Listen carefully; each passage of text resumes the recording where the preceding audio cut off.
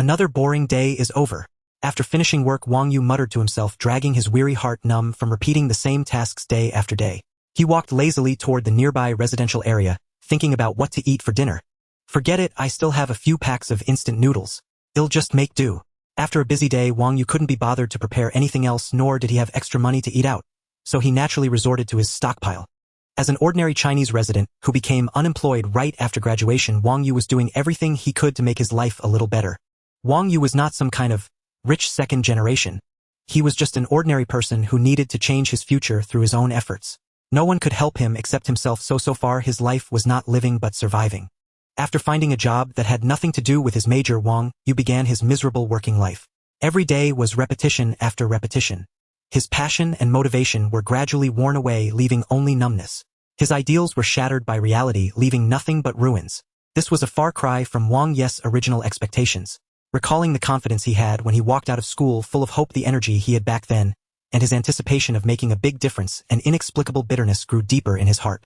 To outsiders, a once vibrant young man had gradually become negative and indifferent. People sighed at the impermanence of life, wondering how such a good lad had turned out like this. Wang Yu liked to read web novels and watch various sci-fi movies and web dramas. He was a pseudo-sci-fi fan. Whenever he had free time, he would use his old laptop that had accompanied him for a long time to watch them. He used these as seasoning for his ordinary life, experiencing the worlds in other people's minds and living through their adventures just to comfort himself. But today, it was finally his turn to experience this damn excitement. What the hell? Are they shooting a movie? This is too crazy. And there are so many people. I don't know what happened. They suddenly appeared in the middle of the road doing who knows what. Now the road is blocked and cars can't pass. Soon there'll be a huge traffic jam. So immoral. Why aren't the traffic police here? Why are they dressed like that? Hey, I know that one isn't that Iron Man, but it looks a bit different. And that one? A warrior in ancient armor. What's with that giant cross on his back? And that one over there? Dressed like a wizard, with such a messy mix of costumes it doesn't look like a film set. Oh, I get it. My son has a costume like that too. They must be cosplaying. Maybe there's some event going on. I don't care what cos or not cos it is. They can't block traffic. Damn it, I need to pick up my kid. Hey! Shouting loudly. I said, move aside. Don't block the road. While walking on the road, Wang Yu heard a commotion ahead, car horns, shouts, curses. He looked up to see pedestrians on the sidewalk stopping and forming a circle around a group of oddly dressed people in the middle of the road. A curious expression appeared on his face.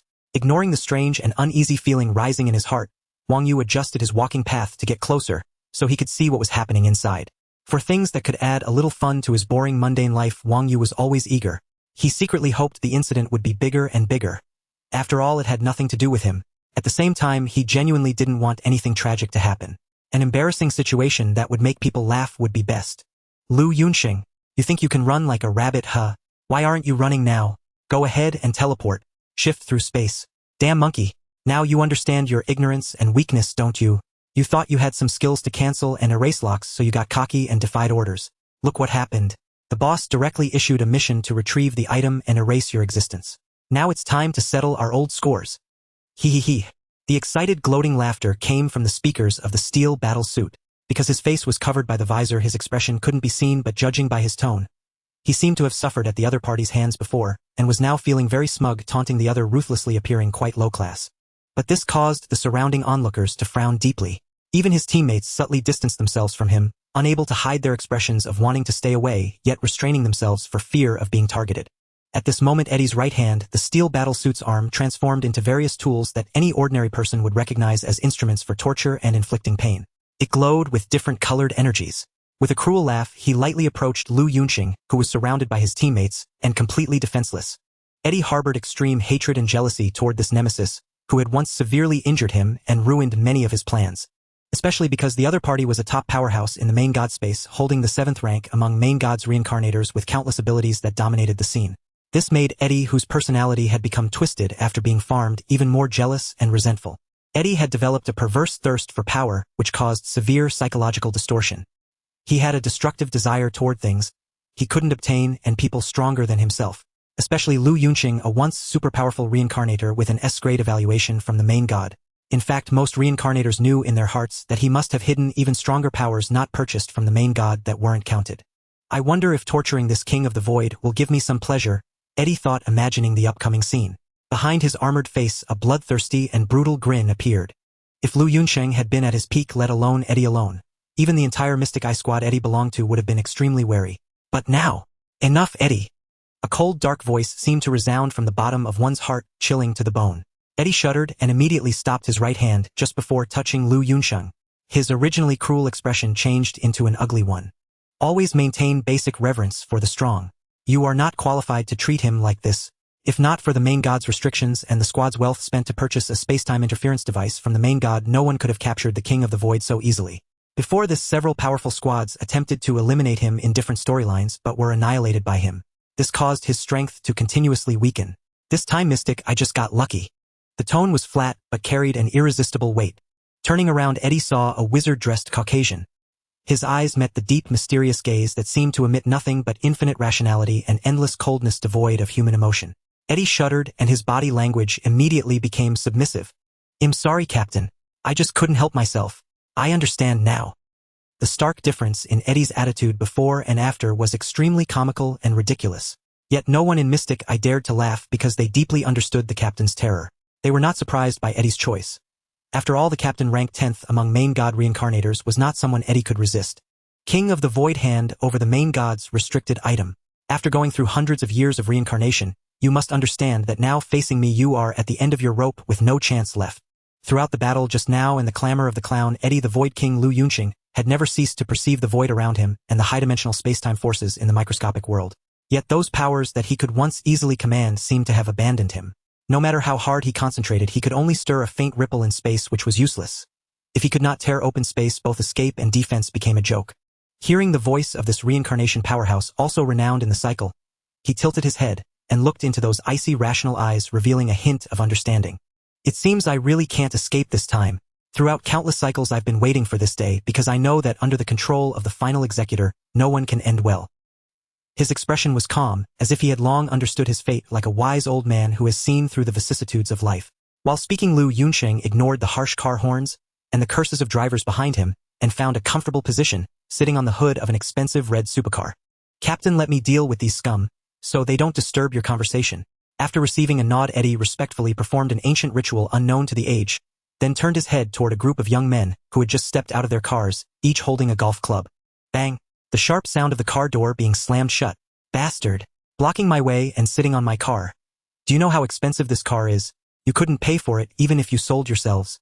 A bunch of retards. Without a second thought, the supercar owner and his friends wielding golf clubs taken from the car intended to teach these lunatics a lesson. Just as he stepped out of the car, he felt blocked by a shadow. Looking up, an Iron Man mask filled his entire vision. Just some brainless losers. The owner, suddenly flustered, hadn't yet reacted when... Slap! He felt a cold metal grip seize and tighten around his neck. A strong suffocation flooded his mind, accompanied by intense fear and helplessness. He began to struggle weakly. Oh, let me go. It's hard to breathe. Feeling himself being lifted, the growing suffocation made him think he was about to die. Regret filled him. Damn it, I should have just run them over instead of getting out. That would be better than this. Holding the other's neck, Eddie brought the purple eye-rolling face of the suffocating man close to his own.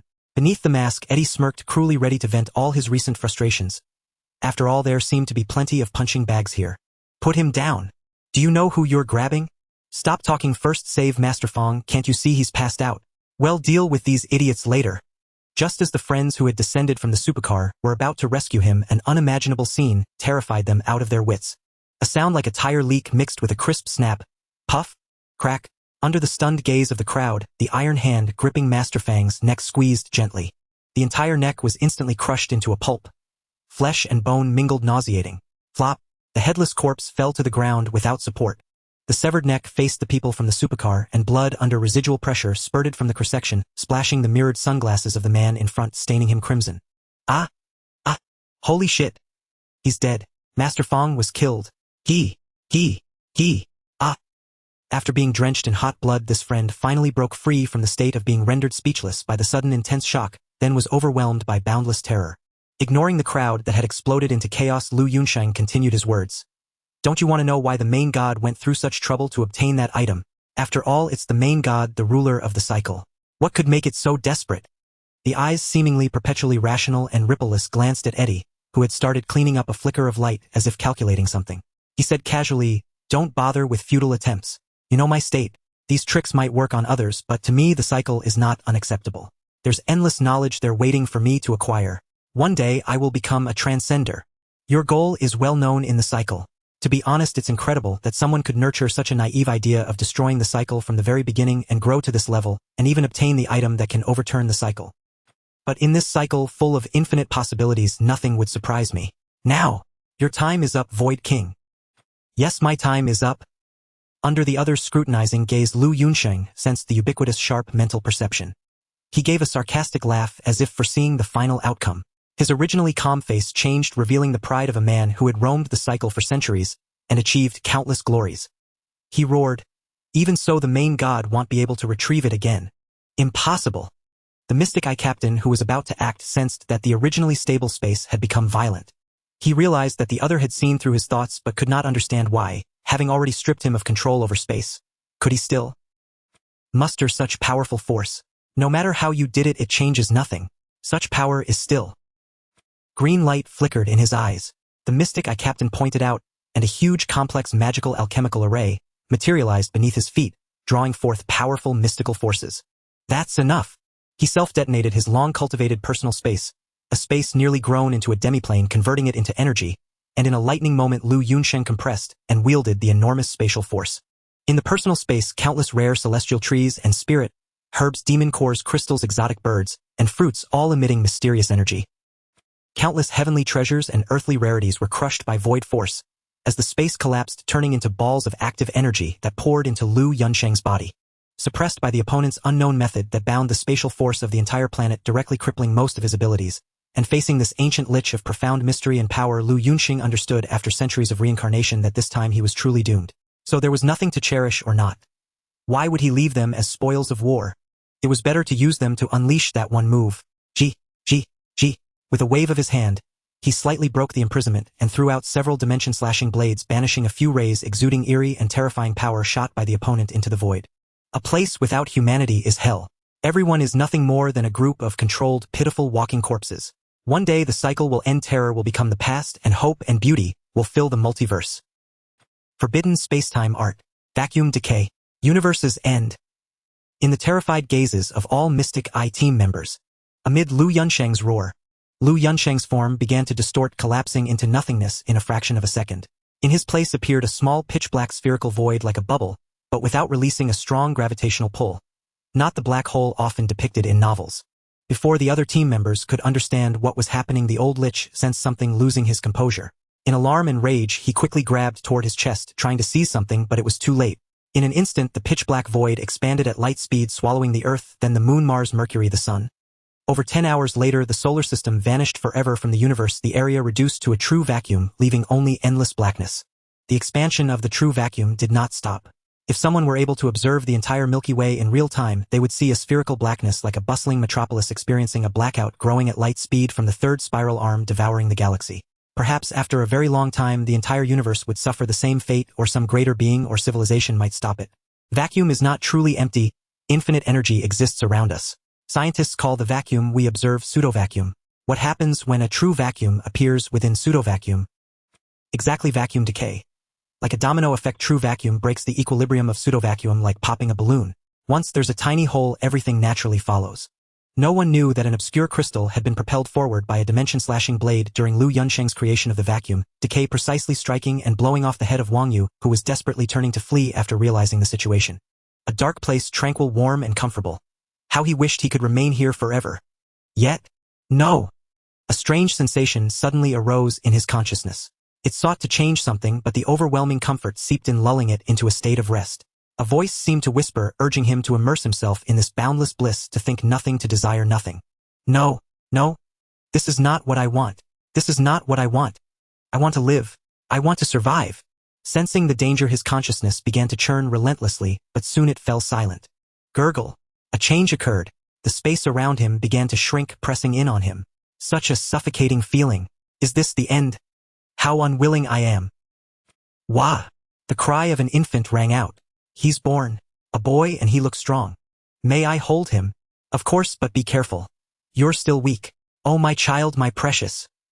The pitch-black darkness vanished, replaced by a blinding light that forced his eyes shut.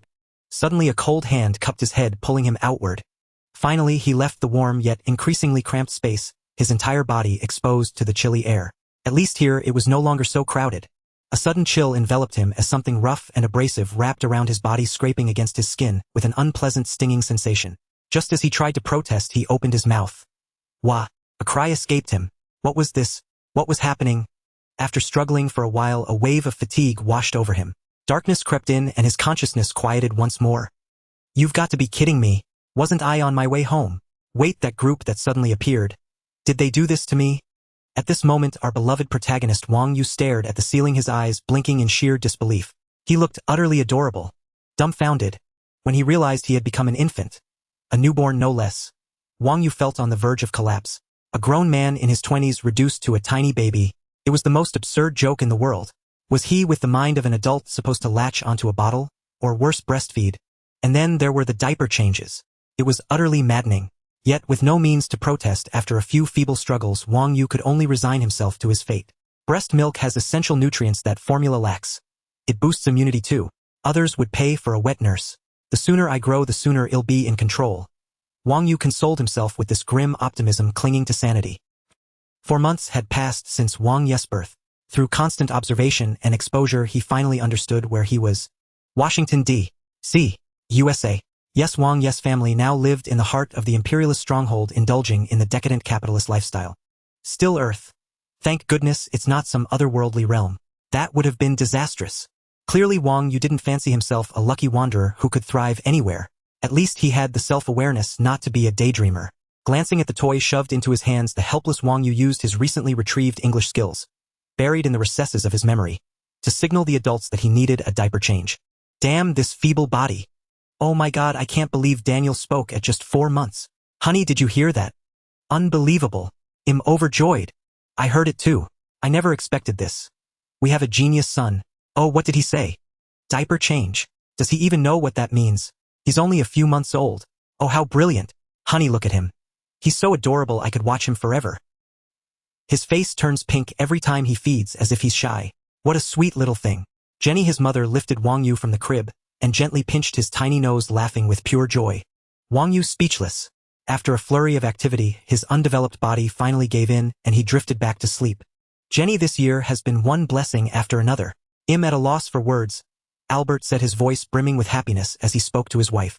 You know, from the moment I first saw you at school, I knew I was captivated. You were so brilliant and beautiful. Albert smiled, his gaze drifting as if lost in fond memories. Ha! So even back then you had ulterior motives, scheming to win me over. Jenny teased, a playful smile curling her lips. She walked over to Albert, wrapped her arms around him, and rested her head against his chest. Darling, you're brilliant too. Your thesis and research have caught the attention of Stark Industries. I think you'll secure funding soon to refine your experiments. I believe your creation will change the world, and Daniel, and I will be so proud of you. This is the fruit of our joint effort, isn't it? Without you, I couldn't have done it, Albert said, basking in his wife's affection. He felt like the happiest man alive. What could be better than a like-minded, beautiful wife who shared his passions and loved him deeply? As if a floodgate had opened, he continued, nanotechnology is the future of science. It could even lead the 4th industrial revolution. My experiments are still theoretical, but with the right resources I believe we can realize that vision. Albert paused, then added, we'd need supercomputers and advanced equipment. If we had our own funding, we wouldn't have to depend on others. We could be the pioneers of the next technological revolution. All right, I'm sure you will be. Now I think you should go tidy up your lab. And when you meet with Stark Industries, remember to wear the suit I bought for you. I don't want you walking out in your work clothes again. Jenny interrupted him, shaking her head in exasperation. She regretted steering the conversation toward work. She knew her husband's workaholic nature all too well. Once he started talking about his research, he'd forget everything else and ramble on endlessly. Oh, sorry. I'll remember that. Oh, darling. This is for you, Albert said, snapping back to reality. He offered an apology and produced a gift he had prepared. You brought a gift. Oh, what is it? Let me see. Jenny said, her face lighting up with surprise and delight. Her hair rippled like waves as she tilted her head. Of course. How could I forget our wedding anniversary? Albert said smugly, pulling out a creamy white box adorned with patterns. Jenny reached out and took the box. Let me guess. Is it perfume? Or could it be? With a flutter of excitement, Jenny opened the box. Inside lay a silver necklace exquisitely crafted with a vibrant sheen. The unique pendant featured a diamond that refracted a mesmerizing glow. Jenny covered her mouth in disbelief. Her husband, so absorbed in work, rarely did such romantic things, though she was much the same. But this gift filled her with warmth. What woman doesn't love shiny things and the romance of a loved one? His strong, steady hands lifted the necklace from the box and clasped it around her slender, pale neck. Under his loving, teasing gaze, the necklace was fastened. The atmosphere was warm and harmonious. "It's beautiful. I love it." Jenny then nestled back into his warm embrace. In the crib, Wang Yu, who should have been sleeping, wore an awkward, embarrassed expression. With a soft pat, his tiny hand covered his eyes and he lay still. In this life, Wang Yu was still a descendant of the Yan and Huang dynasties. His ancestors on both sides were Chinese laborers who came to the United States during the late Qing dynasty. After generations of reproduction in America, although they retained some Chinese customs, they had largely embraced the American way of life to the point where they could barely speak Chinese, a common reality for many Chinese Americans. Of course, there were also many Chinese who never abandoned their Chinese lifestyle and traditions, gathering in enclaves like Chinatown to preserve their culture and heritage. This was also the reason why overseas Chinese still existed. Populations without their own culture gradually faded away into history. Fortunately, in this life, Wang Yu still bore the surname Wang, though when introducing himself to other Americans, he had to place his surname last to avoid confusion. His father, Albert Wang, was a scientist specializing in research experiments on nanoelectronics and nanomaterials, while his mother, Jennifer Zhang, who changed her surname to Wang after marriage, had always served as Albert's assistant. Both graduated from Columbia University, where they met and fell in love during their college years, eventually marrying and having children after graduation. Now both worked for Stark Industries as senior researchers, primarily developing nanomaterials and nanoelectronic applications. They had their own independent laboratory and research funding, an excellent arrangement that required them only to produce a certain quantity of various nanomaterials and process some equipment for Stark Industries at regular intervals. For work purposes, the Wang family had moved back from Washington to Manhattan, New York. "Brother Sonny and the others won't play with Emily anymore. Why do they always ignore me?" A little girl about 7 or 8 years old, dressed in an adorable green dress, wore a butterfly hairpin over her beautiful smooth black hair neatly combed down her back. She looked exquisitely cute and endearing, but at that moment she was pouting as she sat beside a black-haired boy who appeared around 10 years old, recounting her troubles with a dejected expression. The little girl, who had received no comfort after several sentences, looked up at the boy in confusion, only to find his gaze unfocused and wandering with a frown as if lost in thought. "Brother, I'm talking to you and you're spacing out again." "Emily won't talk to you anymore. You're such a mean brother." Startled by the suddenly raised, sharp voice, Wang Yu snapped back to reality. Facing his sister, who was charming even when acting spoiled, he wore a helpless expression. Not long after Wang Yu was born, his parents gave him an adorable younger sister. This allowed Wang Yu, who had been an only child in his past life, to experience a familial bond he had never known before. So he cherished his sister deeply, fully embodying the grace expected of an elder brother. "Dear Emily, it's your brother's fault. Please forgive me. You said Sonny and the others are ignoring you. Tell me what happened and I'll come up with a solution." Children's emotions came and went quickly. After Wang Yu coaxed her for a while, the little girl stopped being angry and clung to him again, recounting the whole story once more. It turned out that her usual playmates had recently stopped interacting with her, and she had no idea why, so she came to her brother for help, hoping Wang Yu could find a way to restore things to normal. He chuckled. What could Wang Yu do about this? Was he supposed to go ask those young girls for the reason? As someone with an adult consciousness, such childish matters. "Emily, don't worry. You're friends after all. It's normal for friends to have some disagreements. Go and do this." After comforting his sister, Wang Yu went to pour a glass of water, returned to his room, and began to think again. It had been 10 years since Wang Yu first arrived in this world. From the initial bewilderment and confusion to shock and excitement, and now to acceptance and calm, his mindset seemed to have grown considerably stronger. He hadn't expected that he wasn't simply reborn. It was a combination of transmigration and rebirth, and he had ended up in a truly remarkable world, the Marvel Universe. He wondered which timeline or version of the Marvel Universe it was. If it was the movie version, it might be manageable, but if it was the one from the comics where abnormal beings ran rampant. As if struck by a thought, Wang Yu shuddered and his face twisted into an unpleasant expression. Taking out a stack of old newspapers, he looked at reports about Captain America from World War II and other sections covering Stark Industries. Recalling the vague memories in his mind, Wang Yu felt it was more likely the cinematic universe, but he couldn't be entirely certain. He took a sip of water. "Fortunately, my 10 years of growth have come to an end. According to the information conveyed by that memory core before it disappeared, the spiritual energy stored in my mature soul is now sufficient to freely use the traversal ability." Wang Yu thought, his heart burning with excitement. Although he had inexplicably arrived in this world, Wang Yu hadn't come completely empty-handed. 2 months ago, while studying elementary school lessons, a sudden influx of information into his mind caused him to faint. The sudden incident alarmed Wang Yes parents greatly prompting them to set aside their work and return home to stay by his side. Fortunately Wang Yu woke up not long after. The doctor explained it as heatstroke combined with a sudden drop in blood sugar, though the cause of the rapid decrease remained elusive, leaving the doctor puzzled. However, since Wang Yu never experienced such an episode again, the matter was eventually dropped. Only Wang Yu knew that the fainting wasn't simply due to heatstroke. It was likely intricately connected to the reason he had come to the Marvel world. From the memory core he learned that it hadn't appeared earlier because his body was too weak. The sudden influx of massive information could have led to unpredictable consequences, so the core chose to release its stored data when Wang Yu turned 10, and his body could withstand it, leading to subsequent changes. After spending considerable time sorting through the suddenly appearing information, Wang Yu understood everything within the memory core.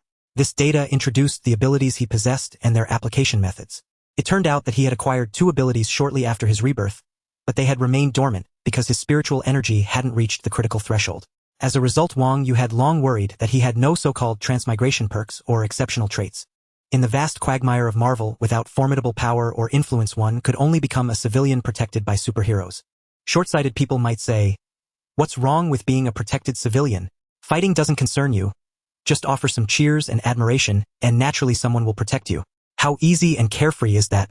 Clearly, the countless ordinary people killed by aliens caught in the crossfire of superhero battles or affected by supervillain conflicts and experiments, all manner of deaths caused by supernatural events, held a different opinion. The numbers of their deaths told Wang Yu that if he didn't want to become one of them, he had to take action. More importantly, Wang Yu constantly worried that the gentle breeze stirred by his arrival might cause a butterfly effect, potentially altering some outcomes in the original storyline where bad events turned into good ones.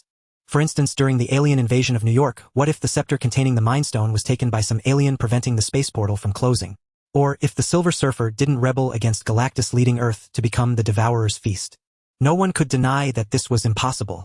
Therefore, whether to survive or to satisfy the lingering regret of an unremarkable past life, Wang Yu had the motivation to strive to become an unparalleled powerhouse.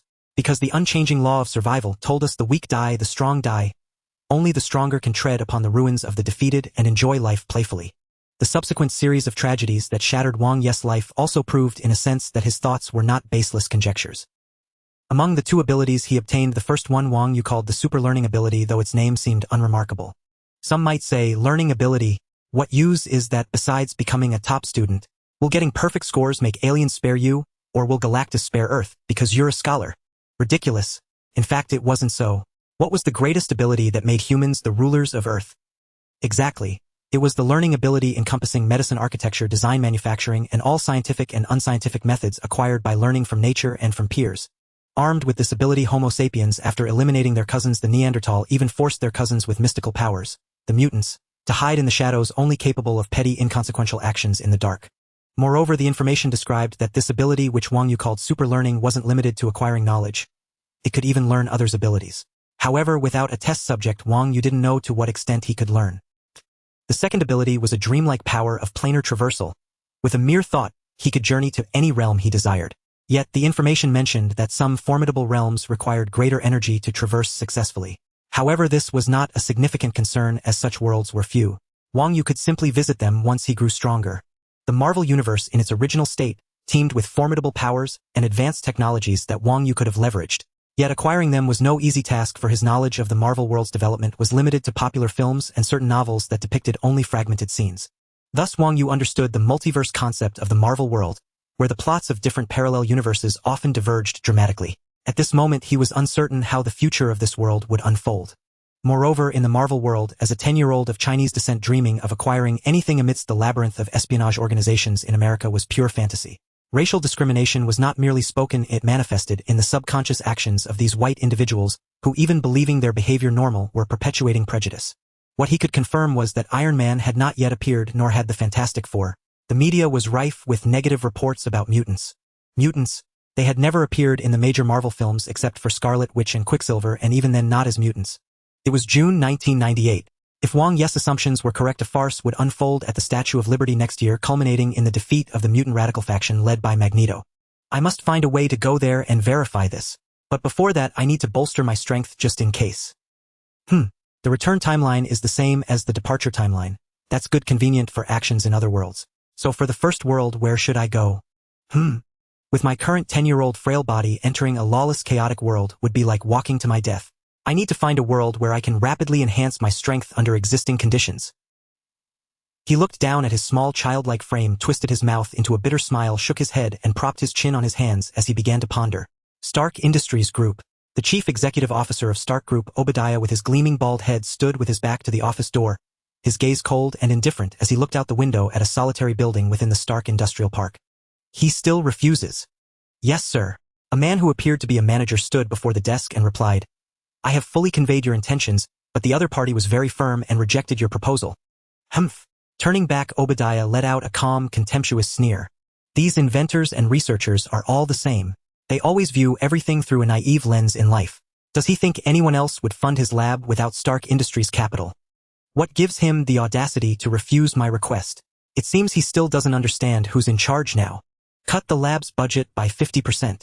Tell Albert that if he dares to refuse me again, Stark will reclaim everything from him. Obadiah pondered for a moment before issuing this decree. Understood, sir. But... The manager hesitated. What? Is there something else? Obadiah looked at the manager with some surprise. Should I inform Mr. Stark about this? After all, Dr. Albert joined the group with Mr. Stark's approval, the manager asked nervously. How long have you been with the company? Obadiah suddenly asked a baffling question, scrutinizing the man as if seeing him for the first time. 3 hours. No, I mean, how long have you been with Stark Group? It'll be exactly 15 months this month. Why, sir? Oh, Obadiah nodded. Go to the finance department to settle your salary. You can leave after that. It's a pity that after all this time, you still haven't grasped the corporate culture of Stark Industries. After speaking with a contemptuous tone, Obadiah had the manager, now radiating regret and remorse, dismissed. He then summoned another person to handle the matter. Humph, they're all so naive. It seems this is Obadiah's final ultimatum, Jenny. If I don't transfer the ownership of my technology to him, he'll pull all the funding and equipment. Damn it! Albert glared with bloodshot eyes, panting heavily. His rage was so intense that Jenny grew worried, for only she knew how much effort her husband had poured into these research results. The fruits of countless hours of work were like his own child. Yet now someone wanted to take it all away. How could that not ignite fury? Darling, I will always support you no matter what happens, Jenny consoled. Both were resolute in their stance. They absolutely could not agree. Otherwise, all their painstaking efforts and hard work would become another skein. It would be like taking their very lives. Unfortunately, as lifelong lab researchers, they failed to grasp the depths of filth and depravity a capitalist would stoop to for profit. The Alberts were utterly unprepared for the events that followed. Albert, having left home early and driven to the lab, found a group of people hauling boxes of various sizes out of his laboratory. Several forklifts were also working together to move a large piece of equipment. Hey, stop! Who are you people? These are all my things, my lab. How dare you do this? If you don't stop, I'll call the police. Albert rushed out of the car like a madman, trying to stop them. These were the fruits of his life's work, and many items could not be moved without starting over. Ow! That hurts! As Albert ran over, a bodyguard suddenly emerged and blocked him. He slammed into the man's solid frame, and after years spent in the lab, Albert felt as if every bone in his body might shatter. Mr. Wang, I regret to inform you that you have rejected the CEO's proposal. Stark Industries now needs to reclaim everything here. You no longer have the right to enter this laboratory, a manager said, stepping out from behind the bodyguard, his tone haughty. All right, give Mr. Wang his personal belongings. Oh, and by the way, we'll also be reclaiming the house he lives in, that Stark property too. I won't charge you for the moving expenses. You're welcome. Have a pleasant day, great scientist monkey doctor. Heh. After thoroughly humiliating Albert, the manager turned and left with a cold sneer. Clearly the chance to bully someone he normally couldn't reach filled the manager with immense satisfaction. Hearing the other man's hysterical roar, a sense of power and vanity swelled within him, lightening his step as he walked away. Damn it! You can't do this! Those are my life's work. You can't do this! You sons of bitches! F-U-C-K? Overwhelmed by humiliation, Albert struggled frantically against the bodyguard's restraint, vainly trying to stop what was happening. But he could do nothing. After the last truck laden with his belongings drove away, Albert, exhausted from his futile struggle, was released by the bodyguard. His legs gave way and he collapsed to his knees. Boom! Lightning split the sky. Caught in a sudden downpour, Albert stared blankly at the rain-lashed pavement. Screech! A car suddenly stopped by the roadside. Oh my God! What happened? Honey, are you all right? Honey?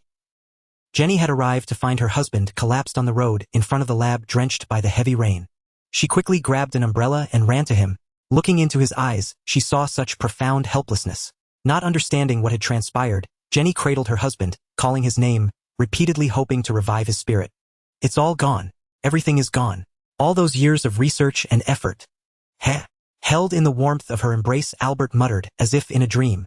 Whether it was rain or tears, they streamed down his face, dripping onto his chest, seeping into his heart. Let my brother go.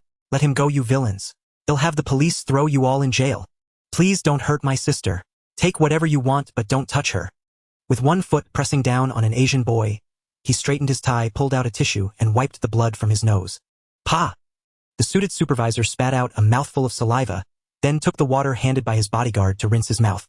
Feeling the taste of blood fade slightly, he looked down at the little boy under his foot and spoke coldly. You think this is some kind of home alone game? Having fun, are you?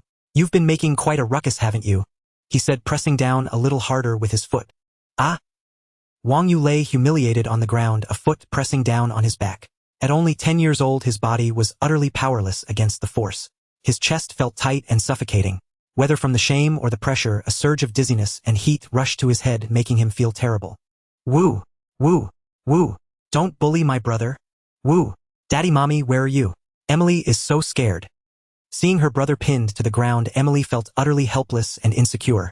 She hugged the teddy bear her father had given her, tightly trembling in the corner, wishing her parents would come home soon and chase the bad guys away. Oh heh, I almost forgot about this one, the supervisor said with a cold sneer as he spotted Emily. He tilted his chin slightly, and a nearby bodyguard immediately understood. He walked over to the little girl, grabbed the teddy bear from her arms, and prepared to take this piece of company property. My daddy gave this to me. You can't take it. Woo! Woo! You're bad people, all of you. Woo! Woo! Woo! Little Emily frantically clutched the teddy bear, tears streaming down her face, as she tried to protect her father's gift. But how could she match the strength of a burly white bodyguard? Not only did she fail to get the bear back, but she was also pulled off balance by his brute force. Terrified, she dared not let go of her grip. And so the tiny figure was dragged across the floor all the way to the door. The tender skin of her knees was scraped raw by the rough ground, leaving 2 faint trails of blood. The surrounding bodyguards watched all of this with cold indifference, as if it were a monkey show, not a little girl suffering psychological and physical trauma. It was a complete tragedy, yet no one stepped forward to stop it. Creak. The sound of brakes screeching. Jenny hurried home, intending to settle the children and send them to their grandmothers for a while, so she could focus on caring for Albert in the hospital. The sudden cascade of events had already left her mentally and physically exhausted, her face showing the strain. Seeing the lineup of cars parked outside her home from afar, Jenny began to feel something was wrong. When she witnessed what was happening inside, she was utterly horrified. What are you doing in my house? Let go of my children. You animals! A sharp scream came from outside. A figure rushed in like a madwoman, pushing away the bodyguard, dragging Emily and scooping up her child. Mommy, you're back. Go save my brother. The bad guys are hurting him to protect me. He's going to die. Woo! Woo! Woo! As if she had found a savior, Emily hugged her mother, crying and pleading, as if she wanted to pour out all her grievances. Hearing her daughter's words, Jenny turned her head and saw Wang Yu being stepped on. Having just sent her husband to the hospital, grief and rage surged within her. Why are you hurting my family, you demons? They are just children. Let him go now. Forcing herself not to let the tears fall, Jenny put Emily down and told her to go back inside.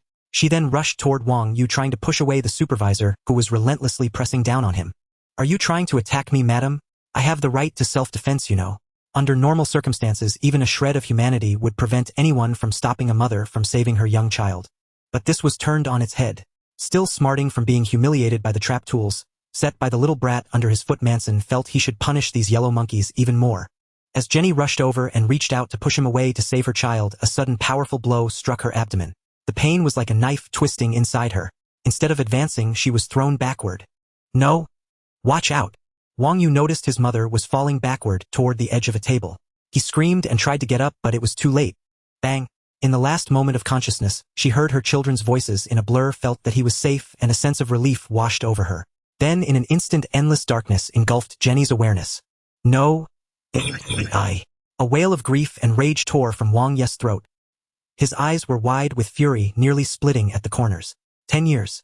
The meticulous care and affection over those years had long made Wang Yu truly embrace the roles of a good son and a good brother. Now, Wang Yu watched his mother, Jenny, fall to the ground, silent and still. He could even feel the despair of life slowly slipping away. A vast pool of crimson slowly spread from beneath her head. Regret, grief, agony, despair. All these negative emotions like poison corroded Wang Yu's heart. His mother had died trying to save him. Why was he so weak? Why couldn't he protect his family? Knowing that accidents could strike at any moment in this world, why hadn't he strived with all his might to become stronger? It was all his fault. Brother, what's wrong with mommy? A trembling child's voice came from the corner. Emily. The helpless voice pulled Wang Yu back from the abyss of self-blame. He turned and saw his sister Emily standing helplessly at the corner of the stairs, her face streaked with tears. Her beloved teddy bear lay forgotten on the floor. She wanted to cry but dared not, as if crying would make this all real. This is a dream. I must be having a nightmare. When I wake up, everything will be back to normal. Daddy, mommy, and brother will all be happy together. It's just a nightmare. Emily isn't scared. Emily's small face was blank, her eyes staring ahead, vacantly, her pupils reflecting only the image of her mother lying on the floor. Seeing his sweet, obedient little sister like this, Wang Yu's heart clenched. A suffocating lump of grief lodged in his chest, choking him until he couldn't speak. He ran to his sister, wrapped his arms around her head, and turned her away so she wouldn't see their mother. But Wang Yu's own eyes seemed stained by the crimson on the floor as he glared ferociously at everyone present. You will all regret what you've done today. You will all die. His chest was too tight to speak, but he forced the air from his throat, squeezing out the words. The sound was sharp and hoarse like the wail of a ghost, sending chills down the spines of all who heard it, a bone-piercing cold that seeped into their hearts. Supervisor Manson felt the situation had turned terrible. He had only wanted to humiliate these yellow monkeys. In Manson's mind, how could these people of color compare to noble whites? Yet these yellow monkeys were working in high-end laboratories, doing noble work that ordinary people like Manson could never do. If they were white, it might be tolerable. But these lowly people he looked down upon. This mission had resulted in a death. It was truly awful. But this was also the directive of the CEO. With the power of Stark Industries, he wouldn't face any trouble. Ahem. After a bodyguard confirmed the woman was dead, Supervisor Manson cleared his throat. He spoke in a tone that seemed almost joking. Ahem, as you all saw, she attacked me first. I was just defending myself. She stumbled and fell to her death. Can't blame me for that. She was just too careless. After this transparent excuse, Manson quickly led his men out of the ominous house. You will all die a miserable death. As they stepped out of the house, a piercing shriek like a chilling wind came from behind them. It sent a shiver down the spines of those who heard it, as if the voice had become a curse. Damn brat, go to hell. Manson glanced back dismissively as he walked toward the car. San Francisco's Chinatown. A 10-year-old boy clad in worn but clean clothes stood across from a shop called Uncle's Antiques. It's been 3 days. Given the kind-hearted nature of Jackie's family, this plan should be foolproof. After silently reviewing the entire plan for any omissions and finding none, Wang Yu walked across the street. Wang Yu had left the Marvel world a place of heartbreak and despair, and chosen to enter a world he knew well, one where his unique abilities could be fully utilized. Jackie Chan Adventures. This world was filled with many powerful and bizarre artifacts, but the core of the main storyline revolved around the demon sorcerer Shendu's 12 talismans and Jackie's great-uncle's chi magic. What intrigued Wang Yu most, however, were the several rooms of books in the antique shop, most of which were related to magic. A tempting treasure trove. He chose this world not only because its powers were comprehensive, strong, and systematic, but also because it held the possibility of saving his mother Jenny. The horse talisman. According to the inscriptions, its power could remove all harm and negative states. In the original story, Jackie had been completely petrified by a petrification solution at the last moment. In reality, he was already dead, but the moment his niece Jade activated the horse talisman, he was instantly restored. Thus Wang Yu believed the horse talisman could potentially revive his mother. Of course, other factors had to be considered. Jackie had been dead for less than 10 minutes when Jade used the talisman. It was highly possible that his resurrection was due to his soul not having dissipated yet. However, even though Wang Yu's abilities allowed him to return to the exact moment he left, it had already been far more than 10 minutes. This made him anxious. Nevertheless, this was the best and fastest way to revive his mother. While other worlds had different resurrection methods, they all had significant limitations, whether requiring specific locations or imposing harsh conditions on the caster. So Wang Yu ultimately chose this world. At the time, Wang Yu hadn't decided which world to go to, only having a few in mind for early power enhancement. But after a series of blows, time became critical. Suppressing his grief and anger, he decisively chose a world with the potential for resurrection. A bell chimed lightly as he entered. Welcome to Uncle's Antiques. How can I? Is there something I can help you with, young man? So this is Jackie Chan. He looks quite scholarly, not the boisterous brawling type from the show. I was right. It's a year before the main plot begins. Jackie hasn't had his life disrupted by the Dark Hand yet, and is peacefully conducting his research. This is perfect. Contrary to his inner thoughts, Wang Yu's face showed a mix of shyness, timidity, and determination as he approached Jackie. What is this kid doing in an antique shop? Strange. He doesn't look like he's here to sell antiques. It seems like he has something to say. As Jackie wondered, the boy walked up to him. Just as Jackie was about to guess his intentions, the boy suddenly bowed deeply. "Oh my, what are you doing, young man? Is there something you need my help with?" The sudden bow threw Jackie into a fluster. He looked very uncomfortable. "Hello, sir. My name is Wang Yu. I'm Chinese. I came to America with my parents to live, but they were caught in a shooting and bombing while they were out. The police said they were caught in the crossfire of some big organization. Now both my parents are gone." As he said this, the boy shed a few sad tears. "I don't have a single relative left in this world. I've been wandering Chinatown for 3 days without food or money. I'm starving. So I came here hoping to find a kind person. Please take me in. I can work. I'll clean, I can cook good meals. When I grow up, I'll repay you. Please, I beg you." Just as Jackie was at a loss, the boy suddenly poured out this long speech, leaving Jackie dumbfounded. "This kid wants me to take him in. A poor child with no family. I'd like to help him, but this is something Uncle has to decide." Having made up his mind, Jackie spoke to Wang Yu in a gentle tone, asking him to wait, then called out to the back, "Uncle. Uncle, come out here. There's a little boy who's desperate and he wants us to take him in. I don't know what to do." "What?" An aged but vigorous voice rang out from the back room. The back door creaked open, revealing a silver-haired old man. A wave of onion and garlic scent wafted out. It wasn't pungent, but it was uncomfortable, even making his eyes sting a little. Wang Yu thought to himself, so this is Uncle. He's as eccentric as expected. "Oh, so it's you. You want to work here?" Uncle scrutinized Wang Yu from head to toe, his expression stern, his small eyes fixed on him. Wang Yu's heart pounded, wondering if he had been too presumptuous. Even kind people might not want the trouble. A kid like him, around 10 years old, could be a handful. Wang Yu's heart tightened, but he didn't show it. Instead, he put on a pleading expression, tears in his eyes, looking pitiful and well-behaved. "Yes, sir. I promise I won't cause any trouble. You can give me any chores. Just give me some food and a place to sleep." "Oh." Uncle took off his glasses, wiped them, put them back on, and stared at Wang Yu for a long moment. Then, without a word, he turned and walked back into the room. "Failed. I guess I was too optimistic." Just as Wang Yu thought he had failed, a voice came from the room Uncle had entered. "Then what are you standing there for? Get to work. Clean this place, that place, and the room. If you do a good job, I might even pay you. It all depends on your performance." Looks like Uncle agreed. "Congratulations, Wang Yu." Jackie patted Wang Yu on the head, genuinely happy for the boy. "From now on, you can call me Jackie or Uncle Jackie. That old man, you can call him Uncle too. Everyone does. The cleaning tools are in the bathroom over there. This is the kitchen." As he spoke, Jackie gave Wang Yu a tour of the shop and arranged for him to stay in a room on the second floor. But first, Jackie led Wang Yu to the bathroom, telling him to take a bath and clean himself up. He also brought out some of his old clothes for Wang Yu to try. They fit perfectly. "Thank you, Uncle Jackie. He'll work hard and make you both proud." You should thank Uncle, he's the one who agreed." "Alright, I've told you the basics. There's food in the kitchen if you're hungry. But don't eat too much when you're starving or you'll get sick," Jackie warned seriously.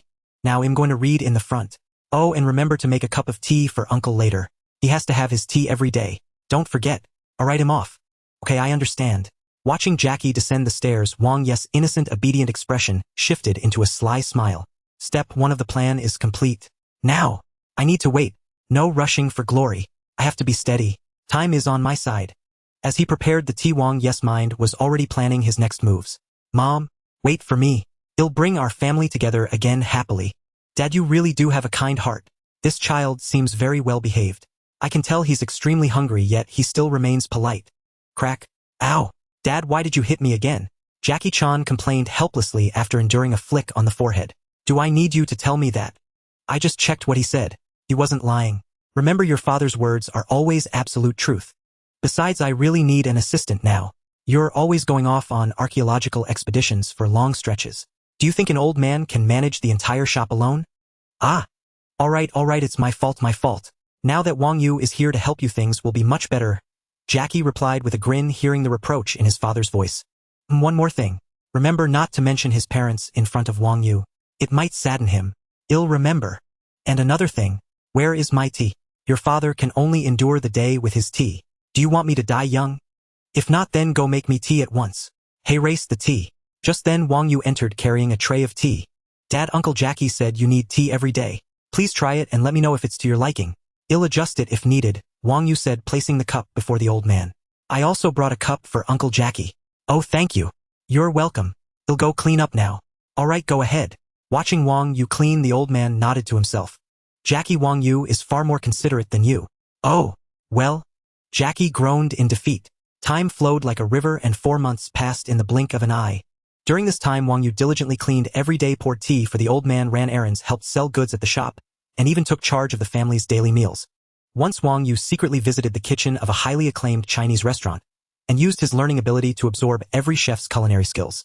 Combining this with recipes at home, his enhanced cooking produced dishes far superior to before. After constant experimentation, he was confident his culinary prowess rivaled that of master chefs. This was a true delight for Jackie's family, who eagerly awaited mealtime every day. Throughout this period, Wang Yu consistently displayed politeness, honesty, diligence, and intelligence. Jackie's family had let down their guard toward the stranger and treated him as one of their own. Yet Wang Yu remained vigilant, maintaining his consistent demeanor. In his heart, Wang Yu felt the sincerity of Jackie's family. Having lived in a cold, indifferent world for 2 lifetimes, he had always believed only blood relatives could be truly kind. This experience changed his perspective. Kind people thank you for showing me the beauty of friendship and trust. But, for my mother's sake, I must change your future. I will do my utmost to avert tragedy. Night fell. After a busy day, Wang Yu as usual cleaned every corner before brewing a strong cup of tea for the old man. At the doorway, Wang Yu noticed the old man wasn't examining newly acquired antiques with his magnifying glass as usual. Instead, he held a photograph, studying it closely under the lamplight with his reading glasses, sometimes sighing, sometimes smiling, as if lost in memory. "Is that you, Xiao Yu?" Hearing footsteps, the old man put away the photo and resumed his normal demeanor. "Yes, Dad, I've brought your tea." You're still so thoughtful and diligent. Truly a good child." "It's my duty. When I grow up, I will surely take good care of you," Wang Yu replied with a modest smile, as if pleased by the praise. For a man of such profound knowledge, Wang Yu felt no reluctance in playing this role. The old man deserved respect.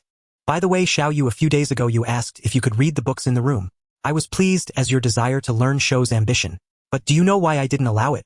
Days earlier, Wang Yu had used the pretext of wanting to study, asking the old man for permission to read the piles of books in the room, only to be refused. He had thought he'd need to find another way, but now the old man suddenly brought it up again, implying deeper meaning. Wang Yu was no longer certain things would go as planned. Through these experiences, he fully understood the implications of Murphy's Law. Reaching this point had already taken immense effort. "I don't know, but I know you're not a stingy person. There must be a reason," Wang Yu said, feigning indifference and speaking with a tone of complete trust. The old man replied non-committally. "Xiao Yu, after all this time together, I've seen your intelligence and character. For your future path, I now offer you 2 choices." Wang Yu's heart stirred. He had waited 4 months for this day. "Do you believe in the existence of magic?" The old man looked into Wang Yu's eyes and asked. "Magic? That? I'm not sure. There are indeed things science can't explain. If magic truly exists, it must be a manifestation of wisdom. So I believe magic probably did exist." The old man nodded inwardly. This child truly has insight. He doesn't just follow the crowd. He's a fine seedling for my school. Master Feng's legacy cannot end with me. You're right, very clever. Magic is real. It is the fruit of countless minds capable of incredible feats. All evil forces fear it. I learned Qi magic from Grand Master Feng. Now I offer you 2 choices. First, I will send you to school, but the tuition will be a loan you must repay later. Second, become my disciple, learn Qi magic from me, and carry on this wisdom so it doesn't vanish. People no longer believe in magic. It would be a great pity to let the wisdom our ancestors created with immense effort simply disappear. All right, I'm going to sleep. Go back and think it over. When you've made your decision, come tell me. With a yawn, the old man rose to head to his room. "I want to learn magic."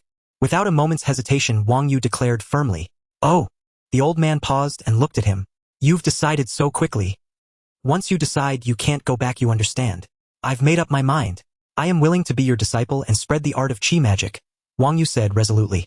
The old man revealed a faint smile. "Then go to bed at once. We'll discuss everything tomorrow. Do you want your master to lack sleep? If not, then go make my bed." "Yes, sir." Qi is an energy that flows through all living things. Without it, life would wither and perish. If you wish to become a true grand mage, you must comprehend the existence of Qi and perceive its essence with your heart. Each person's path is unique. As a Chinese saying goes, the master guides you through the door, but cultivation lies within yourself. This phrase perfectly elucidates the relationship. Just now, I used magic to momentarily enhance your perception, allowing you to sense the pulse of Qi. If you truly wish to grasp the essence of Qi magic, rather than being a mere trickster who can only perform petty stunts with magical potions, then devote yourself to experiencing the presence of Qi. Tomorrow I will observe your progress.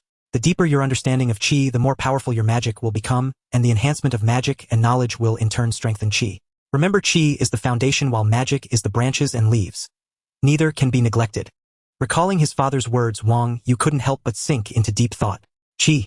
Although the magic of this world was called Qi magic, and it was formidable enough to vanquish the demons that ruled the world, Wang Yu had never imagined that learning magic would require comprehending some kind of Qi. Shouldn't learning magic involve meditating to train one's mental energy or mana? Why did it have to be Qi here? Wang Yu had no idea what Qi was, though he was equally clueless about mental energy and mana. No wonder it's called Qi magic. It's not that simple after all. In the storyline, they used seemingly useless bizarre items to unleash such immense magical power. So the root of it all lies in this Qi. Wang Yu realized that the magic of this world was far from straightforward. The concept of Qi had always been frequently used by the Chinese, often representing energy, matter, spirit, temperature, strength, emotion. Almost a universal term. Could it be that the magic of this world was combined with traditional Chinese Taoist arts? Qi magic. It's truly mysterious. Well, it seems I need some assistance. After a day of contemplation, Wang Yu could only occasionally sense that pulsing sensation within his body, and even then it was fleeting. It seemed this task would not be accomplished in a single day. However, Wang Yu was eager to save his mother. The sooner he gained power, the better he could explore this world and return to the Marvel Universe to rescue his family. Though he had no long-term plan, saving his mother first was undoubtedly the right move. Then he would eliminate the minions who had harmed his family and ultimately destroy the Stark Corporation, the one responsible for his family's ruin. All of this would have to wait until he had acquired the power to plan accordingly. For now, the storyline had not yet begun. Once it started, it would be a constant flurry of battles to seize talismans and fight demons, leaving no time to learn Qi magic, let alone the quiet contemplation needed to perceive Qi. He rose from the cushion, took off the ridiculous straw hat adorned with candles, and blew out the flames. Checking the time, Wang Yu saw that dawn was approaching. "Good morning, Uncle Jackie." "Good morning, little Yu." Greeting Jackie Chan, who was practicing meditation in the hall, Wang Yu began his daily chores. Ever since Uncle had taken Wang Yu as his apprentice, Jackie Chan had completely relaxed around him, often making casual gestures and joking with him. Wang Yu knew this was Jackie's way of showing acceptance. He would never act this way around strangers. Because of daily cleaning, a quick wipe was enough to keep everything spotless. After tidying up the shop in about 10 minutes, Wang Yu headed to the kitchen to prepare breakfast. "Wow, what are we having for breakfast today?" "Delicious soup dumplings, awesome." "Oh, and some lovely egg drop soup." "Alright, let's dig in." Seeing Uncle arrive, Jackie Chan couldn't wait to grab a dumpling and shove it into his mouth, only to be scalded, sticking out his tongue as the broth dripped down his arm. A sharp flick to the head. "Ah Long, even if there are no outsiders, can't you mind your table manners? If you don't correct it now, it'll become a bad habit. Don't question my words." Uncle was displeased with Jackie's behavior and scolded him loudly. Wang Yu watched with a smile from the side. "Got it, Uncle," Jackie said, rubbing his forehead in exasperation before instantly switching to a composed and proper demeanor. He picked up a dumpling with chopsticks, bit a small hole, sucked out the broth, and then ate it. After becoming Uncle's apprentice, Jackie's family had fully accepted him. Otherwise, Jackie would never have acted so casually in front of outsiders. Regardless, Wang Yu still conscientiously did everything well every day, as it was the promise he had made when he first arrived. It was precisely this attitude that earned Wang Yu the genuine acceptance of Jackie and Uncle. Those who remember their roots are always respected wherever they go. Magic is the branches and leaves of Qi. Plants use their leaves for photosynthesis and respiration to sustain life. If you cut off the branches and leaves, the entire plant will soon die. With this in mind, the more Wang Yu thought, the brighter his eyes became, as if he had gained some insight into Uncle's earlier words.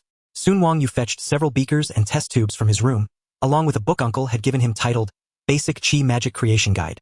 He also gathered a variety of strange materials such as powdered eagle eyes fur from behind a mother rabbit's ears, the horn of a longhorn beetle, and powder from butterfly wings. After a few failures, Wang Yu finally succeeded. Setting the book aside, he looked at the glowing reagent in the test tube, a smile of success and understanding spreading across his face.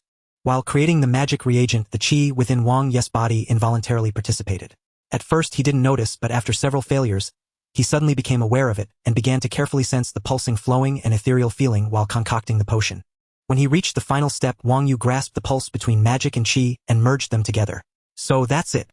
Through the creation of magic, one could enhance the presence and control of Qi as well as one's perception of it. If that was the case, why didn't Uncle just tell me directly? Was it some kind of test? With this question in mind, Wang Yu took advantage of having no trivial tasks and began making more magic reagents. Each time he completed a creation, his mastery over Qi deepened. After making 10 consecutive magic reagents, Wang Yu stopped. It was time to get down to business.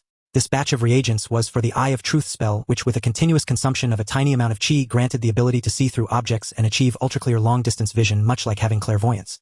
The advantage of having this magic was that he no longer had to risk getting beaten up to learn a cooking skill by sneaking into a restaurant's kitchen like last time. Dad, after the new year next month, there's an archaeological expedition from the university inviting me to join. I heard it's at the ancient castle of King Ludwig of Bavaria, and there might be quite a few discoveries. Xiao Yu, you need to stay home and take good care of the shop with Dad. With you here I feel at ease. I wonder what great discoveries await this time. I've heard that king was utterly mad and cruel in nature. His castle must be riddled with traps. After returning from the university, Jackie Chan burst into the house brimming with excitement as he told his father about his plans. Seeing his father absorbed in searching for books and ignoring him, he turned to Wang Yu instead. Hearing this, Wang Yu felt a jolt in his heart. It seemed the story was about to begin. All right, Uncle Jackie, I'll take good care of Dad. There's nothing to worry about at home. I've learned kung fu from you after all. Since you sense there might be danger, you must be extra cautious. Dad and I will be waiting for you here. Wang Yu smiled as he gave Jackie his instructions. No problem. Oh, by the way, Xiao Yu, could you make me one of those magical pouches of yours? That way I won't have to carry all my luggage and tools by hand. It would be so much more convenient. What? So that's what you're after. The compression pouch took a lot of rare materials and a huge amount of chi to make. What are you going to give me in return? After saying this, Wang Yu set down a magic book titled The Law of Magical Collision Conversion and tilted his head to look at Jackie. Well? Hee awkward laughter. Come on, we don't need to be like this, do we? We're family best friends. Jackie said, fidgeting uncomfortably under Wang Yu's gaze, making all sorts of nervous gestures, clearly embarrassed. Seeing Jackie like this, Wang Yu seemed to catch on, his eyes widening in surprise. Uncle Jackie, what's with that expression? You're not thinking of getting my compression pouch for free, are you? How could that be? Ha ha ha ha. Whatever you want, I can buy it for you, ha ha ha ha. Jackie, caught red-handed, scratched the back of his head with a forced smile, his face full of embarrassment. With a skeptical look, Wang Yu reached to his waist and pulled out a pouch stitched from some unknown animal hide. Handing it to Jackie, he said, I haven't figured out what I want yet. I'll write you a list later. Don't you forget. Jackie eagerly took the pouch, examining the embroidered patterns and symbols. Turning it over and over, he couldn't find an opening and asked, puzzled. This thing has no opening. How am I supposed to put anything in? How do I use it? Come here, let me show you. First like this, Wang Yu said, pinching Jackie's finger. Ow! What are you doing? Look, it's bleeding. Jackie felt a sharp pain as a few drops of blood welled up. Wang Yu grabbed Jackie's other hand and let the blood drip onto the pouch. Instantly, the patterns and symbols on the pouch flashed with light as if coming to life. They swirled around once, then seeped into the pouch and vanished. All set, Uncle Jackie. I just bound you to this compression pouch. Now no one but you or those you permit can open it. I've also enchanted it with a transformation spell, so you can shape it into a wallet, backpack, travel bag, waist pouch. Even a LV bag, no problem. Isn't that great? After finishing, Wang Yu explained how to use it, and watched as Jackie turned the pouch into a wallet, gleefully stuffing the shop's antiques in and out like a child utterly absorbed in play. A sharp flick to the head. Ouch, that hurts. I know, Dad, I'll put everything back right now. Jackie, still a kid at heart, admitted his mistake before his father could even speak and returned everything to its place. Xiao Yu, why does Jackie get a gift while your father, who painstakingly taught you magic, gets nothing? This truly breaks my heart. Well? Wang Yu looked at his father's trembling finger and said with a dry laugh. Actually, this compression pouch was originally meant for you, Dad, but Uncle Jackie has an urgent need for it, so I let him have it first. How could I forget your New Year's gift, master? I'll make an even better one for you right away, hee. Fine. Make sure it has plenty of space. I have many precious antiques that need a safe place. It seems you're becoming more and more adept at wielding chi, Xiao Yu. It warms your father's heart to see this. The art of chi magic has an air. By the way, what inspired you to create this? Satisfied with the answer, his father praised Wang Yu before asking. Because I've made so many magical reagents and spells that my room can't hold them all. So I thought of combining instant shrinking magic, restoration magic, transformation spells, chi recognition magic, stasis magic, and defensive isolation spells to create a safe and secure storage item. Now I can put everything I need in it. It holds about 500 cubic meters of stuff. Wang Yu said with a smile. Wow, I thought it was just a bigger bag, but it can hold that much. That means I'm carrying a warehouse with me. That's amazing, Xiao Yu. Jackie exclaimed, his mouth wide open in astonishment upon hearing it could hold 500 cubic meters. He had only expected it to store some survival gear and a few personal items, never imagining that Wang Yu, after just a few months of studying magic, could create such a brilliant magical artifact. It was beyond his wildest expectations. But it was wonderful. This will make field archaeology and exploration so much safer and more convenient, Jackie thought to himself. Yet this was merely the tip of the iceberg for Wang Yu. With his super learning ability and the meticulous guidance of a master mage rich in knowledge and experience, his potential was unleashed to the fullest. During this time Wang Yu also used the duplication spell that Jade had used in the story, copying every book in his father's room and storing them in the compression pouch. In his spare time he would take them out to read and study. To be honest, aside from possibly lagging behind his father in the application and quantity of chi, Wang Yu had already surpassed him in other areas, such as magical understanding, combination release, and variation techniques. Wang Yu had no idea how he had acquired his two abilities, or rather his innate divine powers. That information was not mentioned in the data stream either, but regardless of how he got them, since they were within him and he could use them, they were his. Rather than wielding them cautiously, it was better to use them boldly to strengthen himself and prepare for whatever might come. Sitting by the window, Wang Yu gazed at the bustling streets of Chinatown, adorned with lanterns and thronged with people. A surge of warmth rose in his heart, and once the longing took hold it could no longer be suppressed. During the festival one's thoughts turn all the more to family. Wang Yu's loved ones were still in another world waiting for him to come to their rescue. The spring festival had arrived and a new year had begun. Hey, ha, clang, thud, bang. A small figure was attacking a wooden dummy with both hands and feet, striking rapidly with focused eyes and fierce precise movements, as if battling not wood but a sneering enemy. In an instant, a flurry of blows rained upon the dummy, causing it to groan and creak as if on the verge of collapse. At the doorway, the silver-haired old father sighed, watching Wang Yu train, then turned and left. This child is diligent and quick to learn, mastering both magic and martial arts with ease. He is a rare gem not seen in a century, yet there is a knot of melancholy in his heart that refuses to disperse. If this continues, who knows whether it will bring fortune or disaster. Wang Yu, fully absorbed in striking the wooden dummy, did not sense his father's gaze. This was not due to a lack of vigilance, but because his father harbored only love, not malice. Had it been a malicious intruder, even a single furtive glance would have been instantly detected by Wang Yu. The more proficient he became in wielding chi, the more he realized its immense power. Wang Yu had long sought to understand the true nature of chi. He had consulted countless texts only to find sparse descriptions. The source of life, the spirit of all things, the primordial vibration. Beyond that, he discovered only explanations of how to channel, release, and absorb chi. It's called chi magic, so clearly chi is an essential, perhaps even indispensable, part of this discipline. Yet why is there no book that clearly describes its origin and nature? Could it be that this knowledge is the very foundation of chi magic, passed down orally rather than recorded in writing? The deeper Wang Yu delved into magic, the more perplexed he became about the existence and nature of chi. What kind of power was it that could transform into so many spells and produce such incredible effects? Xiao Yu, come out here. We need to pick someone up. Hearing his father's call, Wang Yu stopped. Is the story beginning? He grabbed a towel draped nearby and methodically wiped off his sweat. With his magical and martial abilities, significantly enhanced over the past few months, Wang Yu stepped out of the room with a calm demeanor. At the Patriarch's Antiques shop, the old father stood before two children and said with a smile, "Introduce yourselves to each other. I'm sure you'll become good friends." "Hello, Miss Xiao Yu. My name is Wang Yu. You can call me Xiao Yu and Xiao Yu Ha. Well, you can also call me Daniel. I'm the Patriarch's apprentice. Nice to meet you." Wang Yu smiled as he introduced himself to the 11-year-old girl before him. This was Chang Xiao Yu, one of the story's main protagonists, whom the Patriarch had just picked up from the airport. Chang Xiao Yu. Anyone familiar with the story knew she was a magnet for trouble, the very embodiment of Murphy's Law. Yet deep down she craved freedom and adventure, possessed a strong sense of justice, and had no fear of confronting evil forces. However, "Hi, I'm Xiao Yu, Chang Xiao Yu. So, are there any fun things to do in America? Any exciting activities? I heard everyone here has a gun. Is that true? Have you been to the Elk Park here? I heard the Elk Park in America is way bigger than the one in Hong Kong."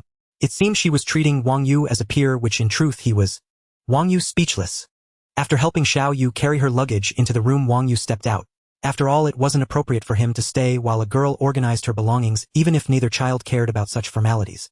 Honestly, Wang Yu simply couldn't endure Xiao Yu's childish questions anymore and found an excuse to escape. Ding dong. The doorbell rang. "I'm back. Look what I found. I brought this back from the heavily trapped Bavarian king's castle. What a perilous journey it was. Hey Xiao Yu, aren't you happy to see me back? Oh, this inscription is in a very ancient language. You'll need to consult my books," the Patriarch said curiously. As Wang Yu stepped out, he saw the Patriarch holding a golden shield, gazing in awe at the engraving on the inlay at its center. The rooster talisman. According to the original story, its power was levitation, the ability to make objects float. Wang Yu held a different opinion. The Patriarch had merely translated the inscription literally from the runes, but Wang Yu believed the rooster talisman's true power was gravity manipulation. Since ancient people had no concept of gravity, it was entirely possible they failed to describe it accurately. "Xiao Yu, since you're here, help me find a book. I've forgotten where I put a brief history of ancient languages." the patriarch instructed as he saw Wang Yu emerge. Oh, and one more thing, Jackie. This is your niece Xiao Yu. She'll be staying with us for the year. Make sure you get along with her. Oh, what? I have a niece. Jackie, who had just greeted Wang Yu, was stunned when he saw the little girl appear and heard the patriarch's words. She's the daughter of your cousin Xian. Xiao Yu didn't behave well in Hong Kong, and her grades weren't great, so Xian wants her to study in America for a while, hoping she'll learn something here. The patriarch ignored Jackie, completely captivated by the inscription on the shield. He mumbled a reply as he carried the shield into the room and closed the door, clearly not wanting to be disturbed. Wang Yu was also startled. This Xiao Yu is no ordinary girl. I didn't even notice her standing right behind me. No wonder there's no place she can't go in the story. Even a trip to hell left her completely unscathed. Truly remarkable. Hi Xiao Yu. Jackie. Ding dong. The doorbell rang again as Jackie was greeting Xiao Yu. 3 people entered the antique shop. Hello, can I help you find something? Seeing customers, Jackie quickly moved behind the counter to attend to them. Are you Jackie Chan, the archaeologist? I wouldn't dare claim that. I've only done a bit of research on ancient civilizations. Jackie replied modestly.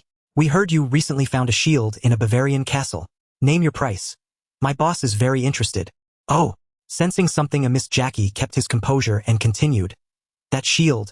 Sorry, but I've already donated it to a university for research. Xiao Yu thought, and glanced secretly at Jackie. Hadn't the patriarch just taken the shield into his room? Is that true? The man in the white suit with red hair signaled to his companion behind him. The burly man Reizu gave a gentle push and 2 antique porcelain vases on a stand toppled over. Ah! With a cry of alarm, a shadow flashed before the trio's eyes. In an instant, Jackie lunged from behind the counter, landing between the 2 vases and catching them with his hands and feet. One of the trio, a man in sunglasses named Zhou, didn't notice and nudged another porcelain piece on a different stand.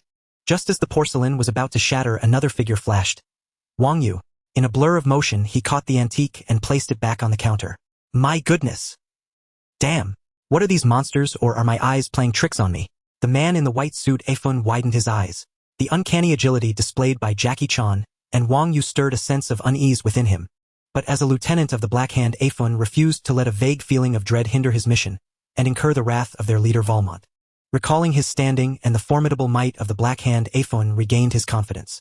Casually patting the head of little Jade, who stood nearby, he spoke with a veiled threat. Then go retrieve the shield. Believe me, it's in your family's best interest, Jackie. Fetch the shield tomorrow.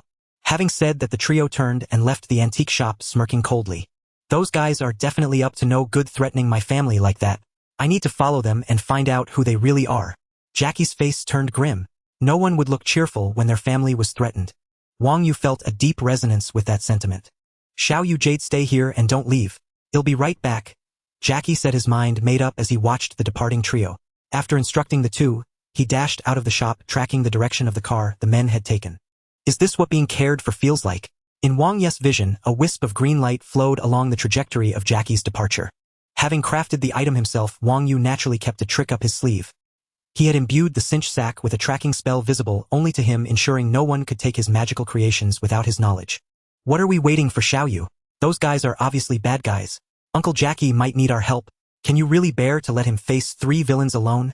Pressing her face against the window, Jade Chun watched Jackie's extraordinary agility and swift movements, feeling that coming to America was a fantastic decision. Far better than being stuck in school all day. This is what I live for. I don't want a boring life. Seeing Jackie about to disappear, Jade eagerly urged Wang Yu to join her in following him. Jade, Uncle Jackie told us to stay put for our own good. But you're right, he might actually need our help. Yes. Xiao Yu, can you not talk in such a suspenseful way? I thought you chickened out.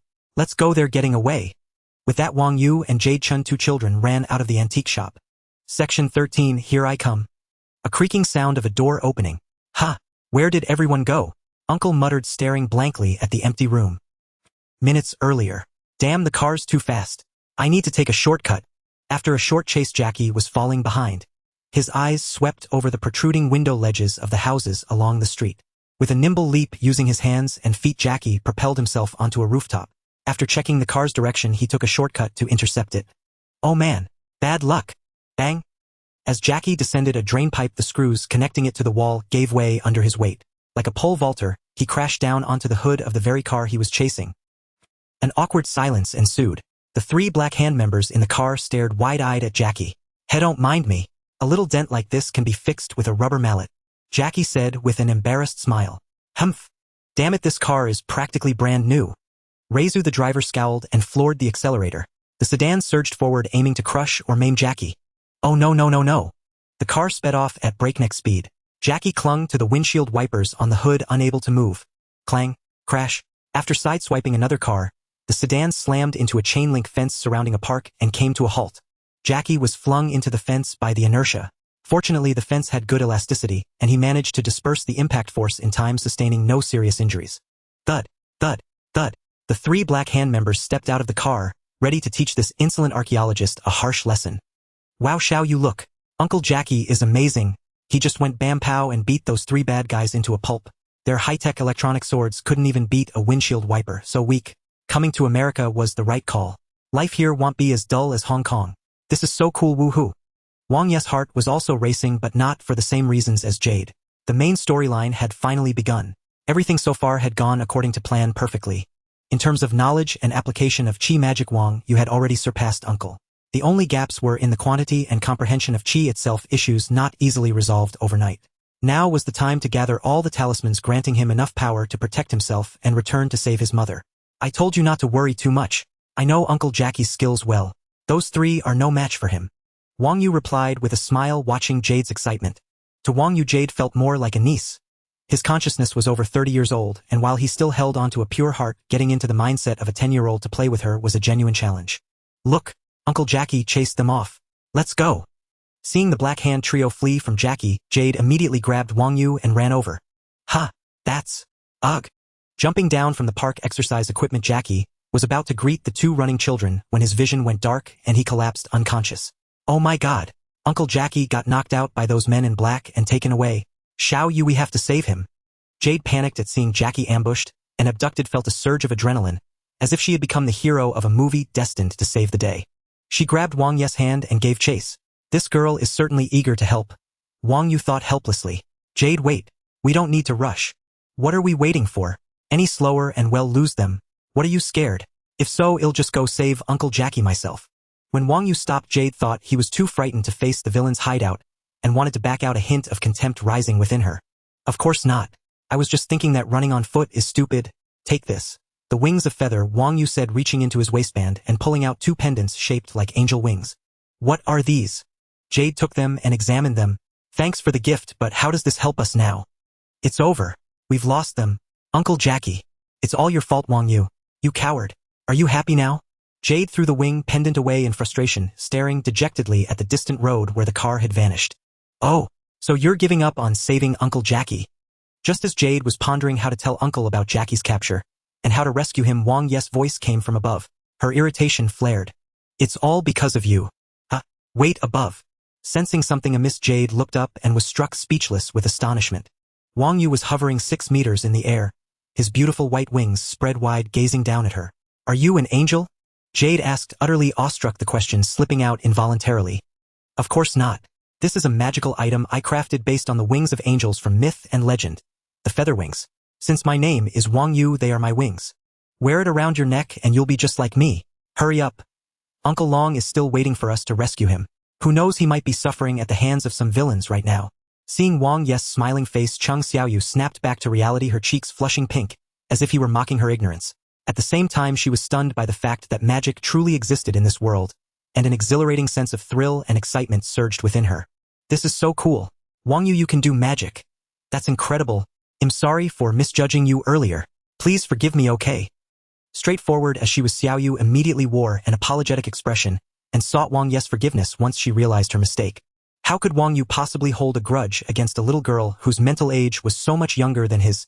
That would be utterly ridiculous. Of course, he subconsciously overlooked the fact that he too was now an 11-year-old child. It's fine. Rescuing Uncle Long is what matters now. Let's go. With a nod, Chung Xiaoyu snatched up the feather wings she had discarded earlier and put them around her neck. Under Wang Yu's guidance, she instantly grasped how to use them.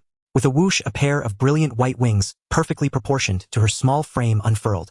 With a single flap, Xiaoyu rose into the air, as if she truly possessed those wings, controlling them as naturally as her own limbs. If you don't want to be mistaken for an angel or an alien, activate the wings' invisibility. I'd rather not wake up tomorrow on an operating table being dissected. Okay, got it, Xiaoyu said, and in an instant both she and the wings vanished from sight. Wang Yu followed suit, activating the feather wings' stealth capability and disappearing into the air. Those wearing the feather wings can see each other even while invisible. Let's hurry. We've already wasted too much time. Wang Yu oriented himself, flapped his wings, and shot forward like an arrow from a bow. Whoa, don't go so fast. I won't be able to catch up. Hey, I can actually fly this fast. Wow, that's awesome. Seeing Wang Yu zoom away in an instant, Xiao Yu flapped her feather wings in a panic and gave chase. To her surprise, she found herself flying just as swiftly. Her playful nature took over and she began experimenting with various poses, leaving a trail of laughter echoing through the sky, much to the bewilderment of ordinary pedestrians below. Ha! I thought I heard someone laughing up there. You heard it too. I thought I was imagining things. But there's nothing in the sky. Could it be a ghost? Don't scare me like that. Maybe we misheard. It might have been something else. Let's get out of here. By now, Chang Xiaoyu's worry for Jackie had eased. If Jackie's family had someone this formidable, how could Jackie himself be weak? Xiao Yu, how do you know which direction Uncle Long went? I've been flying all this time and haven't found the car that took him. Uncle Long is carrying a magical item I made. I can track its movement. You sure know a lot of tricks, don't you? Do you realize you're scaring the people on the ground? Oh, I forgot. Okay, I'll remember. Looking down at the bewildered pedestrians, who kept glancing up at the sky, Xiao Yu gave an awkward assurance. Flying swiftly in the right direction, the duo crossed several streets before spotting the vehicle that had taken Jackie. It had apparently reached its destination and come to a stop.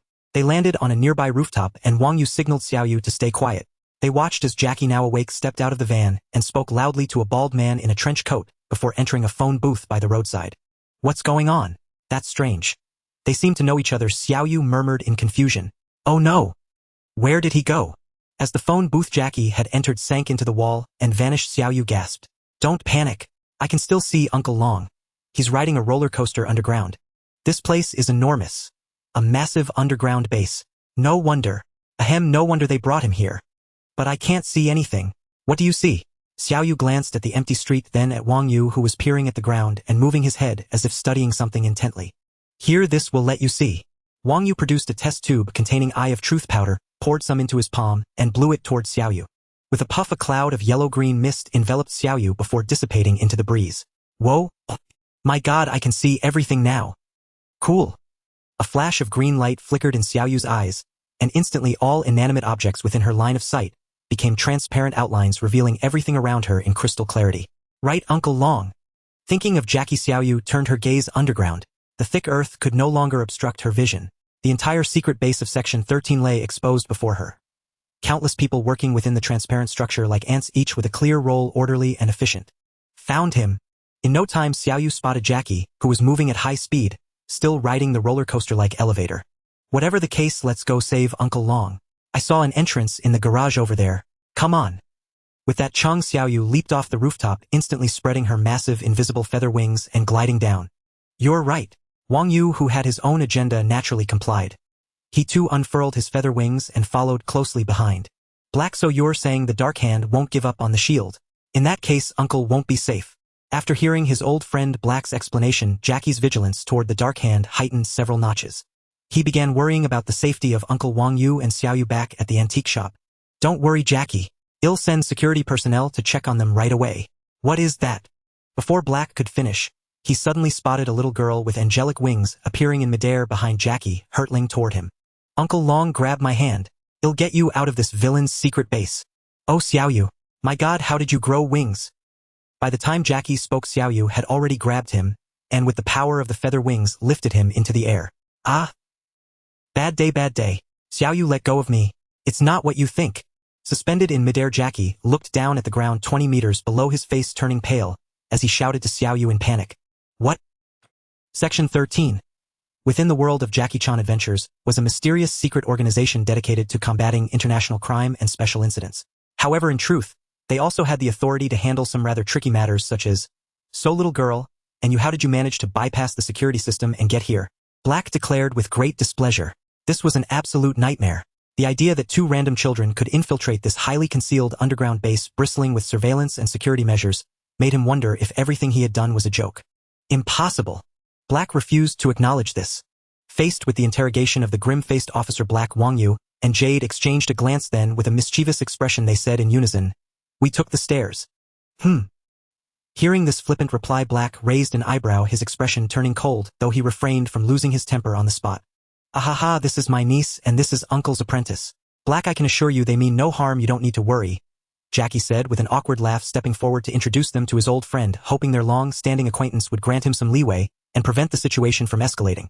Jackie also understood that a place as confidential as this could never be known to the public, or otherwise the secret would cease to be a secret, the deterrent against evil forces would diminish, and it would cause countless unnecessary troubles.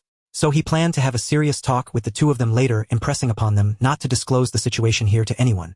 Well, alright Jackie, but we need your help. Lately the Black Hand has suddenly taken an interest in historical artifacts, so Section 13 hopes to enlist a talent like yours. Black spoke with a stern businesslike expression. What? I'm just an amateur enthusiast, nothing more. Jackie was puzzled. With so many professionals working here, why would they seek out him, an archaeologist? Did studying archaeology mean he also had to moonlight as a crime fighter? Although Jackie had a strong sense of justice and would surely stop a crime if he witnessed it, that didn't make him a fool. A resourceful and courageous enthusiast. I trust your abilities. For Black, Jackie's skills were all too familiar. Calling him a martial arts master was no exaggeration. He was upright, bold, and meticulous. His expertise in history and ancient artifacts made him perfectly suited to combat the Black Hand's recent criminal activities. Black had no intention of letting a capable man like Jackie go to waste. But I have to work at the university. Jackie was somewhat swayed. Having such a powerful organization as a backing wasn't bad, but life wasn't just about that. He still had to live, and without a job and income he would be helpless in modern society. Don't worry, you won't need to commit full-time, Jackie. You can do research and such, help us gain an edge. Seeing the hint of interest in Jackie's eyes, Black said confidently. Let me think it over. Finding it hard to decide, Jackie planned to go home and consider it carefully, and first he needed to take these two back to the shop.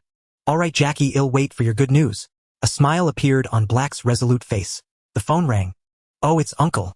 Sorry, I have to take this call, Jackie said, stepping aside and picking up the phone. Jackie. Uncle, is something the matter? Where are you? This?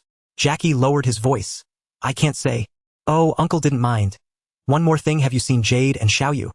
Yes, they're with me. It seems you're getting along well. I knew Jade would get along with you all. One more thing, I've been studying this shield, Jackie. I know what those inscriptions mean now.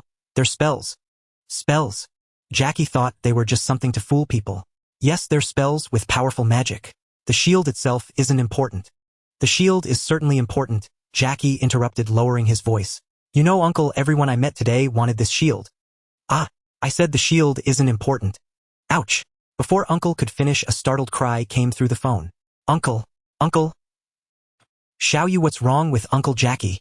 His face suddenly turned so serious. Jade noticed that after Jackie called out for Uncle a few times, his expression turned icy as he continued the call, as if the person on the other end had changed from Uncle to a villain.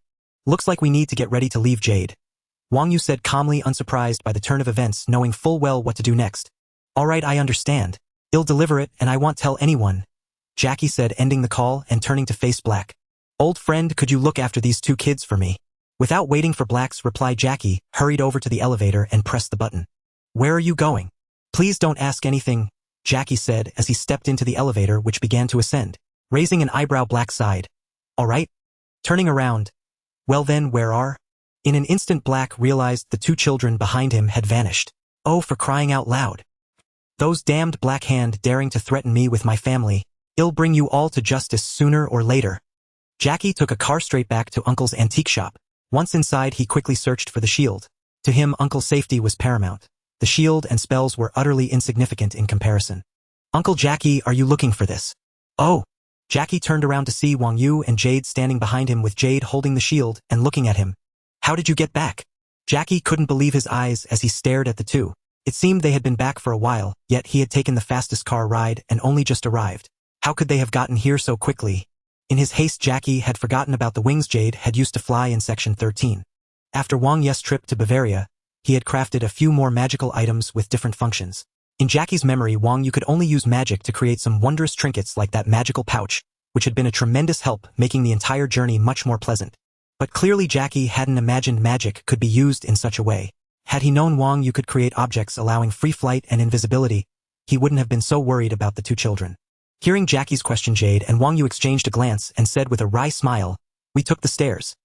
"Alright then, you two can take the stairs back to your rooms. I have something important to attend to. Xiaoyu, you two wait for me at the shop."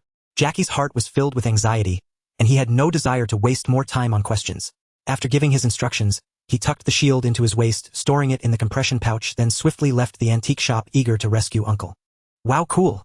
Seeing Jackie casually make such a large shield disappear, Jade's eyes sparkled with curiosity and excitement. Uncle Jackie, please let us come with you. We want to help too. I promise we'll surprise you. Jade called out to Jackie's retreating figure. No. Jackie replied without turning back, hailing a taxi and speeding away. Humph, you only said we couldn't go with you, not that we couldn't go on our own. Jade flashed a cunning grin, then turned to Wang Yu. Xiao Yu, you'll come with me, right? Of course.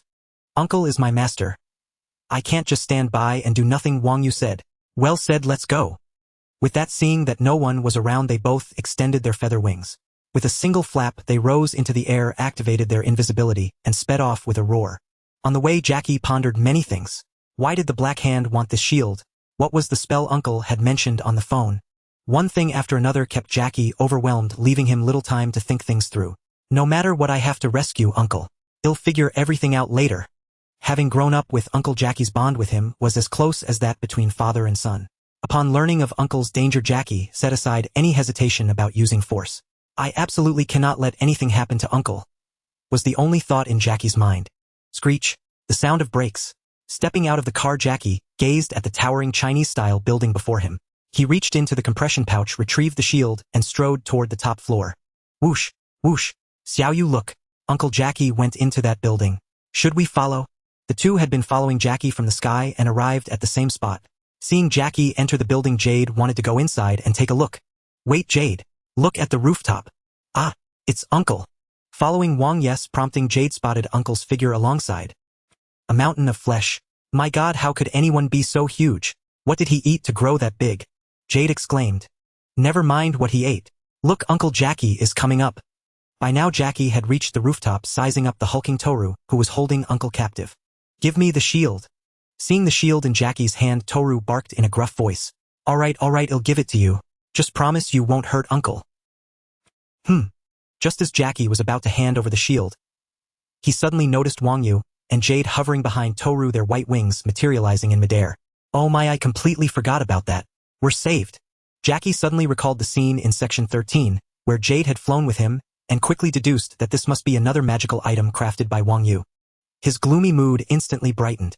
After all, Jackie was reluctant to hand over the shield to a villainous organization like the Black Hand.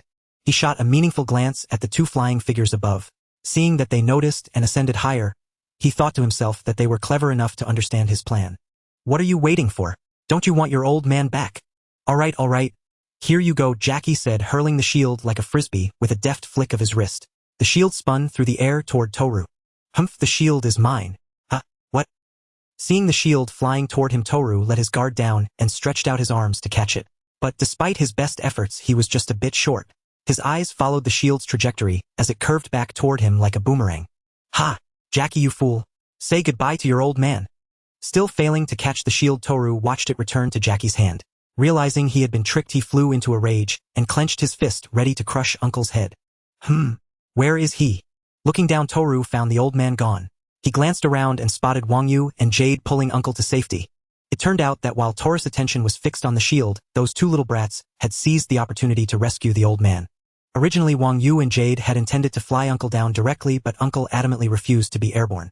So with no other choice, they had to drag him toward the nearest stairwell. Seeing the two youths and the old man about to enter the stairwell, Jackie finally breathed a sigh of relief. Looking at Toru's bulky frame, he taunted, "Looks like I'm faster than you." With a parting jeer, he turned and sprinted toward the stairwell behind him. Oh, bad day. He had barely taken 2 steps when he was forced to a halt, his catchphrase slipping out involuntarily. Around Jackie, hundreds of shadowy figures clad in ninja attire had formed a tight encirclement. Clearly they weren't there to throw him a party. They were after the shield in his hand. Minions of the Black Hand.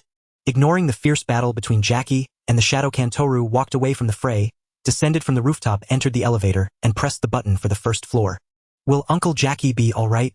Maybe I should go up and help him. Having exited the building, Wang Yu and his group stood outside. Jade looked up at the rooftop, her voice laced with concern. Aya, don't worry. Jackie can handle everything, Uncle said reassuringly. He seemed to have full confidence in Jackie's abilities. Turning to Wang Yu, he added, Xiao Yu, it seems your mastery of magic has already surpassed mine. I never thought to create such wings to aid in flight. Do you know what your greatest strength is? Your brilliant ideas never cease to amaze me. I am proud to have you as my disciple. Uncle looked at Wang Yu with an affectionate expression warming Wang Yu's heart. Smack. A flick to the forehead. Ouch. The unexpected flick made Wang Yu yelp in pain. But how could you entrust a magical item to Jade? She's still a little girl who knows nothing about magic.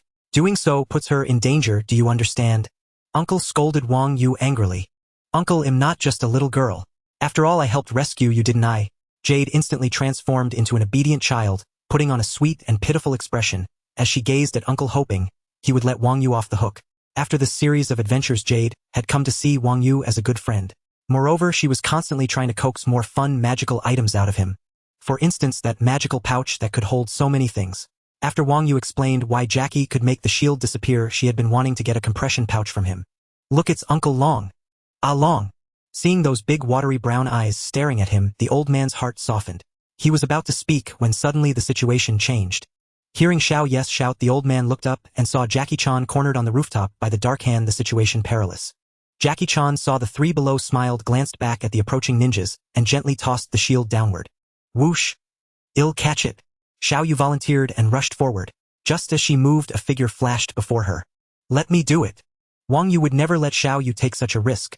Though in the story she caught it and was only knocked back a few meters without harm, this was reality.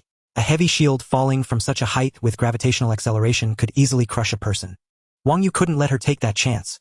Who knew if his presence, like a small butterfly, would alter the course of events? Without hesitation, Wang Yu acted, first grabbing the falling shield. In that instant, he discreetly pried off the chicken talisman and tucked it into his pouch.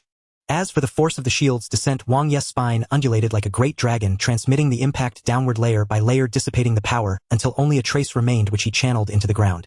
To an ordinary observer, it seemed as if the shield were made of foam, so effortlessly did Wang Yu catch it without the slightest hint of strain. Though physically still young and not as strong as Jackie Chan, Wang Yu's super learning ability allowed him to master techniques, knowledge, and experience. Things that usually required time. Far more quickly and thoroughly. Yay! Caught it, Uncle Long! Xiao Yu cheered, jumping in excitement. Give me the shield. Toru appeared behind them, his massive shadow enveloping the trio. With a cold face, he said. His expression clearly indicated non-cooperation would have consequences. Hiya! The old man seemed to want to defeat this former foe, striking a few comical poses before punching Toru's huge round belly. Toru. All right. Seeing his attack had no effect, the old man shrugged, signaling it was fine to hand over the shield. As long as everyone was safe, there would always be a way. As a sorcerer, putting oneself in danger was simply unwise. Big guy, what makes you think you can demand the shield from me? The old man eyed. Xiao Yu, don't be reckless. I just tried. He's naturally strong, you can't beat him. Xiao Yu, take him down. I believe in you. Humph. Toru stared at the little one holding the shield, snorted, exhaled heavily, and walked up to Wang Yu, reaching for the shield, as if Wang Yu's words were mere hot air. Oh, didn't you hear me? I suppose you're just another big fool who judges by appearances. Seeing Toru unmoved, Wang Yu taunted. Compared to the original timeline, which took a year to find all 12 talismans, Wang Yu suddenly had no patience. Every night since arriving in this world, he dreamed of his mother, her hair disheveled, staring at him, asking why, with such power, he hadn't yet returned to avenge her. Many times Wang Yu woke from nightmares. Fortunately, after learning magic, he brewed potions to dispel negative states. Those visions no longer appeared, but Wang Yu never forgot his purpose. So he changed his mind, no longer willing to let the story unfold slowly. Now he must accelerate events, pushing Jackie Chan to gather the 12 talismans as quickly as possible. With them, Wang Yu would have a foundation to stand in the Marvel world regardless of the version. You're asking for death. Toru only wanted to complete Valmont's task without trouble, but Wang Yu's provocation was too much. Already sensitive about his size, being called a fool enraged him. Ha! Toru grabbed the shield and yanked it back, intending to fling Wang Yu into the air, but suddenly the weight vanished. Seeing Toru's grip and muscle tension, Wang Yu instantly read his next move. Since he had already taken the talisman, he simply let go and Toru snatched the shield. Obtaining the shield so easily stunned Toru. He had expected Wang Yu with his bold words to put up a fight, but it was too simple. Humph, you filthy little brat. Die! Convinced Wang Yu was all talk, Toru raised the shield and brought it down, aiming to crush his skull, making him pay for his insolence. Xiao Yu, dodge Xiao Yu. The old man eyed. Everyone saw Wang Yu as the underdog against Toru. The sheer size difference made them doubt him. Now that Toru had the shield and swung it with force, it seemed Wang Yu would be split in two. Bang! A clang of metal. The impact of hitting a body never came. Instead, Toru felt a tremendous force slam into the shield, producing a deafening noise, and the shield flew from his hands. Toru looked up. The Shadow Khan on the rooftop, seeing he had the shield, dissolved into darkness. Freed from threat, Jackie Chan seized the opportunity. He broke off an iron pipe used for hanging lanterns and hurled it like a spear. The combined force of Jackie's throw and gravity pierced the shield, pinning it to the ground. Damn it! You destroyed the shield! Toru roared, lunging at Wang Yu to smash him against the building wall. Xiao Yu! Jackie the old man and Xiao Yu cried out in unison. Boom! A violent explosion. Taurus' massive body was blasted through the wall into the building, kicking up dust and the sound of crashing debris. The culprit Wang Yu held a hand-press sprayer, looking innocently at everyone. The old man, Xiao Yu, what's that in your hand? Xiao Yu, wow, so cool. You blew that big guy away. Can I have one? No! Jackie and the old man said in unison, having just rushed down. Fine, Xiao Yu pouted. I made this by accident during an experiment. I found it could cause a violent explosion, so I kept a bottle just in case. Didn't expect to use it. Wang Yu would never reveal that this was actually a failed magic potion the old man would create in the future to break Jackie's stone curse. Through repeated trials, Wang Yu had perfected it, adding catalysts to increase its power tenfold. Rat-a-tat-tat. The gale stirred up by the helicopter's rotor blades tousled everyone's hair. Seated inside the helicopter, Blake humorously remarked to Jackie, Jackie, I'm just here to gather information.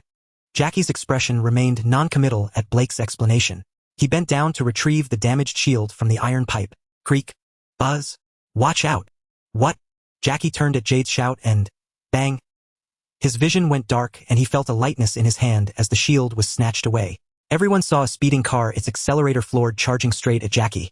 As it swept past him, the door was flung open violently, sending the unprepared Jackie flying. A burly hand reached out, seized the shield from his grasp, and yanked it into the vehicle before speeding off. Follow him.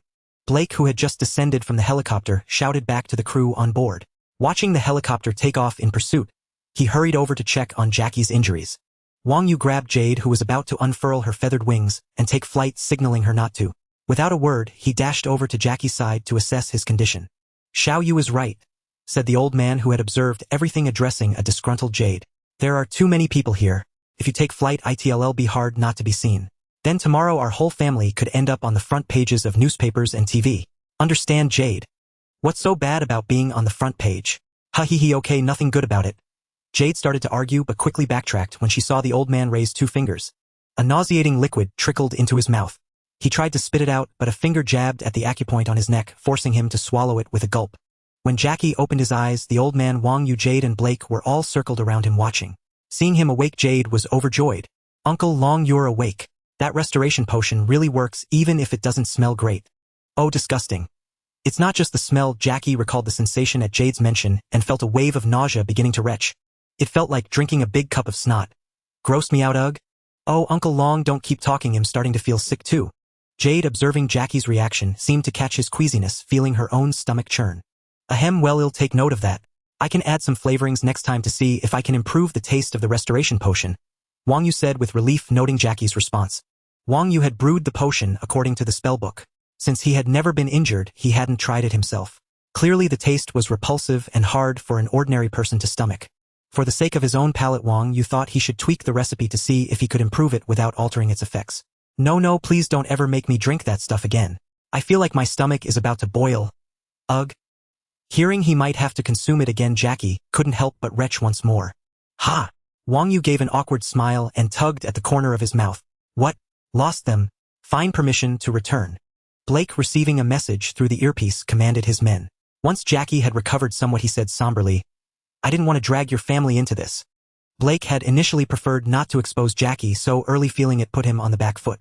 His original plan was to have Jackie help Section 13 investigate the Black Hand's motives for seeking historical artifacts, then find leverage to eradicate the organization entirely. But now, with Jackie having caught the Black Hand's attention, the original plan was no longer viable. Jackie's family was likely to face retaliation, making it inevitable to recruit him into Section 13. Whether to combat the Black Hand or ensure his family's safety, Jackie had no reason to refuse his invitation. This isn't your fault, Blake. The Black Hand wanted that shield. Smack! A flick to the forehead. Ow, old man. Jackie yelped as the old man delivered another sharp rap. I told you long ago the shield isn't important. The old man said irritably. The talisman inside the shield is what matters, because only the talisman can unleash magic. Don't worry, well, get the shield back and then study its secrets, Blake said confidently. No need, I have the talisman. Wang Yu pulled the rooster talisman from his pouch of holding. This is the rooster from the Chinese zodiac. I believe there are 11 other talismans out there. the old man asserted, relieved at the sight of the talisman. Then we must do everything we can to collect the talismans and not let the Black Hand get to them first. There's definitely some scheme behind this, Blake said gravely. After much deliberation, Wang Yu decided to hand over the talisman to Section 13. This would prevent Jackie's group from wasting time on already acquired talismans and allow them to continue searching for the others. When Shindu was resurrected, Wang Yu planned to use the opportunity to test the power of this world's ancient fearsome demon sorcerer, thereby honing himself. After all, despite his urgency, even returning to the Marvel world without considerable power, how could he destroy Stark Industries, which lay under the multilayered protection of the U.S. government and S.H.I.E.L.D.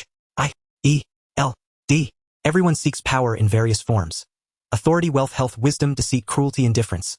Some for survival, some for greed, for freedom, or for covetousness. But Wang Yu sought it for more than that. He wondered if he revived his mother and destroyed Stark Industries, resolving all hatred, what goal would he have left? In the early days of entering this world, Wang Yu occasionally pondered this question. Finally, after using his own strength to participate in the fight for the talismans, Wang Yu realized he enjoyed this, excelled at it, and needed greater power to control his own future and prevent tragedy from striking him again. But why is Xiao Ye's room bigger than mine? Jade asked, Blake, arms crossed. At that moment, aside from the old man Jackie, Wang Yu and Jade stood in the residential area of Section 13, directing the bustling staff as they moved their personal belongings to their preferred spots.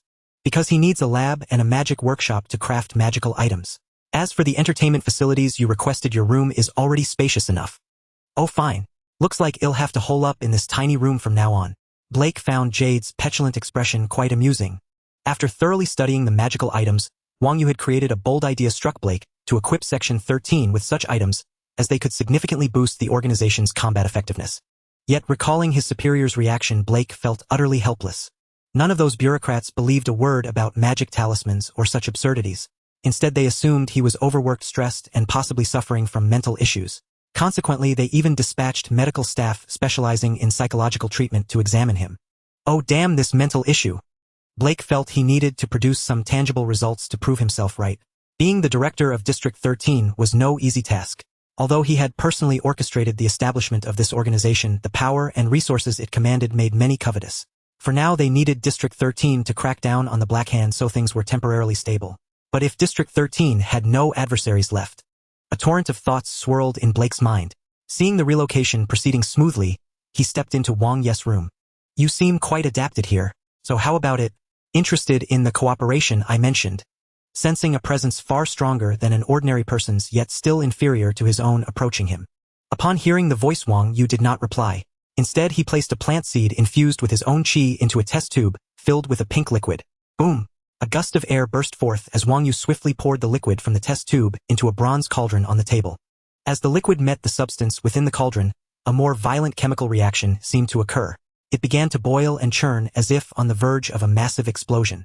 Seizing the moment, Wang Yu quickly manipulated the magic within the cauldron, using his chi, dissipating the impending explosion into nothingness. Mr. Blake, do you not need to knock before entering my room? If such interruptions cause an accident during my experiments, and blow the entire District 13 to smithereens, do not blame me. Wiping the sweat from his brow, Wang Yu turned to Blake, who stood behind him, and spoke indignantly. Since Wang Yu was the disciple of Master, he was technically of the same generation as Jackie. Addressing Jackie as Uncle Jackie was merely a habit from earlier times. In truth, they called each other whatever they pleased. Thus, it was perfectly normal for him to address Blake, Jackie's old friend, as Mr. rather than Uncle. Truly remarkable magic. I will inform everyone in District 13 to be mindful of this. Blake paid no heed to Wang Yu's tone, but the consequences Wang Yu mentioned made him realize that magical experiments were not as safe as he had imagined. It seems they'll have to reinforce this room, but surely it doesn't need to be nuclear bunker-proof. It's not like we're building an atomic bomb, just crafting some magical items. Blake mused to himself. Regrettably, Mr. Blake, though I would like to agree to the cooperation, I cannot mass-produce magical items. Crafting magic consumes chi, which is the essence of life. If one loses too much, death is imminent. I am currently researching the nature of chi. If I could acquire a vast amount, not only could I fulfill the cooperation with District 13, but I could also greatly enhance my own power. Unfortunately, my progress in understanding chi is limited. Seeing Blake take a seat on the sofa, Wang Yu addressed him. Wang Yu was not deceiving him. The quality and quantity of chi had become the greatest bottleneck to his strength. At his current level, defeating the resurrected Shindu in a direct confrontation through his chi magic alone would require an accumulation of 5 to 6 years, even with his super learning ability. Too slow. Wang Yu was actively seeking methods to rapidly increase his chi. although in the original storyline Shindu was ultimately defeated and sent back to hell by Jackie and his family. However, Wang Yu's adversaries were not limited to Shindu alone. In the Marvel Universe, there were countless aberrations capable of annihilating humanity and destroying planets. Even if all 8 demons of this world were thrown into the Marvel Universe, they would ultimately meet their demise. Not to mention the extraterrestrial monsters. On Earth alone, there was the Sentry possessing the power of 1,000,000 exploding suns, who could send them all back where they came from with ease. Thus Wang Yu's direct combat prowess was still insufficient. However, his versatile chi magic allowed him to create numerous cunning enchantments to handle various unfavorable situations. Very well, I look forward to that day. Wang Yu's reply filled Blake with regret and helplessness. It seemed this plan could not be realized. Even an ordinary person could detect the perfunctory tone in Wang Yu's latter words, let alone Blake. However, if it's a small supply of magical items, I believe I can manage. But the materials must be provided by District 13. Seeing Blake's disheartened expression, Wang Yu said with a smile, "That's wonderful. I mean, this means we'll need to revise the terms of our cooperation." Blake exclaimed excitedly. "If we can acquire a certain number of items, even if only enough to equip a single task force, and if they perform as I envision, they could elevate that team's operational capability to a whole new level." Blake mused that this would allow him to partially achieve his expected goals. Thus, through a series of discussions, Wang Yu and Blake reached an agreement. Wang Yu would supply a small quantity of the magical items Blake required to District 13, while District 13 would grant Wang Yu the authority of a senior researcher and be responsible for collecting the materials he needed. So my most formidable enforcer was defeated by a bunch of old, weak, and disabled men and only brought back an empty shield. In a spacious room, a blond Caucasian man in a green suit stared with astonished disbelief at Toru, who had just retrieved the shield. "We told you Jackie's crew is not to be trifled with. Yeah, they all know kung fu. And they do tricks. They can even fly. Even Toru couldn't handle them." The 3 henchmen Ratso, Chow, and Finn sneered gleefully at Taurus' disheveled state. "Shut up." Valmont rapped his ornate cane on the floor and bellowed from behind the table. The trio immediately fell silent, too frightened to utter a word. "It's not their fault, Valmont. My shadow warriors inform me that there is a sorcerer among Jackie's group obstructing us. Do not engage them, heathen. Wait for an opportunity and snatch the talismans back." An eerie, sinister voice emanated from the azure dragon sculpture behind Valmont, sending chills down the spines of all who heard it. The sculpture's crimson eyes seemed to flicker, and in the next instant swaths of shadows emerged from every corner, materializing into ninja warriors awaiting orders. "Go and retrieve my talismans." Upon receiving the command, the Shadow Corps instantly dissolved into shadows and vanished. "But we don't know where the talismans are now. How do we find them?" Ratso asked in confusion. "As long as you have this, the talisman locator. It is crafted from a very rare material and will help you locate the talismans." The dragon sculpture's eyes flashed red once more, and a lamp engraved with dragon heads on all 4 sides materialized from the sculpture hanging from its claws. "As you command, Shindu." Taking the talisman locator, Valmont let out a cold sneer. "I never imagined there would be pyramids in Mexico too." Using a machete to cut through the bushes ahead, Jackie Chan exclaimed in astonishment.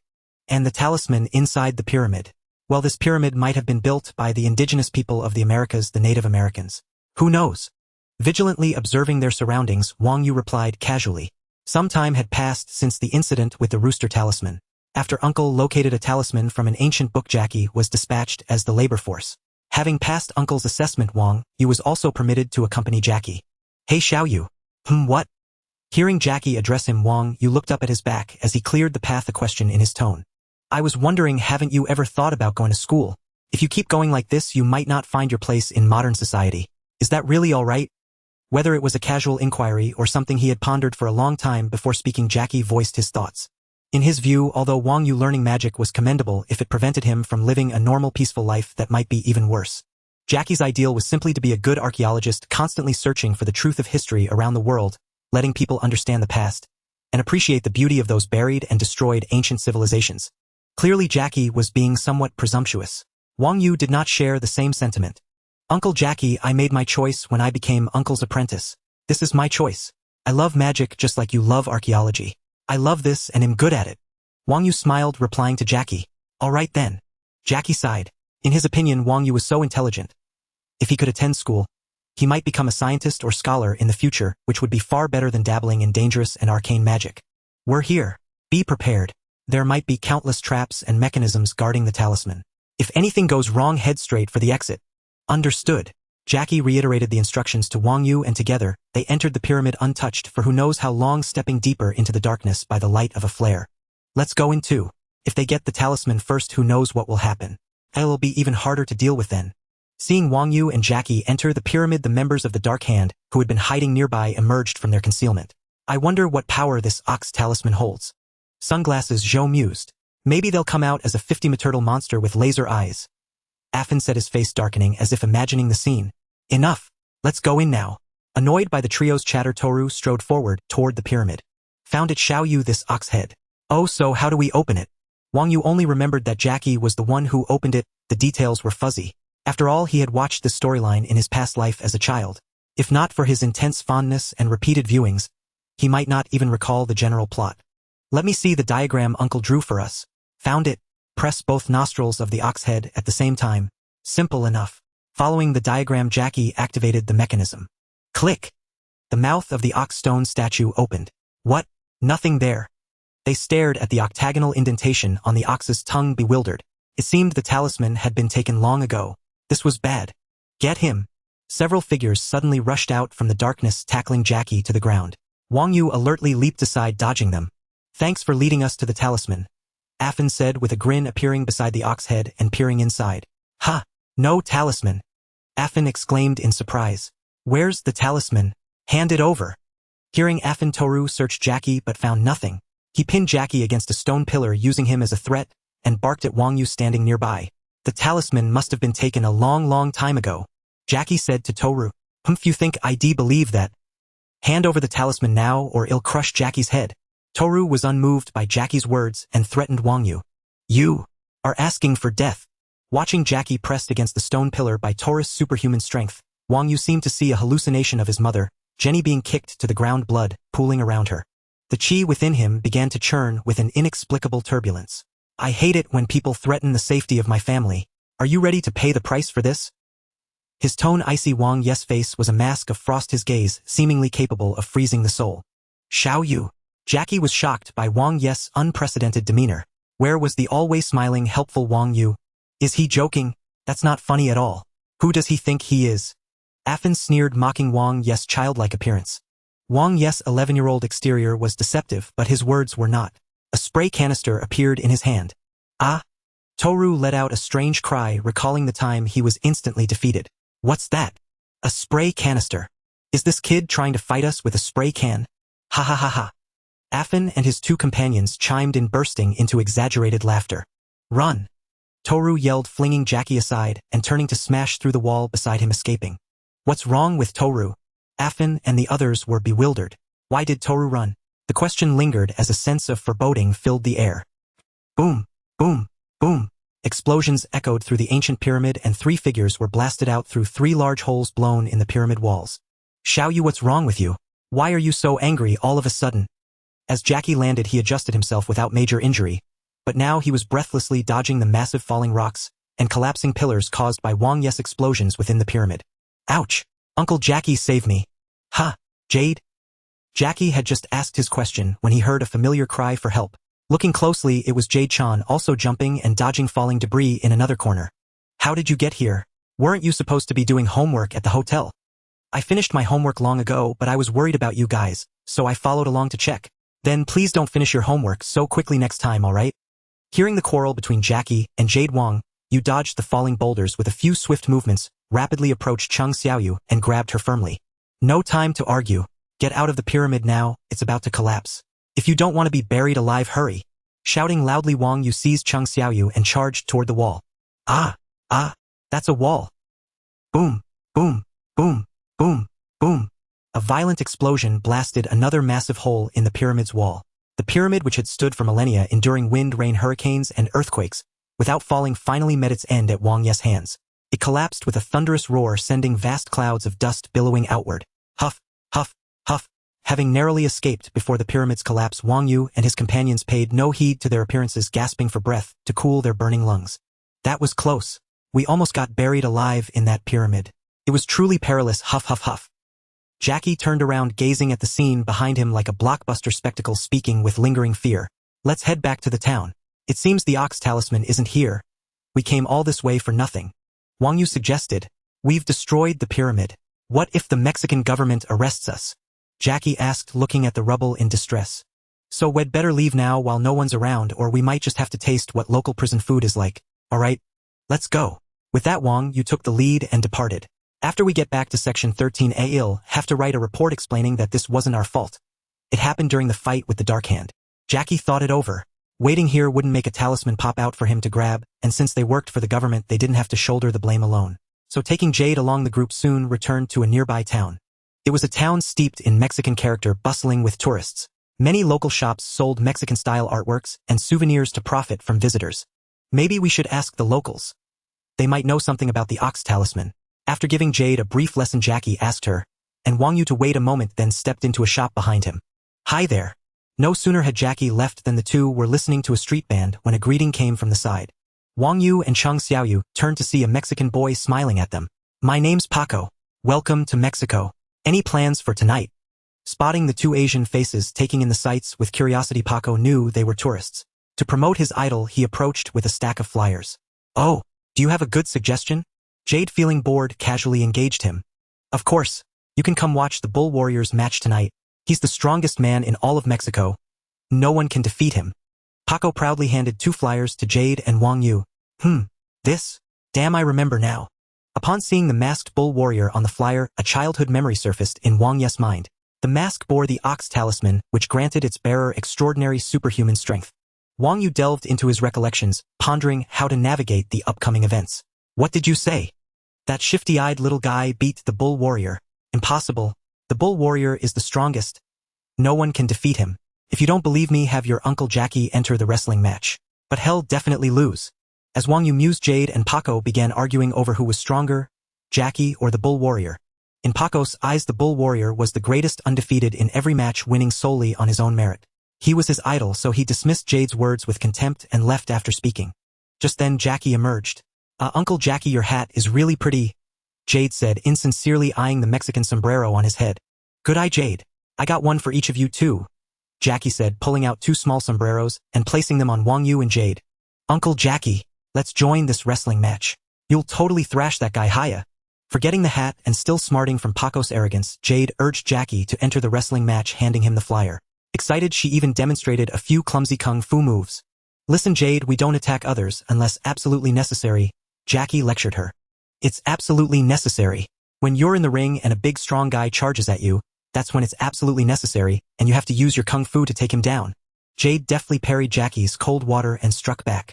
My goodness, where do you get all these wild ideas? We need to. A talisman. Jackie caught sight of the ox talisman on the Bull Warrior's mask in the flyer Jade handed him, exclaiming in surprise. Yeah, maybe the talisman is at the match. You don't have any other leads anyway, Jade said, oblivious to Jackie's reaction, still urging him to compete. Wang Yu, standing nearby, remained silent, contemplating the events to come. Jackie and his team would continue collecting talismans. Following them was safe, but it was far too time-consuming. He recalled from memory that shortly after Shindu was resurrected, his body was shattered, his soul resealed in hell, and the 12 talismans were taken by the Dark Hand. By then, the talisman's power would wane, and he could easily diverge from the original plot. With this thought, Wang Yu watched Jackie and Jade walking ahead, lost in deep contemplation. Xiaoyu, why are you so quiet? Are you feeling unwell? Maybe it's the change in environment. Do you want to head back to the hotel and rest? Jackie asked with concern, noticing Wang Yu's silence throughout the journey. It's nothing, Uncle Jackie. I guess I'm just not used to all the recent experiences yet. Wang Yu replied with a smile. Oh, that's true. Even I feel somewhat weary, both physically and mentally. So many things have come all at once. You're still so young. I really shouldn't have involved you in this. Jackie didn't notice Wang Yu's slightly evasive gaze. Hearing his words, he nodded in understanding of his feelings. It's all right, Uncle Jackie. It was my request, wasn't it? And I feel I can adapt to this life. It doesn't bother me.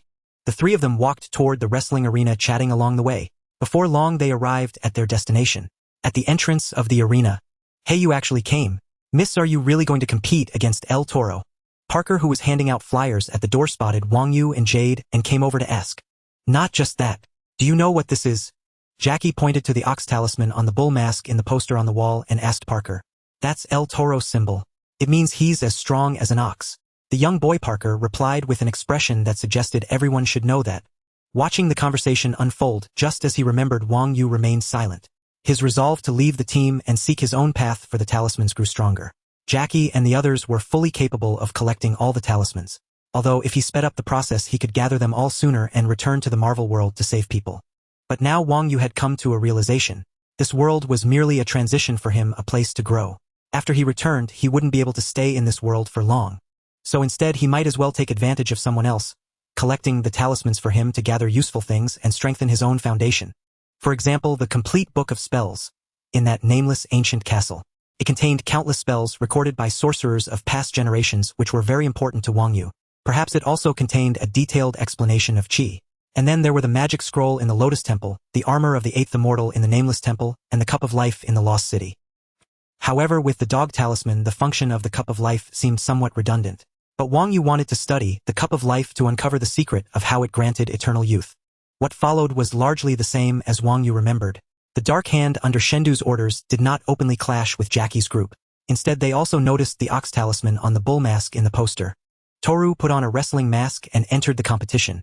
He grabbed Jackie, who had lost the match, and had his mask pulled off by El Toro, and threw him off the ring. Toru stared coldly at El Toro. "I'll fight you."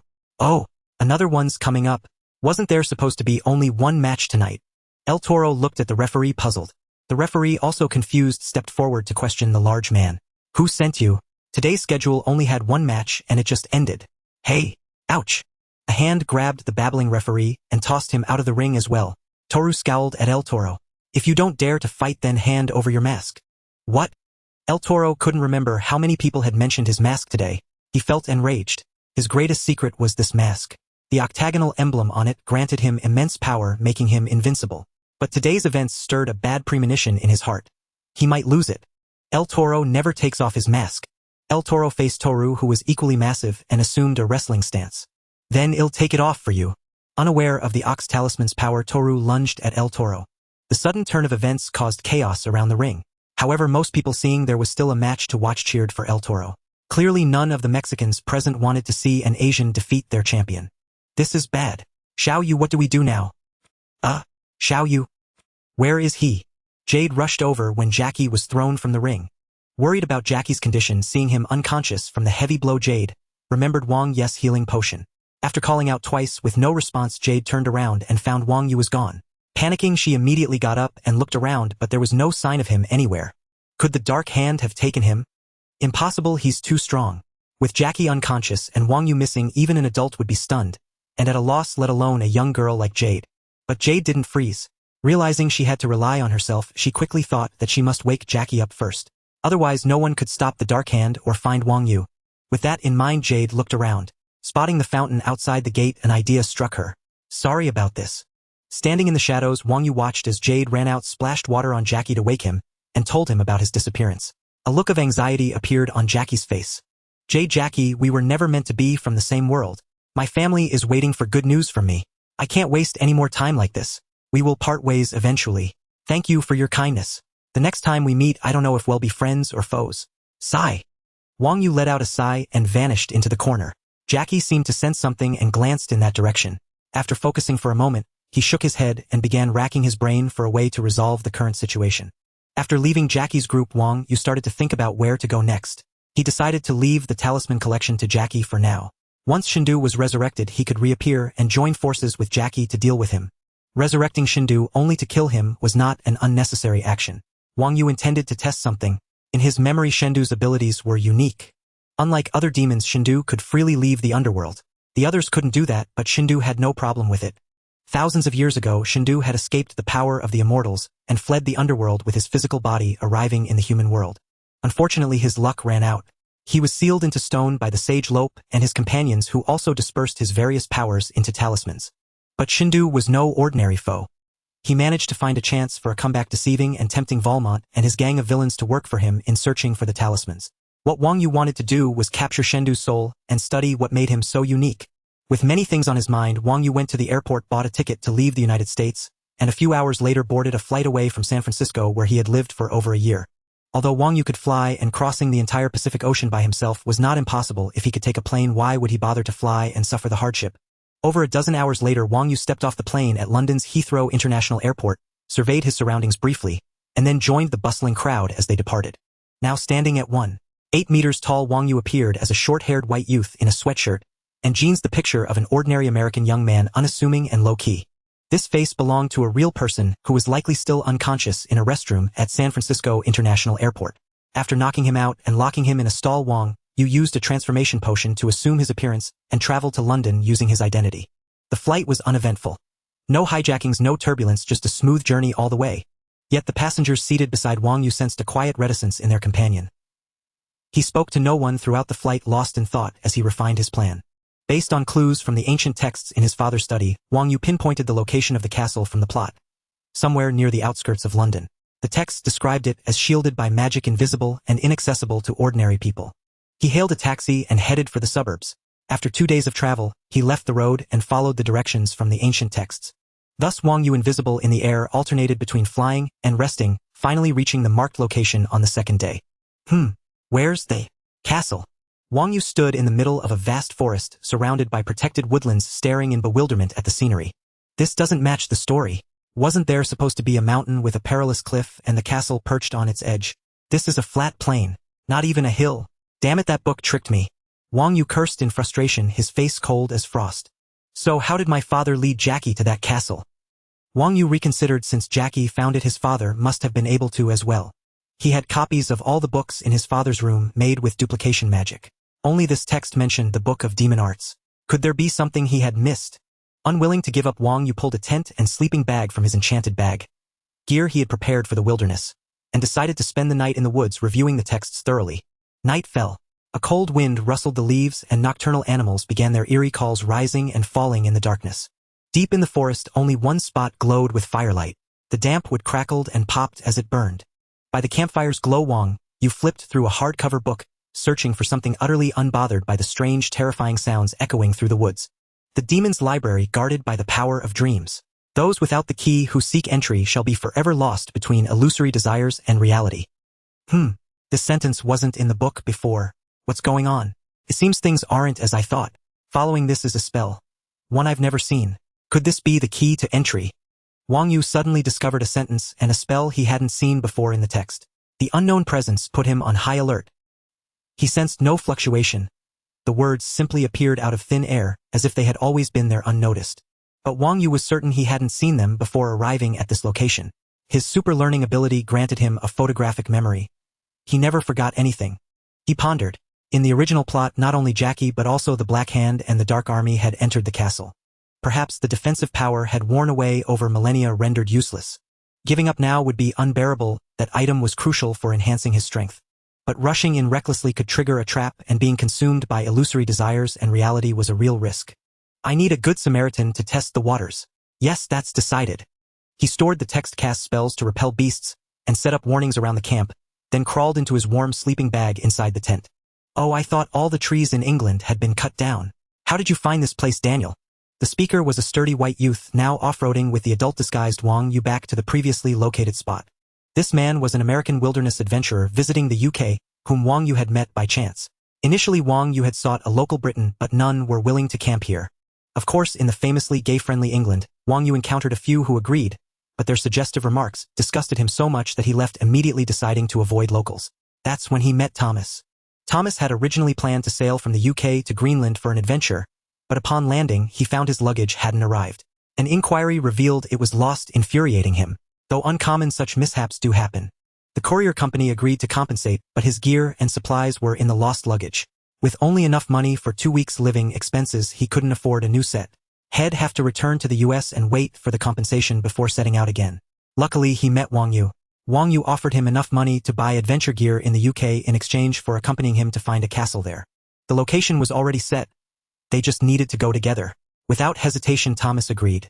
After a brief preparation, they headed straight for Wang Yu's previous campsite. You won't believe it, Thomas. You'll be amazed. You'd better brace yourself. I think you'll need it. To Thomas' question, Wang Yu replied with a smile, speaking in ambiguous terms. A surprise. I love surprises, but you'd better tell me clearly what exactly lies ahead at the place I'm going to so I can prepare properly. I don't know either, but I spent a fortune to acquire a mysterious map. It describes the castle I'm looking for as being right here in England. I'm very intrigued by it. I've heard it's protected by some mysterious force. Who knows if that's true or not? Ha, mysterious force. Thomas chuckled, shaking his head. He finally understood why this Daniel had been so secretive. It turned out this client actually believed in such things. Well, I hope you find that place, and that a white-beard wizard comes out to teach you magic. That way you'll definitely become a huge star. While teasing Wang Yu, Thomas observed the surroundings outside the car. He noticed the vehicle had already left the road and was heading into the wilderness. Looks like there's no road to where we're going. That's terribly unfortunate. I hope we've prepared some wilderness gear or sleeping out here will be unsafe, and we might easily fall ill. Accompanied by Thomas' chatter, the car drove all the way back to the forest where Wang Yu had left last time. This area was a nature reserve uninhabited. The two parked the car, grabbed their wilderness equipment, and set off on foot into the woods. This was much slower than Wang Yu's previous visit. After all, not everyone could fly. A castle in the forest. If you're wealthy, you should have hired a helicopter for the search. That would be far more convenient than using our own 2 legs. What if your map is wrong? We could end up walking dozens of extra kilometers. This food and water will only last us 5 days. If we don't find it within 3 days, we'll have to return to the car. As they walked, Thomas rambled on about his wilderness survival knowledge, recounting how he had survived in the harshest environments. Braving piranhas in the Amazon River, catching a forest python over 10 meters long, hunting sharks on a deserted Pacific island, and even hooking a tuna from his makeshift raft, which he then ate raw. He spared no detail, insisting on telling Wang Yu everything. It seemed he often subjected others to the same treatment. Having been through so many places, he clearly enjoyed sharing his stories. He was talkative, but right now Wang Yu found him rather long-winded. Under Wang Yu's guidance, the two reached the previous location in less than a day, just as dusk was falling. Someone built a campfire here. Someone's been here. Thomas spotted the traces left behind from Wang Yu's last visit. I hope what you're looking for hasn't been taken by someone else. He glanced around and sensed something was off. Hey buddy, are you sure there's a castle here? I don't see anything. Did you miscalculate the distance? Wang Yu watched Thomas as he surveyed the area, a sinister smile spreading across his face. He began chanting the incantation from the ancient text. What are you saying? Thomas, who was examining the traces on the ground, heard Wang Yu speaking words he couldn't understand behind him. A sense of unease crept over him, a foreboding feeling surging into his mind. He spun around abruptly. Suddenly Wang Yu had vanished. Hey, Daniel, where are you? This isn't funny. Come out now. Thinking Daniel was playing a joke on him, Thomas turned a full circle, but found no trace of him. He called out several times, but no one answered. Suddenly Thomas realized something was terribly wrong. The trees from when I arrived. They don't look like this. Where the hell am I? Thomas suddenly noticed that the surroundings were completely different from when he had arrived. Everything was utterly unfamiliar, as if he had been instantly transported to another place. Looking down, the campfire traces and everything else he had just seen were gone. The silence was deafening, as though he were the only person left in the world. A wave of tension and fear surged through him, enveloping Thomas' heart. Damn it, what the hell is going on? Unable to find a way back, Thomas pulled out his phone. No signal. He checked the compass. The needle was spinning wildly in circles, completely useless for navigation. He looked up at the sky. A gray, hazy expanse with no trace of the sun. When all his methods failed, anxiety and restlessness began to gnaw at Thomas' heart. After a while, Thomas realized he couldn't just wait idly. His supplies would last only 5 days, but if he rationed carefully, they might stretch to 10 days without starving. Before that, he had to get out of here. If I can't find my bearings. Then, Thomas looked around, found a sapling of moderate thickness, pulled a machete from his pack, and began hacking at the tree. Hey, crack! With a final kick, he toppled the sapling he had half-cut with the machete. Thomas' tall, sturdy frame was left gasping for breath. The machete was hardly suited for felling trees. After resting and taking a sip of water, he walked over to the broken tree and carefully examined the growth rings. Found it. This side is south, so the direction I came from is northeast. Having found his bearings, Thomas picked up his backpack, gripped the machete, and began heading in the direction he had determined. That damned bastard must be hiding something from me. Once I reach civilization, I'm calling the police to have him arrested. Thomas trudged through the jungle, resentment festering in his heart. Wang Yu's sudden disappearance filled him with dread. He felt as though he were ensnared in some conspiracy, a chill creeping up his spine. He couldn't shake the feeling that a pair of eyes in the forest was secretly watching him. The path through the woods was treacherous, unlike the way they had come.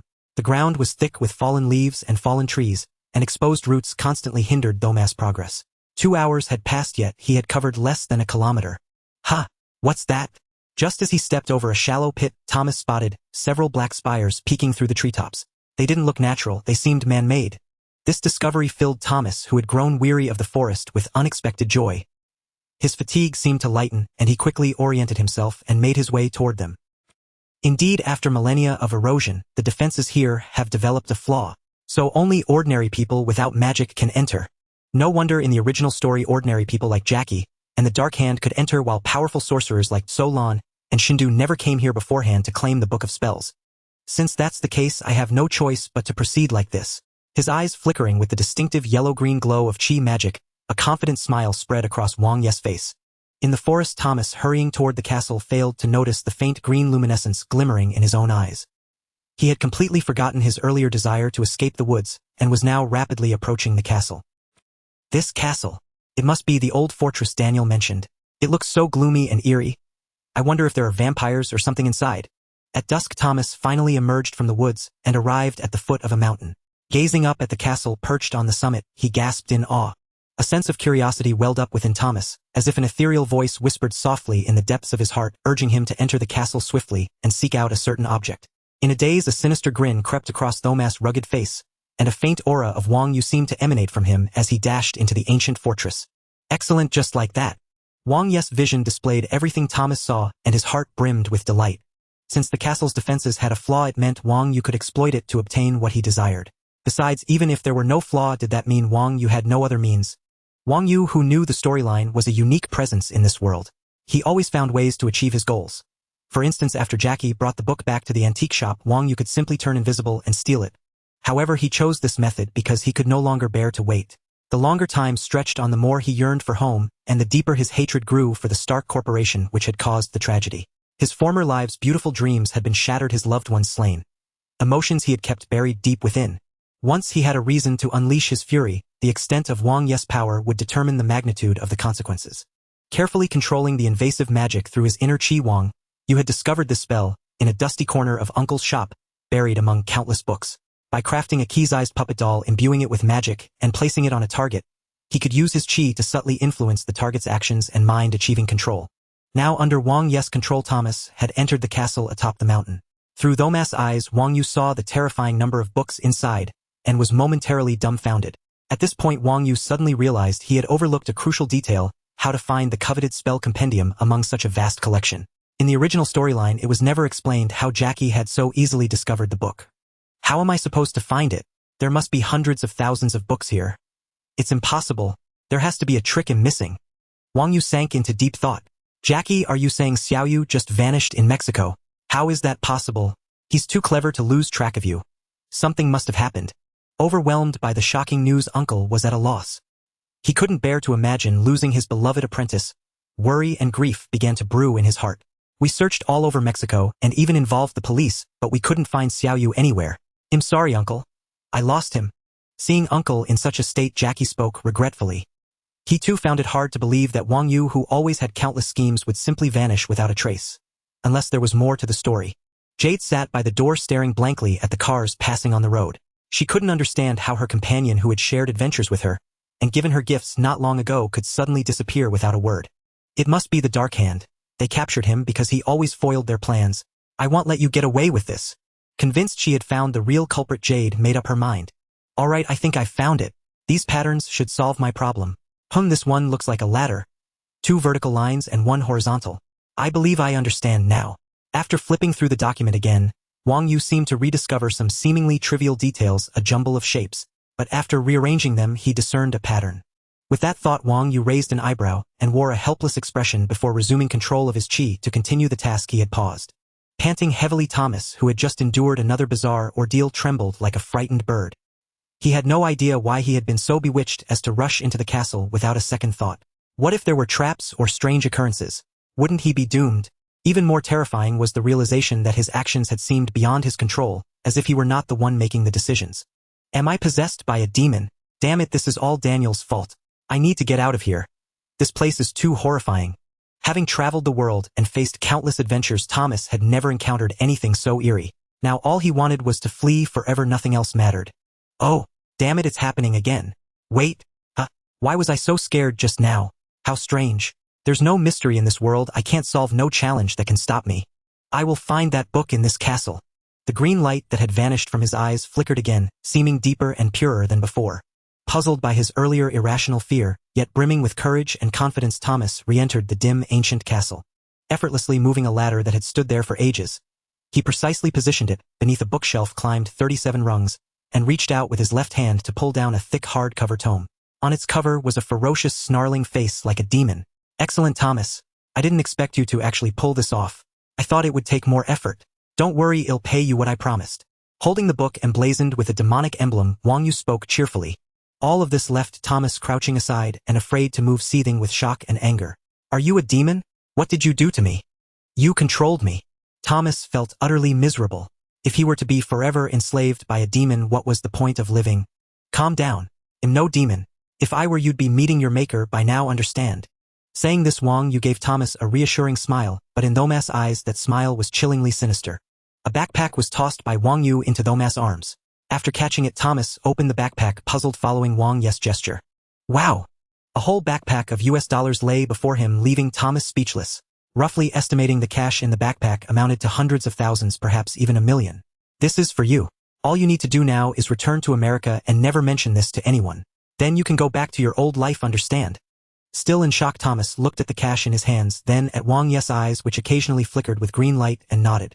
A wise choice, Wang Yu praised with a smile. Having obtained what he wanted, Wang Yu no longer cared about Thomas' thoughts.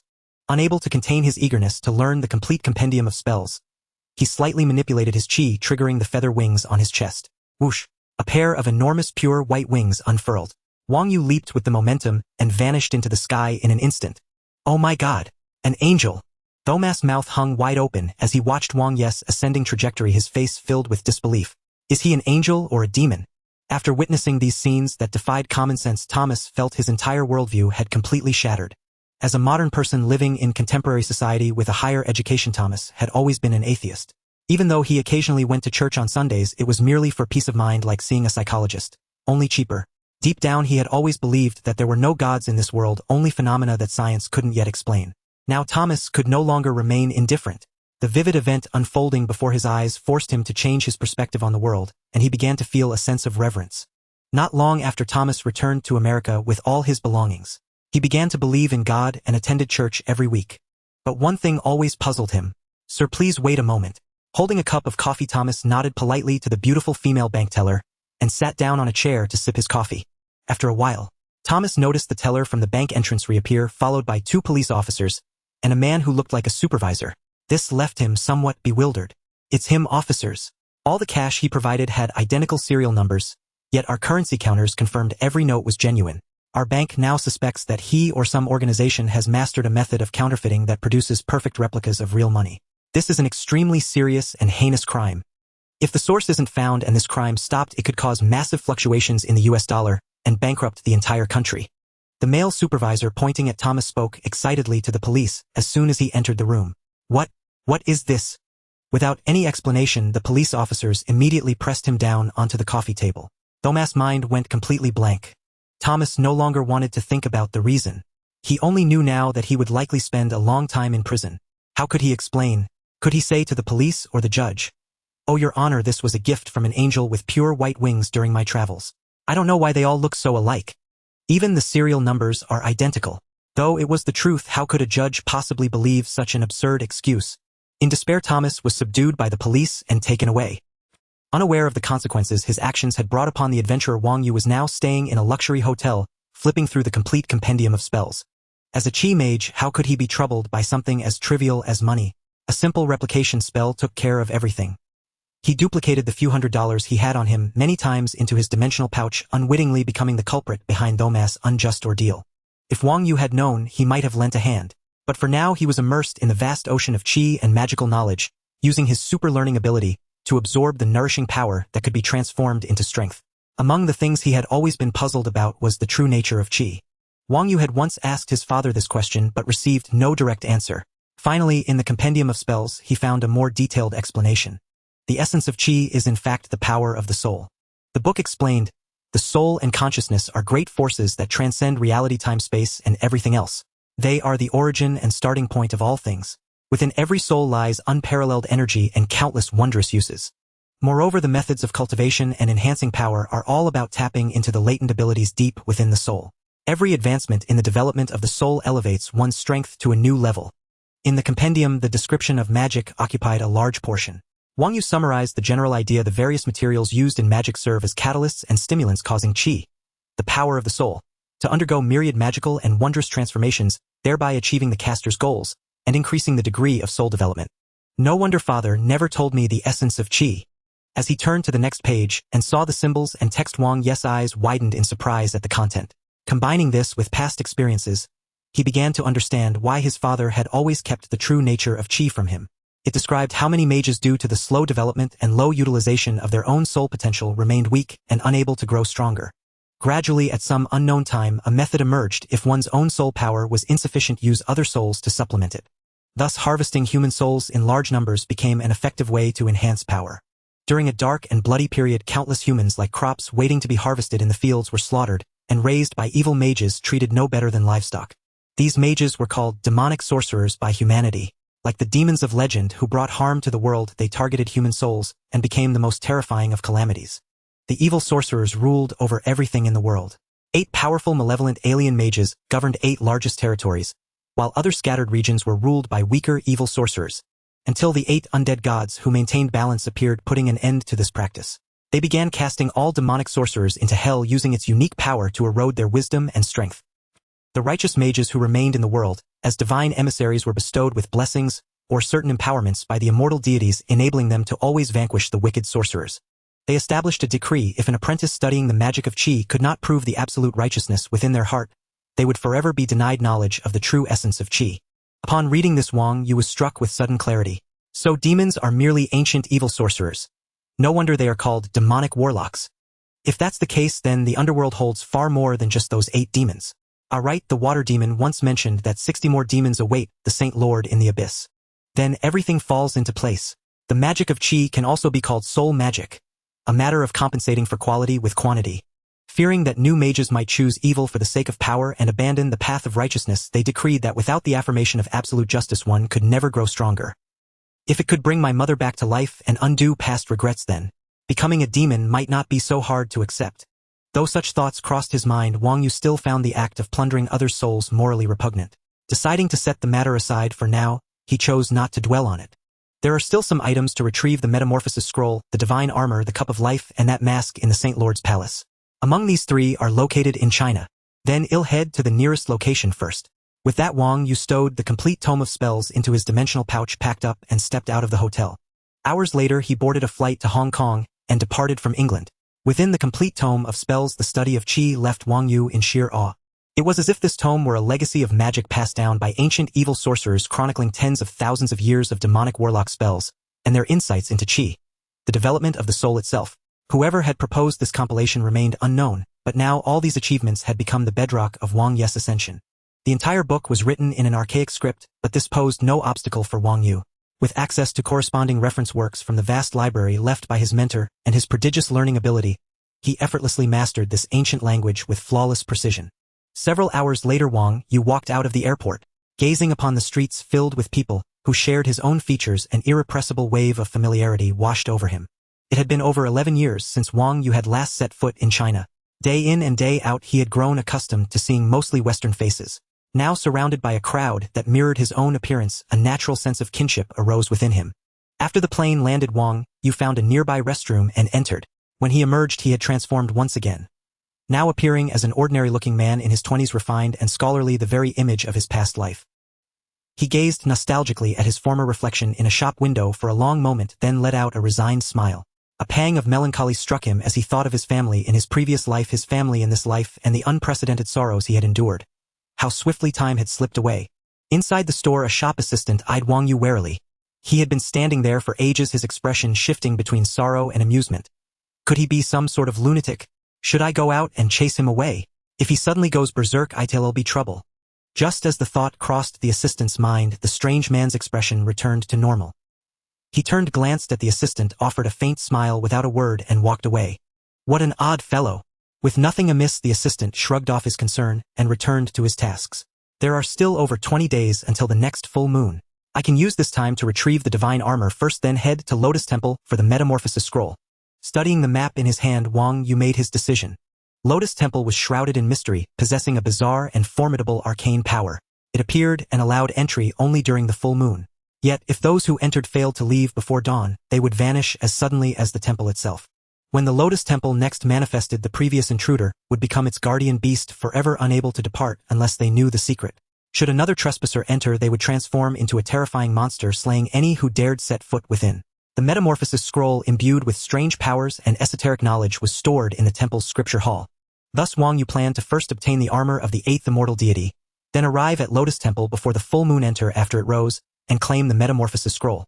Cross-referencing the map with information from ancient texts, Wang Yu pinpointed the location of the 8th immortal deity's armor, atop a nameless peak in the Kunlun Mountains. With his goal set, Wang Yu set off immediately. Along the way, Wang Yu remained industrious. The knowledge within the complete tome of spells was vast beyond measure. He experimented with several methods for developing the soul, reaping great benefits. By the time he reached his destination, his soul cultivation had already surpassed his mentors, making him a formidable chi sorcerer in his own right. Moreover, from the complete tome of spells, Wang Yu had learned many eerie and arcane abilities, curses, rituals, pacts, and other dark arts. With the aid of his super learning ability, Wang Yu mastered these skills with ease. Even if he were to return to the Marvel world at this moment, he would stand as a boss-level powerhouse, leaving most heroes powerless against him. Yet he could not return just yet, for there were still the 12 talismans and numerous other items to collect. Time was on Wang Yu's side. No matter how long he spent in this world, he could use his traversal ability to return to the exact timeline he left behind in the previous world, so he had every confidence. This expedition went smoothly with no unexpected incidents. Wang Yu easily located the ancient temple dedicated to the deity as marked in the old texts. The interior was filled with ash, and the decayed materials of the temple groaned under his weight. Wang Yu's eyes immediately fell upon the armor enshrined at the center of the temple. He eagerly took it and donned it. With a mere infusion of soul power, the armor instantly transformed into a form-fitting suit worn beneath his clothes, clinging tightly to his skin. As expected, it's a treasure of transformation capable of any shape. Good thing too. If I had to wear that ridiculous form Jackie Chan took in the story, I'd never put it on. After experimenting with the armor's transformations using his soul power, feeling the unparalleled strength surging within him, Wang Yu smiled to himself. Wang Yu felt as though he could lift an entire mountain, surpassing even the mythical Hercules in strength. Explosive power surged through his body. Though his skin was covered by a jet-black, unknown material that resembled a bodysuit, it did not feel constricting.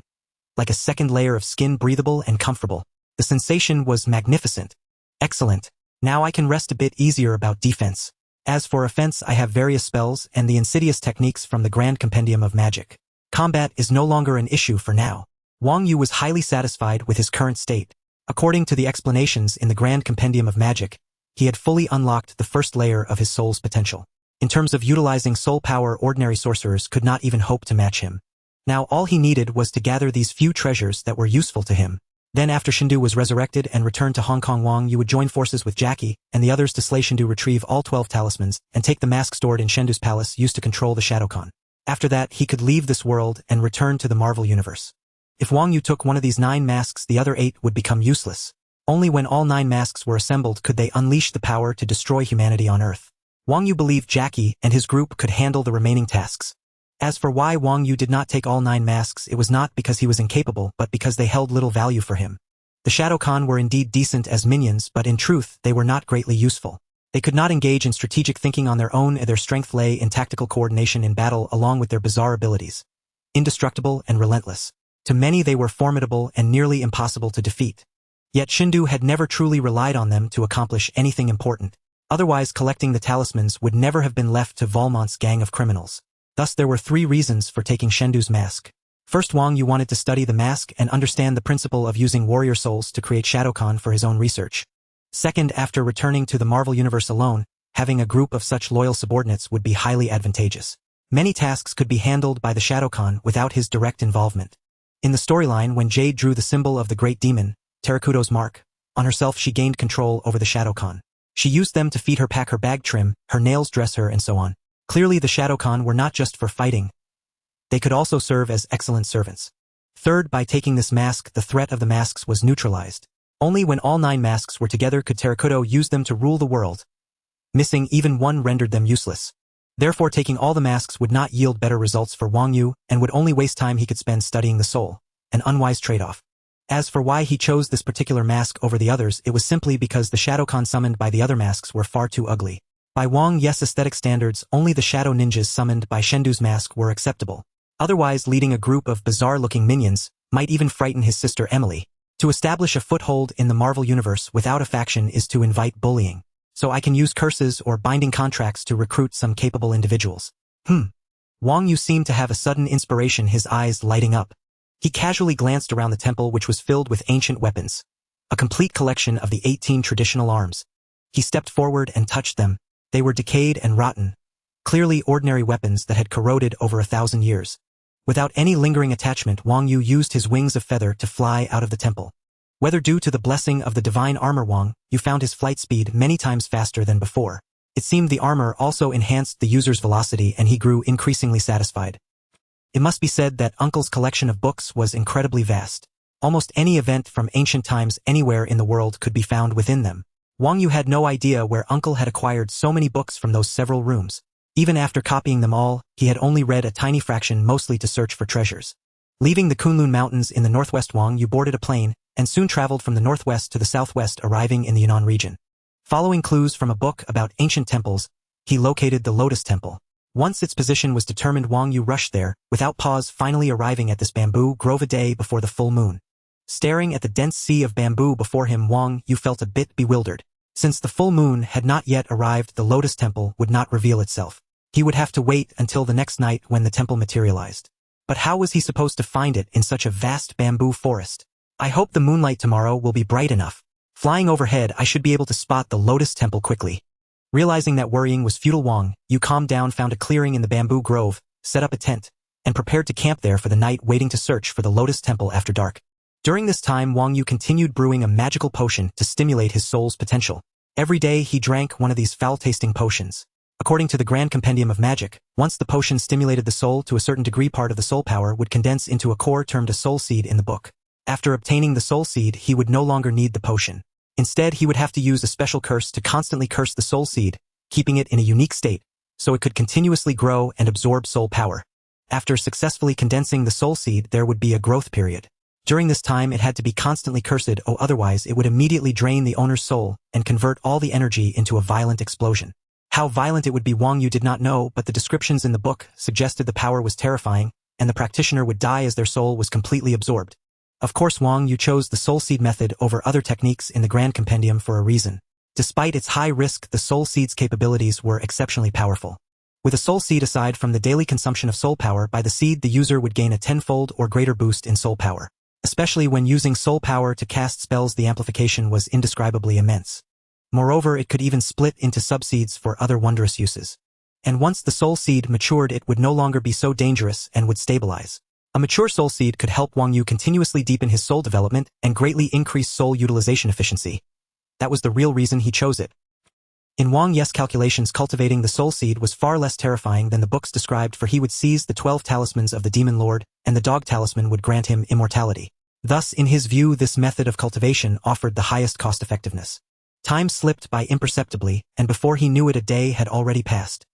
He took out a bottle of water, rinsed his mouth, and suppressed the nauseating taste of the magical potion. Only then did Wang Yu feel somewhat better. He packed up the tent and stowed it into the shrinking pouch. He then retrieved some packaged food and casually settled his dinner. Gazing at the rising round and brilliant full moon, Wang Yu broke into a smile. A gentle breeze brushed his face. Everything beneath the moonlight appeared so ethereal and serene. The earth lay in tranquil peace. Wang Yu spread his feathered wings and glided through the air, his eyes gleaming with a faint yellowish-green light as he surveyed the bamboo forest rushing beneath him. With the aid of the all-seeing eye magic, Wang Yu effortlessly located the traces of the Lotus Temple. A surge of joy welled up within him, and he swiftly flew over. Before long, an ancient temple of considerable size came into view. Wang Yu was determined to obtain the transformation scroll at all costs. According to the plot in Wang Yu's memory, the corrupt monk who had hired Jackie Chan to find the Lotus Temple possessed some skill, but he was not overwhelmingly powerful. Though Jackie Chan was caught off guard and made somewhat flustered, Wang Yu believed that in the end, the monk would be no match for Jackie Chan, especially with Jade assisting from the sidelines. However, everything changed once he obtained the transformation scroll. Simply by drawing a single inscription from the scroll onto his palm, he could summon immense power out of thin air, sending Jackie Chan and his companions fleeing in panic.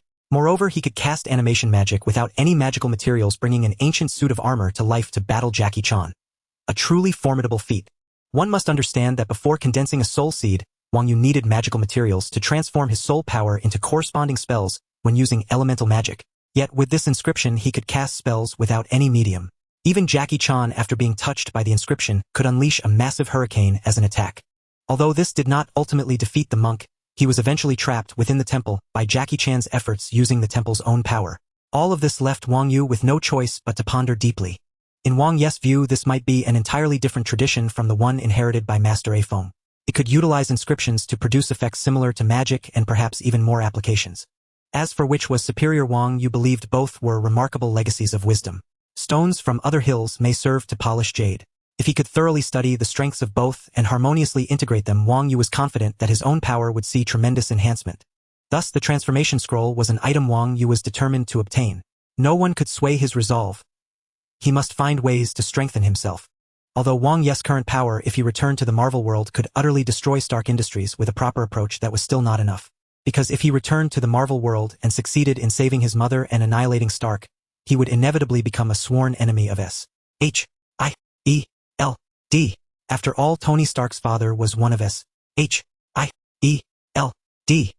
founders. Given the scale of destruction Wang Yu would have caused, what reason would S.H.I.E.L.D. have to let him go? Then, whether overtly or covertly, if Wang Yu lacked sufficient strength, wouldn't he be waiting for them to come and deal with him? Moreover, by that time his family might become prime targets for them to use as leverage against him. Do not assume that S.H.I.E.L.D. as an organized entity would refrain from such actions. Those who think so are plentiful in S.H.I.E.L.D.'s prisons. Furthermore, Hydra, which had deeply infiltrated S.H.I.E.L.D., would not let go of a pawn like Wang Yu who had vulnerabilities to exploit. They would likely be even more ruthless and devoid of humanity. Moreover, the Marvel world was far deeper than it appeared, with many hidden threats lurking in the shadows. Once Wang Yu made a name for himself without possessing enough power to protect his family, he might ultimately fall into the same tragedy as before, perhaps even worse. Therefore, under no circumstances could Wang Yu tolerate any threat to his family again. Not even the slightest. Thus Wang Yu would never let slip any opportunity to enhance his strength. With a deep breath, he descended directly from the sky and landed at the main entrance of the Lotus Temple. Wang Yu surveyed his surroundings. The door stood open, and the temple, like the outside environment, was dark and silent, as if untouched by human presence for ages. A fleeting glint flashed in his eyes. The all-seeing eye magic could not penetrate the temple's structure. It seemed to be reinforced by an invisible, powerful force, mysterious and extraordinary. Recalling his knowledge of this eerie temple from the plot, Wang Yu understood that he must find the transformation scroll and leave before dawn, or otherwise he would be captured by the temple's power and turned into a guardian beast. Wang Yu was deeply wary of this sensed power. He was not confident in escaping such formidable force, so he had no intention of confronting it head-on. No guardian beasts. That's perfect. I can go straight for the transformation scroll without wasting time dealing with them. Wang Yu stepped through the temple gate. After sensing no anomalies, he immediately proceeded toward the lowest level, which resembled a scripture library, unwilling to waste a single moment. Roar! A strange howl suddenly came from behind. Humph, I was expecting you. I've been waiting. Having just descended one level, Wang Yu heard the eerie roar approaching from behind. Unflustered, he was prepared. A round dried pufferfish slipped into his hand. Gripping its tail, he raised his hand and shot a beam of green light backward from under his arm. With a thud, the beast lunging from behind was sent flying, crashing through a wall and buried under rubble. Wang Yu stepped forward to see that a single blow had knocked the hairy beast unconscious. A hint of contempt flickered across his face, but he paid it no further attention and continued descending. He had no time to waste on such monsters. Once he obtained the transformation scroll, he would leave. He had no interest whatsoever in the temple's other secrets. Upon reaching the lowest level and seeing several rows of bookshelves, Wang Yu did not hesitate. He began opening the lower compartments one by one, searching. According to the plot in his memory, the conceited monk had found the transformation scroll in a hidden compartment beneath one of the bookshelves. Finally, on the second shelf, he discovered a compartment. Lifting the cover, Wang Yu saw the transformation scroll lying inside. This is it. I finally found it. With the transformation scroll in hand, I've taken another step closer to my goal. Wang Yu thought joyfully. He reached out and took it, sensing the faint power emanating from the scroll through the chi within his body. Realizing it was genuine, he casually placed it into his storage pouch. Having already spent considerable time, Wang Yu decided to find a safe location before carefully examining this demonic transformation scroll. A loud crash echoed. A tremendous impact resounded. Just as he turned to leave, a dark shadow flashed by, and Wang Yu was sent flying, crashing through the ceiling into the floor above. Thanks to the divine armor he wore, Wang Yu emerged unscathed. However, caught off guard by the sudden assault, he had been knocked off balance and sent hurtling away. Perhaps due to the mysterious power interfering within this temple, Wang Yu had failed to sense the two beasts sneaking up on him beforehand. Wang Yu rose unscathed from the rubble, and upon closer inspection, he saw two distinct long-haired monsters leaping up through the hole he had just created. Their crimson eyes glared at him with malicious intent. How are there two? Did they enter this temple together? No matter. Since you dared to attack me, then die. This will also end your endless suffering. Seeing two temple-guarding beasts, Wang Yu was momentarily surprised, but quickly a surge of anger flooded his mind. He was no hypocrite who would turn the other cheek. Since they had attacked him, they would pay the price. And judging by their appearance, these two beasts were not the young maiden Zhu Lin from when Chen Long and the others arrived, but rather unfortunate souls who had been imprisoned by the Lotus Temple long before. Thus Wang Yu had little interest in helping them escape the temple. A roar. Another roar. One beast let out a thunderous roar and lunged directly at Wang Yu, while the other instantly leaped to the ceiling, fixing its gaze on the human, who had just sent them flying, poised to drop down and ambush him at any moment. Humph, go to hell. This time Wang Yu decided not to use magic, but to test the might of his newly acquired divine armor. As he channeled his formidable internal qi, a surge of golden energy erupted from the armor, enveloping his body like blazing flames. The skin-tight undersuit of the armor instantly manifested on the outside, transforming into a sleek black-and-red battle suit that exuded an aura of formidable power. Whoa, this feels like turning into a Super Saiyan. Such immense physical power. Feeling brimming with strength, Wang Yu shot a cold smirk at the two monsters before launching a swift high kick. A muffled thud, a tearing sound. The beast charging Hedon never anticipated Wang Yu's sudden burst of speed. It was utterly unable to react before being struck. A sound like ripping fabric echoed as Wang Yu's foot pierced straight through the monster's body. A clean penetration. That tearing noise was the sound of the beast's flesh and muscle being torn apart. With a wet thud, the monster collapsed to the ground as Wang Yu withdrew his leg. It twitched a few times before slowly reverting to human form, revealing the visage of a middle-aged man. A roar. A roar. A roar. Whatever relationship the two beasts shared, the one on the ceiling clearly grew and raged at the sight of its companion's demise. Its roars shook the heavens, yet it refused to descend, seemingly retaining a shred of reason. Witnessing how easily Wang Yu had slain its ally, it was too fearful to engage him directly. What are you howling for? You're all bark and no bite. Do you think hiding up there makes you safe? Foolish. Rubbing his ears, which were ringing from the deafening roars, Wang Yu sneered at the blustering beast above. He spread his legs, slightly bent his knees, and placed his hands together at his waist, striking a familiar pose. The golden energy generated by the divine armor coalesced, compressing into a blindingly bright sphere that radiated pulsating waves. Sensing the danger, the beast retreated a few steps uneasily. Seeing Wang Yu merely smirking at it from his strange stance, it suddenly bolted, moving at top speed in an attempt to flee. All thoughts of avenging its companion or the temple's binding power were abandoned. Having existed here for so long, it felt that if it didn't escape now, it would meet the same fate as its kin. Easily slain by this human. Quite self-aware, but for me the outcome remains the same. Behold my fake Kamehameha. With a mighty shout, Wang Yu released the barely contained golden energy sphere, sending it hurtling toward the fleeing beast above. By then the beast had already climbed several floors and cowered in a corner of the topmost attic, not daring to breathe. Over the long years, it had gradually learned to control its transformed mind. Although it still involuntarily transformed, whenever an intruder entered, it could now regain its sanity shortly after the initial frenzy. For much of its existence, it had pinned its hopes on this ability, seeking a way to leave the temple. Each time an intruder arrived, it wished to communicate and ask for help, but few could survive its initial frenzied slaughter. Only one person after many years managed to endure its rampage. Unfortunately, that person could not free it, and instead, due to its own actions, became another guardian of the temple. This intruder seemed extraordinary, having just effortlessly slain the guardian that once was that person. It appeared he had no intention of letting it go. It seemed it would finally find release from this temple's curse, though this was not exactly the outcome it had desired. Boom, boom, boom. The golden energy sphere tore through several layers of flooring with irresistible force. Even after striking the final beast, it did not stop. Blasting a massive hole through the Lotus Temple's roof, it traced a long golden arc into the sky, disappearing into the distance. Wow, not bad at all. Hope I didn't hit any satellites or space stations. This divine armor is truly remarkable. Well worth the time and effort I spent journeying to the Kunlun Mountains to find it. Wang Yu was quite satisfied with the power he had unleashed. The monster he had just struck didn't even have time to scream before being reduced to ashes. Not a single fragment remained. Truly worthy of a god's armor, it was remarkably effective. Without lingering further, he retracted the transformed battle suit, letting it cling to his skin beneath his outer clothes. Wang Yu then resumed his journey to find the next target. The Cup of Life, also known as the Holy Grail. Drinking the water within grants rejuvenation and extended lifespan. However, consuming too much would cause one to shrink, potentially reverting to an embryonic state if overindulged. Wang Yu was greatly interested in the Cup of Life. Returning to the Marvel world, it might prove useful. If possible, using this water as a bargaining chip could alleviate certain pressures. After all, he still had to live on in the Marvel universe. At a high-end international hotel in Hong Kong, Wang Yu had returned to his 11-year-old form.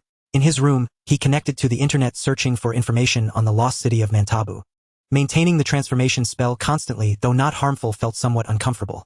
A tight, oppressive sensation.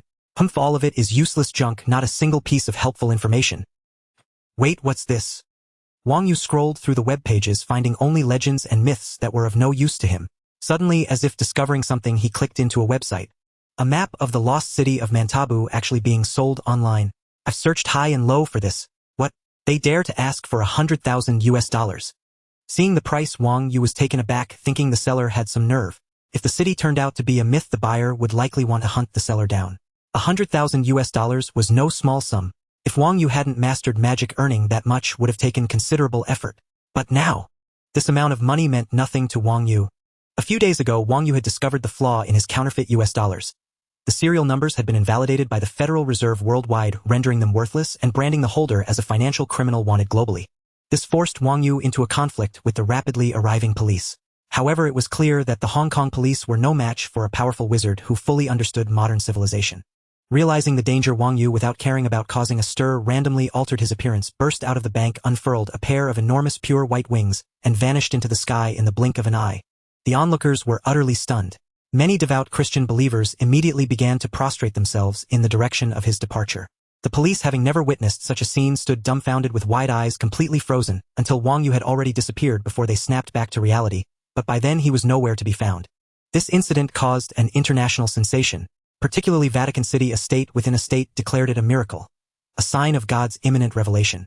Yet they couldn't explain why God's angel was Asian. Naturally, many other theories emerged. Some claimed it was an alien conspiracy, while others insisted it was a secret organization's biological weapon. Opinions were divided. The random face Wang Yu had assumed during his escape was now exposed and circulating all over the internet. Everyday tourists flocked to Hong Kong to witness the sight of the miracle, among whom were countless spies seeking the truth. None of this concerned Wang Yu. After turning invisible and leaving, he reverted to his past lives, face landed in a secluded corner, and departed long ago. This incident also forced Wang Yu to change his method of making money. Directly counterfeiting banknotes was no longer viable. After much thought, he used his remaining cash to buy some gold from a nearby jewelry store, then duplicated a ton of it using magic. He sold it at several different shops for a total of $20 million, depositing the money into a Swiss bank account. Under normal circumstances, this gold could have fetched a much higher price, but to avoid further complications, such as questions about the gold's legality and origin, Wang Yu chose to sell it at a low price. With the buyers not inquiring about the source, he managed to offload the sizable quantity of gold entirely. Since duplicating the gold consumed negligible energy, Wang Yu didn't care about the price as long as it was sufficient for his current needs. Thus, without a second thought, Wang Yu immediately purchased the map to find Mantabu. After waiting a few days, the package he ordered finally arrived from England. Soon after, Wang Yu boarded an international flight to South America. Due to a typhoon, the flight was delayed by a day. Finally, on the third morning, Wang Yu arrived at the Amazon jungle indicated on the map. Initially, Wang Yu was ambivalent about finding the Holy Grail. He could obtain the dog talisman to ensure his own immortality, but his family couldn't.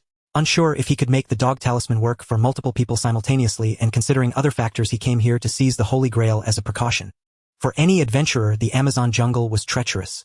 Traveling just a few kilometers could take a whole day and enormous energy, with constant vigilance against venomous insects, snakes, and other tiny killers that could claim a life at any moment.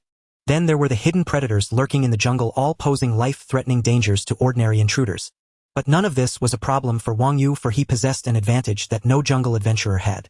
Flying through the sky, Wang Yu could cover dozens of kilometers in minutes.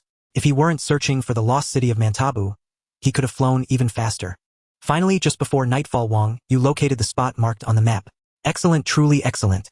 It seems this map is genuine. It was worth traveling all the way from Hong Kong to the Amazon jungle in South America. Wang Yu found the massive crater just as described in the legends, as if formed by a meteorite. Whoosh! He descended from the sky, walked to the edge of the pit, and reached out his hands. A city wall. Yes, this is it. This is definitely the place. Touching the invisible barrier, Wang Yu smiled and threw a punch. Boom! Crack! The massive crater instantly revealed a colossal city, filling the entire space of the pit. The towering wall before Wang Yu collapsed from his punch, exposing the empty space beyond. Then the city erupted in chaos. Many primitively dressed people emerged from their homes upon hearing the thunderous sound, only to spot Wang Yu and the shattered wall. What? An outsider! Kill him! He's here to cause trouble. He's discovered our city. He cannot leave alive. Seeing the city revealed, Wang Yu strode straight inside. Casually taking out a potion, he cast an aura spell on himself. All the mantabans who tried to stop him were repelled, unable to approach within 3 meters. Even the stones and darts they hurled were blocked, as if an invisible hard glass shield surrounded him. The Mantabans gradually realized they were utterly powerless against Wang Yu's actions. Witnessing his supernatural abilities, fear and reverence for mystical forces surged within their hearts. Soon many Mantabans knelt before him in worship. Under these circumstances, the matter became far simpler. He advanced directly toward the temple at the city center, ignoring all attacks along the way, treating every Muntabu as though they were nothing. Wang Yu did not exchange a single word with them. There was no need. Wang Yu had no desire to become their god saint or prophet. All he wanted was the chalice of life. He shared no common ground with these uncivilized people. Upon arriving, Wang Yu discovered that the stone altar where the chalice of life should have rested in the storyline was empty. The chalice was no longer there. Unsurprised, Wang Yu promptly used a true sight, sweeping his gaze around until he spotted the Muntabu chieftain attempting to flee with the chalice of life. The Muntabu chieftain was now gripped by terror. Because of the chalice of life, he had lived for nearly 2,000 years. The moment Wang Yu appeared, he had already sensed Wang Yu's purpose. It was undoubtedly the chalice of life. He understood the consequences of losing the chalice of life all too well. Without it, his life would rapidly wane, and the extra years granted to his people would drain away just as quickly. "O God, are you withdrawing your blessing, no longer casting your radiance upon the Muntabu?" He turned his head to look behind him at the sky above. Wang Yu, with pristine white wings unfurled, hovered in the azure sky, gazing down at him with cold indifference. Like a divine being descending to the mortal realm, he displayed his immense power and unfathomable methods to all. The chieftain's heart grew bitter. It seems the calamity foretold in the prophecy has finally arrived. God no longer favors our tribe. Our end is here. An ancient prophecy passed down through countless ages had foretold both the glory and the decline of the Muntabu. Legend said it was spoken by a great prophet of old who had obtained the chalice of life from the gods. Yet the prophet never drank from the holy cup to gain immortality, declaring it the price of the tribe's eternal life. He warned that one distant day the Muntabu would lose the chalice of life. This was the will of the gods. After that, the Muntabu would stand at a crossroads of fate. If they survived the catastrophe without being wiped out, they would usher in a magnificent renaissance. May the gods bless us. The chieftain ceased his flight, his expression complex, as he faced Wang Yu, the chalice of life in his hands. With a thud, he knelt on the ground, raised the chalice with both hands, and reverently offered it up. Without wasting a moment, Wang Yu snatched the chalice of life from the chieftain's hands. He cast a deep, penetrating glance at the chieftain, a flicker of surprise stirring within him. "What is this? Offering it to me?" Wang Yu had planned to seize the chalice of life and leave immediately, but the chieftain's sudden submission piqued his curiosity. If he had taken it by force, it would have been of no consequence. Those who failed to read the situation had only themselves to blame. Might made right after all. However, the chieftain's capitulation earned him a measure of goodwill from Wang Yu, as it saved him trouble and netted him a divine artifact. After some deliberation, a sudden idea struck Wang Yu. He then retrieved a reagent from his shrinking pouch, poured it into his palm, and blew it toward the chalice of life. A gentle breeze swept through, and Wang Yu's expression shifted. Another chalice of life materialized instantly beside the original. Wang Yu's face paled slightly. Without a word, he seized the original chalice, flew into the sky, and vanished from sight. He left behind the duplicate chalice of life on the ground. The chieftain was stunned by the sudden departure of the fearsome figure. Then a wave of ecstasy washed over him.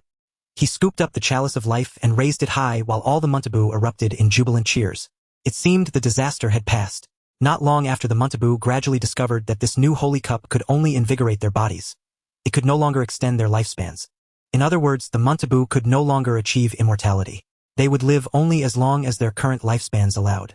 Once everyone understood this, the chieftain issued new decrees reforming their customs and opening their doors to the outside world. After many years of great changes, the Muntabu blended their mystical arts with modern technology to create their own civilization, enjoying a period of unparalleled brilliance. How terrifying!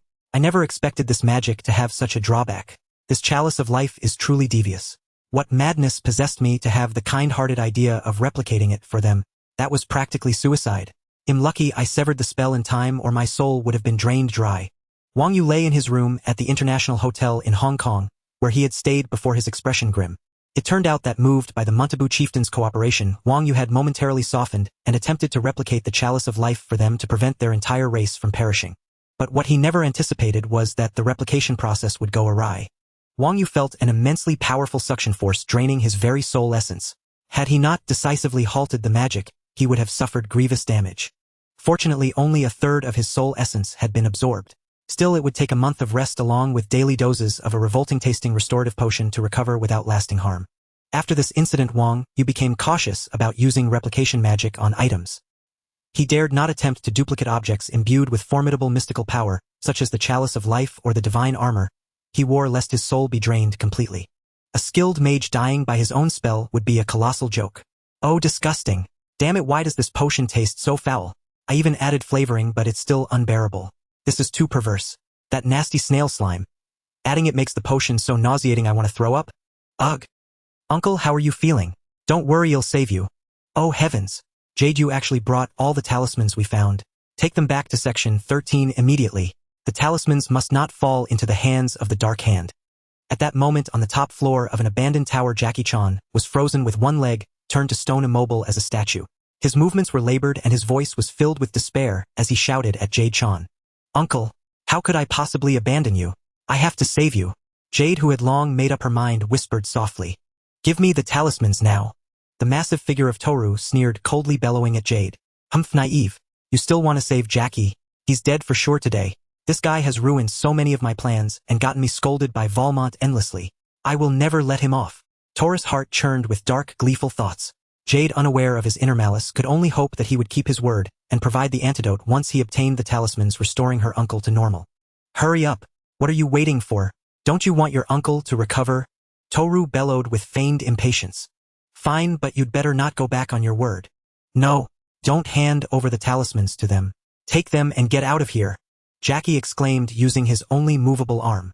He waved at Jade, signaling her not to surrender the talismans. Jackie firmly believed that Uncle would find a way to save him, and he didn't want all his past efforts to be in vain. If Jade gave the talismans to the Black Hand, everything he had fought tooth and nail for would become meaningless. Because of this, even Xiaoyu had vanished, so Jackie desperately hoped Jade wouldn't do it. Heh.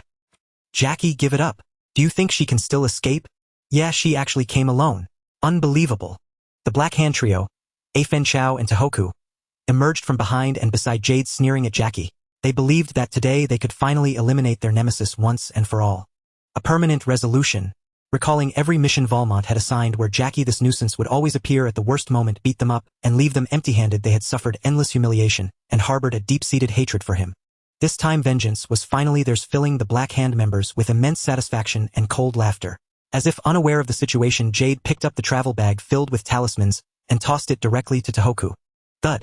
Catching the bag, Tohoku, eager to fulfill Valmont's orders, immediately opened it to inspect the talismans. 1, 2, 3, 4, 5. Good, all here. Tohoku wore a triumphant smirk. Valmont will be pleased. Finally, this mission can end. Tohoku felt immense joy. Not only had they retrieved the long-sought talismans, but their greatest enemy, Jackie, could finally be erased from their world. The thought sent a surge of pleasure through him. Little girl, thanks for the talismans. Here, this is the antidote for your Uncle Jackie. Tohoku sneered at Jade, feigning sincerity, as he extended a test tube containing the solution. Oops, dropped it. Suddenly Tohoku let his fingers slip and the test tube fell, about to shatter. Without that solution, Jackie would remain a statue, forever doomed to a miserable fate. Whoosh! Just as the tube was about to smash, a faint shadow flashed by, catching it in an instant. What? Tohoku's eyes widened in disbelief. Could it be that the talismans you gave me? He opened the bag, grabbed a talisman, and crushed it. Crunch! The talisman crumbled to dust. Damn it! You tricked me! Realizing he had been fooled by a little girl, Tohoku roared in fury and humiliation. Haha, idiot! Did you think I'd give you the real talismans? Uncle Jackie! Using the rabbit talisman's super speed to snatch the solution, Jade taunted the Black Hand members before hurling the test tube containing the restorative liquid toward Jackie. Thud! The tube shattered, splashing the solution onto Jackie. Instantly his petrification began to reverse, restoring him to normal. You damn villains! Xiaoyu disappeared because of you. Die! Jade's face turned cold as she glared at the Black Hand, her voice dripping with venom. Wang Yu's sudden disappearance had hit Jade hard. Though they had only known each other for a month from their first meeting to their search for the Ox Talisman, the two had become close friends in her mind, getting along wonderfully. After the incident, Jade, still childlike, blamed herself for losing Wang Yu. Moreover, she felt deep guilt toward Jackie's family. Seeing Uncle sighing helplessly and Jackie habitually calling for Xiaoyu before remembering he was gone, her hatred for the Black Hand grew. Jade! Seeing her like this, Jackie didn't know what to say. He knew she blamed herself for Wang Yu's disappearance and had tried countless times to console her, but to no avail. Now she was becoming increasingly extreme. Jackie didn't want her to become this way. It wasn't her fault. No trace of Wang Yu had been found. No one knew why he vanished. There were no clues. Not even from Section 13. It was as if he had evaporated into thin air, leaving Uncle still deeply sorrowful. Without Wang Yu, Jackie felt the loss too. Everyone seemed to have lost something important, and the family couldn't return to normal. "You will pay for this." Enraged by Jade's taunts, Tohoku lunged at her, his massive frame casting a shadow over her tiny body. It seemed Jade would be crushed in an instant. Boom! A violent explosion sent Tohoku flying into the air before he crashed down, smashing through the floor and landing on the level below. It turned out that Jade had indeed stolen all the talismans from Section 13. However, instead of handing them over to the Black Hand, she used one of Uncle's minor spells to create convincing fakes, swapping them out and successfully rescuing Jackie. Thus, sometimes hatred truly makes one stronger. Murphy's Law for once failed to plague Jade, allowing her to save Jackie. Subsequently, Jade, flying in the air, and the restored Jackie fought off the Black Hand, once more thwarting their ambitions. Together, they returned to Section 13 and placed the talismans back in the vault. Wang Yu remained unaware that events involving Jackie and the others had already diverged significantly from his memories. Nevertheless, things hadn't taken a completely opposite turn. They still unfolded as he had anticipated. The talismans were collected by Jackie one by one, with Shindu obtaining pitifully few. However, Wang Yu believed that Shindu, a demon who had lived for millennia, surely had a backup plan to resurrect his true form and return to Hong Kong to restore his temple. Thus, Wang Yu waited like a hunter, lying in ambush for Shindu's arrival during the new year. He didn't waste this time drinking the potion for condensing the soul seed day and night. Wang Yu sensed that in about a month the growing soul seed would successfully take shape, and he would no longer have to consume that nauseating concoction. Feeling the power emanating from the soul force gathering in his chest, Wang Yu smiled. He took a sip of tea. His smile faded, replaced by calm, as he began to contemplate how to meet Jackie and his group during the battle with Shindu in 2 months. After seizing the 12 talismans and the masks from Shindu's palace, Wang Yu would return to the Marvel Universe. Uncertain if he would ever revisit this world, he didn't want to leave any regrets behind. "This is the only way. I hope you'll like it, Uncle Jackie." Recalling the moment he first met Jackie's family, Wang Yu whispered softly. In the world of Jackie Chan adventures, the most powerful and enigmatic artifact was not the 12 talismans, the Japanese Oni masks, or the dark chi of the 8 demons, but rather the Book of Ages hidden within the mystical space inside Ayers Rock in Australia. This tome recorded all history from the dawn of the world to the distant future. Should anyone alter its contents, reality itself would warp, unfolding according to the revised events. Yet there was one crucial caveat. History was not so easily rewritten. To tamper with the Book of Ages was to invite the punishment of fate. If one could not withstand this retribution, history would correct itself to its original course, and the one who dared to change it would suffer a terrible calamity. In the original storyline, Shindu, driven to desperation, resolved to harness the immense power of the Book of Ages to alter history, allowing the demons to once again rule the world. Ultimately, he failed. Fate, through Jade Chan, gathered the strength to shatter Shindu's plans, stripping him of all his power. Had it not been for the future where Uncle sought to revive Shindu to combat Drago, the demon sorcerer would have remained a stone statue for all eternity. Such was the power of destiny in Jackie Chan's world. None could defy its will. As a stowaway from another world, Wang Yu believed that if this world's fate discovered him, the consequences could be dire. To avoid any risk, he decided against seeking the Book of Ages. Clearly, the Book of Ages recorded only the history of the Jackie Chan Adventures universe. Even if Wang Yu obtained it and brought it to the Marvel world, it would serve no purpose, utterly failing to function as it did in the Adventures realm. He considered the artifact to be an embodiment of this world's fate and will. Thus, he chose not to court death. He lacked the strength to oppose an entire world, and even if he possessed it, he would not waste his efforts in vain. The inheritance from the Mystic Scroll is truly extraordinary. With mere changes to the inscriptions, it can stir the power of the soul, producing effects that only magic could achieve. At that moment, Wang Yu extended his arm, his left palm facing upward as if grasping at the air. Above his hand, various phenomena flickered: roaring flames, biting frost, and icy winds, blinding flashes of light and crackling lightning. Excellent. It can amplify the power of the atmosphere and enhance the utilization of soul energy. The wisdom of the ancients is not to be underestimated. Wang Yu smiled as he observed this, then the phenomena vanished. He brought his left hand closer, gazing at the mystical inscriptions drawn on his palm, his curiosity about their secrets deepening. With a soft exhale, he extended his left hand again. But this time no wonders appeared. It was as if he had merely waved his hand, utterly unremarkable. Ah! Heavens! Where is this? A piercing scream erupted from the wall. An incredible scene unfolded. The wall was adorned with an oil painting of a nude woman reclining on a bed. Just as Wang Yu's left hand swept past the woman in the painting, suddenly screamed and stepped down from the depicted bed. With both hands pressed against the canvas, as if pushing against a transparent pane of glass, her face twisted in terror and despair as she stared at Wang Yu and the real world as though she had glimpsed a nightmare. Her screams rang out incessantly. Ding dong, ding dong, ding dong. The doorbell chimed. Who is it? What's the matter? Hello, sir. I'm a hotel staff member. Do you require assistance? We received a complaint from the neighboring room about unusually loud noises coming from yours. Is there anything we can help with? The staff member's voice came from outside the door. No, it's fine. I was just watching a horror movie and accidentally turned the volume up too high. My apologies. I'll lower it. No problem. Wang Yu did not open the door.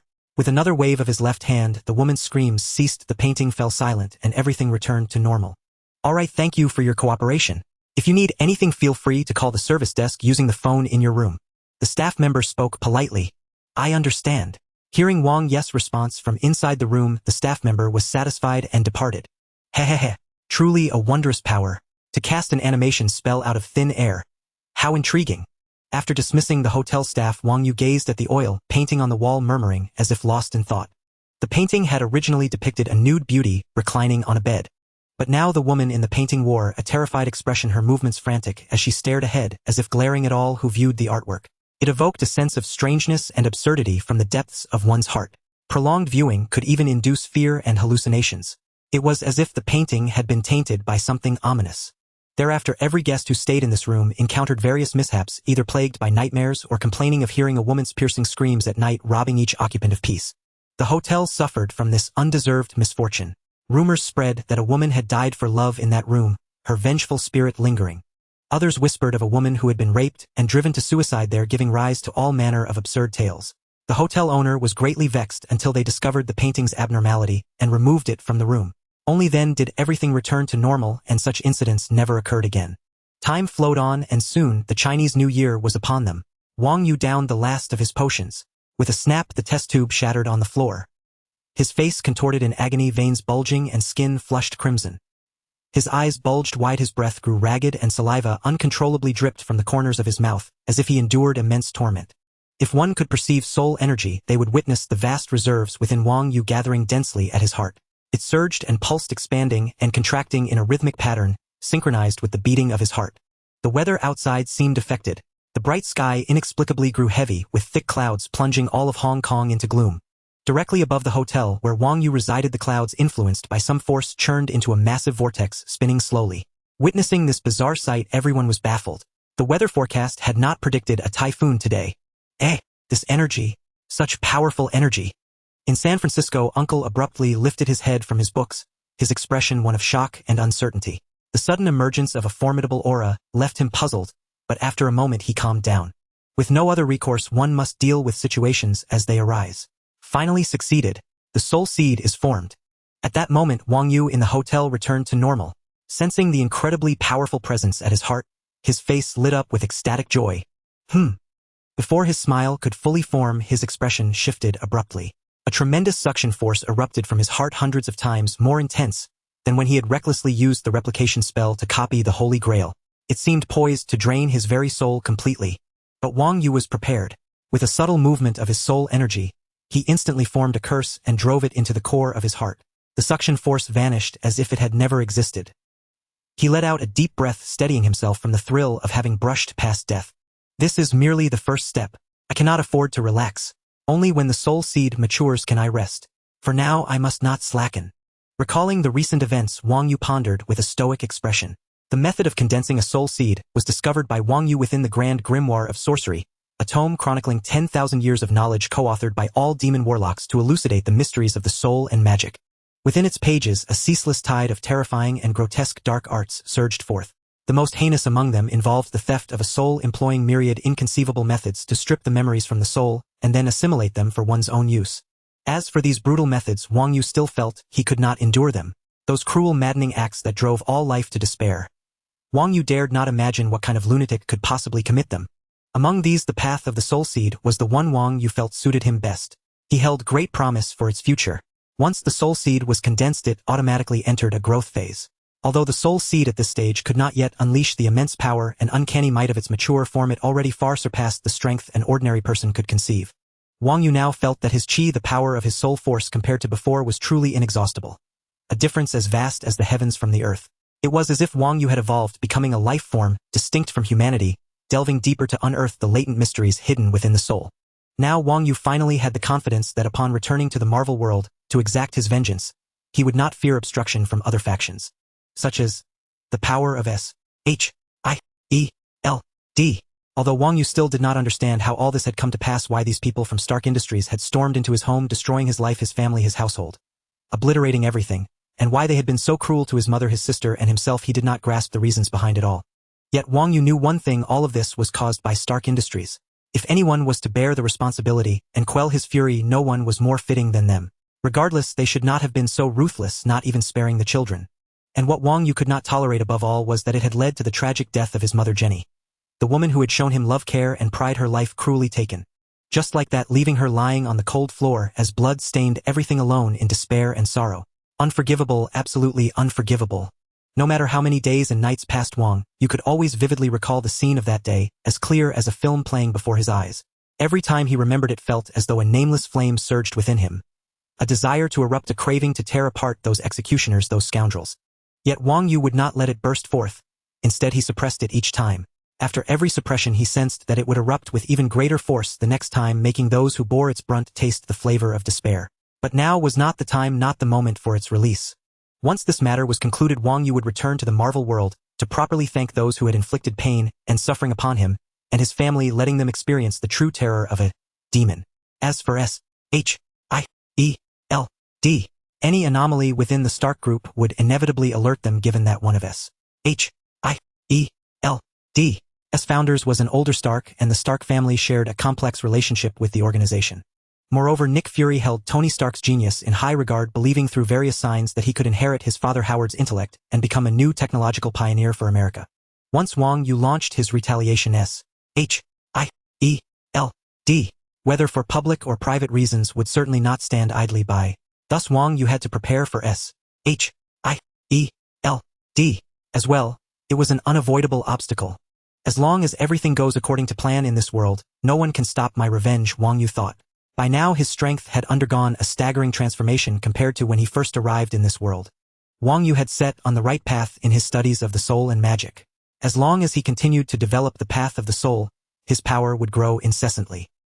His treasures now included the grand grimoire of sorcery, from which he had gained enlightenment on the way of the soul and magic. He also possessed copies of all the books from his father's several rooms stored within his dimensional pocket. From them he had learned a wealth of knowledge on chi magic, enabling him to create countless spells and magical items. A mystical scroll was also in his possession, from which he was learning the art of inscription and its knowledge of the soul and magic. As a mage, this knowledge was far more important than many treasures, for only through it could a mage further enhance and master their power. Additionally, he possessed the armor of the undying god and the cup of life. Wang Yu's greatest confidence lay in the two abilities granted by his rebirth. As long as he could travel to other worlds, he held infinite possibilities. Thus he believed he could restore everything for his family and would never allow anyone to destroy it again. I have a bad feeling. What's wrong, uncle? Did something happen? Jackie Chan asked, puzzled, looking at his uncle's serious expression while pausing the broom in his hand. Ever since Wang Yu had disappeared, the chore of cleaning the antique shop had fallen back to Jackie, who had to wipe every corner each day. I just sensed an immensely powerful chi coming from far away. Within this chi I felt an aura of evil, yet also a hint of familiarity. It's so strange. Such formidable chi, truly incredible. Uncle muttered mysteriously, as if sensing something, his body gesticulating wildly, making Jackie feel something was very wrong. Jackie was not a mage, so his understanding of chi magic was superficial. He only knew that magic could create many wonderful gadgets like those Wang Yu made to better assist him. He did not know that magic could also become a disaster, even capable of bringing about the apocalypse. Why am I telling you all this? You wouldn't understand anyway. Never mind, there will always be a way. With that, Uncle returned to his study to search through books, hoping to find some clue about what had happened. Hong Kong, New Year's Eve. This should be near the Palace of Shindu. Finally, this moment has come. They're here. Seeing Uncle Jackie and the Section 13 team emerging from the woods not far away, Wang Yu felt a trace of reluctance in his heart, which he then cast aside. This is Shendu's palace, Uncle declared, pointing at the barren land ahead. I don't see anything. It's just an empty field, Captain Black asked in confusion. Boom. The moment Black finished speaking, he was instantly proven wrong. A vast expanse of sand and earth rose up, transforming into a massive palace complex before their eyes. Everyone was stunned except for Uncle. Never question, Uncle, he said smugly. As his words faded, the crowd witnessed a streak of light shooting through the sky, landing on the open ground before the palace and materializing into the form of the sovereign. A dragon's roar echoed. Finally, this moment has come. Emerge, my warriors. It is time to commence the crusade and annihilation of the rebels.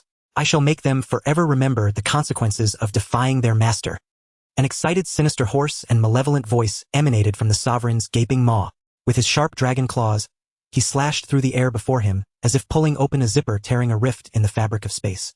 He stretched his arms wide, pulling the rift into a circular shape, expanding its area considerably. Good heavens! Witnessing this sight, everyone was utterly stunned, their mouths agape, staring at the countless bloodshot eyes visible beyond the spatial rift, accompanied by terrifying roars that reached their ears.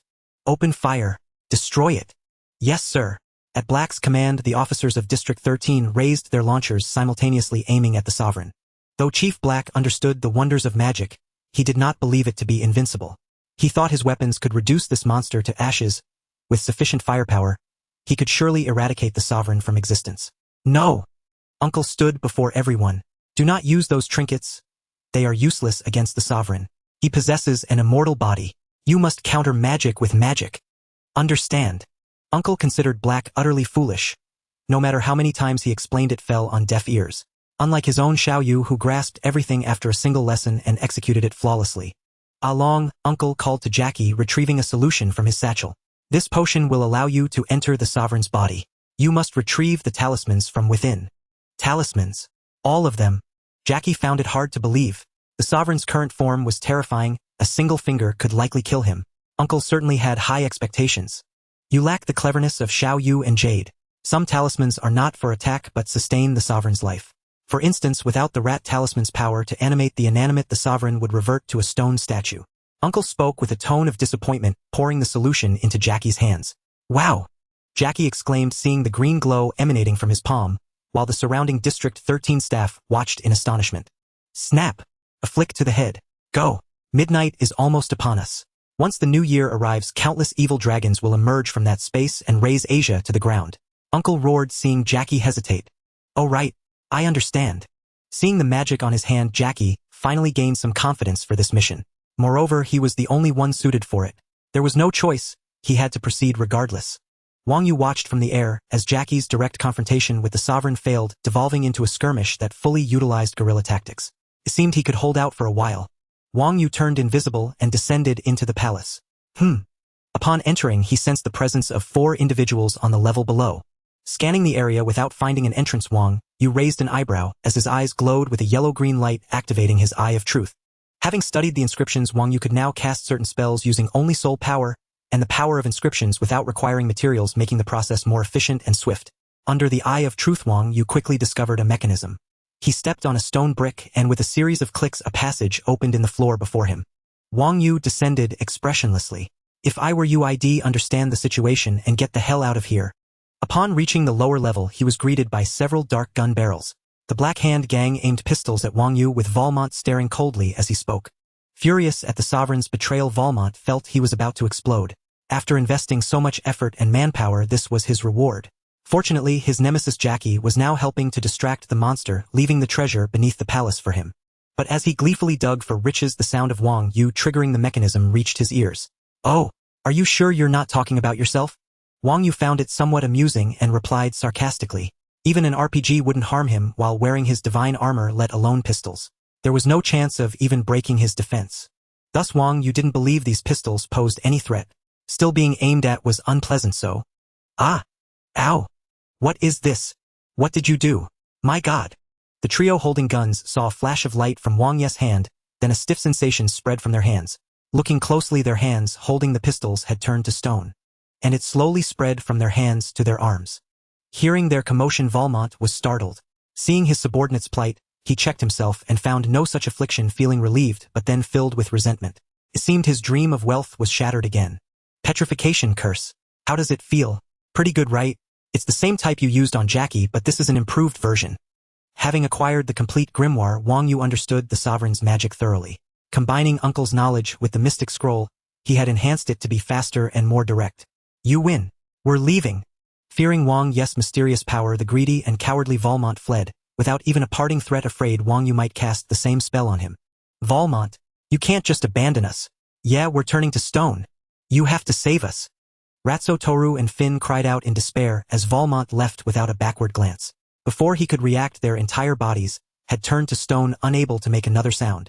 Wang Yu felt no pity for these 3 thugs, considering the considerable crimes the Black Hand had committed even if not fully shown in the story, since it was a children's show. Ignoring the 3 stone statues, Wang Yu used his eye of truth to quickly locate the box buried among the treasure. A smile crossed his face as he used the power of his divine armor to dig it out. With a creak, he retrieved a hideous, grotesque mask. Feeling the sinister, eerie power and the aura of countless souls within, Wang Yu nodded in satisfaction and stored it in his satchel. Meanwhile, on the surface, Jackie was struggling. The sovereign seemed to have the upper hand, using the talismans far more effectively than in the original story, remaining invisible throughout the fight and attacking Jackie at supersonic speeds. Each blow battered Jackie mercilessly, making him feel as if he were on the verge of death. Fortunately, at the start, Jackie had managed to snatch 2 talismans, the dog talisman and the goat talisman, relying on the dog talisman's immortality and his own danger sense to dodge desperately. But it seemed only a matter of time before the sovereign caught him. Eliminate Shindu immediately, everyone prepare. Black saw Jackie being suppressed and immediately raised his shoulder-fired missile launcher again, ready to strike Shindu fiercely. The Section 13 officers behind him, upon hearing the command, also raised their launchers in unison. Click. Oh! He let out an unconscious sound. Everyone watched as Captain Black suddenly lost consciousness, collapsing to the ground without any control, lying in a deep coma. Instantly, everyone stared wide-eyed, not knowing what had happened. The figure of Uncle appeared after Black fell, looking impatient as he roared at all the Section 13 officers. Who else dares to disobey me and oppose me? Uncle had finally resorted to action. He had told Black, that stubborn blockhead, countless times to use magic against magic, but he never remembered. To prevent them from disturbing Jackie's battle with Shindu, Uncle decisively acted, pinching the acupoint on Black's arm, knocking him unconscious. As a former martial arts master, Uncle's achievements in his youth were no less than Jackie's. In the original story, Jackie might not even be a match for Uncle, who had regained his youthful vigor and strength with the dog talisman. So this minor scene was something Uncle could handle. Humph! Seeing the intimidated Section 13 officers, Uncle snorted proudly and turned back to watch the battle between Jackie and Shindu. Ah, Xiao Yu! As soon as he turned around, Uncle saw a scene that filled him with both joy and great confusion. Joyful because Wang Yu was unharmed and had appeared before them, seemingly having suffered no hardship during this time. Confused because since he was fine, why had he stayed away from the antique shop for so long without any news? And why did he appear at this critical moment right in the middle of the battle between Shindu and Jackie? Could it be that Wang Yu had turned traitor and sided with Shindu? Impossible. Xiao Yu is not that kind of person. He is so well-behaved, intelligent, and compassionate. How could he become a minion of a demon? Absolutely impossible. Uncle denied this thought in his mind, yet he couldn't help but feel a seed of suspicion towards Wang Yu. Uncle Jackie. Xiao Yu. Xiao Yu. Jade, you're here too. It's me, I'm back. Uncle Jackie, watch out. Ah. Hearing shouts from another side, Wang Yu noticed that Jade had somehow sneaked over, watching the battle from a corner, as if she wanted to join in. Suddenly Wang Yu saw the massive figure behind Jackie and warned him. Jade also screamed in fright. Ah, my God. Wang Yu's sudden appearance caused a great stir in Jackie's mind. Caught off guard, he was directly struck by Shendu's sneak attack with a huge claw. The entire ground rumbled with a deafening sound, forming a large crater. Jackie was embedded at the bottom, his expression twisted in pain. If not for the power of the dog talisman, he would have been crushed into pulp. But although Jackie couldn't die, he could still feel pain. Jackie now felt as if he had been struck by a mountain. His whole body ached as if it were splitting apart, and he wished he could die immediately to escape this unbearable torment. Even someone as resilient as Jackie harbored such thoughts at this moment. The agony was indescribable. Enough! A demon are you? Let me see how much strength you have left now. After millennia of sealing, do you still possess your original power? Seeing Jackie in such pain, Wang Yu's eyes reddened. Unable to contain his fury, he roared and charged at Shindu. Due to his past experiences, Wang Yu could no longer bear to see anyone he considered family or a true friend being harmed. This always reminded Wang Yu of the pain and self-blame he felt at his mother's death. Having lived in Jackie's home for over a year, though not blood-related, the kindness and integrity of Jackie's family, along with Uncle's care, as a mentor, made Wang Yu regard them as important people in his heart. He had been calm watching the two fight evenly, but now, and what are you? How dare you speak to me like that? Watch your tone, you snot-nosed brat. Go repent your recklessness in hell. Shindu was enraged by Wang Yu's words. Long ago, the incorruptible gods had cast all demon sorcerers and evil mages into the underworld, where the unique environment tortured them, diminishing their wisdom and power. Shindu had escaped the underworld using his unique power. Unfortunately, his soul had been damaged, there weakening him. He was then sealed by the sages of that era, turned into a stone statue forever. The 12 innate abilities he had painstakingly cultivated with countless souls were extracted, turned into talismans, and scattered across the world. This was Shindu's most hated history. Being defeated by the incorruptible gods was one thing, They were more powerful beings and defeat was not shameful. But to suffer a major setback at the hands of humans he despised was unbearable. Wang Yu's mention of this scar was like touching his reverse scale, igniting an uncontrollable fury vowing to tear Wang Yu to shreds. Indeed, how could Xiao Yu ever be involved with a demon? I'm truly getting senile. Old age makes one prone to overthinking. But Xiao Yu can't possibly be a match for Shindu.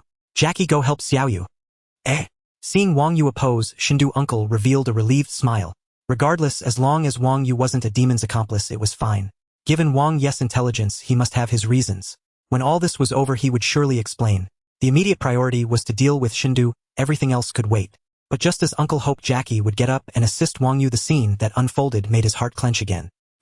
This is too familiar. As Shindu raged and extended his sharp-clawed paw to tear Wang Yu apart. A change occurred. Wang Yu directly activated the core within his heart. The power of the soul seed. Releasing boundless soul force, manifesting the divine armor into the blackened battle suit that had appeared at the Lotus Temple. He appeared exceptionally majestic, mysterious, and powerful, inspiring awe. Of course, that would be the case if Wang Yu were 10 years older. At 12 years old, due to martial arts training with Jackie, Wang Yu looked 15 or 16. But still, he was too young. Donning the battle suit made him look like a child playing superhero. A bit funny and endearing. However, Shindu didn't think so.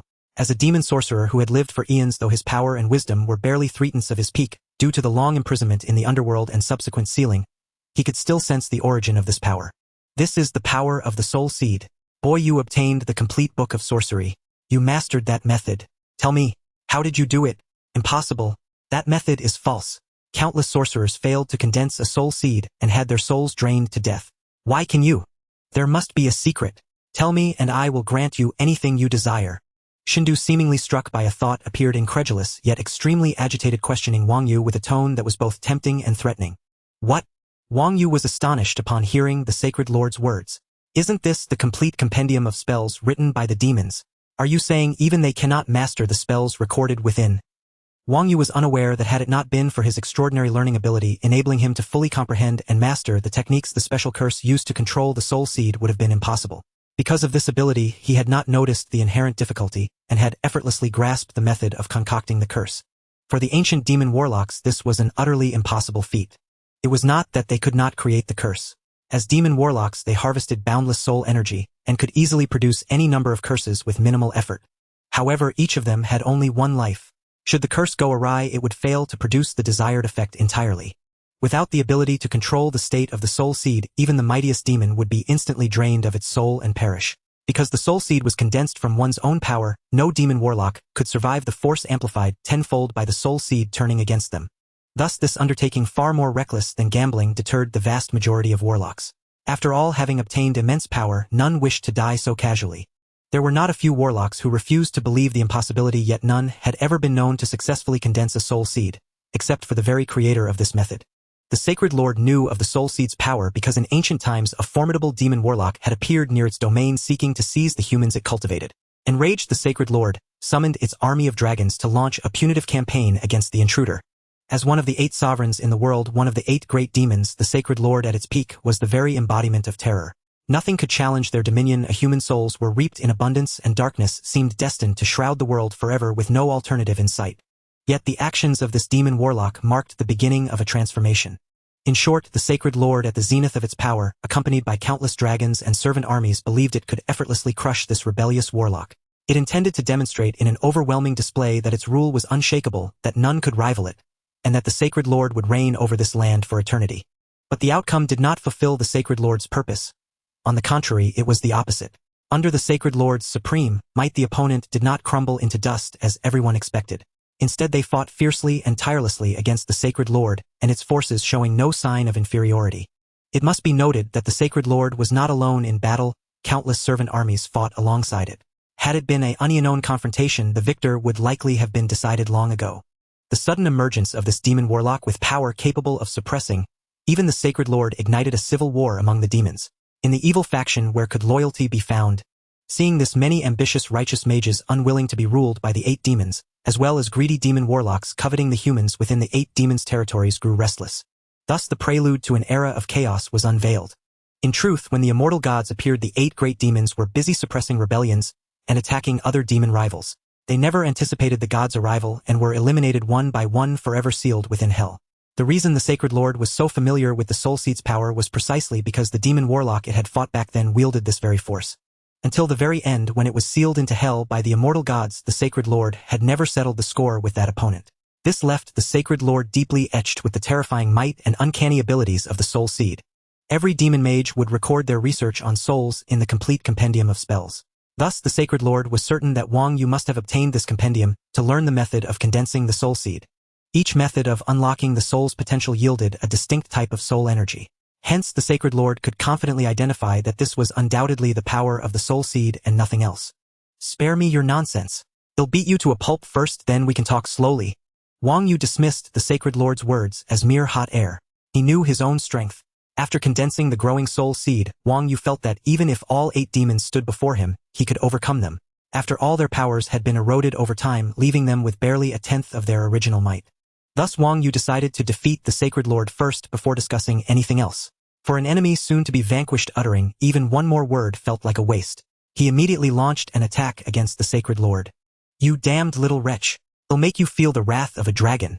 The Sacred Lord's roar echoed once more. The Sacred Lord was taken aback by Wang Yu's words, never expecting such ingratitude as to reject its gracious offer. After recovering from the shock, old grudges and new grievances fueled its rage beyond containment. Opening its gaping maw, it spewed a thick pillar of fire straight at the swiftly approaching Wang Yu. Swoosh! Dodging the fire pillar, Wang Yu, relying solely on the power of his divine armor, without any spell, threw a punch that landed squarely on the Sacred Lord's hideous elongated face. Ah! How is this possible? The Sacred Lord's face burst open from the punch, blood spraying everywhere. The immense pain forced a cry from its lips, and its entire body staggered backward from the colossal force.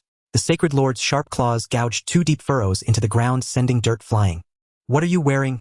"That is the armor of the gods," the Sacred Lord exclaimed in shock. Under the power of the horse talisman, its wounds healed instantly, though blood still stained its face. Extending its claws to wipe the blood from its eyes, the Sacred Lord opened its crimson orbs and glared fiercely at the battle suit Wang Yu wore. After scrutinizing it for several seconds, it recognized this armor. An ancient relic once worn by a brother and rival. "I never expected you to find this divine armor. No wonder you had the audacity to speak such words. It is this armor that grants you the courage to oppose me. Hehehehehe, but do you truly believe this divine armor can help you defeat me? You are gravely mistaken."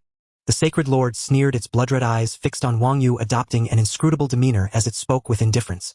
"Oh!" Wang Yu, observing the Sacred Lord's expression, grew uncertain. Could it be that the Sacred Lord still has hidden abilities? Some ultimate move to turn the tide? No. It must be stalling for time. Midnight is approaching. Once all its dragons emerge, even I will be hard-pressed to handle them, giving it a chance to cause trouble. Humph, nice try. Having figured it out, Wang Yu wasted no time. The runes he had learned from the morphing scroll flashed, and he activated a barrier spell to protect Jackie Chan and Jade. Then, extending both hands, he launched 2 energy spheres straight at the Sacred Lord. Simultaneously, his feathered wings unfurled, lifting him into the air. "Xiao Yu!" Jade's voice rang out. Wang Yu looked down and saw Jade tossing a vial of solution toward him. He immediately understood. This was the magical solution capable of penetrating the Sacred Lord's body and extracting the talismans. This makes things much easier. Wang Yu's heart leaped with joy. The horse talisman on Shindu rendered many of Wang Yu's curses ineffective. As he pondered how to deal with Shindu, he caught the solution tossed up by Jade. Now things were far simpler. With this bottle of solution, Wang Yu could employ straightforward means to confront Shindu. "Turn into a bedbug. You little wretch!" A thunderous roar erupted. Shindu bellowed, his voice deafening, yet a keen observer might detect a hint of fear within it.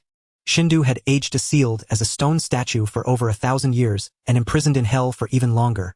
His power had waned considerably. Even with all 12 talismans gathered, he could not return to his peak, only gaining the means to start anew. He intended to harvest souls to restore his strength, but now, swoosh! A lightning-like beam of light shot instantly from one of Shindu's sharp claws, aimed at Wang Yu hovering midair. "Is that your last resort? Such a paltry trick, do you think I have no answer?" Whoosh! A massive wooden table appeared before Wang Yu, struck by the light, and turning into a wooden bedbug statue that fell to the ground. Wang Yu parried Shindu's attacks with composed ease. What? Deflected so simply. Frustrated by the ease with which his assault was thwarted, Shindu nevertheless kept his claws busy, unleashing a barrage of familiar talisman powers. Great pillars of fire, laser eyes, transmutation beams, gravitational control. Shindu would vanish into invisibility, then strike with super speed and super strength, only to have each attack evaded or blocked by Wang Yu. Wang Yu's soul force seemed boundless, his aura magic forming an impenetrable shield. For the first time, Shindu felt a sense of utter helplessness. With a disgusted roar, Shindu ceased his assault. Truth be told, Wang Yu's prolonged evasion wasn't the mindless back and forth of a manga brawl. He hadn't been involved in collecting the talismans, and while he knew their functions, he was ignorant of their mechanics. This was a perfect opportunity to safely gauge their power. Any ordinary mage or martial artist would have perished under Shindu's initial onslaught. From his observations, Wang Yu confirmed Shindu was far stronger than in the original story.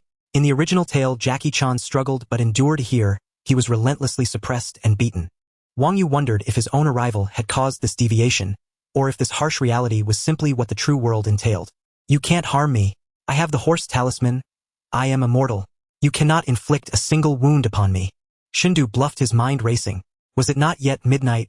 Once the Shadow Khan emerged, he could create chaos and find a chance to kill this brat. Midnight approaches, Shindu. Your time is up. Return to stone. Wang Yu channeled his soul force, the golden energy of his divine armor blazing brighter, transforming him into an unseeable being of light. The sudden brilliance forced everyone to squint, including Shindu, whose vision was flooded with gold. A familiar strange sensation struck Shindu. His heart lurched as he turned to see Wang Yu behind him, hand glowing green, pulling talismans from his body one by one. 4 or 5 were already out. A feeling of being hollowed out washed over him. You thieving wretch! Shindu roared again, swiping a claw at Wang Yu. Bang! Wang Yu caught the claw with one hand, shocking Shindu. What? My talismans! The ox talisman, the horse talisman, and many others had been extracted, leaving Shindu no match for Wang Yu's strength. No! A mournful cry escaped Shindu. As Wang Yu pulled out another talisman, Shindu, locked in a struggle, let out a scream, and instantly transformed into a coiled dragon stone statue, crashing to the ground. Swoosh! Bereft of Shindu's soul force, the spatial rift snapped shut. A dragon whose head hadn't retreated was decapitated, its bloody head thudding to the ground and rolling to a stop. No matter how many years pass, I will return. Await my vengeance. The statue of Shindu emitted a sinister, furious voice. Its dragon eyes flashed red, and Wang Yu sensed a raging soul howling within. Oh, without the rat talisman, you're just a statue. Without the dog talisman, you die. Shall you lend me the dragon talisman? I want to blast it. Seeing it was over, Jackie Chan and Jade approached. Jade spoke excitedly. No time for that. We need to leave now. This palace complex without Shindu's power will crumble to ash. Uncle Jackie, take Jade and go. I'll get Shindu. Boom. As if to echo Wang Yu's words, a tremendous rumble began. The grand palace started to collapse, dust clouds billowing from the falling debris, rushing towards them like a sandstorm. Wang Yu urged Uncle Jackie. Hurry. All right, catch up. You can dig up Shindu later. Seeing the rapidly approaching torrent of dust and rubble, Jackie Chan scooped up Jade, without a word shouting at Wang Yu as he sped away from the land about to be buried. Jackie had complete faith in Wang Yu's skills. The boy had surpassed his master, his technique even more agile, so Jackie believed they would each be faster fleeing alone. Uncle Jackie, wait for Xiao Yu. He didn't follow. He's gone. Let me go, I can fly, remember? What? Hearing Jade, Jackie reached safety and looked back. There was no one behind him. Xiao Yu. Staring at the rolling smoke, Jackie couldn't believe it. How could someone as strong as Wang Yu fail to escape? Could the statue of Shindu still be playing tricks? Jade couldn't wait. She unfurled her wings and flew straight back to the ruins. Where's Xiao Yu? Along, why didn't Xiao Yu come out with you? Uncle had now reached Jackie, his face anxious as he questioned him. Well? As Jackie Chan was at a loss for words, the cheerful voice of Toru came from afar. Xiao Yu is fine. Toru exclaimed joyfully as she flew in the sky. I'm back, Uncle Master Xiao Yu. At that moment, Wang Yu's figure emerged from the ruins. He stood before everyone smiling as he said, Where have you been all this time? Why was there no news from you? Do you have any idea how worried everyone was about you? What exactly happened, Xiao Yu? Seeing Wang Yu safe, Jackie Chan felt relieved, but questions arose simultaneously. He asked Wang Yu directly. I don't know. I've forgotten. Wang Yu's face twisted in pain, as if he had forgotten something important. His brows furrowed tightly as he spoke. Unbeknownst to all, on a nearby mountaintop, a figure was deeply watching them. Time rewound to 5 minutes earlier. Uncle, go now. They'll catch up soon. Wang Yu shouted loudly, but his body remained still. He watched Jackie Chan grab Toru in his arms and sprint swiftly into the distance. He saw Uncle rushing toward them from the higher ground behind. Wang Yu watched all this calmly, unmoving. This might be the last time he would see Jackie Chan and the others. His world needed him far more than this one. He reached into the dimensional pouch. Clang! A statue suddenly appeared standing before Wang Yu. At that moment, a torrent of dust and debris slammed into his protective magical barrier, producing a rustling Sound of impact, yet it could not breach the barrier which was continuously reinforced by the boundless soul power surging from Wang Yu's soul seed. Awaken! Crack! Crack! Wang Yu took out the rat talisman. With his extraordinary mastery over soul power, he easily comprehended the workings of the talisman's energy. Even an ordinary person could wield this power, so how could Wang Yu be stumped? The mystical energy of the rat talisman surged forth, pouring into the statue that was an exact replica of Wang Yu. The sound of stone cracking echoed continuously. In an instant, another Wang Yu appeared before him, looking identical, so real that one could hardly tell them apart. In the original storyline, the power of the talismans entered animals, forcing Jackie Chan to travel the world, capturing the various animals, representing the 12 zodiac signs that possessed the talisman's power. However, when they found the rat that possessed the power of the rat talisman, it unleashed its magic, reviving a silver Mayan feathered serpent statue nearby, and later revived many children's toy reindeer superheroes. Although Jackie Chan and his team eventually overcame this crisis, it proved that the talisman's power could be bestowed, unlike Tora's primitive application where she used the rat talisman merely as a battery, reviving only one item at a time and unable to remove the talisman without the item reverting. In Wang Yu's hands, the talismans fully unleashed their true potential. He directly revived another Wang Yu who appeared in this world. Greetings. Greetings. The two Wang Yus gazed at each other, smiling as they exchanged pleasantries. Since you want to stay, why not just stay yourself? Why create me? Do you think I would abandon avenging mother and remain in this unfamiliar world? Idiot. If you want to stay, then stay yourself. The smile on the statue turned Wang Yu's face suddenly vanished, replaced by a look of intense hatred as he barked at Wang Yu. But in an instant, his expression shifted again, turning extremely ugly. Panic and disbelief flickered across his face. This is impossible. Clearly, we are the same person. How could? Before the statue turned Wang Yu could finish, Wang Yu interrupted. How could the ability to traverse dimensions disappear? Isn't that right? The latter part was spoken in a tone of certainty, his expression still wearing the same smile. Although I don't understand the nature of these two abilities I gained upon traversing, after all this time studying the soul and spirit, I vaguely sensed their peculiarity. If a revived statue could also obtain such power, it would be far too unremarkable. Though I haven't fully grasped the mystery of equivalent exchange between magic and the soul, the consequences of using the duplication spell last time taught me that magic is not a perpetual motion machine. To operate it must obey some unknown rule of balance. You reap what you sow. Otherwise, do you think I would have allowed you to appear in this world knowing my own mind? Enough, stop dwelling on nonsense. Although we are the same person, all the equipment is now on me. Do you think you can defeat me when I'm fully armed? And as I expected, you are not exactly like me. You haven't even condensed a soul seed. Under these conditions, you stand no chance. Hearing the original's ruthless words, the statue turned Wang Yu's heart grew heavier and heavier. Although his abilities were gone, his memories and personality were identical. Thinking of being trapped forever in this world, unable to see his mother, father, and beloved little sister Emily again, his hatred for the original surged.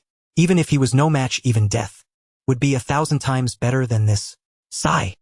With the same thoughts, Wang Yu instantly understood what was in the mind of this Wang Yu he had created to replace him and repay uncle in his stead.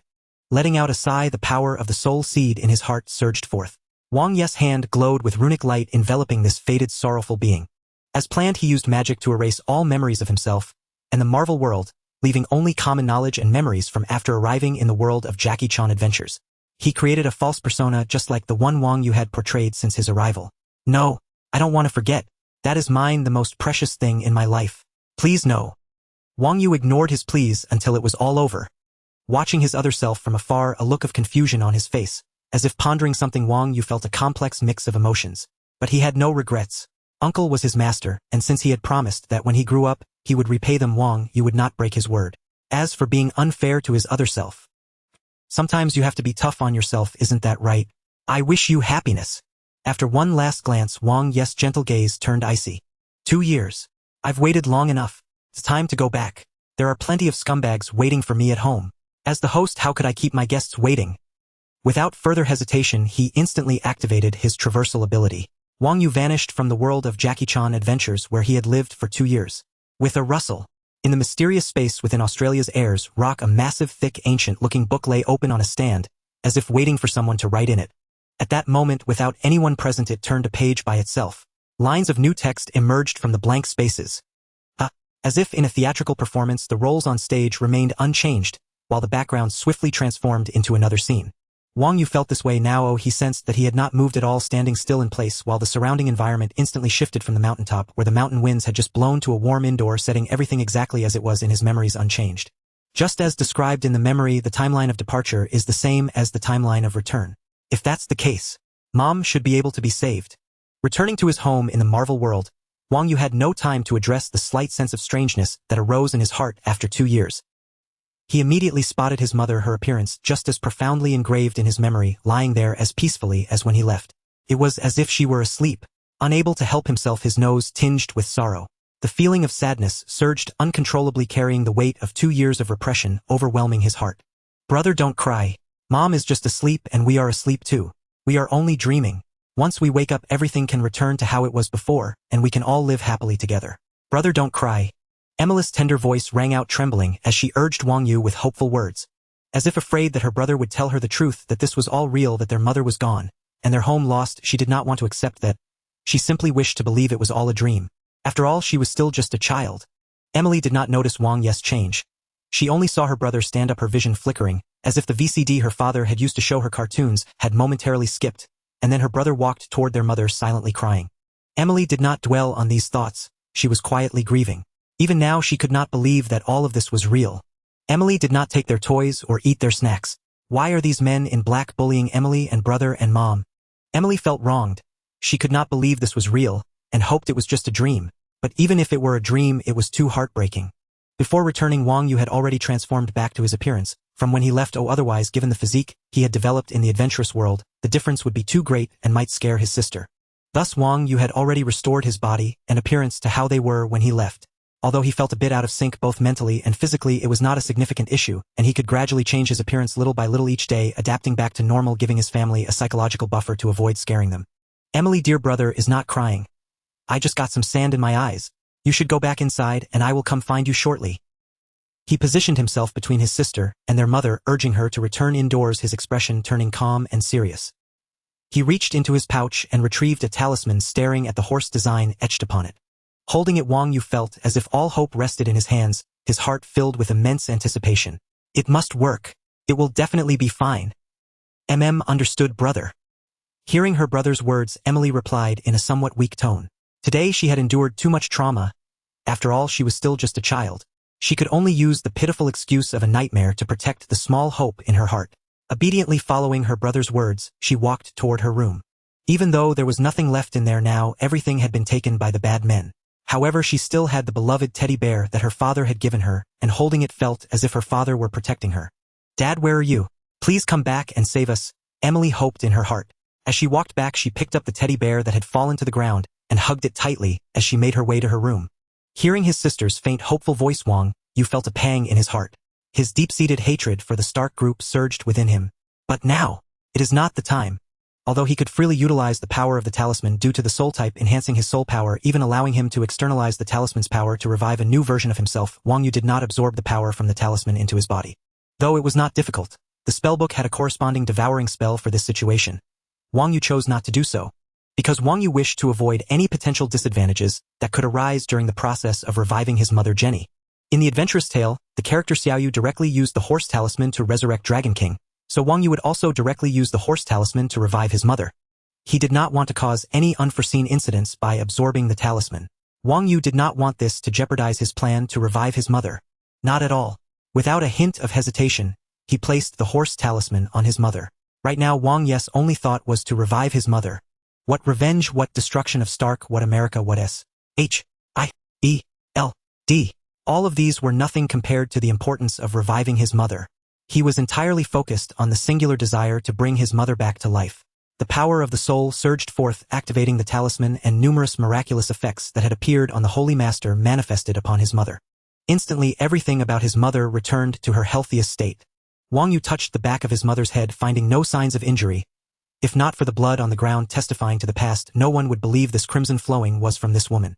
Seeing his mother's skin regain its healthy glow, and feeling the increasingly strong pulse at her wrist, Wang Yu's expression showed no signs of joy. Instead, it grew darker. Ah! He roared in a low voice. Wang Yu could no longer contain his emotions. The more one fears something, the more it comes to pass. Although he sensed that his mother Jenny's life signs had reappeared, and under the magical power of the horse talisman, everything had returned to its healthiest state. But it was of no use. His mother showed no signs of waking up. Upon embarking on the path to uncovering soul power, Wang Yu had sensed his mother's aura. As soon as he returned, which was remarkably scarce compared to a normal person, and was continuously dwindling. Initially, he harbored hopes that the talisman's power would be miraculous enough to restore her aura as well. Unfortunately, things did not change as Wang Yu had hoped. His mother Jenny's body did indeed recover to its healthiest state under the talisman's power, yet her aura and soul power showed no signs of revival, merely halting the loss after the body healed. Like a bucket that was originally leaking, the holes had been sealed, but the water that had flowed out could not be replaced, only preventing the remaining water from spilling over. Damn it! Why is this happening? Time rewound to 2 hours before Wang Yu left the Marvel world. Wang Yu's residence was situated near the Stark Industrial Park, a neighborhood inhabited by the families of Stark Industries employees, or those with connections to Stark. The area boasted comprehensive living amenities and various shops, offering superior services to its residents. The neighbors gathered on their lawns from a distance, observing the events unfolding at the Wang residence. As a convoy of vehicles arrived, murmurs arose among the onlookers. Look, isn't that the home of Mr. Albert, the director of the Nanomaterial Development Lab? What's happened? The speaker's tone suggested familiarity with the Wang household. No idea. They arrived before noon, barged straight in, without any warning or announcement. I recall there are 2 young children in that house. This will frighten them. How utterly boorish. Should we call the police? The police? Forget it. It's none of our concern. They're Stark Industries security personnel. I'd rather not provoke them. So we just let them have their way, breaking into someone's home without cause. This is utterly... Oh look, something's happening inside. It's a little girl. She slipped out the back door. That's Albert's daughter. I remember her. Her brother probably told her to leave the house. That would make sense. Daniel has always been exceptional, thinking like an adult even as a child. Is intelligence hereditary? One can only wonder what goes on in that young mind of his. Ha! The girl's gone back inside. No idea. Perhaps she's fetching her brother. Ah! Look, Daniel's crawling out of the basement window. I knew nothing could stump him. He seems to have heard something. Maybe his sister is calling from inside. He's gone back in as well. We can't see anything now, they're all inside. Hey, any guesses on what's happening? Who knows? It's not our problem. How about a barbecue this weekend, just our families? It's been ages. Sounds good. Count me in. Office of the Chief Executive Officer, Stark Industries. Useless. Obadiah cursed, his gaze sharp, as he stared at Supervisor Manson, who had completely shed the arrogance he displayed at Wang Yu's home. What did I send you to do? Simply retrieve company property and you end up causing a death. How utterly ironic. My men can never execute my orders as intended. In the Middle East and now here. All I wanted was to force Albert and his family to surrender. Now you've killed his wife. Can you produce the nanomaterials for me? Ah? You incompetent fools with your childish minds. Can't you use those pitifully small brains of yours? When the boss assigns a task, just follow my instructions. Obadiah was livid. Nothing could be more infuriating. A death was trivial. A Stark Industries legal team could easily handle it. He had connections and could grease a few palms with negligible effort. But this outcome had completely derailed his plans. Albert's nanomaterials were indispensable, especially after his failure in the Middle East. The thought gave Obadiah a headache. His plans were flawless, yet those tasked with execution always managed to surprise him. A single bullet could have done the job, but those fools addled by the desert sun deviated from the script. They dragged the man to their hideout to build weapons for them. Fine, build weapons, they said, but they couldn't even manage that. A base with hundreds of armed men and ammunition was overrun by a critically injured man full of shrapnel. They even supplied him with weapons while he was unarmed, allowing a dying man to craft a revolutionary suit of armor in a cave and defeat them all. Obadiah felt nothing could be more absurd. No one ever executed his orders properly. It seemed he would have to take matters into his own hands. Pinching the bridge of his nose, Obadiah massaged his temples to alleviate his frustration, gesturing for Manson to disappear from his sight. Once Manson had exited and closed the door, Obadiah lifted his head, his gaze cold and distant. There should be some leftover materials from Albert's submissions, enough for the plan. I've been setting aside a portion from his regular supplies. Childish as their thoughts may be, the contributions of these researchers and geniuses are truly astonishing. I thought I'd already milked that playboy dry, but he's given me another grand surprise. Obadiah's heart burned with excitement at the thought of the fragments recovered from the Middle East. He sensed this would revolutionize the arms market, forcing every nation's defense systems to be rewritten. It would alter the nature of warfare, combat doctrines, tactics, strategies, and a host of other aspects, all transformed by this new weapon. Albert's matter is secondary now. I need to gather all researchers to reverse engineer and upgrade the surprise Tony gave me. It's fortunate he didn't join his father this time. Once this is complete, no one can stop me. There will be plenty of opportunities to deal with that playboy. Obadiah pressed the intercom. Is everyone assembled? Good. He'll be there shortly. No one can stop me. Inside the car. Brother, where are we going? Why isn't Mom waking up? Emily asked, clutching her backpack and hugging her teddy bear tightly as she looked at Wang Yu in the driver's seat. Earlier, upon returning to the now empty house, Emily felt afraid. She could only crouch in a corner, hugging her teddy bear, her mind a jumble of confusion and panic. In the desolate room, the longer she stayed, the more acute her loneliness and fear became. Emily, come out, Wang Yu's voice called out just as she began to be overwhelmed by terror. Faced with his sister's words, Wang Yu, still immersed in grief over his failed attempt to resurrect their mother, felt a surge of confusion within him. Indeed, where could they go? Originally, Wang Yu had intended to immediately retaliate against Stark for the generous treatment his family had received. However, he still had his sister to care for, and though his mother was not fully revived, existing in a vegetative state, her body could not simply be abandoned. Emily, you know, Big Brother has been keeping something from you. Suppressing his sorrow, Wang Yu got out of the car and returned indoors with his sister, forcing a smile as he spoke to Emily. What does Big Brother want to tell Emily?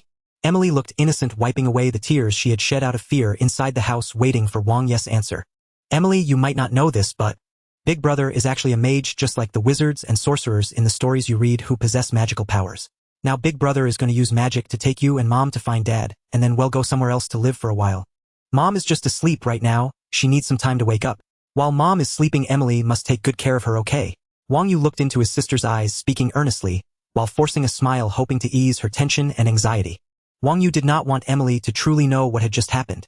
If she learned that their mother had died moments ago, heaven knows how heartbroken this delicate girl would be. Wang Yu could not bear to imagine it. Thus he chose to fabricate a lie. His mother's vital signs had returned to normal, which would lend credibility to his words, and hopefully convince Emily that everything he said was true. Finding their father was Wang Yu's current priority. Something had happened to their mother. He could not let anything befall their father as well. Wang Yu was utterly clueless about all these events. But if he found their father, he would surely be able to explain the whole story, allowing Wang Yu to understand the reason behind it all. Retaliating against Stark could happen any time, but for Wang Yu, between revenge and his family's safety, he would unhesitatingly choose the latter. A mage, the kind that can grant people's wishes. But since Big Brother is so powerful, why can't he wake Mom up? Emily looked at Wang Yu doubtfully. Seeing his sister's disbelief, Wang Yu gave a bitter smile. Mages aren't omnipotent. Though we can achieve what ordinary people cannot, there are still some things we must find a way to accomplish. Trust me, Emily. Big Brother will find a way to wake Mom up. Our family will be just like before. Wang Yu's earnest words left Emily bewildered, unsure whether to believe him. Although she had read many storybooks filled with miraculous events, as she grew older, Emily vaguely understood that not everything in those tales was real. She had never witnessed such wonders in reality. The Alberts had done well in raising their children, allowing them to enjoy a happy childhood. If they had told them at a young age that fairy tales were all lies and non-existent, the child would likely never have a joyful childhood. After all, fairy tales are an integral part of a child's growth. They cannot be harshly torn away from their lives. See, let me show you what magic is like. Then you'll believe me. As he spoke, Wang Yu used the power of the divine armor he wore to levitate. Wow! Emily's mouth gaped in disbelief. Her face showed utter astonishment, her eyes wide, an expression so endearing that it tugged at one's heart. Big Brother, you're really flying. Oh my God, it's real magic. After a long pause, Emily finally reacted, covering her mouth and whispering in her childish voice, incredulous. Of course. In a little while, Big Brother will transform into an adult and then we'll drive to find Dad. How about that? Seeing that his sister finally understood, Wang Yu landed and told her what they would do next. After comforting his sister for a while, Wang Yu started the car that had been parked in the garage. It was the car their mother had driven back, which Wang Yu had previously stowed away in his storage pouch when no one was looking, and then placed it in the garage. Soon Wang Yu returned to the room, carried his mother's body to the garage, placed her in the back seat, patted it with quilts for comfort, covered her with a bedsheet, and then called his sister to sit in the passenger seat. He started the engine, opened the garage door, and left their now empty home. Having learned to drive in the world of adventure stories, this was no challenge for Wang Yu, who possessed super learning abilities. Of course, in the Marvel world, Wang Yu did not have a driver's license, a problem. But as a mage, such trivial issues were not difficult to resolve. Amidst his sister's startled cries, Wang Yu used transformation magic to take on the appearance of his past life self. He reassured her again, telling her it was just a small spell and that he could change back later. Having witnessed Wang Yu's marvels before, Emily had developed some immunity and reluctantly accepted his explanation, no longer insisting he was a monster in disguise. The search for their father did not go smoothly. When Wang Yu and Emily drove to their father's laboratory, they found it empty. Father Albert was not there, and no one could tell them what had happened. Eventually, Wang Yu found a clue in his mother's phone. A number for a nearby hospital. After calling, he learned the hospital's location and quickly drove there. On the way, Wang Yu's expression turned icy. His worst fears had come true. It seemed their father might have been in trouble even before their mother's incident. The person who answered was just an operator, so Wang Yu could not get the information he needed. Now Wang Yu felt utterly frustrated. Knowing nothing, understanding nothing. And he was supposed to be a transmigrator. Damn it all. His grip on the steering wheel tightened and his thoughts grew chaotic. Screech. Crash. Lost in thought, Wang Yu failed to notice the red light ahead and collided with a private car that was driving normally. By the time he snapped back to reality, it was too late. Wang Yu could only slam on the brakes while using the power of runes to protect his sister and mother. As for himself, with the divine armor, he did not believe a car accident could harm him. In the face of the sudden crisis, his sole focus was on shielding them. Then came a violent impact. The car shuddered and deformed, emitting a deafening roar. Due to Wang Yu's urgency, the car was traveling at a high speed, resulting in a powerful collision that sent both vehicles crashing onto the sidewalk. Fortunately, there were no pedestrians on the road at that moment, and thus no further accidents occurred. Ah! The piercing scream echoed in the air, and it was clear that Emily was terrified by the shock. No matter how Wang Yu tried to comfort her, she could not stop her fearful cries. Oh no, what should I do? Wait, the horse charm. Recalling the charm that could eliminate all negative states, Wang Yu's eyes lit up as he took it out from his bag, channeling his spiritual energy to activate it. The screaming stopped. Huff, huff, huff. After a prolonged scream, Emily was panting but soon calmed down. I'm sorry, Emily. Please wait in the car and don't get out. I'll check on the people in the other car. Wang Yu then opened the car door and stepped outside. At this moment, a crowd had gathered, and Wang Yu noticed someone was on the phone, likely calling 911. The internet was not as developed then, and mobile phones were not smart devices, so no one was taking pictures or uploading them to the web at that time. Ignoring the crowd around him, Wang Yu approached the car he had collided with. It was a black sedan, and whether in his past life or now, Wang Yu had never paid much attention to car brands, so he did not recognize what kind of car it was. Since he had crashed into the side of the car, the entire door was severely deformed. Wang Yu leaned closer and peered through the window, seeing a blonde woman inside, her face covered in blood, her hair disheveled and obscuring her face. She lay motionless on the steering wheel, uncertain if she was alive or dead. He tugged at the car door, which emitted a creaking sound from the metal friction. The door was so severely deformed that he couldn't open it. Wang Yu showed an awkward and apologetic expression, exerting more force, and with a loud bang, he effortlessly yanked the door open with extraordinary strength, as if he were opening a refrigerator at home, facing no resistance at all. As soon as the door opened, Wang Yu was met with a gruesome sight. The driver's waist was twisted, contorted into the shape of the door. Feeling extremely sorry for the accident, Wang Yu muttered an apology in his heart, after seeing the driver's tragic condition, then activated the horse charm. Oh, what happened? In an instant, the horrific sight vanished completely. Aside from the bloodstains, no one could tell what she had just gone through. Wang Yu also restored her car to its original condition, appearing as good as new with no visible damage. The woman awoke, seemingly unaware that she had just died, looking around her in confusion. She did not see anything Wang Yu had done. However, the crowd did not miss the spectacle, and those who witnessed it gasped in shock. Wow, is this a television show? This is amazing. The completely wrecked car looks brand new in an instant. I bet if he worked at a repair shop, he would make a fortune. Forget that. I think he should work at a hospital. That woman was clearly dead, yet she came back to life in an instant. Who is he? A magician performing a trick, perhaps? Impossible, there was a car accident just now. He is the perpetrator. But now no one is injured and not even the car is damaged. I have to tell my mom about this. She never believes that magic exists. I just know it does. Harry Potter must exist too. He must be a wizard. As such a miraculous event unfolded, the onlookers, wanting to help, merely surrounded the area, unable to rush forward. Everyone was somewhat astonished. Seeing no injuries, they began to doubt whether this was a film or some reality show, and they did not approach. Feeling someone looking at her, the woman turned her face to look at Wang Yu, revealing a rare and exquisite European-American face, around 20 years old, fitting Wang Yu's aesthetic perfectly. Upon seeing her face, Wang Yu felt a sudden pang in his heart, an instinctive affection for beauty welling up within him. She seemed to have some Mexican ancestry, with her healthy, beautiful, wheat-colored skin radiating vitality. At that moment, she looked at Wang Yu in confusion, blinking her eyes, as if recalling what had just happened. Everything happened so suddenly. I'm sorry for startling you. Thankfully, everything is okay and no tragedy occurred. If you need anything, you can use this to find me. I'm sorry, but I have to go. Hearing the distant sirens of police cars, Wang Yu hurriedly said a few words to the woman before returning to his car and driving away. The woman looked at the card in her hand, which had strange symbols drawn on it, feeling a bit at a loss. A voice in her mind seemed to tell her that this card was important, so she carefully placed it in her bag. Seeing the crowd around her growing larger, she suddenly remembered that she had to go to work. After ensuring that she was fine, she started her car and left the scene. In his past life, Wang Yu had always been busy surviving in the city and had never had a girlfriend. Everyone who knew him urged him to find one quickly, or else in this world, he would be left with nothing but leftovers. Wang Yu was indifferent to such remarks. Having navigated the complexities of society in his past life, he understood that for most women, finding a man required capability and capital, which were the most important factors, while everything else was secondary. For such people, what use was there for Wang Yu to pursue them? Was it merely to satisfy his physical and psychological needs? If that were the case, he might as well go to a technician for a more varied experience.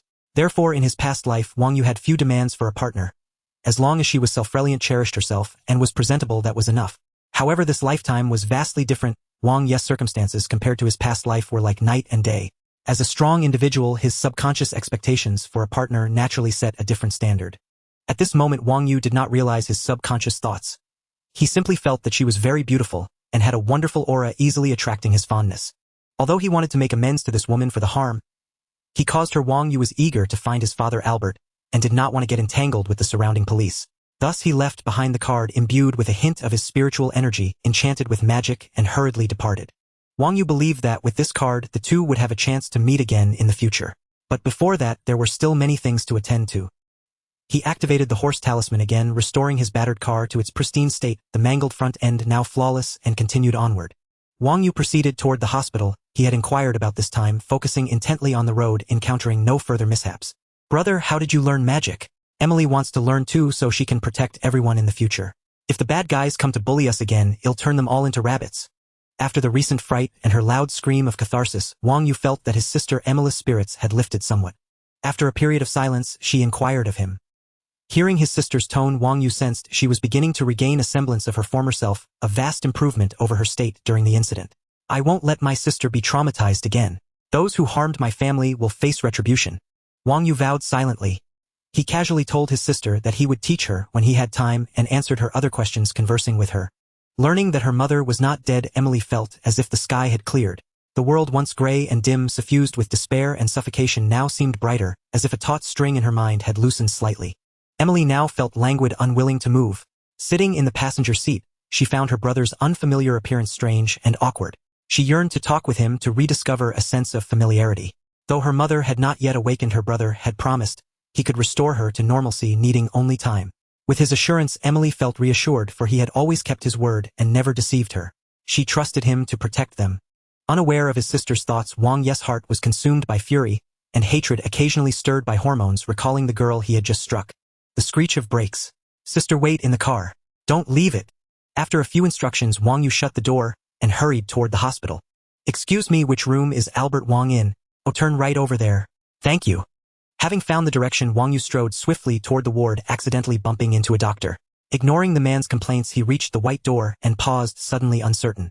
How could he face his father and tell him that his mother had become like a vegetative being, unable to move, speak, or think? How could he break the news without shocking his father excessively? They were so deeply in love, inseparable. Would it not be too cruel to bluntly reveal everything? Contemplating how to phrase it gently to avoid further upsetting his father, Wang Yu pushed open the door. The moment he entered, he used magic to revert to his appearance from his adventure in the other world. "Father, Huh? Where is everyone?" Upon entering, Wang Yu began to greet, but awkwardly stopped.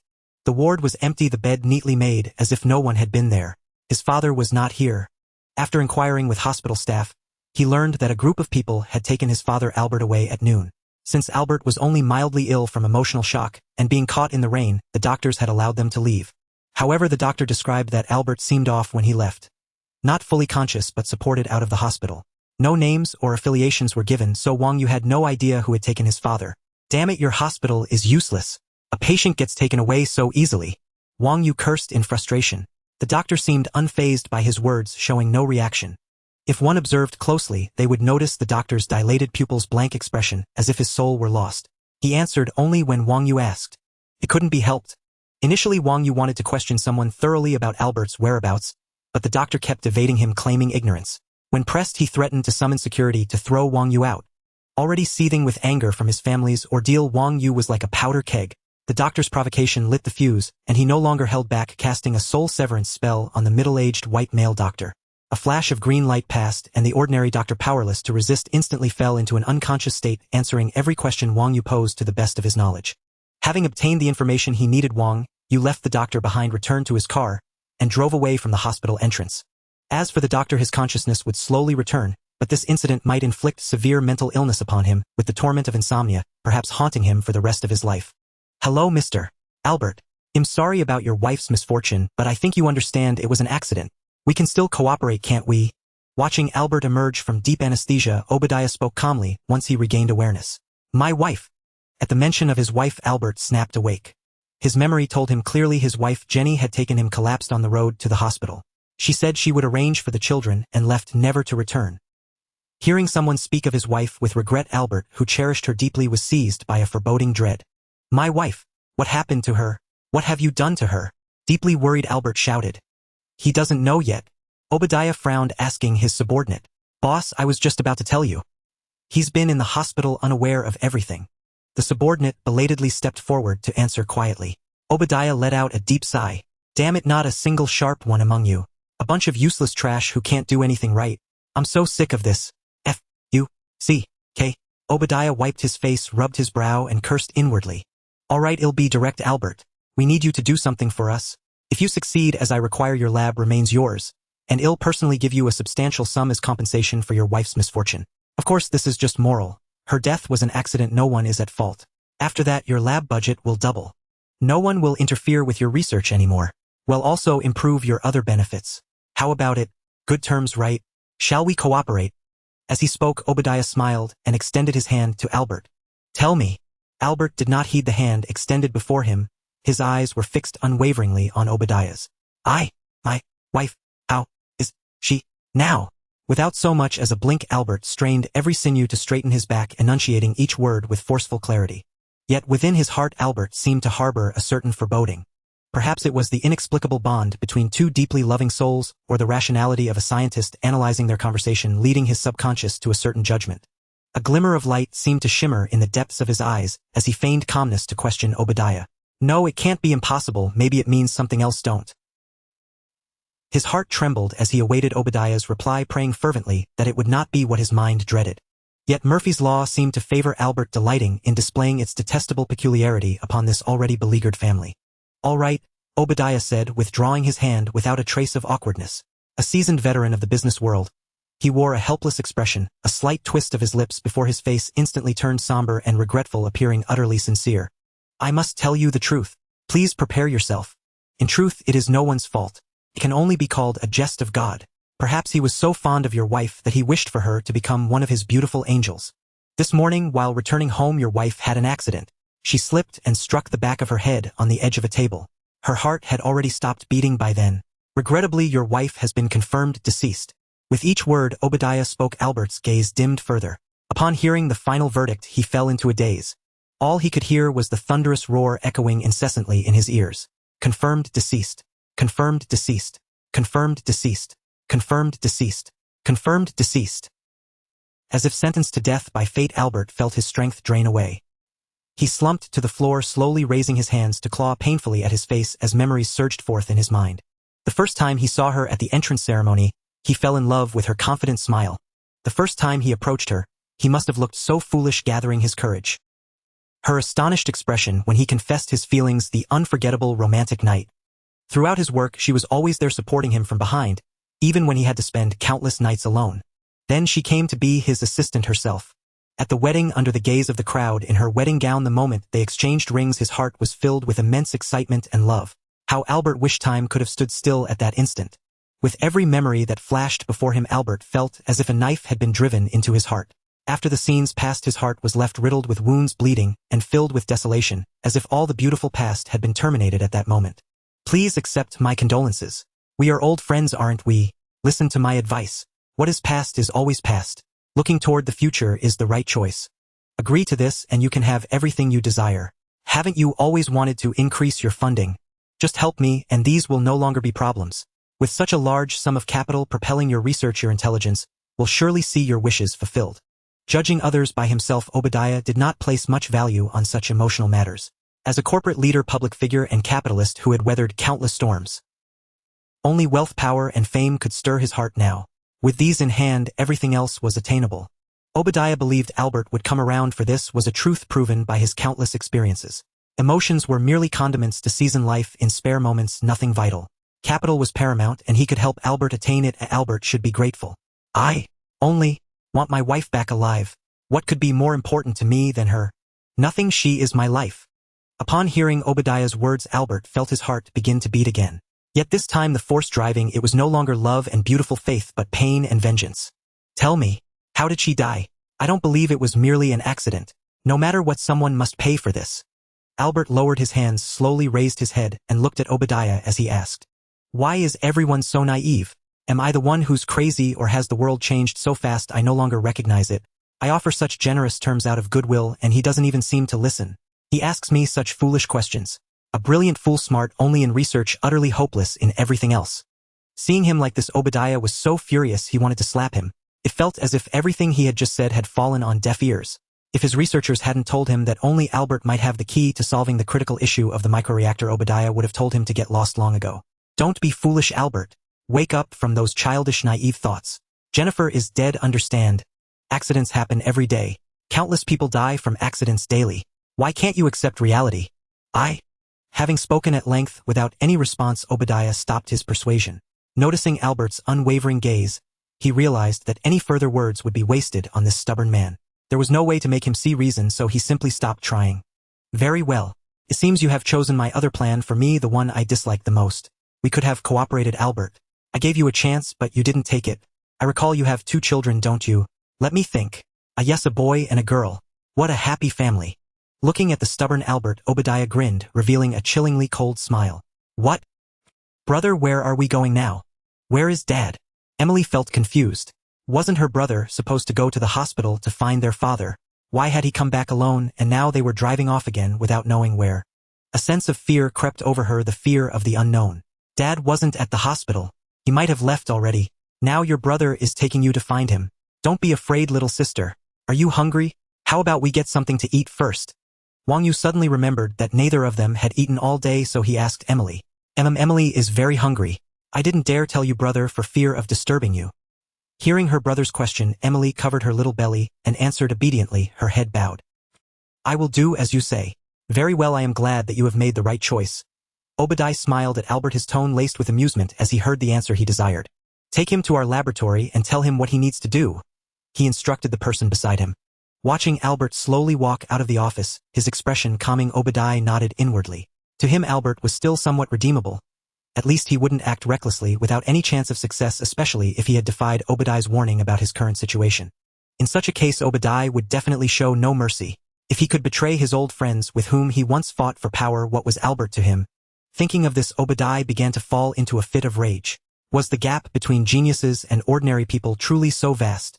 His old friend's son, a playboy indulging in food, drinks, and women, could craft something in that dilapidated cave, yet in this massive corporation not a single person could produce anything.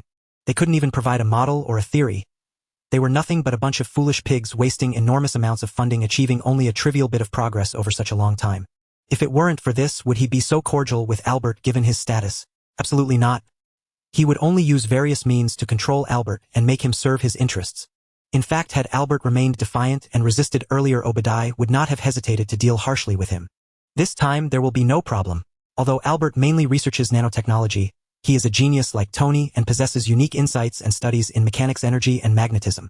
If this doesn't work, then it must be done this way. As he contemplated his upcoming plan, Obadiah's gaze turned cold as he stared ahead. Clack, clack. Accompanied by many staff members, Albert walked down the long corridor and entered the elevator with the escort staff joining him. Albert was calm now, but beneath that calm lay endless turmoil, like the eerie stillness before a hurricane, as if once it burst forth it would annihilate everything, including himself. Once everyone entered the elevator, Albert felt a lightness in his body as it began to descend. Not long after, the elevator came to a stop. Buzz. When the elevator doors opened, a vast space appeared before Albert. It seemed to be an underground base with tall ceilings filled with fluorescent lights illuminating the entire area. This space was divided into several units. Following the guide, Albert noticed that they seemed to be creating items like robots, with the completed materials placed on workbenches being assembled by mechanical arms. However, one thing caught Albert's serious attention: all these robots had a circular space empty on their chests, as if missing certain components waiting to be installed. This is your workplace, Dr. Wang. If you need anything, please let us know, and we will serve you specifically. Here is the information on the items you need to create. You must fulfill the requirements of the Chief Executive Officer, and good luck to you. After being led to a door, the guide handed Albert a document and after giving a few instructions left. However, the accompanying staff did not leave, all standing in a circle watching Albert expectantly. Ignoring them, Albert pushed the door open and walked into the room. His eyes scanned the surroundings as he flipped through the documents in his hands. A cold smile appeared on Albert's face. He now had a clearer understanding of what Obadiah desired. Everyone come in. We start work immediately. I need my notebook.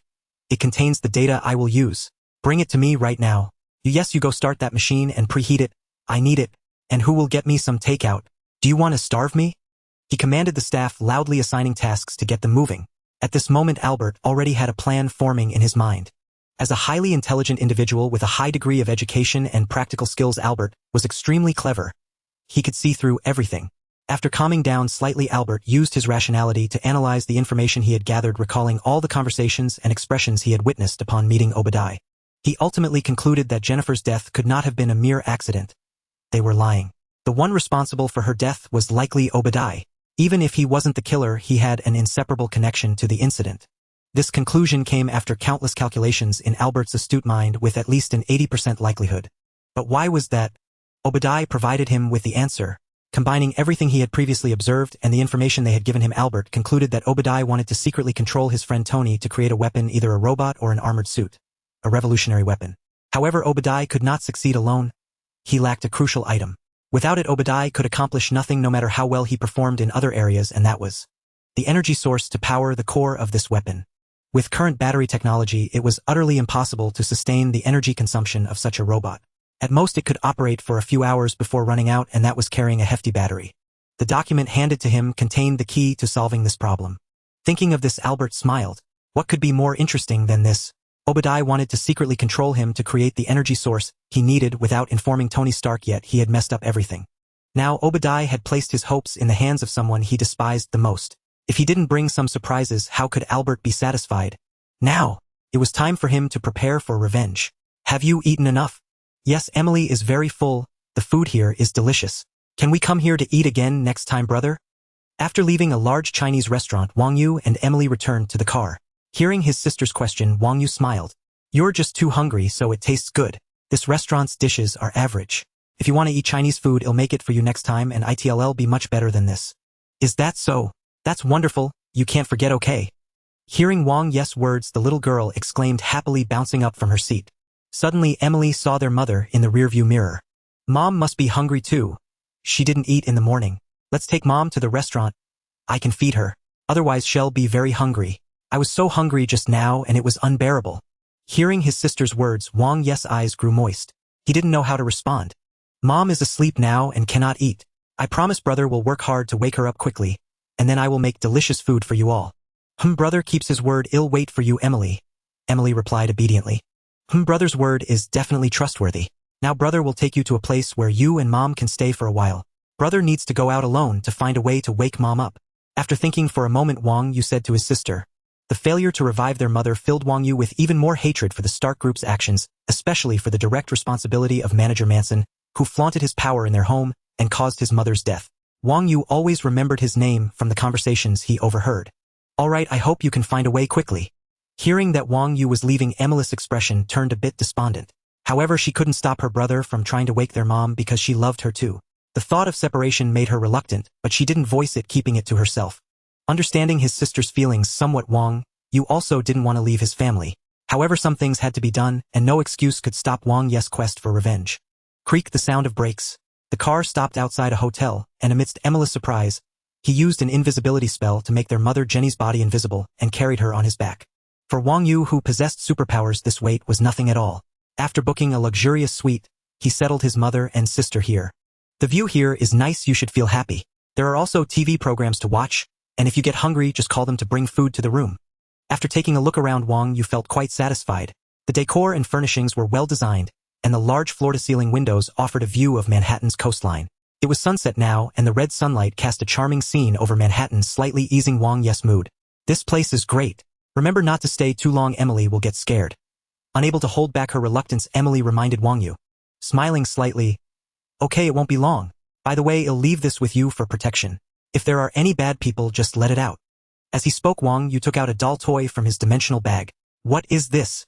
Seeing the doll in her brother's hand, Emily asked in confusion. This is a magical guardian created by brother. Remember, if danger arises, just say guardian to it, and it will transform into a warrior to protect you and mom. You must remember this. Wang Yu earnestly instructed. This was created during his adventures in the world of Journey to the West. Wang Yu originally intended to craft a powerful puppet to fight for him to compensate for his physical inadequacies as a spellcaster at that time. Wang Yu was very meticulous in its creation. This idea first emerged when he left the group with Jackie Chan, and he began working on it after obtaining a spellbook. Before casting the activation spell, Wang Yu could enhance it with various amplification spells, such as strength, agility, armor piercing, repair, fire enchantment, and other useful spells. However, after obtaining the divine armor, the significance of this creation diminished, so Wang Yu did not apply a permanent activation spell, leaving it in a semi-finished state. After studying the inscriptions inherited from the magical scroll, Wang Yu restarted the project of creating the magical guardian, modifying the initial plan, and applying a few powerful inscriptions in the process. Ultimately, he crafted this magical guardian. Usually it would shrink to the size of a keychain and weigh very little, resembling a genuine small pendant. Once activated, however, it was a different story. Wang Yu had tested it, and its performance was quite satisfactory. It was difficult to destroy even under the attack of Wang Yu's divine armor, and it could quickly self-repair any damage. Moreover, in terms of mobility, attack, and destructive power, it was quite formidable. Its full power was even stronger than a missile, and as long as its energy core was not depleted, it could continue to operate. Its energy core was Wang Yu's subsoul. After successfully condensing his soul seed, Wang Yu could split off many subsouls. To control the magical servant he split off a subsoul to place in its core, becoming its energy source and control center. The functions of the soul seed were still waiting for Wang Yu to develop. Subsouls were offspring of the soul seed, sharing similar characteristics, and composed of Wang Yu's soul power, but they had more wondrous uses, one of which was to capture slaves. As the name suggests, as long as the subsoul is bestowed upon another, it will parasitize their soul core, modifying and amplifying their soul. The soul development level of the recipient will come infinitely close to that of Wang Yu at the same period. If someone with a higher soul development than Wang Yu becomes parasitized by a subsoul, then Wang Yu can use this connection to enhance his own soul development. However, this is almost impossible because someone with a higher soul development than Wang Yu would definitely be stronger than him. How could Wang Yu parasite the subsoul onto them? Even for ordinary people, as long as their will is steadfast and unyielding, it would be difficult for Wang Yu to parasite the subsoul onto their soul core. Of course, this would be another matter when Wang Yu becomes stronger in the future. You see, once someone is parasitized by Wang Yu's subsoul, they become his soul slave, and it would be impossible for them to resist Wang Yu's will. Not even the thought of resistance would arise. Moreover, the soul seed does not exist in a material form, and those who have no study of the soul cannot detect its existence. After explaining the matter of the magical guardian, Wang Yu let his sister go to the room to rest. Then he took a shower and returned to the room with a glass of water. He took out 12 talismans and the mask used to control the Dark Legion from the dimensional bag. Digging around is really troublesome, might as well absorb it. He took out a test tube and drank the liquid inside. Ugh! Damn, can't these potions taste better? So disgusting, too fishy. His expression was quite conflicted. Wang Yu had tried using inscriptions for the devouring magic, which didn't work, so he still needed to use magical potions to cast the spell, but judging by his expression, the taste seemed rather bad. Not long after drinking, the potion, changes began to occur. Feeling the magic take effect, a smile emerged at the corner of Wang Yu's calm face. Creak! A chilling, tearing sound. Wang Yu's mouth suddenly opened wide, and a terrifying scene unfolded. His mouth appeared to lose its boundary as the corners split to the roots of his ears, transforming into a bloody maw. Inside, sharp fangs grew that were unlike those of a human, and the tongue was thin and long, resembling an alien. With a swoosh, he devoured all 12 talismans from the table. The crunching sound echoed. Wang Yu, resembling a demon, projected a terrifying scene akin to a nightmare, enough to make an ordinary person faint on the spot. Crunch! Gulp! As if savoring a delicacy, Wang Yu chewed a few times before swallowing the talisman in his mouth. With a strange cackle, he picked up the mask again, intending to devour it just like the talisman. Having activated the devouring magic, his mouth expanded sufficiently to swallow the mask whole. He prepared to chew it as he had the talisman. A flicker of surprise crossed Wang Yu's face. With a sharp spit, he expelled the mask. Thud! It landed on the table. After a deep glance at the mask, Wang Yu worked his jaw and dispelled the devouring magic. The skin on his face writhed momentarily before returning to normal, and his elongated tongue retracted into its original form. This mask seals an incredibly malevolent will, one that can even resist my devouring power. How intriguing! Wang Yu let out a sinister chuckle. The fact that something already sealed could still resist him struck Wang Yu as remarkably amusing. His original plan had been to directly devour the mask, thereby gaining complete control over the shadow core, within using them to serve his purposes. But now it seemed such an action was unnecessary. Wang Yu realized that all the shadow core were intrinsically linked to the evil will sealed within the mask. If he forcibly tried to devour this will, success would be difficult. Even if he succeeded by some stroke of luck, the will could self-destruct before being consumed, taking every last shadow core member with it. Such an outcome was far from what Wang Yu desired. I recall that Shindu once absorbed the power within the mask, allowing him to control the shadow core. But the authority he gained was minimal. Once the mask's true master intervened, the shadow core wouldn't heed Shindu's commands at all. However, in the Marvel world, there doesn't seem to be anyone capable of doing that. I can use the shadow core freely without fear of being usurped. After some thought, Wang Yu retrieved the Tome of Spells and flipped through it, searching. Finally, after a while, he found a spell that could help him resolve this issue. But requires a dragon scale. Damn it, where am I supposed to find a dragon scale? He couldn't help but complain upon seeing the required materials. Although Wang Yu had brought back the sealed stone statue of Shindu, he still had no means to control it. This was a powerful demon that had lived for untold ages. Even now sealed, and with barely a tenth of his original power, Wang Yu could defeat him but could not casually toy with his soul. Unless he willingly opens his soul to accept my soul seed. Ha, what am I thinking? That's impossible. Shindu isn't some weak-willed ordinary person. Without special methods, how could he ever willingly offer his consciousness and soul to acknowledge me as his master? As if recalling something amusing, Wang Yu chuckled wryly and shook his head. He drank some water, sensing his sister's now calm breathing from the room. She must be asleep. She had truly suffered recently. Still an innocent little girl, she had endured one setback and peril after another. Wang Yu stood quietly by the bed, watching the sleeping Emily. Her little brows were furrowed, as if she were dreaming of something unpleasant. Gently wiping away the tear stains on her face, Wang Yu silently left the room. Brother, Emily murmured in her sleep. The next day, Emily woke from her slumber and opened her eyes. Brother. She quickly leaped out of the warm bed, ran out of the room barefoot, and called for her brother everywhere. But this time there was no reassuring reply. After searching every room without finding him, Emily fell silent. She hugged the teddy bear tightly. I'll wait for you here, brother. Don't worry, I'll take care of Mom. We'll wait for you together. You must come back safely. Fighting back the tears that threatened to spill, Emily resolved firmly in her heart. After a series of events, the little girl seemed to have matured, understanding that her brother had matters to attend to. As Wang Yu had arranged, she obediently waited for his return. I think I need a little help from you, Pepper, Tony Stark said, gazing at his assistant's slender hands. After multiple failed attempts, Tony Stark, lounging back, realized he couldn't manage this task alone, replacing the old arc reactor with a new one. So he had to turn to the person he trusted most for assistance. Having recently survived a close encounter with Death, Stark no longer had to live in fear of being enslaved by extremists to manufacture weapons. Relaxed, Tony quickly found a new passion. Honestly, the feeling of wielding power was exhilarating. Tony felt himself addicted to the sheer thrill of being unstoppable. So upon his return, he planned to design and build a more powerful, more sophisticated Iron Man suit with the help of his AI assistant. But the heart he had hastily cobbled together in that cave with crude tools could no longer meet the demands of his new project. Without hesitation, Tony crafted a new, more powerful heart to replace the old arc reactor, providing energy for his upcoming suit. My God, that's the thing that got you out of danger, Pepper exclaimed in surprise, seeing the gleaming object on her boss' chest. Exactly, but it's obsolete now. This is the new model I'll rely on to live. I need to swap out the old one, but I've run into a minor glitch. What glitch? What is it? Nothing, just a small issue. With Pepper's help, Tony finally completed the replacement of the new arc reactor. Then he immersed himself in designing the Mark II. Yet Tony Stark remained unaware that an old acquaintance was engaged in the very same endeavor. Good, just like that. Hand me the heated palladium. Yes, careful. Oh, I told you to be careful. Stop shaking. Do you have epilepsy? Let me do it. Taking over the robotic arms controls, Albert carefully aimed at the groove of the vessel below.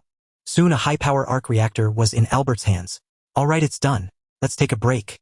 We'll test this microreactor's data after lunch. Albert examined the reactor, then placed it on a stand, speaking thus. Naturally, the free people who valued their personal time had no objection to such a proposal. They all left the lab to head to the cafeteria for lunch and a rest, relieving the fatigue from a week of non-stop work. With the finished product complete, everyone assumed the bonus would be substantial and spirits were high. Albert followed the group out, but excused himself to use the restroom, then returned to the lab. He retrieved the arc reactor once more. A bunch of idiots. Did you really think you had me? Under the glow of the reactor, Albert's face looked both mysterious and menacing. I've always found him suspiciously secretive, hiding something from everyone. Now he's finally shown his true colors. Supervisor Manson, like a rat, lurked furtively in the corner, covertly observing every move Albert made. Although he didn't understand what Albert was doing, Manson believed it was Albert's scheme, some sneaky maneuver to defy Obadiah's orders. Such an incident could become a golden opportunity to elevate his own status. Manson secretly gloated, a sinister smirk creeping across his face. I saw everything. What? A sudden voice from behind startled Albert, his heart pounding. He turned to look toward the source of the sound. Supervisor Manson, why aren't you resting and instead coming to bother me? Seeing the visitor, Albert's expression turned cold as he snapped. Albert had no goodwill for Obadiah's newly promoted lackey. Agreeing to work for Obadiah didn't mean he wanted to deal with such a character. They had only met a few times and Albert held no favorable impression of Manson. Nor was Albert alone in this sentiment, many others felt the same. Manson always liked to use Obadiah's name to throw his weight around, exploiting Obadiah's important position in the group and his supposed favor to flaunt his own power. But in truth, everyone knew he was just Obadiah's dog, and Obadiah didn't really value him much. Angry and embarrassed, I know everything you've been up to. What do you think would happen if I went to the chief executive officer right now and told him? Manson's slick powdered face wore a smug expression, as if he knew exactly what Albert had been doing. He stared at Albert with a confident smile, aggressively invading his space. Oh! Albert narrowed his eyes. Then tell me, what exactly have you discovered? Let me know what crime I've committed to deserve this. Go ahead, I'm listening. Hess, still not giving up. I've long noticed you were off. Lately, whenever you have time, you head to the fabrication room. Do you think I don't know what you're up to? Manson failed to notice that Albert had subtly moved closer to the robotic arms control panel. He was still plotting how to bluff Albert into confessing the truth. Then tell me, what exactly have I done? If you can't produce any concrete evidence, get the hell out of my workspace. Don't think you can pull your tricks on me. One hand casually rested on the control panel. If Manson had truly discovered something and understood his plan, Albert was ready to end the despicable man right there. Though doing so would expose the plan and force an early attack, preventing him from taking the final step, enhancing the battlesuit's performance with his nanotechnology, it would still achieve the most basic objective. Humph! The smug look darkened. Manson realized he had no real evidence to prove Albert was harming the group, but he trusted his instincts. I know, Albert, you're definitely up to something. Fine, I may not have proof now, but I'll tell Mr. Obadiah everything. I'm sure he'll uncover what you're hiding. Just wait. You'll get what's coming to you. Manson said in exasperation. Upon hearing the first part, Albert relaxed. Manson hadn't discovered his secret project of building a steel battlesuit. He removed his hand from the robotic arms control panel. But when Manson threatened to inform Obadiah, Albert's heart tightened. All right, you've caught me. Don't tell Obadiah. I was just looking at some robot data. No need to make a fuss. Albert suddenly called out to Manson, his face showing a guilty expression, uttering words that sounded like a plea for leniency. Oh! Manson was thrilled. So there was indeed something wrong. Thinking Albert couldn't escape, he pressed on. Looking at data? I think you're stealing company secrets. Given our company's special nature, that's a crime that could land you in prison. Let me guess, probably over a decade. I hear the inmates there really like guys like you. Fine, you win. What do I have to do to make you let this go? Hearing Albert's words, Manson was overjoyed. He had finally gotten Albert in his grasp. Because of Jenny, Obadiah had scolded him harshly, and he had long wanted to get back at Albert. Manson planned to force Albert to hand over all research data and ownership, hoping to curry favor with Obadiah and fulfill his own ambitions. But Manson knew nothing of Obadiah's true scheme.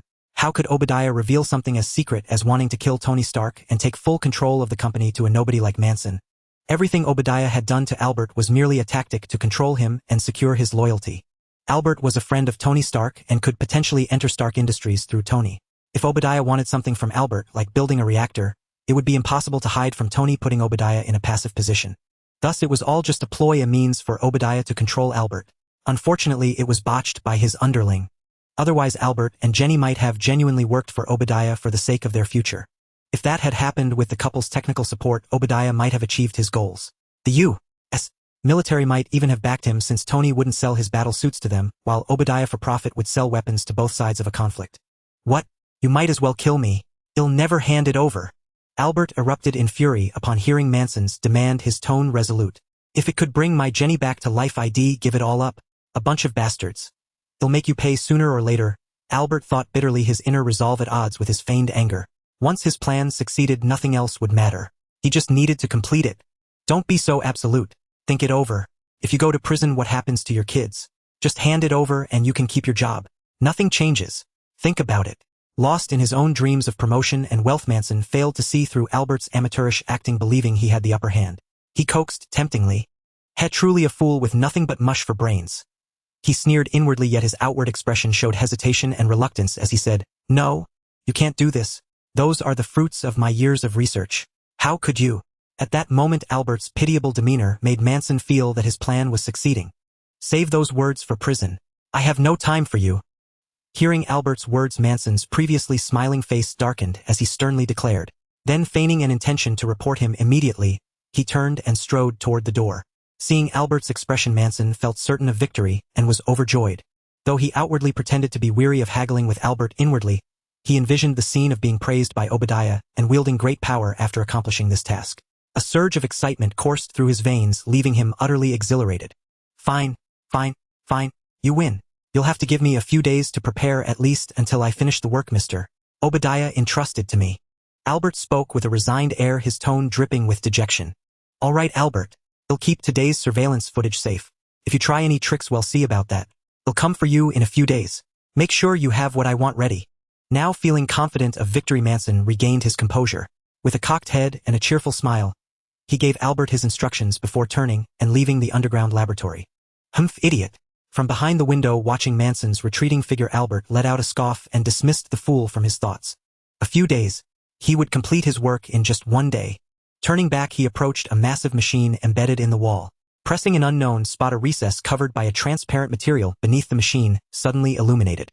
Through the glass, he could see a unique suit of armor lying flat inside the recess.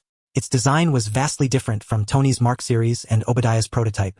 Tony's current armor prioritized high mobility and simplicity, though its defense was formidable but not invulnerable. Even the air-to-air missiles from an F-22 fighter required agile evasion, let alone more powerful weaponry. Later, Tony Stark would develop multiple armor variants for different scenarios. Clearly, Iron Man's style combined power and mobility, favoring high-speed attacks. Obadiah's design, however, was different. It was clearly a weapon platform built for siege warfare and heavy armaments.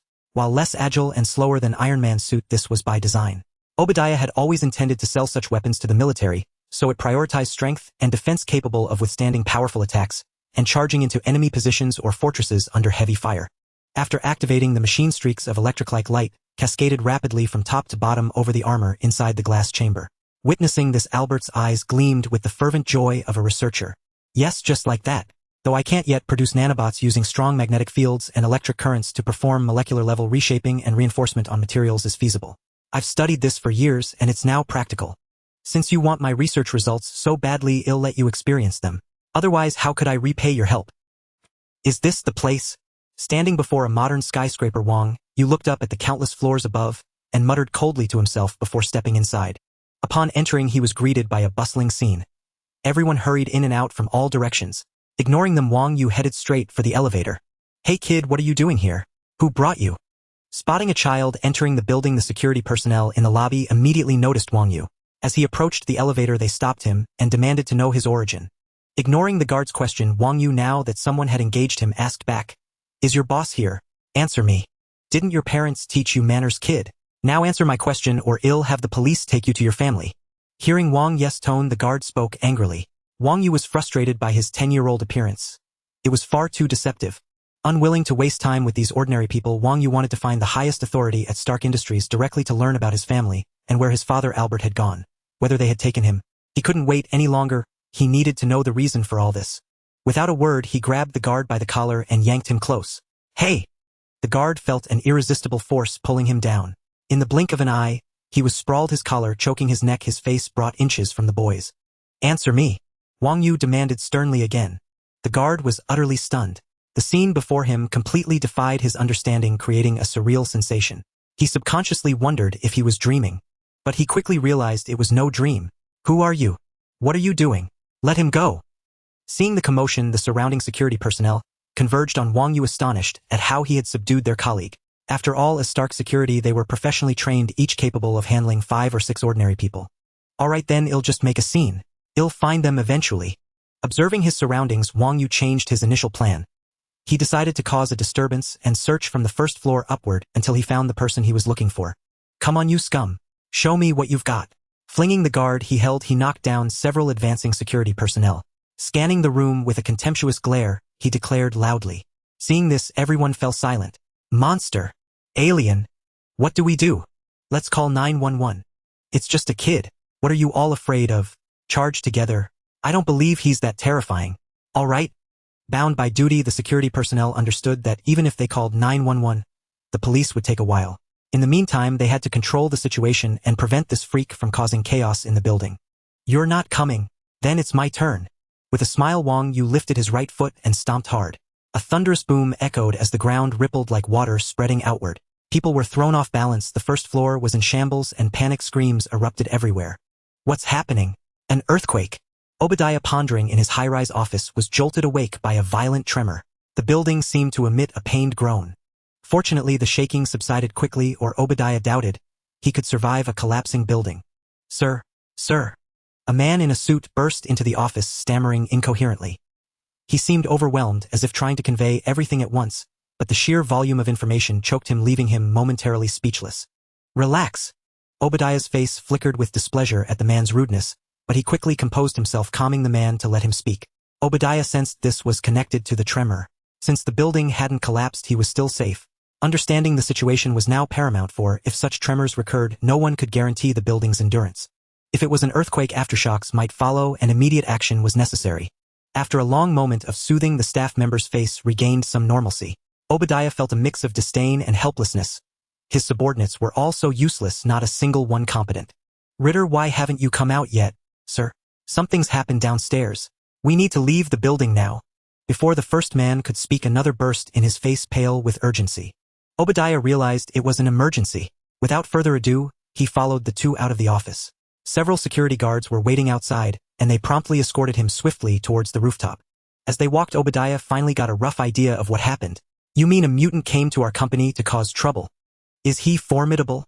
Obadiah asked, astonished. Yes, sir. It was terrifying. I was on the second floor platform watching through the glass. He just stomped his foot, and it was like an earthquake or a bomb went off. The whole floor was flipped over and everyone was thrown into the air. I was so scared I ran straight up to inform you. Inform me? More like flee. Humph. Obadiah thought, seeing his subordinates' terrified demeanor, but he said nothing aloud. Soon they reached the rooftop, where a helicopter was on standby. The pilot was ready and the rotors had begun to spin slowly. Mutant inside the building, you have violated U.S. law. Release the hostages and surrender immediately. You will receive a fair trial under American law. If you do not comply, we will take measures and have the authority to use lethal force. You have 30 seconds to decide. With all these guns, even a mutant cannot escape. Hearing the police's blather, Wang Yu chuckled. Weren't the police always the last to arrive? Why had over 20 police cars screeched to a halt so quickly after head made a little commotion? Mutant in the building. Humph, that has nothing to do with me. I'm not a mutant. Where is it? If you don't tell me, I'll throw you down. Wang Yu said, lifting the man he had been dragging and pressing his upper body over the railing. He stared into the man's terrified, panicked eyes and demanded, feeling the emptiness behind him, knowing that if this demonic child let go, he would fall headfirst from a height of over 30 meters. The man felt his throat tighten, unable to speak. He could only blink rapidly to signal his agreement. His mouth gaped, gasping for air, yet he felt suffocated by terror, drenched in cold sweat. Such a coward. Last chance. Wang Yu pulled him back from the railing. He knew the man had just entered a pre-death mental self-preservation state, becoming immobile and speechless. In fact, most people, when they believe they are about to die or are in extreme fear, experience this state. To avoid suffering, the brain suppresses its motor and cognitive functions, reducing the pain of death or severe injury. Ill talk, huff. Finally recovering from the brink of death, the senior security guard gasped for air, feeling on the verge of collapse. He told Wang Yu everything he knew. Having obtained what he wanted, Wang Yu knocked him out, left him there, and proceeded towards the upper floors. Wang Yu didn't usually resort to such methods with ordinary people, but this man's will was exceptionally strong. His usual tactics had proven ineffective. It seems for those with strong will, one must first break their spirit to proceed. By using magic to amplify the security guard's fear, Wang Yu finally succeeded. Along the way, after casting a psychological terror spell on every Stark employee, he encountered, Wang Yu believed they would never return to this building, or otherwise the inexplicable fear would drive them mad. This was a casual effort to dismantle Stark. Damn it! As Wang Yu reached the door of Obadiah's office, his expression changed. Bang!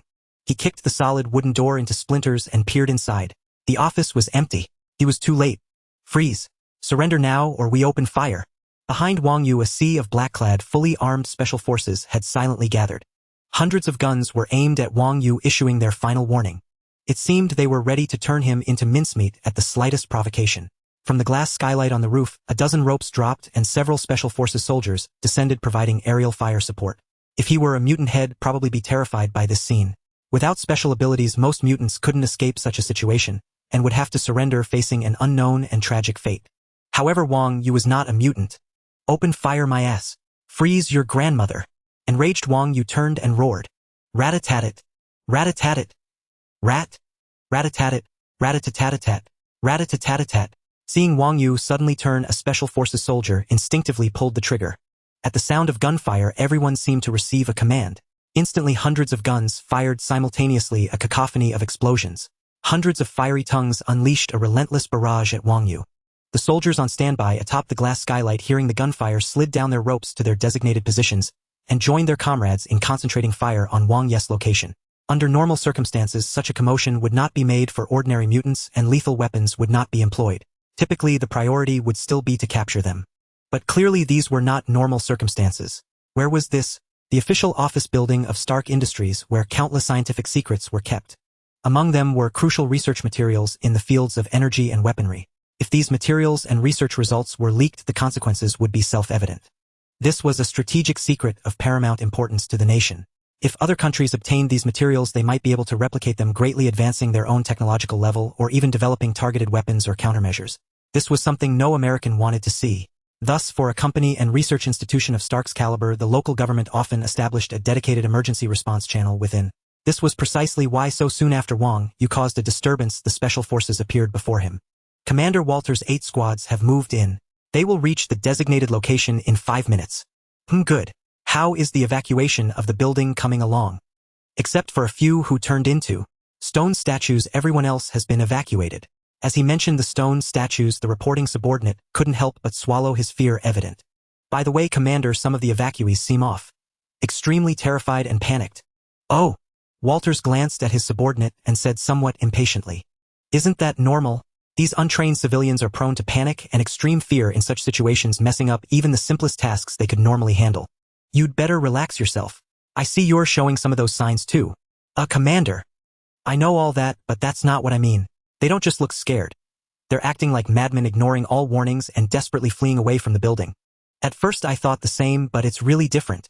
No matter how we tried to persuade them, they were utterly frantic. 1 or 2 ID chalk up to shock, but there are dozens of them like this. Seeing Walter's skeptical expression, the subordinate grew anxious and quickly recounted the situation. Hearing his subordinates report, Walters sensed something was amiss. Though he considered that the mutant might have some means, he still found it hard to accept. All right, I'll go check it out immediately, Walters said, then instructed another commander. Once in position, issue one final warning. If he shows any sign of abnormality, open fire and kill him immediately. We must ensure the safety of Stark Industries property at all costs. Walters believed that, under the siege of so many men, even a mutant couldn't escape unscathed. Moreover, if something happened to these rescued people, and he turned a blind eye, he would be held responsible for any future consequences. As a free nation, this was of utmost importance. Failure to handle it properly would give his adversaries a pretext for attack. To avoid this, Walters had to temporarily leave his command post to investigate. After giving his orders, Walters followed his subordinate to the location of the abnormally behaving individuals. It wasn't far, so they arrived shortly. What in the world happened here? What did the doctor say? The scene before him shocked Walters. Even though handcuffed, these afflicted individuals were frantically struggling away from the building, seemingly oblivious to the skin on their wrists being torn and bleeding. Their hysterical state made everyone keep their distance. Commander, they even bite. Several of our men were bitten when they tried to stop them. The doctors couldn't find anything wrong and even claimed they were perfectly normal. Look at them. Do they seem normal to you? Hearing his subordinates' indignant complaints, Walters sensed something was off, but he had no good solution.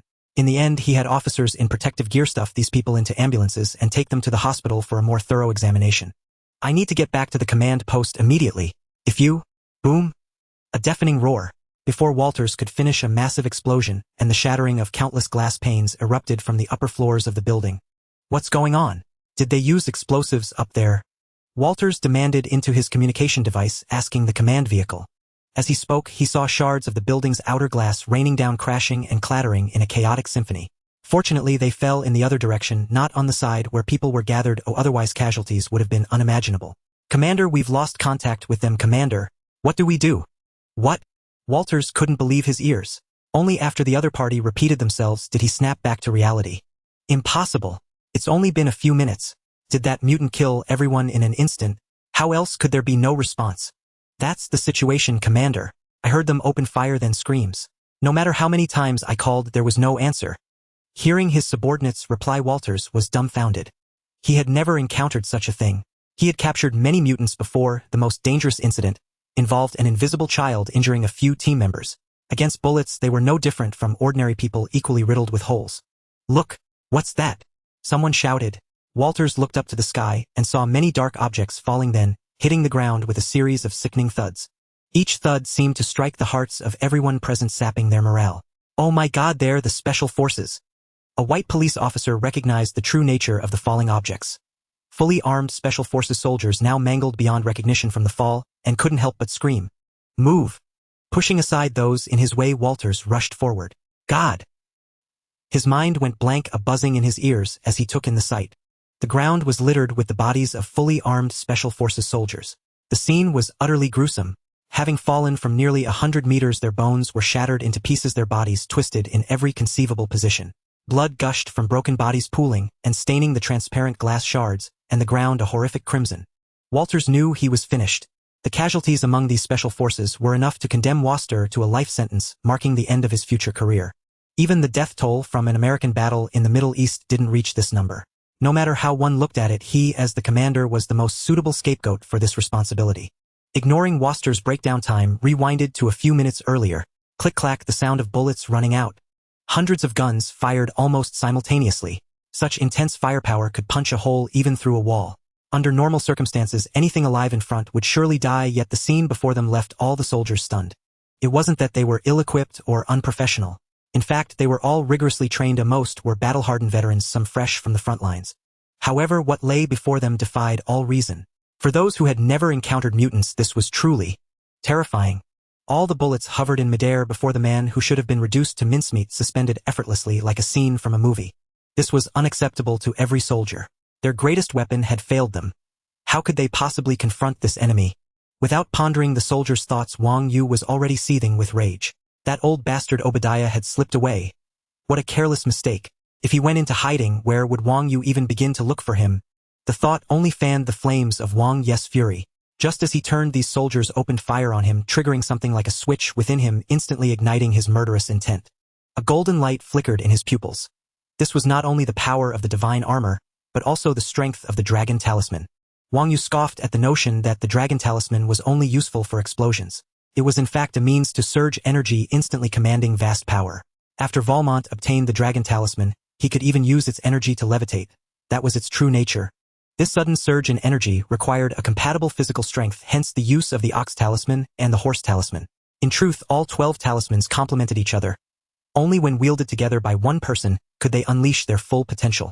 Just as Wang Yu did now, the rooster talisman's gravity control halted all incoming bullets in midair.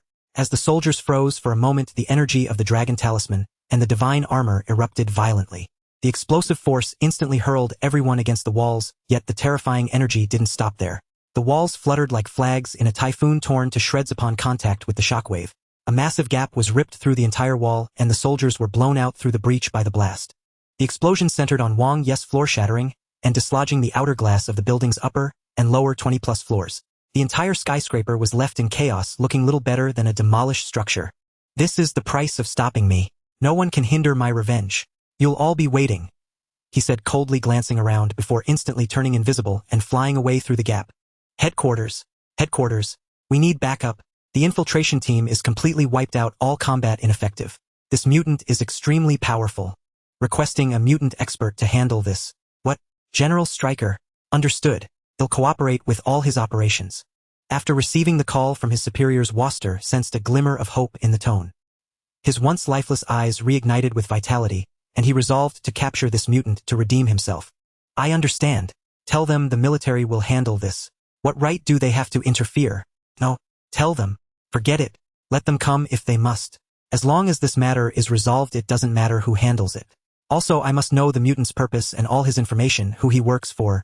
I need to understand everything. That's all. After hanging up the phone, Obadiah sat in the helicopter gazing at the bustling scenery below. Yet it couldn't dispel the gloom in his heart. His face was dark and grim, as if it might drip with water. The sudden attack had disrupted his plans. Originally he intended to keep Tony Stark in the dark, complete the research on the war machine armor, then eliminate him once more and sell the product worldwide. As for whether it would trigger World War III, who cared? Obadiah couldn't care less. As a capitalist he would risk anything for profit. Besides, if a third world war could start so easily, he as an arms dealer might just make another fortune from it. Now all of this was thrown into chaos by this incident. With such a major problem at the company, Tony Stark would surely come to inspect. In that case, his covert operations would never escape Tony's eyes. Obadiah recalled the scene when Tony returned, and he proposed selling his newly invented suit. Tony had flatly refused without a hint of compromise. Obadiah knew he could never change Tony's mind. If Tony discovered he was secretly manufacturing the suits, he would surely stop him. Tony held an absolute majority of the company shares. After all, it was his family business. If Tony resolutely opposed him, the trouble would be immense. At this thought, a dangerous glint flashed in Obadiah's eyes. Luck can only last so long. Since you refuse to cherish your hard-won life, don't blame me. Obadiah mused inwardly. We've arrived Sector 16 Manufacturing Center. A subordinate reminded him. Hearing this, Obadiah grunted in acknowledgement, a cold smirk curling at the corner of his mouth. The helicopter soon landed. Let's go. The report says Albert has successfully built the arc reactor. Now well retrieve several completed units. I need them. The group quickly entered the Sector 16 Manufacturing Center and took the elevator down to the underground armor workshop. Seeing the rows of steel armors hanging before him, exuding a unique aesthetic of defense and brute force, Obadiah wore a satisfied expression. Something's off. Where is everyone? Where's the reactor? Wasn't it finished? Looking at the empty chest cavities of the armors and the desolate surroundings, Obadiah frowned. A sense of foreboding crept up. Over here, Obadiah. At the sound, everyone's gaze shifted. Instantly their hearts sank. Help! Save me, boss. I did everything as you instructed. A terrified cry for help came from that direction. They saw an unfamiliar suit of armor, holding Supervisor Manson in its grip, standing there observing them. Inside the spacious manufacturing room, the machines used for crafting armor and the completed suits were all neatly arranged. Normally at this hour, the place would be bustling with activity as everyone carried out their respective duties. But now a profound silence reigned. Only the wailing cries of Supervisor Mason echoed through the air. A steel figure with blue light emanating from its chest and eyes stepped out from a doorway, dragging a bloodied Supervisor Mason by the hand. The icy tone of his voice pressed heavily upon Obadiah and his men, a chill sinking into their hearts. Are you, Albert? What is the meaning of this? Can you tell me what's going on with you? Sensing trouble, Obadiah refrained from rashly provoking the steel figure. While covertly signaling his subordinates, he addressed the figure. What's going on? That's what I should be asking you.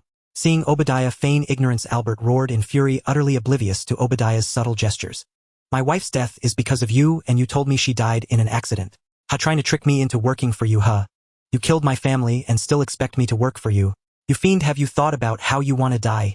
I've already come up with many ways, ones that will surely make you feel my sorrow deeply. How does it feel to have your heart twisted, huh? The speakers on Albert's suit perfectly broadcast his voice, allowing everyone who heard it to sense the immense sorrow, pain, and above all, the seething hatred of the one who spoke. No sooner had the words fallen than Albert raised his hand, firing a beam of concussive energy from his palm, striking a machine that stood between him and Obadiah. Boom! Creak! A milling machine-like tool was hit, its upper half blasted into fragments that scattered everywhere with a clatter. Yet this was not the end. The force of the impact toppled the multi-ton machine, sending it crashing directly toward where Obadiah stood. On guard from the start, Obadiah was not crushed. The moment the machine was struck, he lunged to the side, narrowly dodging.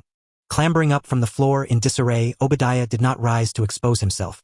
Instead, he moved through the gaps between machines, slipping away from his previous position. Obadiah, I have to thank you.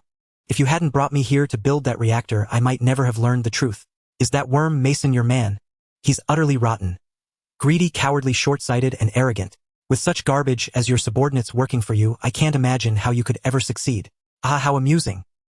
Hidden behind a machine, Obadiah felt a tightness in his chest at Albert's taunts, seething with rage. Albert's words struck a nerve. He couldn't refute. His collaborators and underlings were indeed so incompetent that they had long been a source of his own suffering. Things he wanted to accomplish never went smoothly. He resolved in his heart that once this was over, he would overhaul his team, completely ridding himself of these useless fools who only ruined his plans and achieved nothing else. Having made that decision, he set aside his inner frustration and stole a glance in another direction.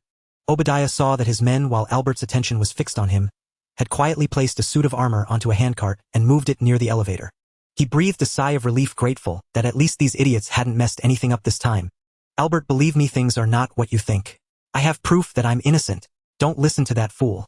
He'll say anything to save his own skin. Give me a chance to tell you the truth, okay? To avoid arousing Albert's suspicion, Obadiah shouted loudly, his back against the wall, hoping to buy himself some time to achieve his goal. What else could it be? Where's the high and mighty chief executive officer now? Why the sudden change of face?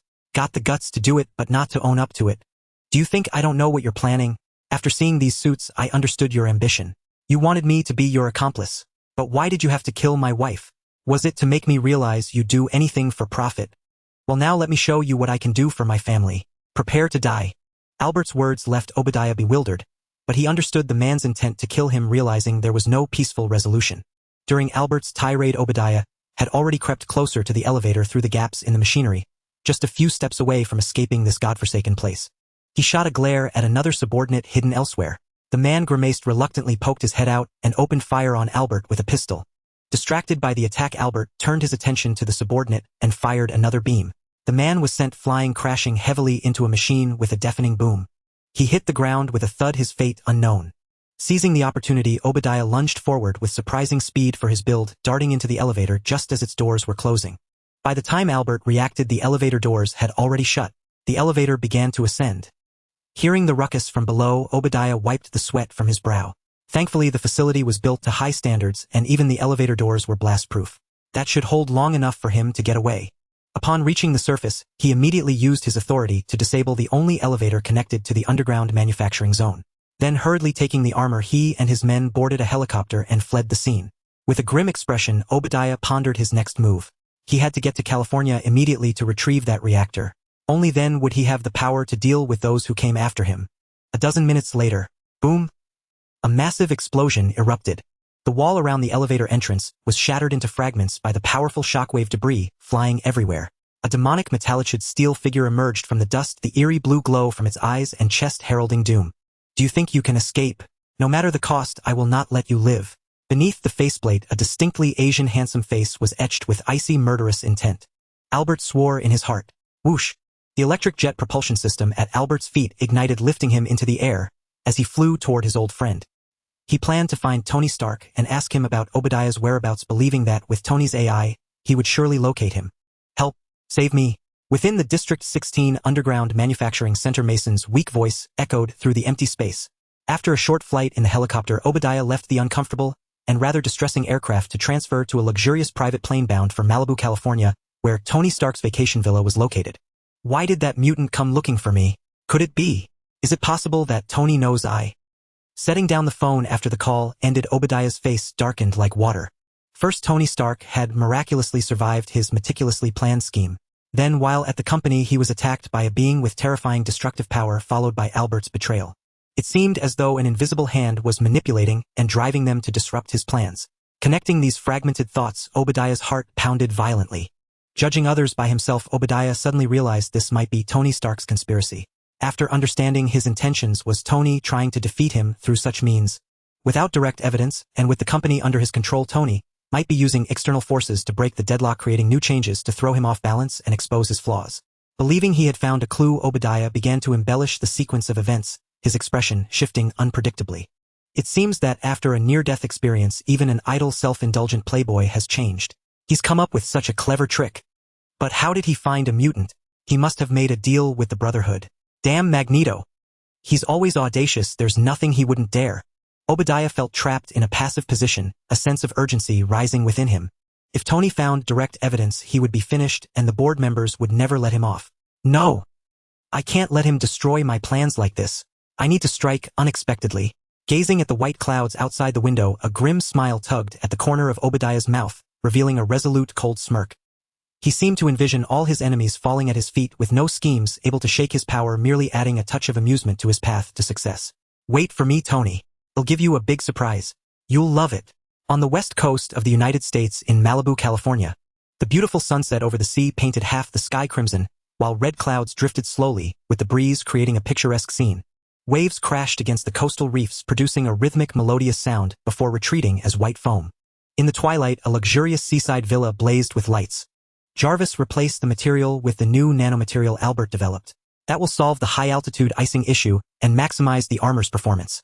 Speaking of which, I haven't heard from him in a while. Honestly, after such a big incident, he hasn't even come to see me. He's always holed up in the lab doing research. Jennifer must be miserable married to him. If it were me. If it were you, what then? Pepper's voice suddenly emerged from behind Tony Stark, cutting off his words. Hearing the voice, Tony turned to see his beloved beautiful assistant standing behind him, watching him with a scrutinizing gaze.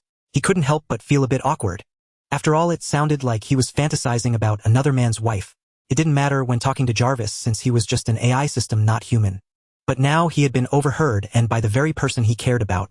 This was awkward. However, Tony's thick skin, honed through countless romantic escapades, allowed him to brush off the embarrassment internally, without showing it outwardly. He deftly deflected the topic with humor. "Oh, nothing, my beautiful assistant.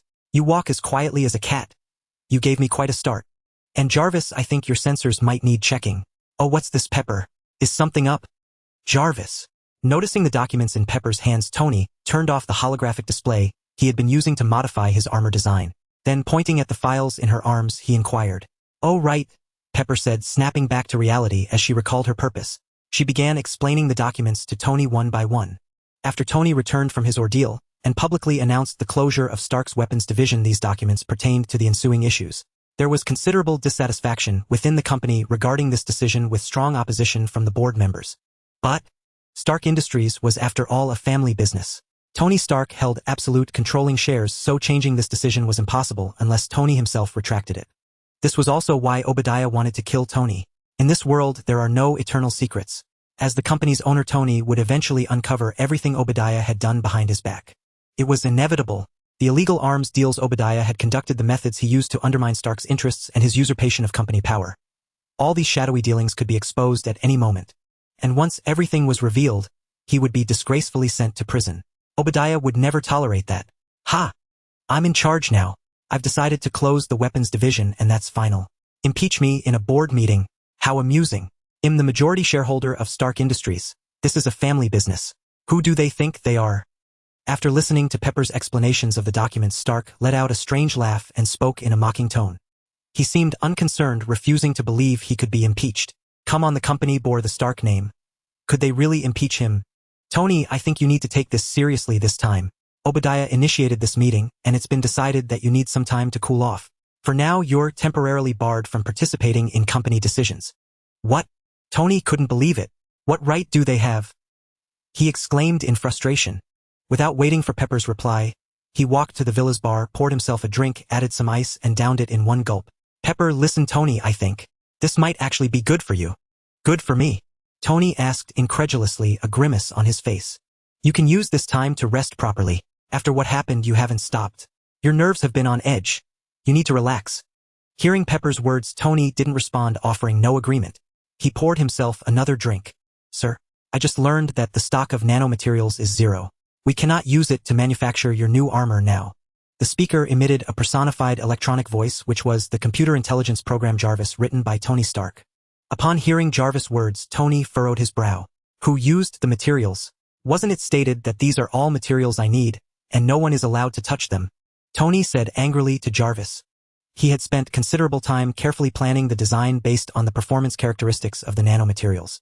Now, without materials to fabricate it, his recent design would be in vain, and he would have to redesign everything. Having to repeat a task several times to complete it signifies inefficiency and waste, which made Tony very unhappy, especially since he had postponed several activities to work on this suit.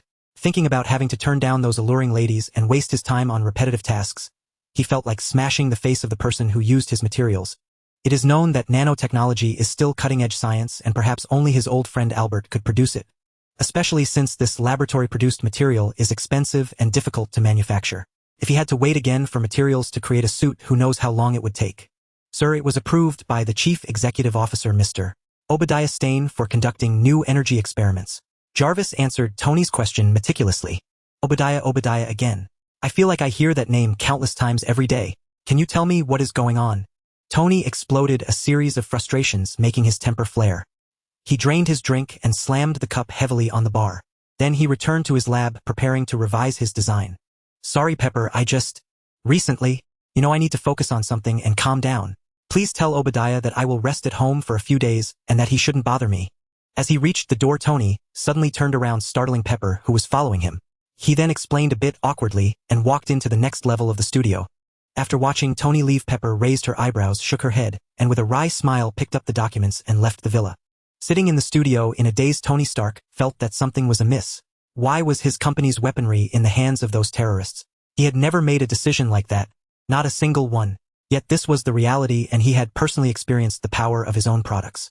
Well, one could only say it was quite effective, and he still had several shards within him poised to take his life. But that was not the most critical issue. Picking up a cup of green gooey substance, Tony gulped it down, enduring its strange taste. He had to drink several cups of this stuff every day, and its effects were not apparent. The reactor in his chest was not without its effects on him. The radioactive palladium needed to support its operation constantly tormented his health, so he needed to drink a lot of this plant juice daily to neutralize the radiation. Tony had always believed that as long as he found a substitute element, he could completely solve this problem. With many elements yet to be experimented with, Tony believed he would definitely find one to replace it, so he was not worried. "Sir, there is some news you might want to know." Jarvis' voice suddenly interrupted Tony's daze. "Oh, let me see." After swallowing the strange taste, Tony casually replied. The monitor on the wall automatically turned on and played a news report. Around 7 this morning, Stark Industries Tower in the Manhattan Central area was attacked by a sudden stranger who possesses superhuman abilities. Whether he is a mutant is yet to be verified. This incident has resulted in dozens of casualties. It is said that this attacker had previously inquired about the location of the company's CEO, Mr.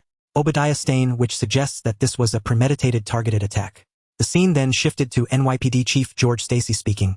Seeing the devastation inflicted on Stark Tower, Tony was stunned. "Why didn't anyone inform me? Damn it, what do they want? And who is that monster? Why are they causing trouble for my company? There must be something I don't know about this, damn it." Angry in his heart, Tony Stark had already realized that his authority was being undermined and began to feel intense vigilance. "Jarvis, I don't know, sir. The footage of the attacker hasn't been found, but information obtained through an intrusion into the police system shows that the death toll is not just dozens but 119 all active-duty soldiers from special forces. I believe that attacker must be extremely powerful, and you may need to enhance security and vigilance measures, sir." "All right, I will strengthen security now." Standing up, Tony opened the holographic interface, glanced at the earlier design, and saved it to his private database. He then created a new interface. Based on the Mark II, he made slight adjustments to the design and chose another aviation alloy as the material for production, which would solve the problem of high-altitude icing. "Jarvis, how long will it take to finish?" After completing the design, Tony was satisfied with the images on the holographic display. "Jarvis, about 2 hours, sir." "All right, then I'll go take a shower." After a long day, Tony left the work to Jarvis and prepared to relax and enjoy a comfortable shower as he walked toward the bedroom. The internal components were mostly ready-made, so Jarvis only needed to process the shell and a few key parts and then assemble them, which wouldn't take long. The efficiency of mechanical automation was very high, and soon a high-tech iron suit was completed awaiting Tony's use. Jarvis. Tony walked out of the bathroom, gently tidying his hair. He stopped in his tracks, not hearing a response, and called out again. Suddenly Tony grunted, his whole body stiffening as he fell onto the nearby sofa, the veins on one side of his face bulging, resembling writhing black snakes, looking ghastly. A figure emerged holding a device the size of a lighter, and Obadiah stood smiling in front of Tony Stark. With a click, Obadiah closed the sonic device and slipped it into his pocket, a smirk of utter control on his face. "It's a handy little gadget, too bad it never got approved for production." As he spoke, Obadiah leaned close to Tony's ear, his gesture resembling a whisper between old friends, but his tone was as sinister as a serpent's hiss. Tony, paralyzed by the sonic assault, felt his body tense even further, every hair standing on end. "Tony, you're just like your dead father, brilliant in research but equally naive in your ways." "So?"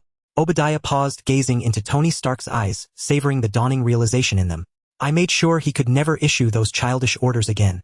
He had a car accident, and I simply leaked his route that day."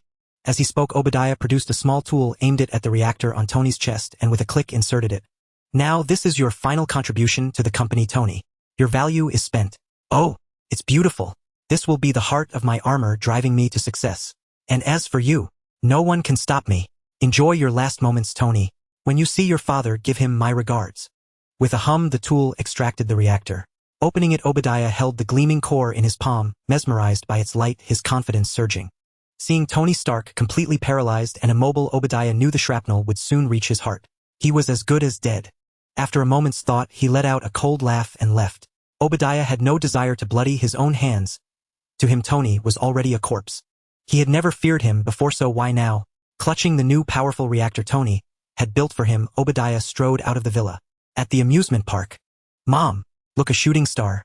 I see a shooting star." A child with an ice cream cone being led by his mother suddenly spotted a bright light streaking across the night sky and eagerly pointed it out. "Really? Where?" The mother looked up, following the child's finger, and saw the light. That doesn't look like a shooting star, she mused. What is it then? Maybe it's an airplane's signal light. Come on, let's go ride the Ferris wheel. What do you say, sweetie? Okay. High above in the pitch-black sky, Albert gazed down at the vast earth below. The city's lights and the darkness beyond were starkly defined in his vision. Albert had never felt such a sensation, soaring freely through the sky unbound and unrestrained, as if the entire world lay open before him, nothing escaping his sight. The air at this altitude was bitingly cold, but it had no effect on Albert. His suit, crafted from nanomaterials, boasted formidable defense and performance with an impeccable life support system. Albert was minutes away from reaching the seaside villa of his old friend Tony Stark.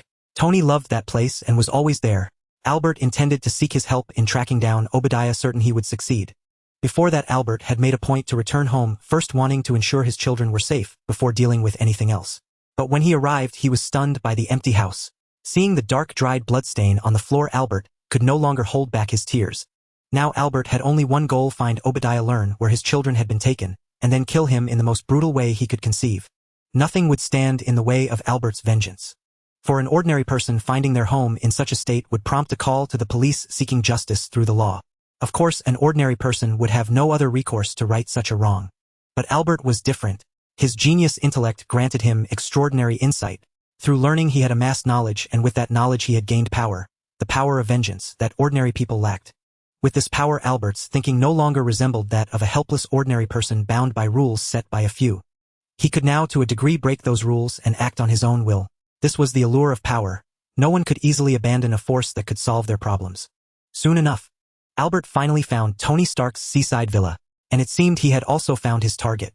Inside his helmet, the display showed a line of cars and a figure emerging from the villa. Obadiah. Albert's eyes reddened, and he directed the armor to fly over swiftly. What's that? A bodyguard asked, noticing the light in the sky. Ha! That's... No, stop him. Hearing his subordinate's confusion, Obadiah looked up. Recognizing the light, he immediately realized Albert had arrived in his iron suit. With no time to wonder how he had been found, Obadiah ordered his guards to open fire. He himself, with surprising speed for his size, dashed toward a small truck in the convoy. Rat-a-tat-tat, rat-a-tat, rat-a-tat.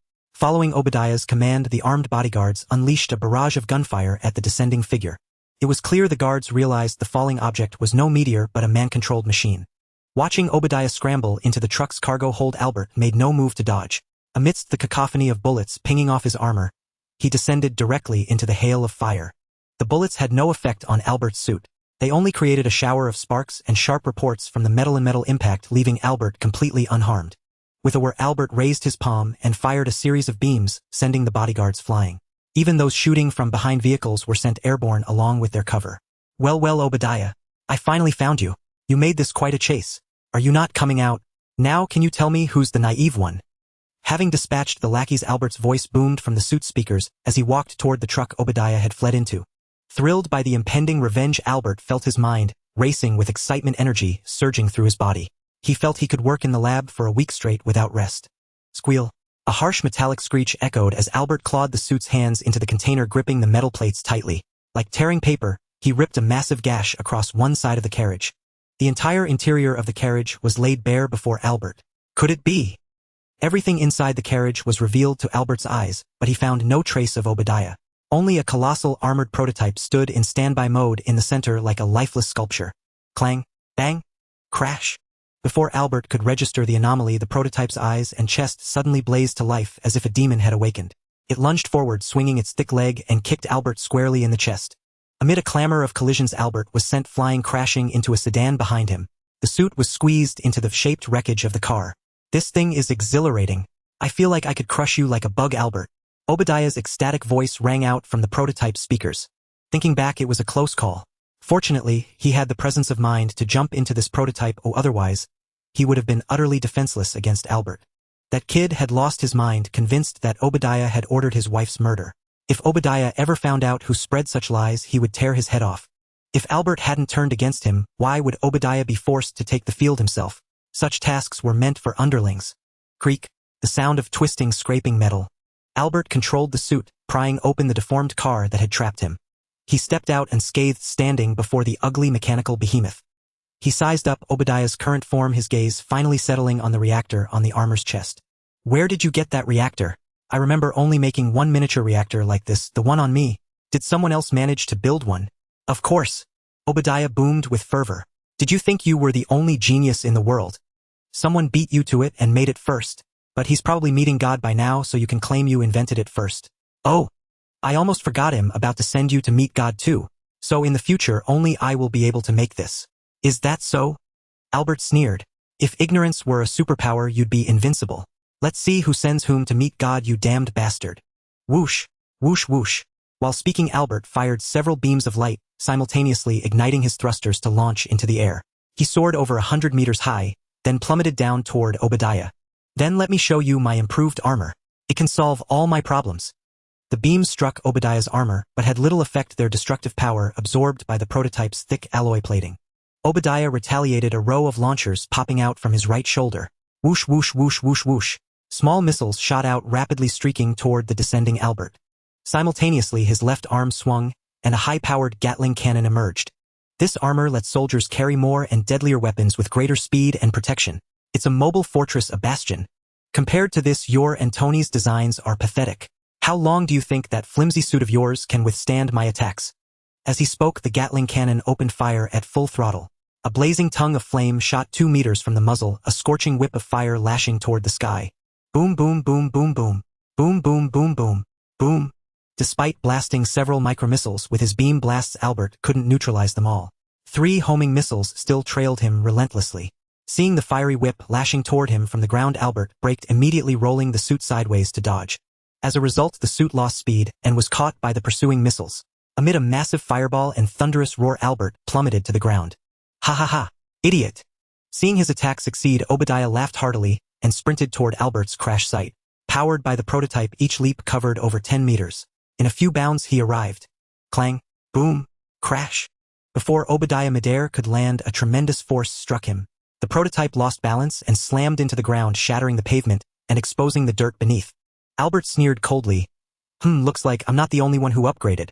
Did you think an attack of that caliber could affect me with nanomaterial armor? Calling you ignorant is a compliment. Is that so? A massive mechanical hand suddenly shot out from the dirt, grabbing Albert by the calf. With immense mechanical force, Albert was lifted upside down. Before he could react, the prototype's colossal form leaped out of the ground. Looks like your attacks are useless against me too. Die! As he spoke, the mechanical arm swung Albert in a full arc and smashed him into the ground. Boom, boom, boom. A relentless series of impacts thundered. The ground was torn apart. Let go! Albert seized an opportunity, activating all thrusters at full power. The main thrusters on his hands and feet, along with the secondary ones on his back and ribs. The immense force broke Obadiah's grip. Boom! With a sonic boom, Albert broke the sound barrier. Within seconds, the thunderclap echoing like a sudden explosion. Obadiah's turtle shell is no joke. With armor this thick, normal attacks are useless.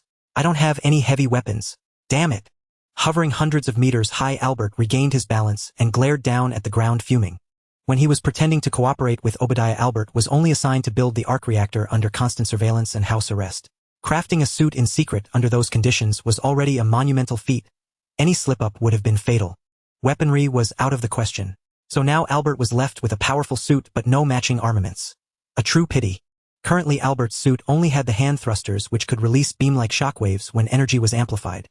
But that seemed ineffective against Obadiah, whose armor was far too thick.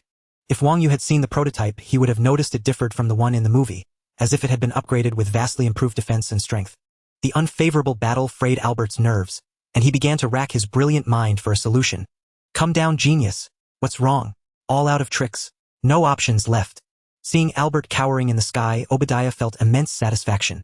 The memory of being utterly defeated by Albert in the underground manufacturing center of District 16 was still vivid in his mind. Now being able to turn the tables and dominate Albert felt exceptionally gratifying. Obadiah! A roar of boundless fury. What? Startled by the voice behind him, Obadiah, who had been intently focused on the sky above, felt a jolt of alarm. The voice was all too familiar, yet its owner should have been dead by now. Boom, boom, boom. The instant Obadiah heard the sound, he was engulfed in an explosion. The entire prototype suit was sent flying by the blast, crashing dozens of meters away and lying motionless on the ground. Now tell me, was it you who betrayed Father? Was it you who caused his death? Wasn't it? With a resounding clang, a Redan gold armored suit landed beside Obadiah, grabbing his prototype suit and slamming it viciously into the ground again, raining down iron fists upon him. You betrayed him. He trusted you so much. You coward. You deserve to die. Tony roared. Hatred had clouded his mind. His sole purpose was to kill Obadiah and avenge his father. Though his relationship with his father had been strained, Tony had always regarded him as his pride and idol. His own personality had likely been shaped in emulation of his father, aspiring to become a great man just like him. In the Marvel Universe, Tony's father had been a key developer in nuclear weapons research, and his company was a global tech titan that led the world's technological advancement. These were the things Tony took pride in. But now, someone had confessed that his father's death was not an accident or a car crash but murder, and the man before him was one of the perpetrators. Someone he had once trusted most. How ironic. Enough, you bastard. Bang. Amidst the violent clang of metal, the prototype suit, which had been on the defensive, suddenly stirred. A massive mechanical arm seized Tony's incoming fist. I not only killed your father, but I will also kill you. I built this company with my own sweat and blood, and you all want to destroy it. How could I let you succeed? I've sacrificed so much for this company. Why do you all want to ruin it? Tony, we are an arms company, not those hypocritical philanthropists. This is how we started. You think you can just stop selling weapons as if it's nothing? Both you and your father. So naive. Now just like before, it'll make you all disappear. With a roar equally filled with rage, Obadiah launched a counterattack, relying on his suit's immense strength to engage Tony in brutal hand-to-hand combat. The two Iron Men fought their battle, spilling into the city, causing numerous accidents. Obadiah did not believe he was wrong. Though he knew his actions were illegal, which of these capitalist titans had clean hands? Even the President of the United States would invade and plunder other nations for political gain. As long as one had power, what did it matter? Having been in the arms business for so long, stopping on a whim would be cutting off one's own lifeline. The entire company's assets had suffered because of Tony Stark's orders. Stocks had plummeted to an all-time low for Stark Industries. How could he bear it? Hearing Obadiah's words, Tony fell silent. Not because he agreed with Obadiah, but because he knew no amount of argument would make Obadiah confess. The only way was to get him out of his armor, then make him understand bit by bit the cost of killing his father. Are you? Tony. Suddenly Albert, piloting his own armored suit, appeared behind Obadiah and joined the brawl.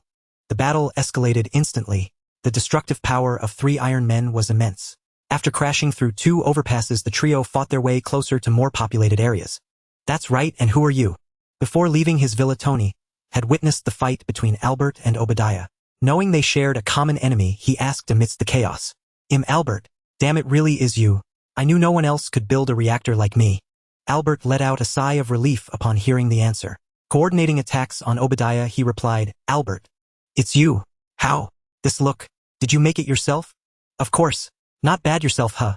Your armor seems capable, but still a far cry from mine, Albert said humorously. Oh damn. If that bastard hadn't taken all the nanomaterials, do you think my armor would be inferior to yours? In other aspects, even this current armor is no worse than yours. Tony, catching the teasing tone, retorted defiantly. The nanomaterials were all produced by me anyway. If you're so capable, make your own. Have you two said enough? Now die. Whoosh, whoosh, whoosh. Seizing the moment, Obadiah used a speeding bus to break free from the melee. Whoosh. The rocket launchers on his feet ignited, lifting him into the air as he continuously fired micromissiles from their pods. Once distance was established, a firefight ensued. Tony and Albert's attacks struck Obadiah's somewhat clumsy prototype suit with precision. The increase in power and armor had cost him agility.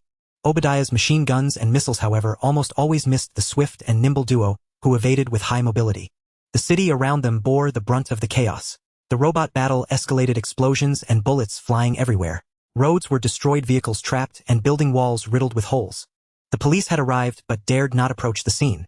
Instead, they directed traffic below, ordering everyone to evacuate the dangerous area immediately. After being slammed into a police car, Tony finally noticed the devastation. Seeing the city resembling a war zone, his heart ached. Albert, we need to get to an unpopulated area. Look at the city. We can't keep this up, Tony said, linking into Albert's comms. All right, let's lure him away. The two coordinated their plan over the comms. Braving the relentless assault, they landed a heavy blow on Obadiah before flying backward. You two rats. Don't think you can escape. Hearing the voice behind them, Tony and Albert exchanged triumphant remarks. Idiot, do you think I'm a battle junkie? Looking back at the two rapidly receding figures, Obadiah did not fly into a rage as they had expected. Instead, he smirked and moved deeper into the city, ready to end the fight. Obadiah had realized that continuing this way was futile. Those two were far too slippery. Thus, the cunning Obadiah abandoned his plan to personally deal with them, intending to return to the company and use other methods to take care of them. Oh, Ironmonger, what a stroke of luck. You're not going anywhere. Suddenly a child appeared before the prototype suit, blocking Obadiah's path without a trace of fear. "Get out of my way!" Obadiah, unaware of who stood before him, continued rushing into the city, without a second thought, intent on concealing himself in the shortest time possible to shake off Tony and Albert. Now that he had the physical arc reactor in his possession, Obadiah believed the researchers would finally unravel its secrets. Once successful, he could leverage this to build greater influence within the military and political circles, thereby resolving all troubles, including those two little rats, Tony and Albert. Clang! The resonant clatter of metal striking metal. The running prototype armor, as if an ordinary person tripping over a step, abruptly tumbled forward and rolled 5 or 6 times before coming to a halt. Ouch! Obadiah gasped in shock, rising to look behind him. He had no idea what had just happened and could hardly believe it. That little brat had actually tripped him, like a prank, simply extending a leg as he ran past. "You are... I remember now, you're that mutant." Gazing at the child's face, Obadiah finally retrieved the corresponding memory from his mind. This was unmistakably the superpowered individual suspected to be a mutant who had attacked Stark Tower not long ago. He had come after him. For a moment panic seized Obadiah's heart, but recalling the formidable power his armor had just displayed, his frantic thoughts gradually subsided. Obadiah felt that his current strength should be enough to handle this mutant, and even if he couldn't win, he could at least escape. In truth, Obadiah's intention was to avoid unnecessary entanglement. After all, who was he? He was the master of Stark Industries, the brain and leader of an organization. Unless absolutely forced, he had no desire to personally engage in matters best left to underlings. But if necessity demanded it, then so be it. Trying to run? You're not going anywhere until you answer my questions. Standing before Obadiah, blocking his path, was Wang Yu. He had just arrived in this city, intending to locate Tony Stark's seaside villa. If Wang Yu's memory served him correctly, Obadiah would ultimately come here to steal Tony Stark's arc reactor. Now things were far more convenient. His target had come to him. Wang Yu couldn't help but marvel at his own luck today. No matter who hired you to deal with me, they won't succeed. Now that I have this armor, what can you possibly do to me? You people who rely solely on your own powers will never comprehend the greatness of technology. Technology can give us everything we desire. If you're looking for death, I'm happy to oblige. As he spoke, the Gatling gun was already aimed at Wang Yu, the last missiles having been expended in shaking off Tony and the other man. But Obadiah believed that even with just the machine gun, he could handle these mutants. After all, mutants were still flesh and blood. A single bullet would leave a hole and kill them. They were threats that humans could still contend with, otherwise mutants wouldn't be enduring discrimination and relegated to the bottom of society, powerless to resist. But it seemed Obadiah's luck had run out today, for Wang Yu was no mutant but something far more dangerous and terrifying. A sorcerer. What? What's happening? Obadiah, about to fire and kill this mutant, suddenly sensed something amiss. The view inside the armor began to rise, as if he were flying, yet he hadn't activated the flight system. But the sensation of his feet pressing against nothing told him he was indeed ascending. Damn, it put me down. Unable to regain his balance despite frantic efforts, Obadiah couldn't help but shout. Even a fool would know by now that Wang Yu was behind this. "Ha, still full of bluster, aren't you? I suppose you know what I'm capable of. You saw the video of my stroll through Stark Tower, didn't you? And you dared to face me emboldened by this armor, am I right?" Watching Obadiah flounder helplessly, as if in zero gravity, Wang Yu's expression remained calm and unruffled as he maintained the gravitational manipulation power of the Rooster Talisman. Obadiah finally thought of a solution. The rocket boosters on his legs ignited, unleashing immense thrust that would carry him out of this area. Swoosh! Screech! Before Obadiah could feel elated, 2 crimson beams laced with electricity shot forth, instantly destroying the rocket boosters on his legs. "I told you, you're not getting away. Now get out of that tin can." With a parting motion of his hands, empowered by the soul seed, Obadiah felt an inexplicable force envelop his entire body. A jarring screech of twisting metal, a bizarre sensation all over, and then a flash of light. Obadiah discovered in horror that his armor had been reduced to a heap of twisted components floating alongside him at head height. "What have you done?" Stripped of his protective armor, Obadiah was truly panicked. This mutant possessed such uncanny power. What was he to do? This looks much better." A strange smirk tugged at the corner of Wang Yu's mouth. With a release of the talisman's power, Obadiah and the tangled metal parts plummeted from midair. They clattered across the ground. You? What do you want from me? I don't recall ever meeting you. If it's money, I think we can come to an arrangement. I can give you a fortune. It won't disappoint you." Obadiah, desperate and reckless, tried to feign composure and bargain with Wang Yu. It wasn't that Obadiah had turned coward, trembling and begging for mercy at the slightest threat. Not at all. Rather, the terror Wang Yu instilled in him was simply too immense. As a sorcerer who studied the power of souls, Wang Yu had become profoundly different from ordinary people. Especially when Wang Yu directed malice toward someone, the more sensitive individuals could often perceive an ominous pressure, a strange premonition of impending doom. Coupled with Obadiah's complete ignorance of Wang Yu, even mistaking him for a mutant, the current scene unfolded. After all, in the minds of ordinary people, Magneto's group of mutants was almost synonymous with terrorists. They held human lives in contempt, caring only for their own kind, so perhaps that contributed at least in part to the situation. Listen to me. I don't want your money. I ask you answer. Understood. Gazing at Wang Yu's icy face weighed down by an immense pressure that seemed to make his very soul tremble, Obadiah swallowed hard and nodded. Good. Now tell me, where is my father Albert? You're Albert's son? Ah. A heart-wrenching scream erupted quickly, turning into a hoarse cry as if the throat had been torn open. No sooner had the words left his mouth than Obadiah let out an inhuman howl. He felt as though he had been torn to shreds, and then roasted over fire. A boundless agony instantly seeped into the depths of his soul, making him wish for death rather than endure such torment. He had no idea how much time had passed. It felt like centuries had gone by before the despair-inducing pain finally receded like a tide. Obadiah opened his eyes, which had turned bloodshot from the extreme pain, causing a surge in blood pressure. Each blink felt like a knife scraping against his eyeballs. Ah! Ha! Huff! Hiss! Obadiah opened his mouth to beg for mercy, but his torn throat, like a broken bellows, could only produce meaningless hoarse sounds. The look in Obadiah's eyes as he gazed at Wang Yu was no longer one of terror. In his eyes, Wang Yu was the embodiment of a demon from hell, a messenger of Satan.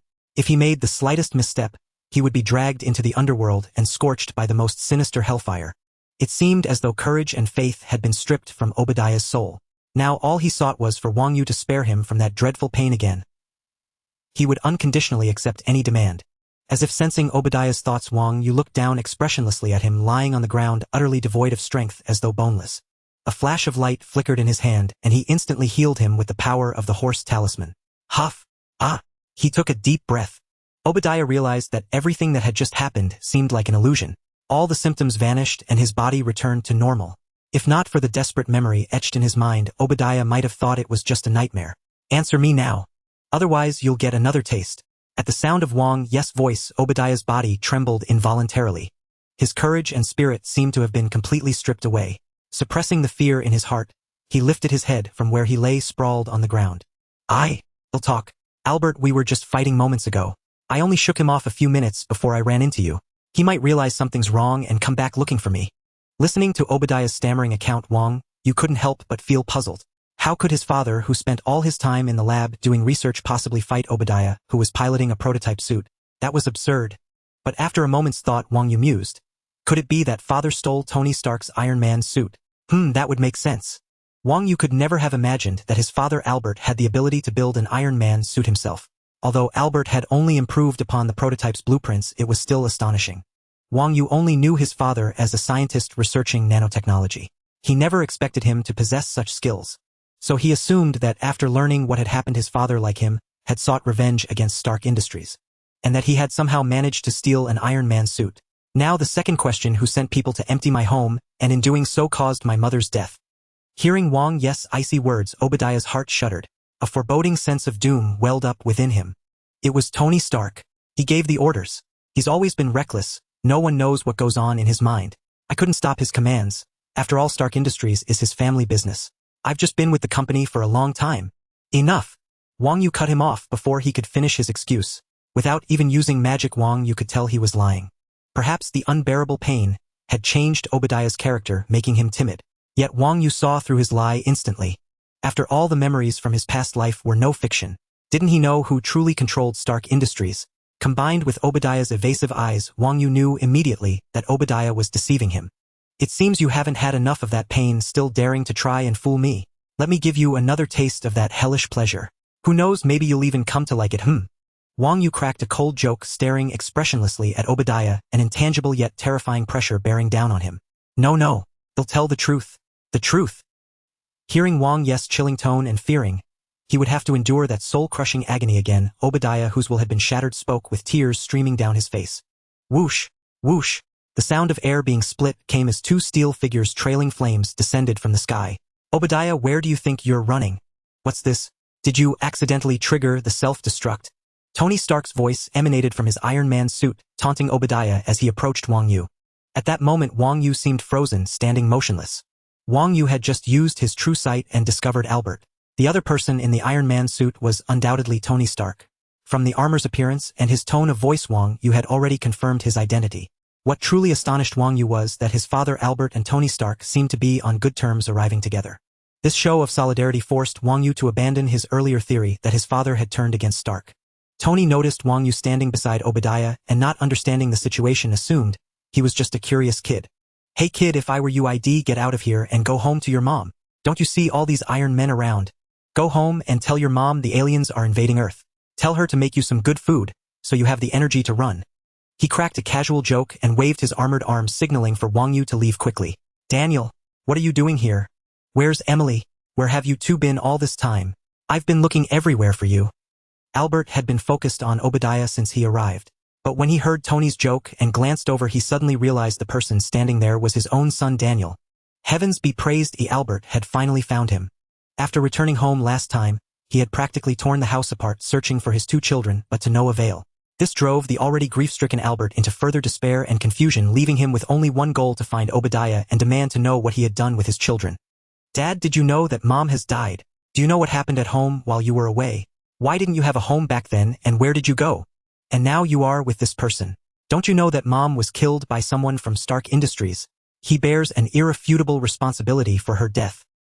Hearing his father's voice, Wang Yu came back to his senses, but he did not answer his father's question, nor did he pay attention to the nauseating joke made by Tony Stark. Instead, he excitedly retorted Albert. It turned out that his father had not only escaped arrest, but had actually gotten involved with Tony Stark. Wang Yu had never had any fondness for the future Iron Man. In his past life, while watching movies, he might have envied Stark's wealth, intelligence, and the armored suit. But Wang Yu was not an obsessive fan of Iron Man. Regarding Stark's notoriously debauched private life and his detestable personality before the incident, Wang Yu understood deeply that Tony was not a good person. Though he appeared humorous and just in the films, that was from an observer's perspective. If one were to face his sharp tongue and indifference to the consequences of his actions, it would be a different experience altogether. Before the incident, he was not only rude, arrogant, selfish, and headstrong, but also careless. He left a hopeful biologist on the rooftop overnight, leading to despair and ultimately betrayal, making Tony pay the price himself. In fact, many disasters were closely tied to his own actions. Even after the incident, while Tony became Iron Man and showed some restraint, he still caused many problems, such as Ultron.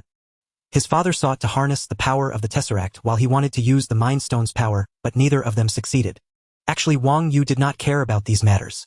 He did not harbor much jealousy. His past views on Iron Man were no different from those of other strangers. But now it was different.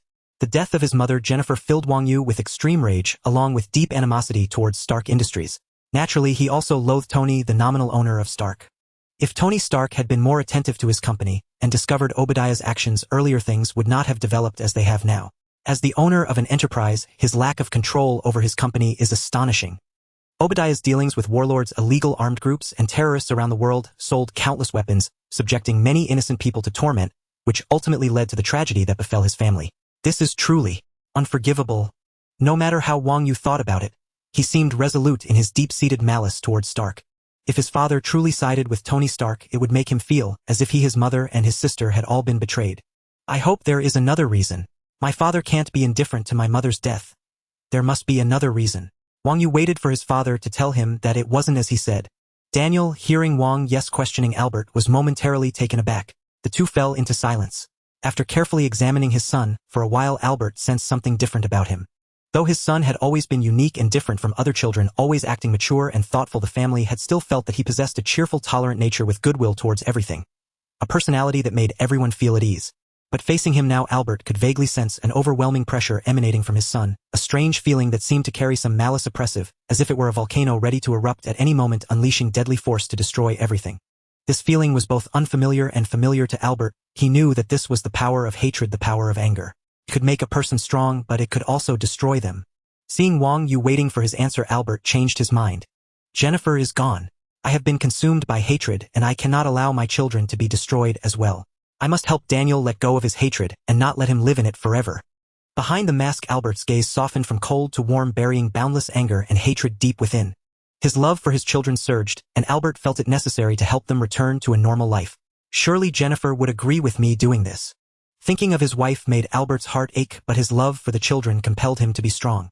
"Daniel, I am your father." Albert revealed his identity by lifting the mask. "I have come to learn about your mother's information." He paused briefly as he spoke. I'm sorry, Daniel. I only found out about all of this afterward. At that time, the company sent people to reclaim my laboratory. You know, that was my life's work. So I fell seriously ill, and it was your mother who took me to the hospital, but she never came back. Glancing at Obadiah, seeing him powerless to resist, Albert prepared to answer Wang Yu first before dealing with him. To help Wang Yu step out of hatred and return to a normal state, Albert patiently recounted the events. Tony, not wanting to intrude on family matters, had remained silent. However, upon hearing the news of Albert's wife Jennifer's death, he was still shaken. After all, following that setback, his character had changed significantly. He was no longer the arrogant and selfish person he once was, especially since Albert was his friend. One must understand that geniuses are often lonely. Ordinary people have no common language with them. How could they become friends if they could not even connect in conversation? Albert and his wife were among the few friends Tony had, and he felt a deep affinity with the fellow genius. However, Albert did not have such a good background.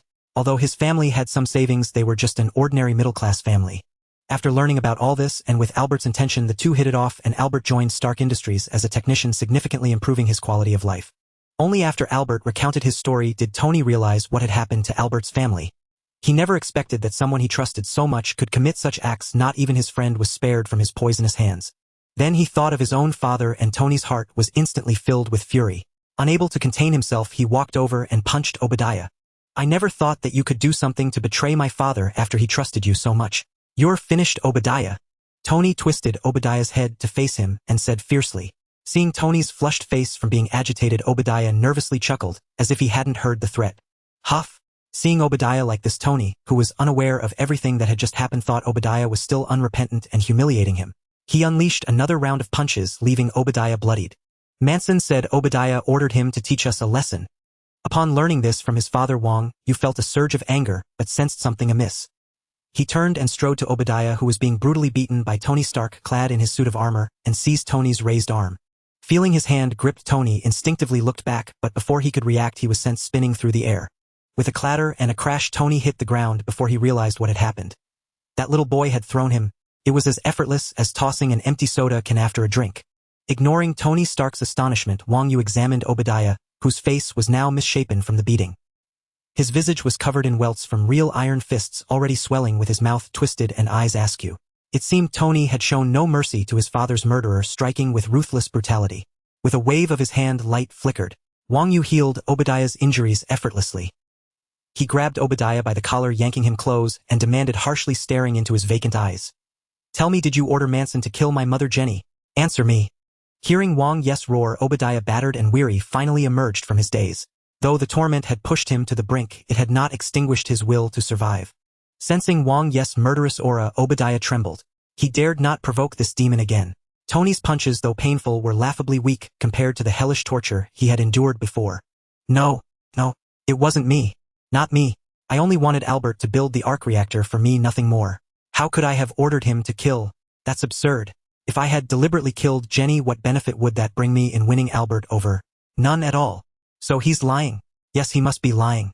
He wants to save his own skin, so he's pinning everything on me, hoping he'll take the fall. Please spare me. I never ordered him to kill anyone.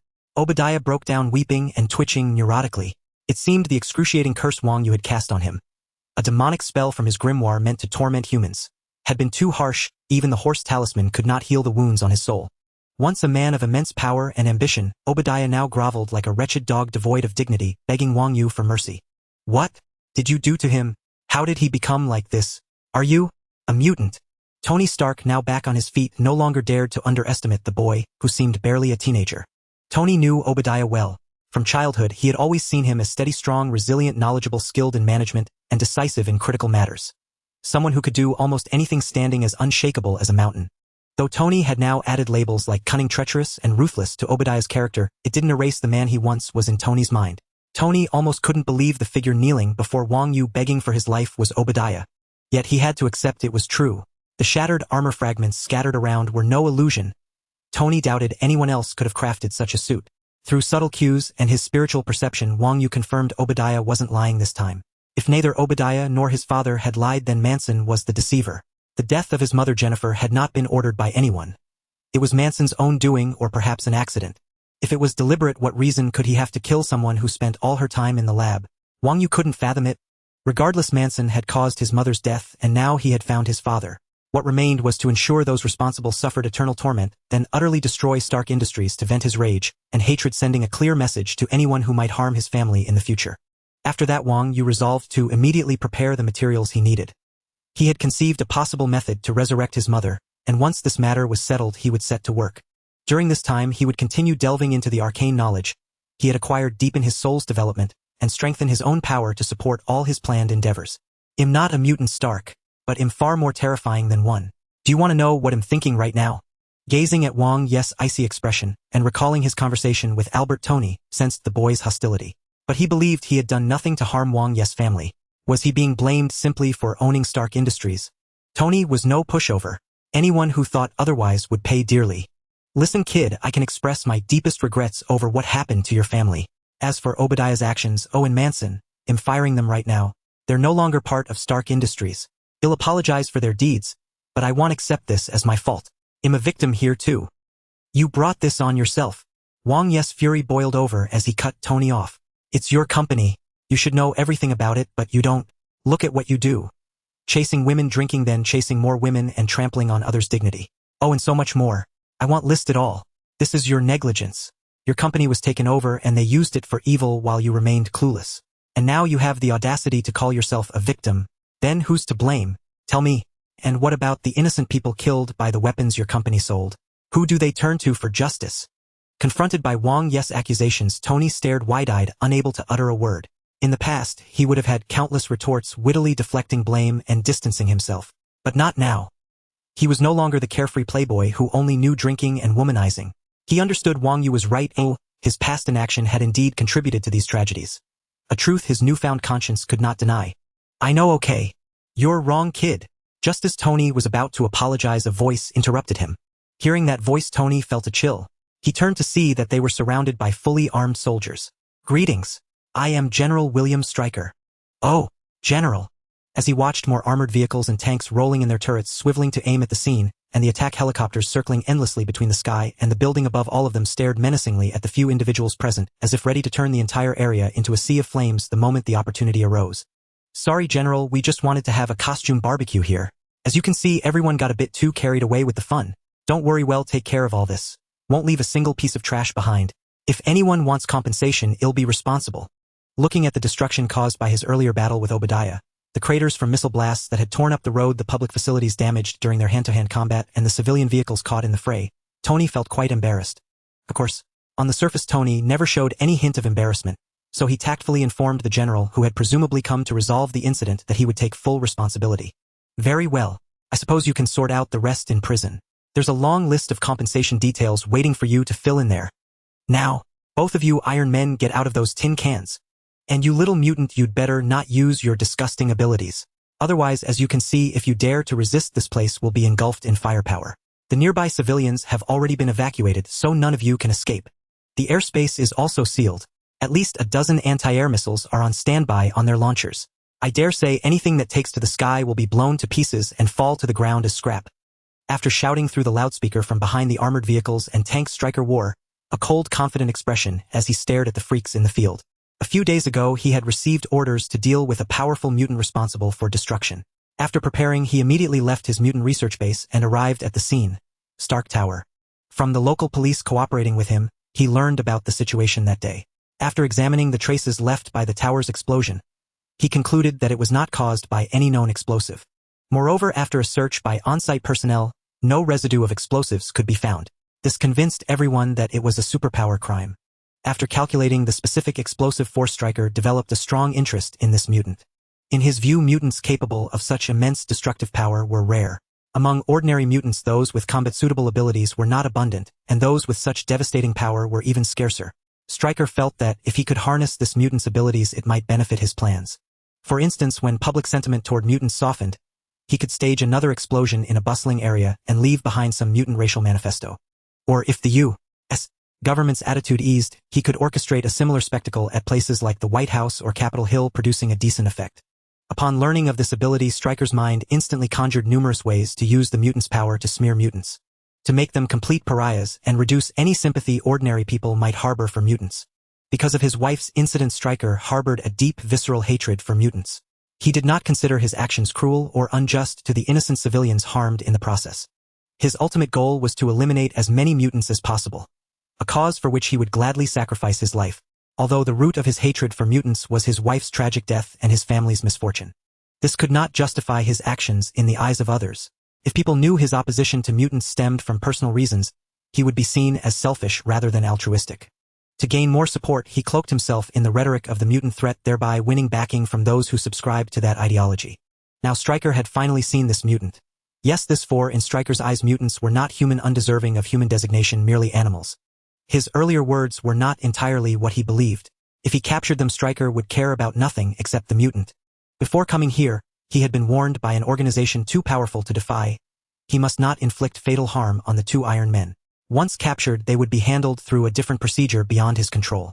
Stryker had already planned to pin the entire incident on the mutant, afterward adding fuel to his mission of eradicating mutants. Though Stryker was confident in this operation, having brought all the armed forces and equipment he could deploy, capturing this mutant would yield a huge profit, allowing him to secure more research funding for his plans. But the subsequent events did not unfold as he had imagined. Stryker, a voice tinged with surprise. Then tell me, what did I do wrong? Humph.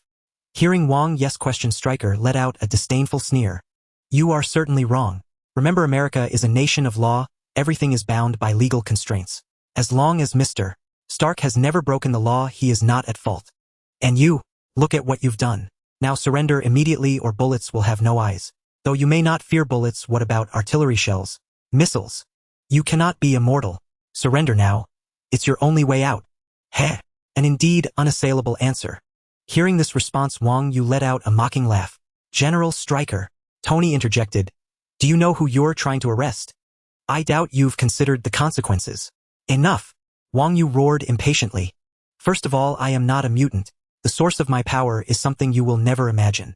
Since you want to capture me, you must be prepared to pay a heavy price. Attack. Sensing the danger in Wang Yu's words and realizing he would not surrender quietly, Stryker decided that if he couldn't capture him alive, collecting remains to study his abilities would suffice. As long as the mission was accomplished, funding would be no issue. So Stryker struck first, issuing the attack order without hesitation. Having experienced numerous superpowered battles, Stryker knew not to underestimate these freaks. Because of their age, their bizarre abilities often led to unexpected outcomes. He had already instructed his men to concentrate firepower on the mutant while merely suppressing the two Iron Men. He believed that after hearing his earlier warning about airspace closure, they wouldn't be foolish enough to court death. But just then the unexpected still occurred. The scene that appeared at Stark Tower has returned once again, and this time it is even more shocking, leaving everyone who witnessed it utterly astonished. All the bullets and shells aimed at Wang Yu seemed to freeze in midair, as if the movie had been paused. The immense kinetic energy they carried appeared to vanish, unable to advance even a fraction of an inch. Although Wang Yu had many ways to easily evade this attack, such as using the rabbit talisman to dash out of the attack range or employing the chicken talisman for gravitational control to fly up into the air and become invisible, he could easily avoid this assault. However, Wang Yu did not wish to dodge, for these opponents were simply too weak. He believed he had the ability to defeat and annihilate these forces that dared to offend him, and not just them. In the future, anyone who dared to touch his bottom line would face his wrath. Only when everyone knows that he is not to be trifled with, that crossing him would result in a far heavier price than any benefit, can he truly feel safe.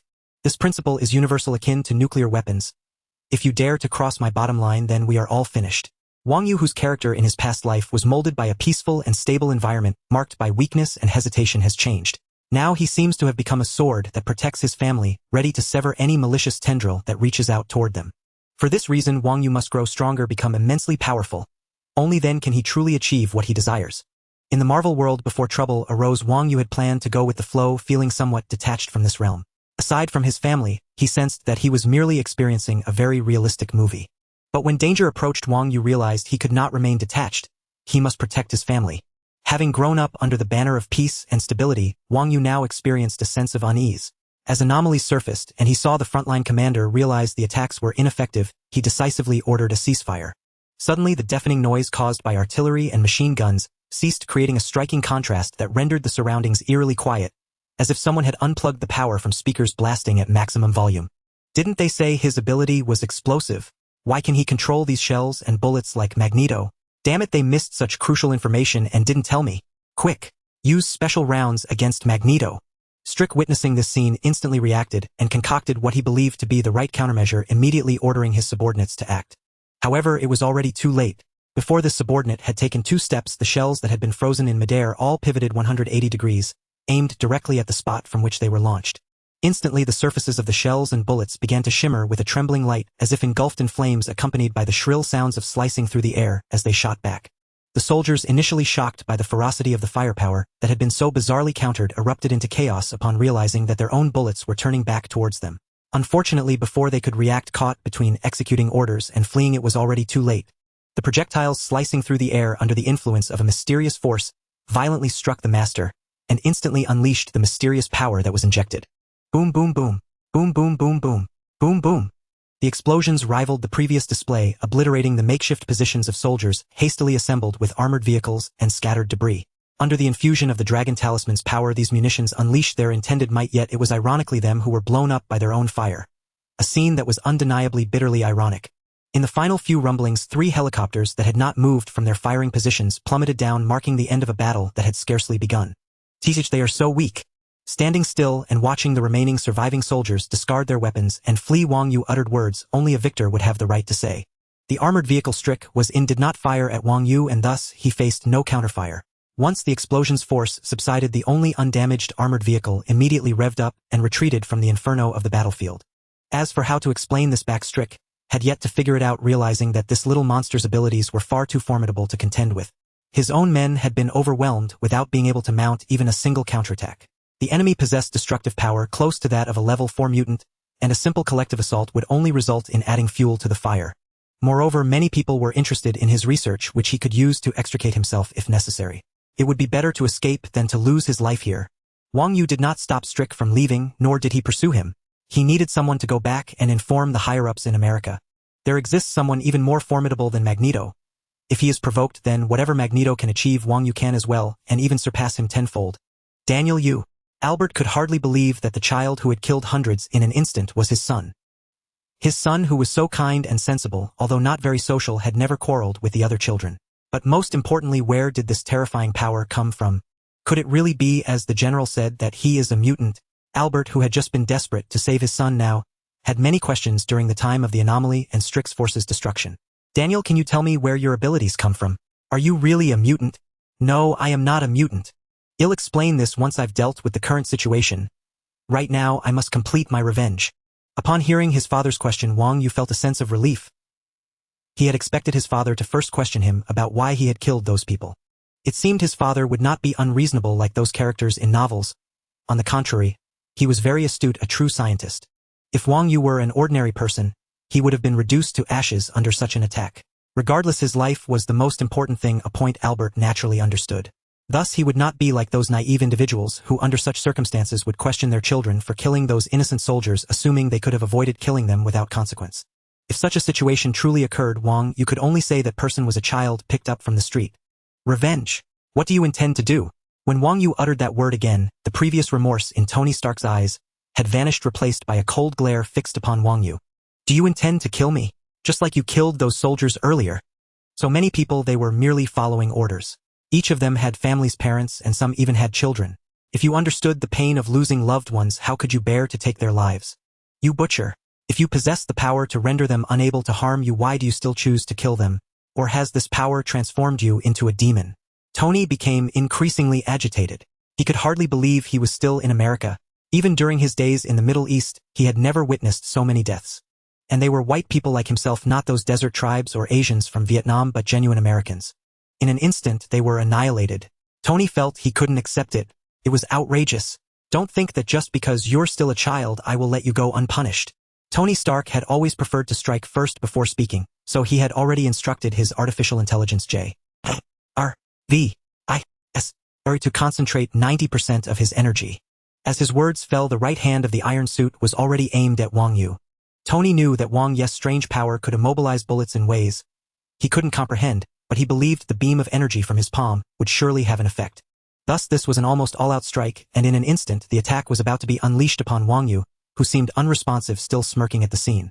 No, Tony! Bang! The sound of metal clashing echoed. Just as he was about to deliver his most powerful blow, Tony was suddenly struck from behind. The entire armor was sent flying, crashing into a streetlight before landing on a tank that had already been severely damaged and was unable to move. The tank's armor caved in upon impact, and one could hear the harsh sounds of metal distorting and breaking.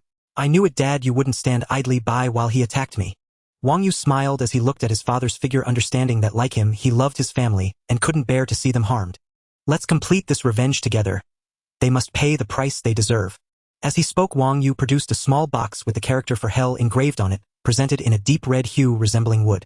The moment he took out this box, the temperature around Wang Yu seemed to drop below zero, an unbearable coldness unexpectedly enveloping the area. What is this, Daniel? Although encased in the iron suit, Albert still felt the chill, as if it were not the cold of the air but a cold emanating from within himself. Strangely uncanny. This prompted Albert to ask Wang Yu this question. Initially, he intended for Wang Yu to spare Tony Stark. Since his son had already killed so many, Albert found himself caught between family and the law, ultimately choosing family. Yet Albert still hoped his son would spare Tony Stark, not wanting him to sink deeper into hatred as it would destroy him. After all, if he were to be judged, although his son was a minor and should be protected by the law, exceptions like this were universally applicable in all countries. Wang Yu possessed such immense power that it provided those people with more substantial grounds against him, for he was not an ordinary American child and likely wouldn't be protected by the normal laws for minors. It's nothing. This is a hell box I specially made while rushing here. Its purpose is to create a space within that prevents souls from disappearing, and like in hell, it will allow souls to be eternally tormented inside. I painstakingly crafted it using the souls of over 100 special soldiers I collected last time. It should be quite useful. Standing in front of the lifeless body of Obadiah, Wang Yu spoke in a teasing tone. It was as if he were answering Albert's question, or perhaps narrating to Obadiah about the place where he would be residing forever. Seemingly grasping Wang Yu's words, Obadiah trembled and curled up his body, yet he could not emit a sound. He knew that whatever he said would be in vain. Souls. Daniel, what on earth happened to you? Why do you possess so many strange abilities? Can you tell me? Right now. Albert frowned as he spoke. He couldn't fathom what had happened to his son, resulting in such a drastic change, whether it was these bizarre abilities or the unfamiliar thoughts he now held. All right, I will tell you what happened, but now is not the time because someone is coming. As Wang Yu spoke, a shocking event unfolded before Albert's eyes. Wang Yu opened the hell box towards Obadiah, and Albert visibly saw a white transparent phantom being pulled out from Obadiah's body, as if some force was tugging at him. Albert seemed to hear a cry for help from Obadiah echoing in the void. The shadow appeared to be desperately trying to pull itself back, yet it could not resist the invisible force, and in a breath's time it was sucked into the box with a whoosh. Immediately after, Wang Yu sealed the box. My heavens, you devil! Albert, do you still want to protect him? Look at what he has done. He extracted someone's soul. He wants to do the same to me. Don't you care at all? Where is the upright, trustworthy brother I used to know? In an instant, Tony Stark rose from the completely wrecked tank, igniting his suit and flying back. He happened to witness everything that transpired from Wang Yu's introduction of the box to the preceding scene. Tony had no choice but to believe in the existence of souls. At that moment, Obadiah's lifeless body lay on the ground, and J.R.V.I.S. confirmed via scanning that he showed no signs of life. Tony. Hearing his old friend's query, Albert felt a splitting headache caught between his family and a good friend he had admired for many years. I will not let Daniel harm you, nor will I allow him to harm anyone else. I will take him away from here to a place where no one knows us. Albert positioned himself between Tony Stark and Wang Yu, speaking solemnly. This is impossible. This is impossible. The two voices echoed simultaneously, intensifying Albert's headache. Indeed, this is absolutely impossible. At that moment, another voice drew the attention of everyone present. A middle-aged Caucasian man with a receding hairline that made his forehead appear broad, dressed in a well-tailored black suit, stepped forward. Neither of you can leave, especially you, Mr. Daniel. He then turned to Tony Stark and said, Mr. Stark, please move back. It's best for you to leave. We are law enforcement and will bring them to justice. I think you have misunderstood something. You must not comprehend his terrifying nature. Hasn't your superior informed you? Just now an armed squad was completely wiped out. Excuse my rudeness, but are you here to get yourself killed alone? He seemed to find this scene somewhat familiar. Tony saw that this person seemed oblivious to the danger coming alone to capture this terrifying demonic child, which was truly reckless, and hurriedly warned him. Yes, I would like to know that as well. How do you intend to deal with me? Gazing at the visitor's expression of utter confidence, Wang Yu felt a flicker of confusion. Wang Yu instantly recognized that familiar face. It was Phil Coulson, the future senior agent of S.H.I.E.L.D. Of course, for now, he was merely a level 6 agent, but he would soon be promoted to level 7 by that one-eyed director. Yet none of this was Wang Yu's current concern. He couldn't fathom it. Were they all blind? After he had just annihilated an entire military force in an instant, did they still harbor illusions that they could find some way to oppose him? Wang Yu found it almost unbelievable. In his memory of the movies S.H.I.E.L.D., during the time of Iron Man's emergence, seemed to possess no formidable combatants or extraordinary weaponry. All they had were some highly trained agents and technology slightly more advanced than what was currently available on Earth's surface. To Wang Yu in his current state, such power was utterly insignificant. If S.H.I.E.L.D. dared to provoke or attack him, Wang Yu would not bother to restrain his strength or show any mercy, for there was no need. He still held vivid memories from his past life of S.H.I.E.L.D.'s arrogant and overbearing ways. They would barge into homes without hesitation, seize scientists' experimental equipment at will, just like when they commandeered Jane Foster's devices in the Thor incident. If Thor hadn't become her boyfriend, she would have had no choice but to swallow her grievances. And that was merely routine. To accomplish their missions, S.H.I.E.L.D. operated with immense privileges, always having someone to clean up after them. As long as they stayed within their regulations, they rarely considered the feelings of ordinary people. As the saying goes, absolute power leads to absolute corruption. Though the International Security Council oversaw S.H.I.E.L.D., it only kept them from going completely unchecked in public. Due to the covert nature of the organization, they refrained from going too far. Wang Yu's initial intention was to avoid entangling with this organization. Despite his own strength and confidence in facing S.H.I.E.L.D.'s direct measures, he had his family to consider. He couldn't protect them around the clock. He had other matters to attend to, for instance finding a way to resurrect his mother. He already had some ideas, but there were still hypotheses he needed to test. After taking his revenge, he had planned to settle his family and then set out. But he never expected things to become so complicated. With his abilities, he thought he could easily capture Obadiah at Stark Tower, yet the man still managed to escape. The reason Wang Yu had so brazenly displayed his presence to all factions and caused such a commotion was his deep understanding that S.H.I.E.L.D., or rather the Hydra embedded within it, had deeply infiltrated this world. If you want to keep something hidden, you must never act. In the Marvel world teeming with bizarre abilities, Wang Yu didn't believe he could keep his deeds forever concealed even with utmost caution. And such an approach was ultimately a crooked path. To become a true figure, one should act with righteousness as the core and cunning as a supplement, conducting oneself with grandeur yet remaining adaptable. That was Wang Yu's creed. Thus Wang Yu chose to make these factions understand his power, that he was not to be trifled with. Like Magneto or Professor X, establishing his own force through sheer strength and gathering subordinates with his resources. This way all parties would think twice before acting rashly, allowing him to protect his family and friends, granting them peace, while he could focus on his own endeavors. But now it seemed his efforts were insufficient. Observing Wang Yu's equally confident demeanor, as if his arrival was only natural, Coulson realized the man would not be easy to handle. It wasn't just about strength. As a seasoned veteran agent, Coulson could glean information from the subtlest micro-expressions. In his observations, Wang Yu seemed faintly puzzled by his arrival, as if he had some prior knowledge of him. This troubled Coulson greatly. He was certain they had never met before, and it weighed on his mind. Daniel Wang. Coulson said, his face etched with solemn gravity as if to pressure Wang Yu. We have investigated your past. He paused, noting Wang Yu's expression of knowing resignation, which only deepened his unease. Everything about you was perfectly normal except for that recent incident. Afterward you suddenly changed and we couldn't help but be suspicious. Typically mutants awaken their abilities during adolescence, but exceptions exist, and we can understand that. Yet your ability. Enough. Stop the nonsense. If you can't deal with me, then leave. Once I've avenged myself against Stark, it'll be gone. Wang Yu cut him off, growing impatient with his long-winded speech. Not good. Just as he was about to dismiss Coulson, Wang Yu sensed something amiss. In a flash, a dark streak shot toward him from the corner of his eye, accompanied by a tearing sound behind him. With a mere thought, he activated the rabbit talisman. A peculiar force field enveloped him as he instantly broke the sound barrier, leaving behind only faint afterimages as he circled to a new position. Thanks to the nameless force field generated by the talisman, there was no sonic boom or powerful resistance despite surpassing the speed of sound. It was as if Wang Yu had entered a vacuum, and his neural reaction speed seemed to scale proportionally, making moving at supersonic speeds feel as natural as a casual stroll. Once Wang Yu stopped, he saw something embedded in his father Albert. Using the talisman's power again, he instantly appeared by his side. Upon closer inspection, it was an arrow. Damn it, what did you do to him? Wang Yu growled, his voice as biting as a winter gale. Nothing infuriated him more than threats to his family. Looking up at the seductive and enigmatic figure that had appeared where he once stood, Wang Yu suddenly understood their plan. Coulson was merely a distraction on the front lines. Someone else had closed in to catch him off guard, and there must be another in the distance providing ranged support. Whatever that thing was, it had instantly disabled his father's steel suit, armor capable of withstanding missile strikes.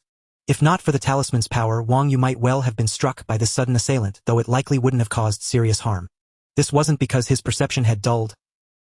He simply hadn't sensed any hostility or killing intent before the attack. A possibility dawned on Wang Yu. The woman before him, dressed in a tight combat suit with beauty and a seductive aura interlaced with a deadly vibe, must be the infamous Black Widow that Wang Yu had learned about in his past life. Top-tier agents like her could completely conceal their lethal intent through self-hypnosis, leaving their targets completely oblivious. In fact, this method is known among special operatives such as agents and snipers, and only the top-tier professionals can skillfully employ it, as those who fail while attempting such tasks have nearly all met their demise. Even ordinary people can sometimes sense this lethal intent, such as veterans on the battlefield or professionals who constantly dance between life and death, who often can feel this menace before an enemy strikes, allowing them to prepare for the impending threat. Once he regained his senses, Wang Yu first checked on his father's condition, discovering that the arrowhead had barbed hooks like an octopus firmly grasping his father's armor, without penetrating it. However, his father was paralyzed and unable to move, merely staring blankly ahead. Even while encased in armor, his father was affected, leaving Wang Yu perplexed about how that was even possible. He swiftly pulled out the arrow and infused it with energy, reducing it to rubble. Then, with the power of a talisman activated, his father was instantly restored to health. "Who are you people?" Seeing Albert clad in nano armor being incapacitated so quickly, Tony felt a sense of urgency. This armor was made of high-strength nanoalloy.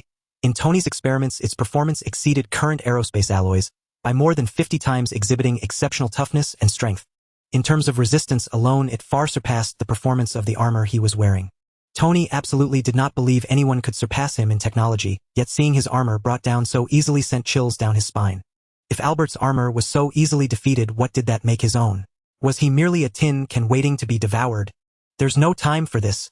If you don't want to become the second Obadiah, get out of here now." With no time to answer Tony's question, Black Widow sprang into action once more. Wang Yu's newly displayed abilities astonished her. The previous battle plan was clearly no longer viable, and if they were to complete the mission, it would depend on the camaraderie among comrades. Thinking of another item prepared by her comrades to cope with such situations, she felt slightly reassured and quickly moved to close the distance with Wang Yu.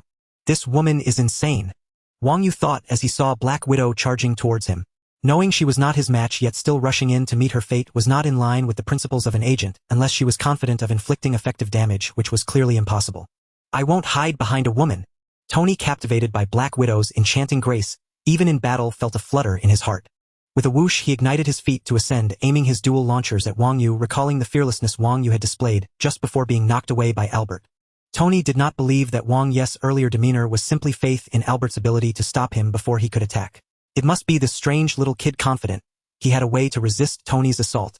Deciding to unleash the full intensity of his attack, without holding back, Tony began to gather energy, gradually ramping it up. The launcher's mouth in his armored palm began to glow intensely. "I think you all are mistaken. Do you really believe you are more powerful than an army of hundreds? What a mad thought." Wang Yu once again invoked the power of the chicken talisman. The running Black Widow suddenly felt her entire body weaken, as if she was floating in zero gravity. Without any physical support, even the strongest individuals cannot cause destruction. It's like a bodybuilder who can lift a car being hung by a rope. They cannot utilize their strength. With strength drawn from the ground, how can one stand firm? Black Widow now faced this predicament. With her secret weapon also floating helplessly, she found herself without options. This time she did not bring a gun, knowing it would be useless against Wang Yu. Wang Yu raised his hand, observing the female agent under his control, and casually dismissed her tricks, contemplating how to convey his intentions to S-H-I-E-L-D. Being under someone else's control was no pleasant experience. A Black Widow felt her life was in someone else's hands, as if she could be killed at any moment. Fortunately, someone soon came to her rescue. Whoosh, boom, whoosh whoosh. Tony, flying in the air, saw the scene below and aimed at Wang Yu's launch point, unleashing a massive beam of light. Tony Stark had no talent for self-hypnosis. Before attacking Wang Yu, he had already broadcast his intentions, which Wang Yu perceptively sensed. As the beam shot out, Wang Yu raised his head and unleashed a never-before-used pig talisman light, instantly sending two beams intertwined with electric currents and flames to counterattack the descending beam. Seemingly outmatched by the talisman power, the beam shot by Tony was momentarily held back before being swallowed by the electric light emitted from Wang Yu's eyes, redirecting back toward Tony. Tony was astonished. He had not anticipated such a turn of events. Before he could react, he was struck by two pillars of fire, his armor scorched black and smoking as he plummeted from the sky. "Tony!" Albert, who had just recovered, rushed over to catch Tony as he fell, lifting his helmet to scan his vital signs, relieved to find he was not dead, merely unconscious. "Daniel, stop!" We need to get out of here and find your sister. Now that Obadiah is dead, there's no need to continue fighting them. It will lead nowhere. Albert did not want Wang Yu to take revenge on Tony, believing Tony to be innocent, while Obadiah was the true culprit. Wang Yu, however, felt differently. Had it not been for Tony Stark's negligence, his family would not have faced such a fate, and his mother would not have died. He could not escape this blame. Father, you must understand that my mother's death was caused by Stark Industries. How could Tony Stark possibly be uninvolved? He must pay the price no matter what it is. Just as Wang Yu and his father were speaking, an unexpected event occurred. An orange beam of light, seemingly emerging from nowhere, suddenly struck Wang Yu, appearing without any warning and delivering a lethal blow. In that instant, Wang Yu felt an immensely powerful and terrifying unique force invade his body, wreaking havoc and tearing him apart, rendering him unable to fight back. His soul's power was instantly paralyzed and everything went dark before his eyes. In the darkness, time ceased to exist. Wang Yu felt as if he were the meat tossed into a meat grinder, about to be torn into countless pieces by that destructive force, ultimately dissolving into nothingness, unable to exist in this world again. Phew! The scenery before him was restored to light, everything reverted back, and Wang Yu let out a sigh of relief, feeling a cold sweat trickle down his back. In a critical moment, the power of the talisman, enhanced by the soul seed, unleashed an astonishing force that instantly restored Wang Yu. The dog talisman, which had been exerting its power, protected Wang Yu from death and injury, while the horse talisman swiftly activated its strength to remove all negative states. After entangling with that terrifying destructive force, for a while the power of the talisman ultimately defeated the unusually fearsome yet rootless energy, completely obliterating it.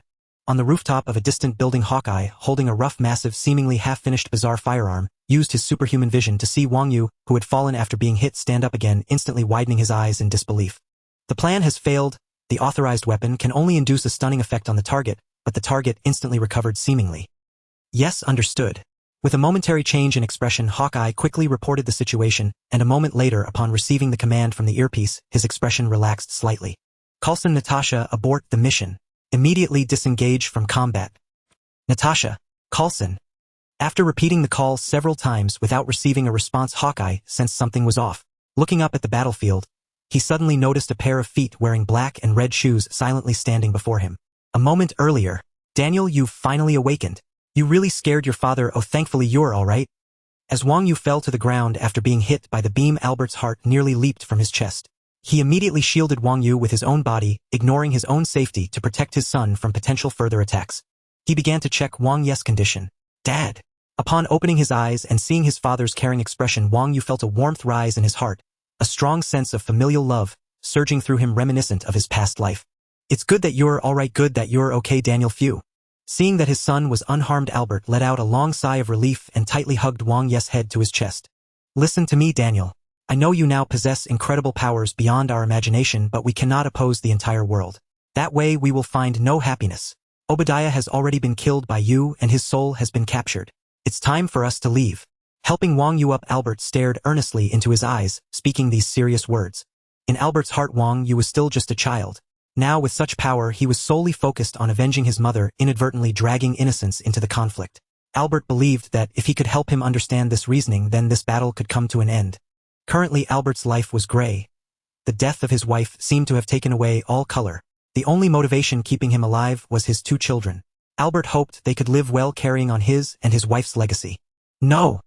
Upon hearing these words, Wang Yu's expression gradually turned cold, and he stood up from his father's embrace. They are all sinners and must pay the price for Mom's death.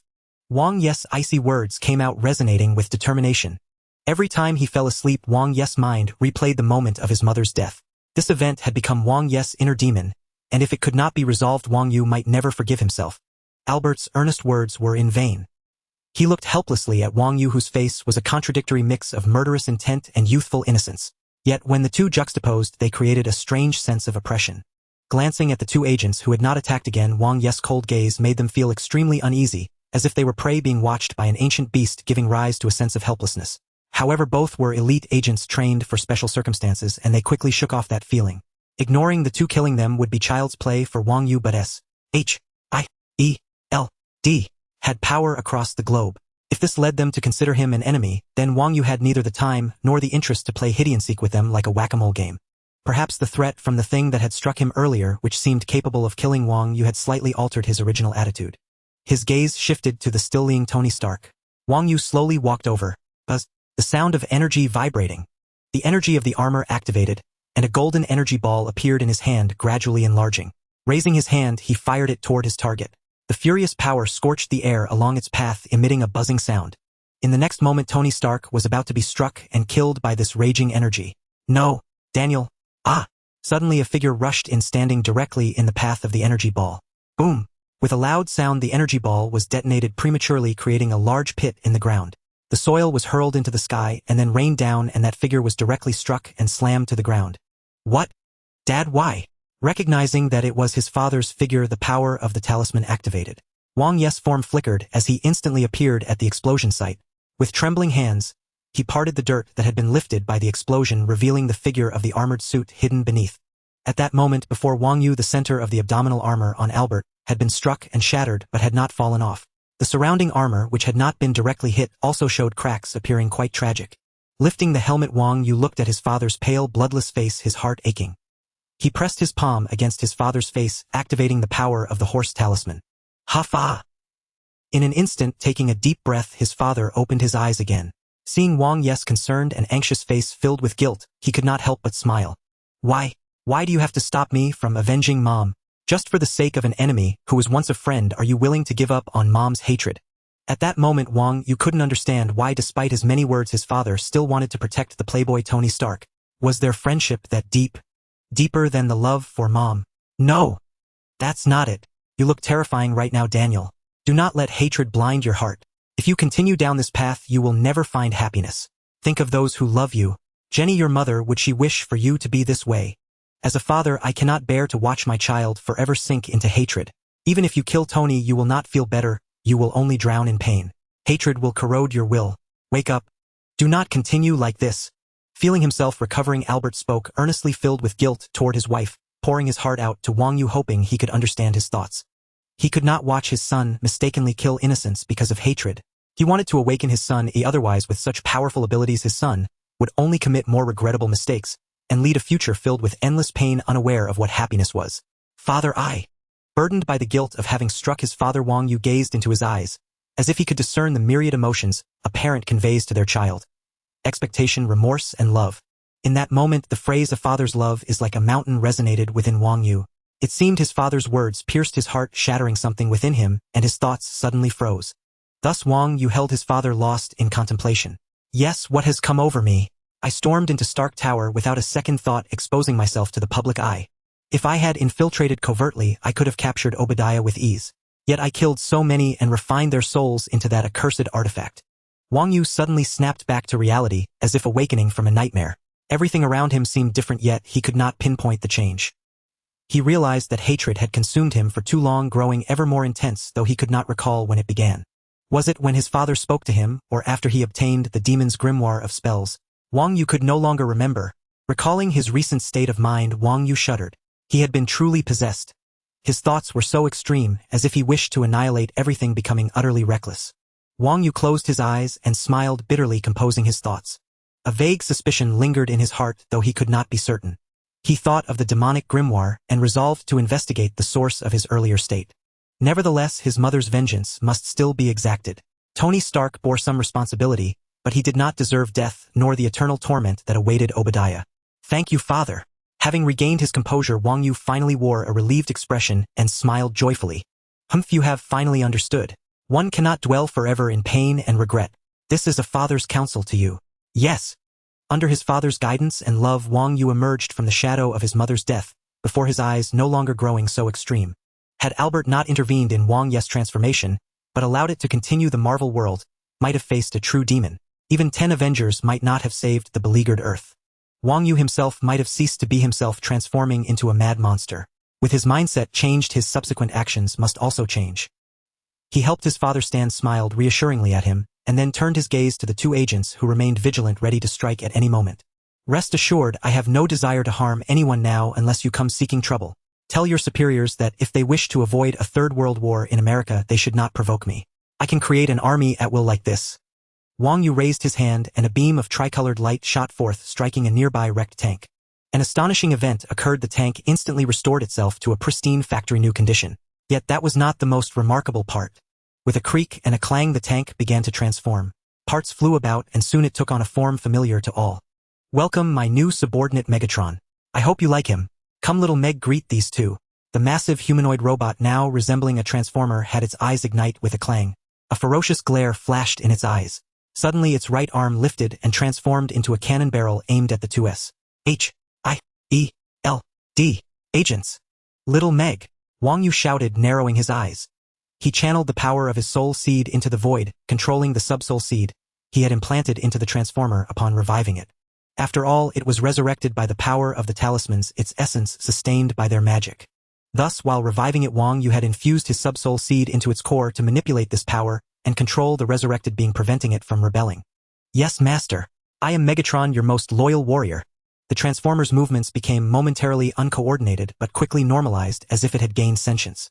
It looked down at the two tiny figures and spoke through its head speaker. Oh damn! What the hell is this thing? We must report this to the director immediately. Coulson and Black Widow barely maintained their composure.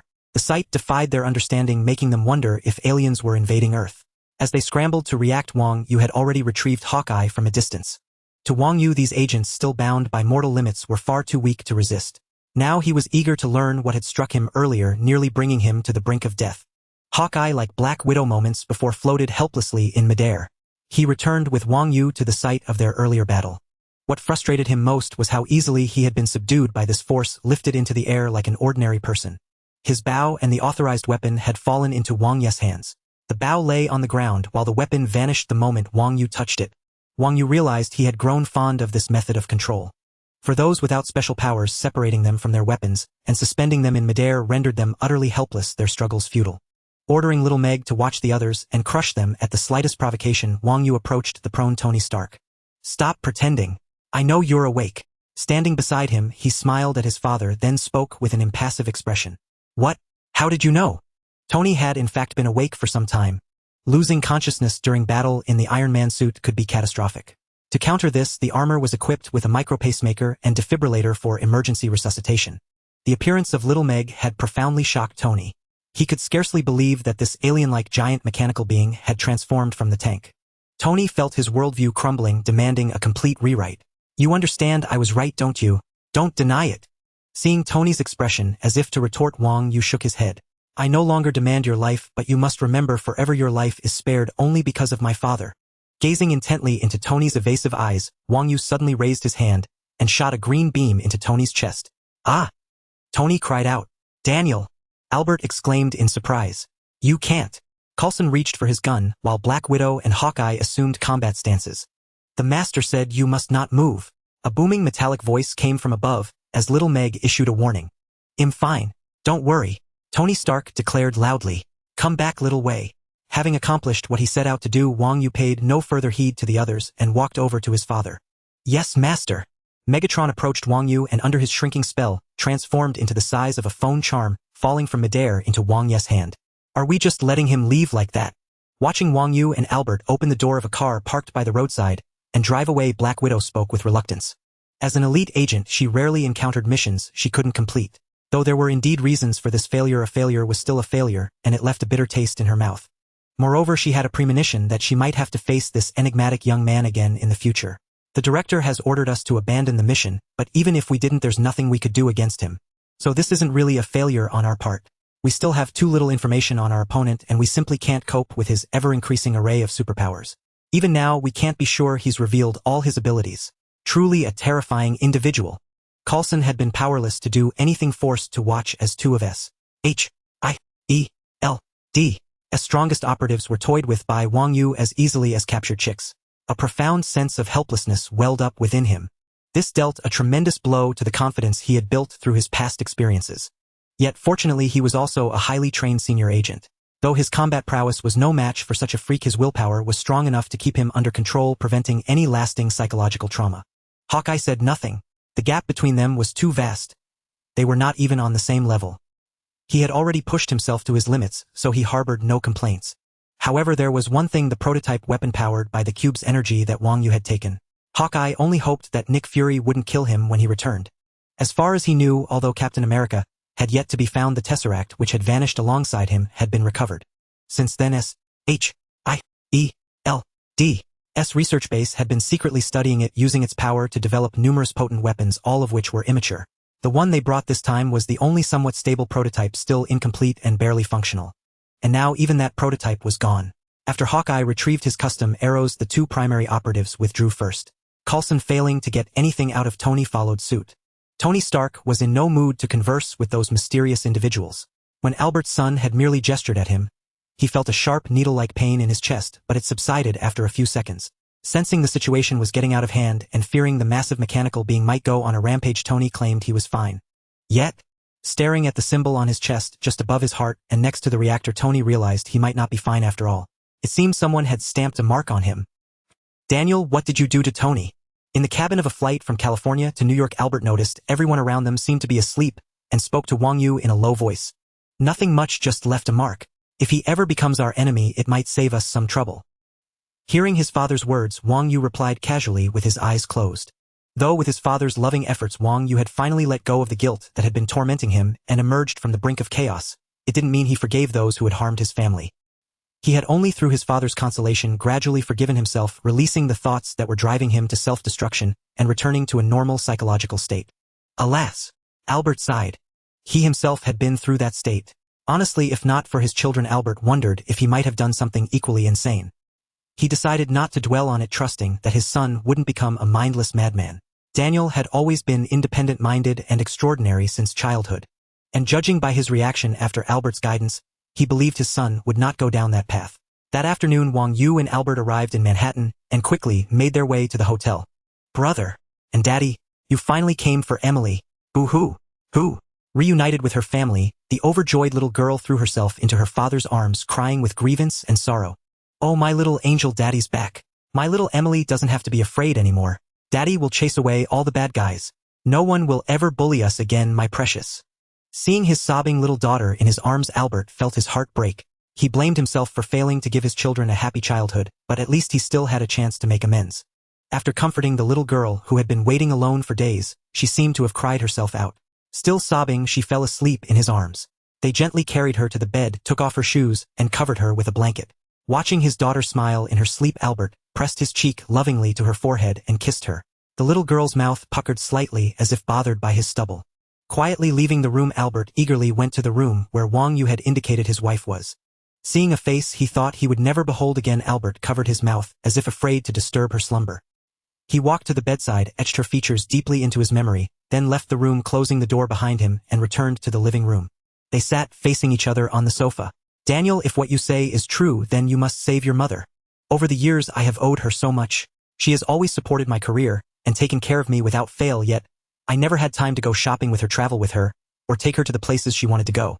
I was always in my lab doing my research. I am a terrible husband. I cannot call myself a good husband. He seemed to need someone to unburden the guilt he had carried for so long. Though the person before him was his son, Daniel had always been different. Sometimes Albert even felt the strange illusion that his son was a contemporary of his own age. So without much hesitation, Albert poured out his heart to Wang Yu. Quietly becoming a listener, Wang Yu heard his father's remorse towards his mother to the very end. I will definitely save mother. There is one way now, and if all goes well, the chances of success are high.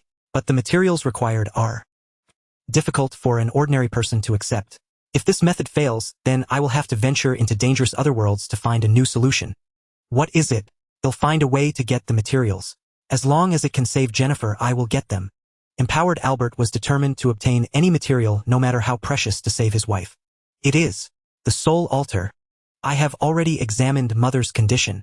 Now only a faint trace of soul force lingers within her body. Without a soul, this soul force is like water without a source. No matter how well I preserve it now, it will eventually dry up, and then there will truly be no hope of resurrection. The only way to revive mother now is to return her soul to her own body. I have already tried the common soul summoning incantation, but for some reason it has proven utterly ineffective. So now I need to construct a powerful altar to offer sacrifices to an inscrutable will, exchanging for mysterious and mighty power to summon mother's soul here. Then I can find a way to bring her back to life. On the way back, Wang Yu told his father about his ability to travel to another world and described the power he now possessed. Albert was astounded by Wang Yu's experiences. He had never imagined such extraordinary events could occur in this world, as if they were straight out of movies or novels. Utterly bizarre. Yet the myriad of miraculous abilities Wang Yu displayed forced Albert to believe it all. After confirming the reality of these phenomena, Albert's curiosity, as a researcher, was greatly piqued. He deeply hoped that Wang Yu would use his abilities under the scrutiny of instruments in the future, so he could obtain corresponding data and strive to study and understand this wondrous power. But for now, reviving Jennifer was paramount. These matters could wait. What Wang Yu had just described was a ritual method found in the Grand Compendium of Spells. If the altar were successfully built, Wang Yu could harness its power to communicate with some ineffable mysterious entity and exchange offerings for its might. To ordinary people, this power seemed almost omnipotent, a great force capable of fulfilling nearly any wish of the supplicant. Of course, true omnipotence does not exist in this world. Thus, in Wang Yu's understanding, this power likely had its limits and was not boundless in what it could achieve. Yet this was merely Wang Yu's conjecture, for the Grand Compendium of Spells did not address this issue. It only described the method of constructing the altar, its application, and information regarding offerings. Then, what exactly are the offerings? Seeing his son reluctant to disclose what the offerings were, Albert asked anxiously. At the same time, observing his son's reaction, he sensed it might be something unexpected. Actually, it is. Human souls. Many souls, at least 10,000, are required to qualify for initiating a single ritual. Building the altar also demands souls, and the greater the number of souls offered, the more powerful the force obtained, and the higher the likelihood of resurrection. What? Upon hearing his son's words, Albert was stunned, then turned pale with shock. What kind of nefarious altar was this, demanding human souls as offerings? Would this force him to become a butcher? Upon learning that the required offerings were souls, Albert suddenly felt dazed. The moral convictions ingrained in his heart urged him to resolutely forbid his son's idea without hesitation. Yet when he opened his mouth to speak, he found himself utterly unable to utter a sound. His love and longing for his wife, along with his profound attachment, rendered him speechless. For a moment, Albert was entangled in a complex web of contradiction and inexplicable fear, his mind in turmoil, uncertain of what to do. All kinds of helplessness intertwined, as if an invisible giant net had ensnared him. Albert felt incapable of action, unable to decide. Daniel, could there be no other way? Without a soul, a person is surely doomed. At least 10,000. That means tens of thousands of lives. I think this might not be right. Albert seemed to tremble slightly as he spoke. As far as I know, there is no other way. You are right, father. Without a soul, that person is as good as dead. But I believe we need not kill the innocent. Perhaps we could go to the prisons and harvest the souls of those guilty of heinous crimes. In that way, it should not cause too much impact on society. Seeing his father's expression, Wang Yu vaguely understood his state of mind. He himself felt the same. These were human lives, one by one. Even with ordinary animals, Wang Yu had never killed so many. Yet now, because of his own reasons, so many people would lose their lives. Wang Yu believed this was a burden he must bear. He was unwilling to shift the responsibility onto his parents. Criminals in prison. Very well. What must I do, Daniel? How do we extract the souls? Must we kill them on the altar? After hearing Wang Yu's reply, Albert fell silent for a moment. Soon he calmed down, a look of reluctant acquiescence in his eyes as he asked Wang Yu. This will take time, father. Some materials are very demanding, so there is no need to rush. Besides, we still have a guest to find. From interrogating Obadiah's soul, we learned that Supervisor Manson was last with you, wasn't he? As he spoke, Wang Yu seemed to recall certain images, and his expression turned instantly terrifying. Manson, what did he do? Professor, why are they here? The speaker was a strikingly beautiful red-haired woman pushing a wheelchair, carrying a bald old man through the corridor of a historically rich castle, asking softly. Jean, they have come seeking help. The bald head, seemingly gleaming with wisdom and life's philosophy, replied in a gentle tone to the woman behind him. Oh, they actually came to us for help. Sensing the indignation in the woman's voice, the professor smiled. Everyone needs help at times, and so do we. No matter how powerful a person may be, no one is perfect, so such things are perfectly normal. After a brief lecture, the professor paused. Even if they hadn't come to us, we should look into this matter. After all, that newly emerged child might very well be one of our kind. Even if not, we must not let him continue causing chaos, or ordinary people will only blame us. Jean. Finally, the professor called to the red-haired woman behind him. She who would become the Dark Phoenix, Jean Grey.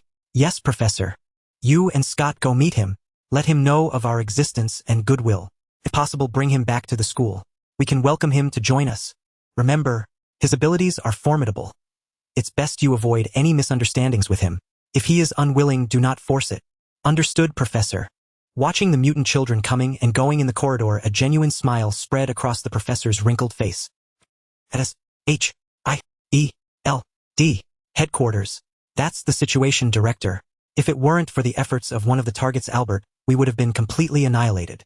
Moreover, the primary cause of our failure was the sheer number of his abilities, far beyond what we had previously known. He possesses a form of rapid movement, or rather the ability to instantaneously appear from one place to another, which left us at a severe disadvantage. He can also emit devastatingly powerful beams from his eyes, similar to someone from that school, but his are far more potent, and unlike that individual, he has perfect control over them and requires no corrective lenses to aim. In summary, the primary target's displayed abilities coupled with any latent powers he may yet conceal render him an exceptionally formidable adversary. Conventional military forces are utterly ineffective against him. Therefore, we can no longer assess his threat level using the metrics applied to ordinary superhumans. Recalling the mission report delivered by his subordinate not long ago, Nick Fury, the director of SHIELD, found his brow furrowed in deep anxiety. Matters had spiraled far beyond his expectations. Originally, he had intended to eliminate this Daniel outright. According to the intelligence gathered, Daniel's abilities were simply too formidable, and his actions demonstrated a blatant disregard for the rules of secular society. A transgression that had already crossed the line in Nick Fury's mind.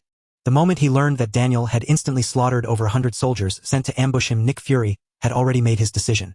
Clearly, if left unchecked, a far more reckless and murderous menace than Magneto would rise. Should they join forces, he would have no viable means to counter them. Thus, he had dispatched Hawkeye to bring that incompletely developed weapon, hoping it would slay Daniel. Unfortunately, the attempt failed and the weapon was seized. This weapon was an improved design based on Hydra's developments from World War II, utilizing the Tesseract. Its original purpose was to deal with individuals like Magneto, yet he always seemed to foresee and evade every trap. Nick Fury knew someone must be aiding Magneto. He had long suspected a connection or secret pact between Magneto and his enemy Hydra, but he could never find any evidence. I hope Professor X can resolve this mess. Surely he wouldn't want a second, even more brutal Magneto to emerge and undermine the cause he has tirelessly championed. Director, you wanted to see me? Yes. Setting aside the vexing troubles, Nick Fury turned to face a researcher who had just entered the room. I heard you've made progress on the weapon. I want to know the details. Indeed. Of course, significant progress. I've improved the accelerator's materials and repositioned the resonator. Now it's ready for production, and its output will be 25% more powerful than before. I believe you'll be quite satisfied. This is all thanks to the nanomaterial data you provided. Otherwise, it would have taken at least 10 or 20 more years to achieve safe production. You see, the energy extracted from the Tesseract is incredibly difficult to activate, requiring massive amounts of high-intensity gamma radiation. The accelerator kept exploding, forcing us to armor the gun. Now that problem is solved. As long as we have a sufficient supply of nanomaterials, we can mass-produce it. What? Nick Fury, who had been listening with keen interest, was taken aback. What do you mean by sufficient supply? I recall the materials I gave you included a method for producing nanomaterials. Doesn't that solve the issue? Nick Fury, sensing a foreboding feeling, questioned the researcher. Oh, certainly you provided us with a method for synthesizing nanomaterials, but it was a laboratory-scale method. If you intend to mass-produce nanomaterials using this method, even the United States would go bankrupt. The production cost is over 100 times that of an equivalent volume of diamonds. Are you sure you want to proceed? Personally, I wouldn't recommend it. I'd rather not see our agency unable to pay its agents' salaries. They might just beat me up. What? A laboratory method? Nick Fury, who had obtained some data from Stark through a bit of opportunism, had never anticipated this turn of events. He also failed to grasp the extent of Albert's secrecy regarding his research. All critical data and methods were stored solely in his mind, a common trait among geniuses. Can't you develop an industrial production method for those nanomaterials? You're the professionals. Nick Fury retorted, somewhat unwilling to accept the situation. I'm sorry, Director, though I hate to say it, not everyone is a genius. Sometimes the contribution of a single individual can surpass that of 10,000. I need to go organize another task, Director. May I be excused? Humph. Fine, go to your work.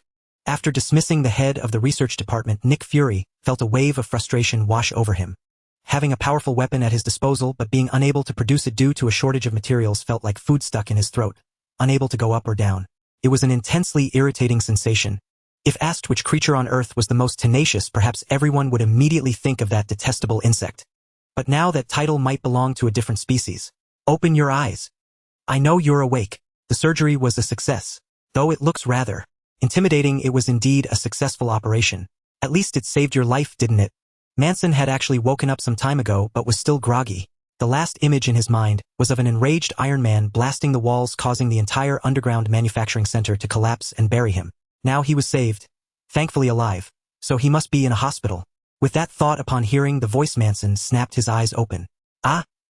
Feeling a tearing pain, he realized there was some resistance when he opened his eyes, which he had inadvertently broken, causing intense pain. Still he saw light, though it was blood red. After a moment to steady himself, Manson finally made out the figure before him.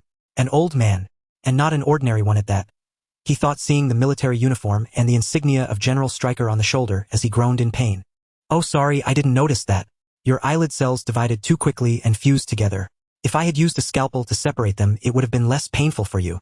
Cells, division. Manson felt his confusion deepen. He couldn't understand what was being said. His eyes darted around, and suddenly he realized he wasn't in a hospital at all but strapped to an experimental table. "Who are you? What have you done to me?" Sensing something terribly wrong, Manson screamed, only to find that even his voice no longer seemed his own. An overwhelming fear surged within him, impossible to suppress. Observing Manson's natural reactions and words upon finding himself in an unfamiliar environment, Stryker curled his lips into a smile of ambiguous meaning. "It seems his consciousness is normal. Then let's proceed to the next step, which must be completed while he remains fully awake." "Yes, General." At Stryker's command, individuals clad in sterile suits, appearing to be lab personnel, began bustling about on both sides.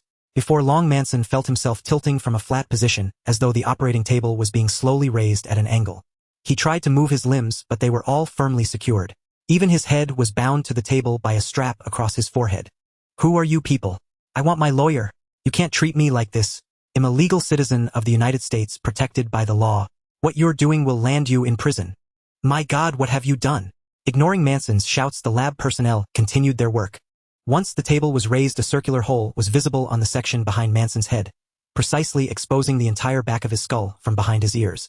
A lab technician placed a hand on Manson's shaved scalp, and with a sudden pull let out a popping sound as the back of his skull was removed, revealing the slow writhing mass of his brain tissue. Still shouting accusations, Manson felt a sudden chill in his brain, followed by an indescribable and bizarre sensation he had never experienced before. The feeling of his own brain matter being touched.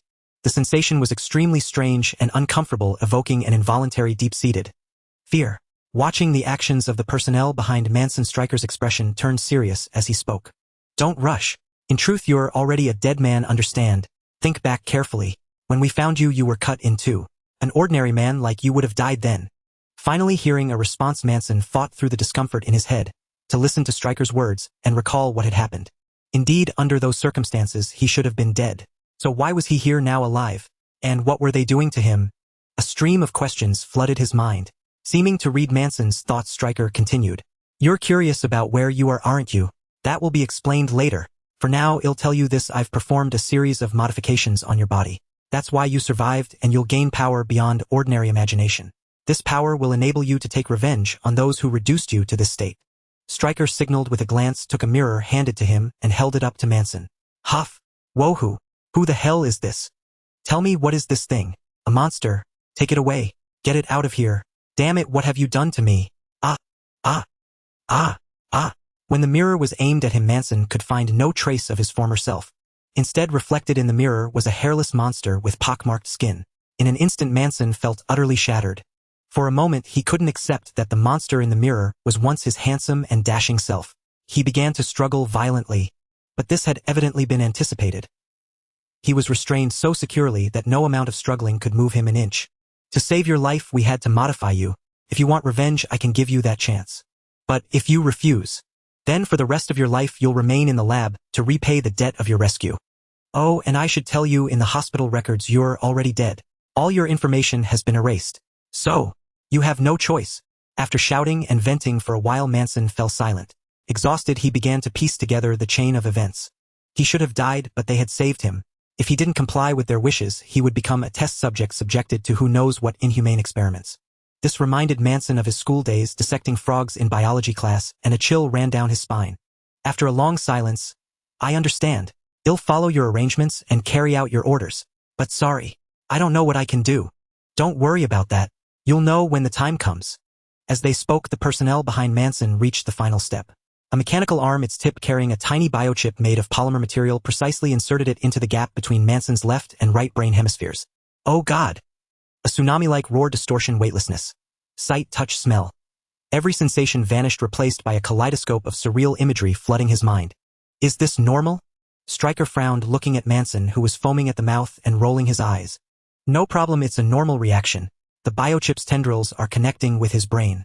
In a few hours he'll be completely loyal to you. Even if his main consciousness fades completely, the chip can control his body. It's a perfect biological weapon. Absolutely perfect. Excellent. Then let's restart the Sentinel project. After more than 20 years, those fools finally remembered it. Bolivar Trask's gift is very useful for my plans. It's time to activate the stored specimens. As he spoke, Stryker seemed lost in memory, a distant look flickering in his eyes. Stryker was deeply unsatisfied with his previous failure. He had already identified Wang Yu as a newly emerged mutant, one akin to Magneto in his desire for rebellion. After returning with the evidence from the battle and his own efforts, Stryker minimized his culpability. He then convinced the military and a certain highly influential figure to gain support and restart the Sentinel robot project that Bolivar Trask had left behind more than 2 decades ago. In fact, after obtaining Mystique's genetic sample, Bolivar Trask had never ceased his research and improvements on the Sentinels, continuing it in secret after it was officially prohibited. Bolivar always believed that a great war for survival between humans and mutants was inevitable. Without prior preparation, humans would find it difficult to eliminate the mutant threat hidden among them, and so he worked tirelessly towards this goal. Stryker had always been in contact with Bolivar and knew this. Now the project could finally be brought into the open and receive even more support. How is the chip integration? Excellent. General, it is exactly as we predicted, even better. The polymer biochip and the subject's brain have become an inseparable whole. It can influence the brain as expected, and if necessary, even replace the primary consciousness to take action. Oh, excellent. Hearing the satisfactory answer, Stryker felt elated. Although the plan was to restart the Sentinel robot project and use the Sentinels as the main force, he could not simply discard his own Weapon X program.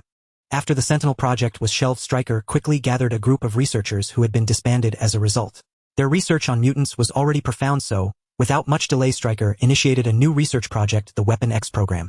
The primary goal of this research was to conduct in-depth study and analysis of mutants with diverse abilities, ultimately converging the combat-suitable mutant powers into a single individual, maximizing their potential, and then controlling that individual to use their superpowers for higher-level combat. Although the Sentinel project had been restarted as the Hansen overseer of this program, Stryker was well aware of the benefits its success would bring him. If he could not produce a commendable achievement, the initiative he currently held would fall into the hands of Trask Industries, something Stryker could not tolerate. Moreover, in Stryker's mind, the power of Weapon X was fully capable of rivaling the Sentinel robots, especially after acquiring the former Trask Industries researchers. For they brought him a crucial gift, the polymer materials intended for the production of the new model Sentinels. After studying the abilities of his own son Jason combined with research on other mutants, Stryker finally developed the key component for controlling Weapon X, the polymer biochip. Could be described as a novel intelligent terminal. The technology primarily utilized mutant DNA, which after modification with polymer materials yielded a biochip used for control. Gradually reduced the inhibitor, allowing his abilities to adapt to the current symbiotic relationship. It must be done slowly. If any anomaly occurs, immediately increase the inhibitor injection. Understood, General.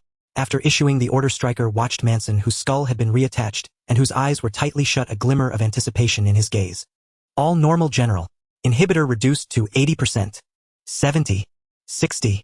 50. Excellent. Vital signs are stable, even better than a normal person. Stop the inhibitor injection. As the person at the computer reported the final words, Manson's eyes suddenly snapped open. Everyone tensed, but they were not afraid. Although they all knew the danger of Weapon X, everyone believed the biochip would function and could control the subject. The virtual information generation has been uploaded, General. You may now give your orders. Manson felt his memories were chaotic. He scanned his surroundings, finding everything unfamiliar, with a faint, vague sense of aversion lingering in his heart. Finally, Manson's gaze fell upon a person standing before him. The man stared back at him with unwavering eyes. At that moment, a voice began to echo incessantly in Manson's mind, telling him to obey this man, to follow his commands. He was his creator. Moreover, as his eyes met the man's, his body began to feel beyond his control. Ultimately, Manson accepted the dominion over his mind and body and walked toward the man. Careful, General. Seeing the subject move toward Stryker, everyone tensed, fearing a violent outburst. Such incidents had occurred before. The most notorious was over a decade ago, when a subject killed nearly everyone in the entire base, escaped, and even returned with reinforcements, destroying a newly completed, nearly successful experiment and another base. This incident had a tremendous negative impact on Stryker at the time. Fortunately, through his efforts, he managed to suppress the fallout and minimize the damage. In truth, if the United States had not needed a general to deal with mutant, Stryker might have been finished after that incident. But he still had value, so he was not abandoned by the interests behind him and managed to hold on until now. I obey your command. Manson stood before Stryker, uttered these words after a glance, and instantly all the research staff in the base erupted in cheers of excitement. General, we have succeeded. The Weapon X program is a success. Finally, we have completed it. We have unlocked the secrets of the mutants. Yes, now mutant power can serve humanity. We are all heroes. Stryker smiled as he looked at the grotesque Manson before him. Manson, do you remember the moment Albert killed you? Albert. Upon hearing this name, a flash of light seemed to pierce Manson's chaotic mind. General, his brain activity is increasing. The gene chain collapse rate is gradually decreasing and the modified gene fusion rate is rising. It seems using the genes of that high-level healing mutant as a template was correct. His genes can greatly enhance the fusion probability of different mutant genes. The situation is favorable now. The modification process of this subject and the current gene samples have been preserved. As long as the production of biochips can be increased, the mass production of Weapon X should not be a problem. You can now command him to carry out any mission. I believe he will complete it perfectly. Excellent. I will distribute your rewards. This experiment was highly successful. You all can have a 6-month vacation. Having said that, Stryker paid no further attention to the increasingly jubilant researchers and observed Manson's reactions. Albert. Albert. Albert. Muttering this painfully familiar name, repeatedly Manson struggled to recall everything about the name that ignited such fury in his heart. Albert. I will kill you. Ha. Ha. You killed me and turned me into this hideous thing. Damn you, I curse you. Suddenly Manson sorted through the memories in his mind, seemingly finding the reason for his transformation. General, can you help me? After venting loudly a few times, Manson calmed down and looked at Stryker, who seemed to exude an irresistible authority. Of course, my soldier. Originally, Wang Yu intended to annihilate the entire Stark group, but he heeded his father's advice and let go of many burdens in his heart. He realized that the one he truly hated was himself because his mother had acted to save him that day. Now that he had decided not to strike against Tony Stark, there was no longer any need to persist in destroying the entire Stark group. However, one thing remained. Those who entered his home that day bringing calamity must not be spared. Unfortunately, it seemed he could not even achieve that now. After investigation, he learned that all those involved, including the supervisor Manson, had recently perished at the hands of his father Albert. Some died in the underground manufacturing center of District 16, while others met their end outside Tony Stark's seaside villa. This result left Wang Yu feeling quite gloomy. He had planned to personally deal with these individuals. Nevertheless, considering they had all been killed, and by his father no less, Wang Yu felt somewhat relieved. He had initially wanted them to accompany Obadiah and reunite in that hellish box, but now it seemed impossible. Thus, the most important task ahead was the construction of the altar, which was of utmost significance. The soul altar is considered the best form of sacrifice in the spell compendium. The difficulty of its creation is exceedingly high. Not only is it challenging to gather materials, but the offerings themselves are difficult to acquire. In fact, once the soul altar is completed, it serves more than just summoning souls. Placing different offerings on the altar yields different effects, and its greater purpose is to harbor the mighty forces summoned through sacrifice. For Wang Yu, who embarked on the path of studying the power of souls, the successful creation of the altar would be an invaluable asset in his research into the mysteries of the soul. He did not disclose more details about the altar to his father. Indeed, creating the altar requires the souls of 10,000 ordinary people, but that is for a standardized altar. If one wishes to harness greater power, a much larger scale is necessary. Wang Yu believed he needed to construct an altar as grand as the Great Pyramid of Giza, which would require even more souls. Not only does altar creation require souls, but the creation of offerings demands even more. According to the spell compendium, to achieve a success rate of over 90%, and to receive the response of that great will from the netherworld, at least 4 crystal pillars are needed for the summoning. However, each crystal pillar requires at least 100,000 souls. The demand for souls left Wang Yu feeling somewhat troubled. Regaining his composure, Wang Yu was no longer so extreme, but whether for his mother's resurrection or his own cultivation path, the altar must be constructed. Brother, look, this little pouch is amazing. It can hold all of Emily's toys. Brother, come look. A sudden jolt, Wang Yu was instantly awakened from his contemplation. Looking at his sister, who had roused him, he could only reveal a helpless yet affectionate smile. Yes, Emily, how do you like the gift I gave you? Now you can carry all your toys with you, and even the unfinished snacks can go inside, so they won't spoil. Oh, and remember not to sneak out and fly away with your wings. That's very dangerous, okay? I remember. Elongated sound. Brother is so boring carving stones here every day. Dad is the same. Ever since you gave him that book, he has been busy with all sorts of strange things and doesn't play with Emily anymore. I think he'll go find Lucy and the others to play. Remember to take your guard doll with you. Got it. Watching his lively sister bounce out of the room, Wang Yu couldn't help but smile knowingly. After discussing with his father, Wang Yu had sealed his sister's memories of their mother's death from that day with a spell, altering them to say that their mother had fallen ill but could be cured, and that she would wake up like a normal person after sleeping for a while. This would at least allow Emily to have a happy childhood. The magic guard contained Wang Yu's soul seed, allowing him to let his sister play outside without worry. The strength of the magic guard was no joke. Wang Yu believed that even if the Hulk were to attack in the future, it could hold its ground for a while. Moreover, as long as they were not too far apart, if any unforeseen circumstances exceeded the magic guard's ability to cope, it could at least buy time for Wang Yu to arrive. Glancing at the rectangular stone slab, nearly a meter long, already filled with strange and inexplicable carvings, Wang Yu shook his head helplessly.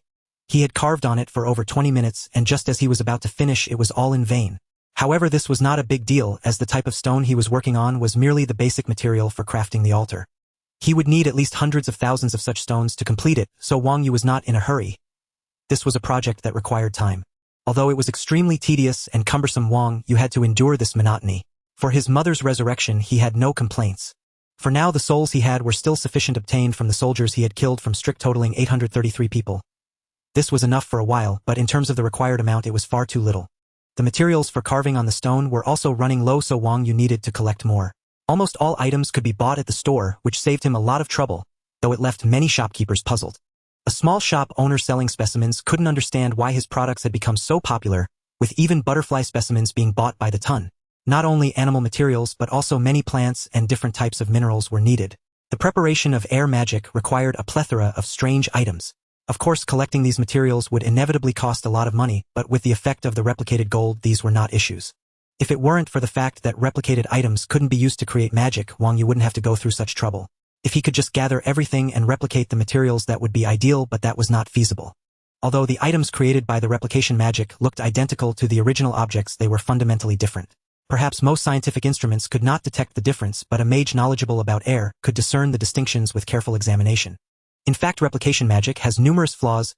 Otherwise, in the original adventurer's world, when Xiao Yu replicated herself into thousands of people, were those copies really Xiao Yu? What happened to them later? They surely couldn't have been slaughtered. The only possibility is that the copies reliant on the magic that sustained them disappeared when that magic was dispelled.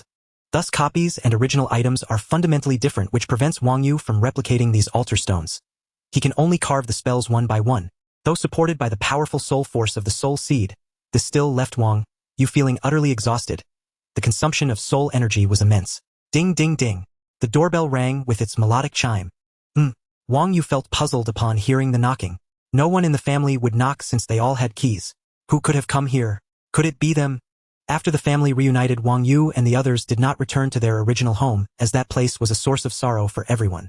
So the family left the bustling Manhattan, and at Wang Ye's suggestion moved to Flushing in Queens, where there were many Chinese and Asian Americans, even earning the nickname Second Chinatown. Emily finally found some children willing to play with her here. They all shared the same features: black hair and black eyes. Wang Yu did not wish to waste the stone material he had crafted due to strangers, so he remained silent, concentrating on inscribing the runes upon the stone. Ding, ding, ding, ding, ding.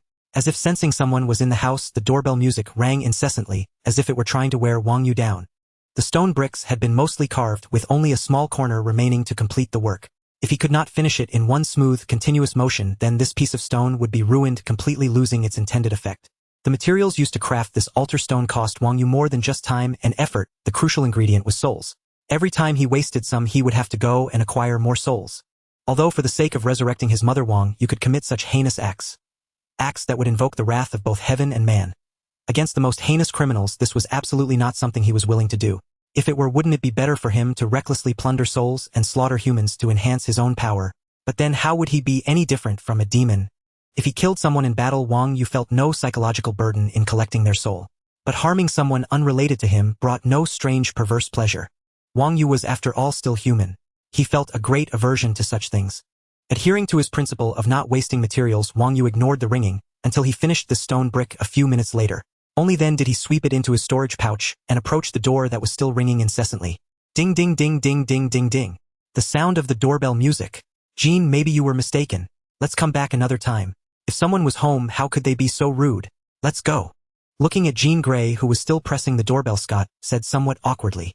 Standing at someone's door ringing the bell for 10 whole minutes was truly making him feel uncomfortable and embarrassed. No, I can sense it. He is inside this house, Jean Grey said after hearing her boyfriend's words. Feeling a bit embarrassed herself, she stopped ringing the doorbell. All right, maybe he mistook us for someone else or an enemy. After all, he's only 10 years old. Let's come back another time. Click. The sound of the door opening. Just as the two were about to turn and leave, the door opened. Who are you and what are you doing here? Looking at the two people outside the door, Wang Yu asked in a cold tone. Before opening the door, he had already used his eye of truth to take a look. Wang Yu confirmed he had never seen these two people before, and didn't know how they had found him. so he simply appeared directly and asked straight to the point. "Hello, we came specifically to find you. Won't you invite us in to sit for a while?" Seeing the door finally open, both of them felt a sense of relief. At least they hadn't wasted half the day standing there foolishly ringing the doorbell. Now the person they were looking for had finally appeared. "Come in then." After sizing them up for a few moments, Wang Yu stepped aside and invited them into the house. Wang Yu sat down on the sofa opposite the two. Without offering any tea or coffee, he asked directly, "Now can you tell me why you're here? If it's nothing important, I have many things to attend to." Wang Yu's impatient demeanor made the two feel very uncomfortable, but they still had to obey the professor's orders. "Do you know where your powers come from? I think you understand what I mean. If there's no mistake, you are very likely one of our kind." "Your kind?" Wang Yu interrupted Jean's words with a hint of amusement. "An Asian and a Caucasian being of the same kind. Oh, I suppose you mean we are all Earthlings, right? At least I'm not an alien, that's correct. So what exactly are you trying to say? I really have a lot to do.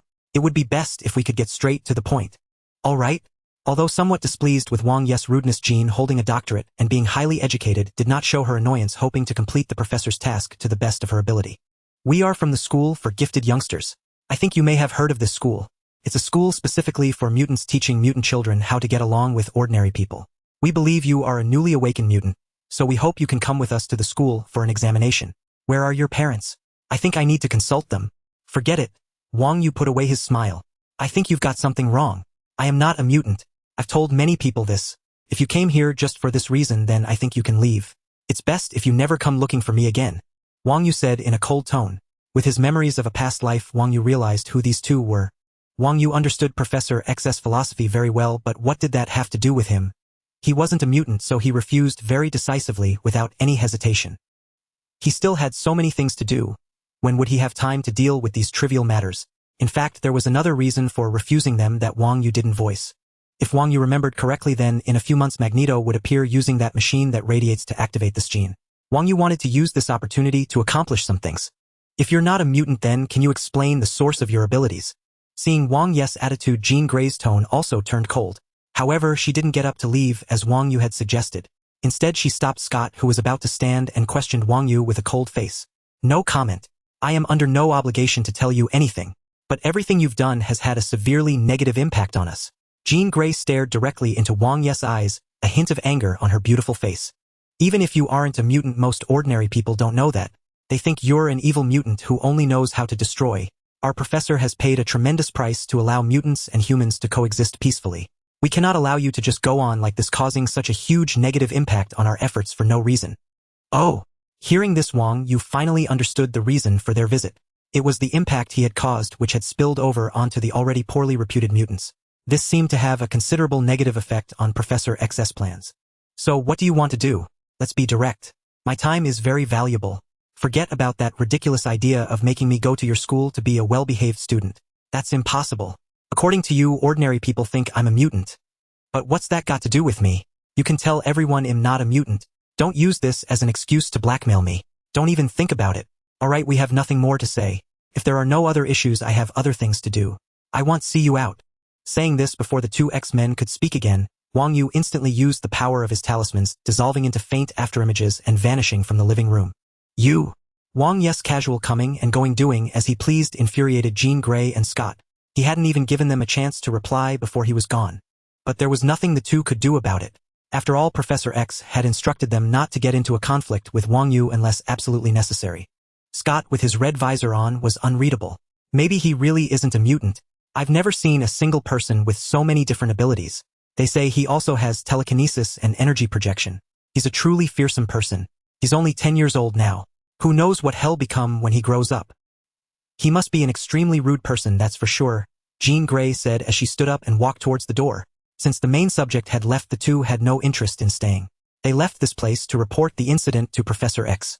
A door-to-door insurance salesman, sitting on a park bench, eating a hamburger, spoke quietly into a tiny microphone at his collar.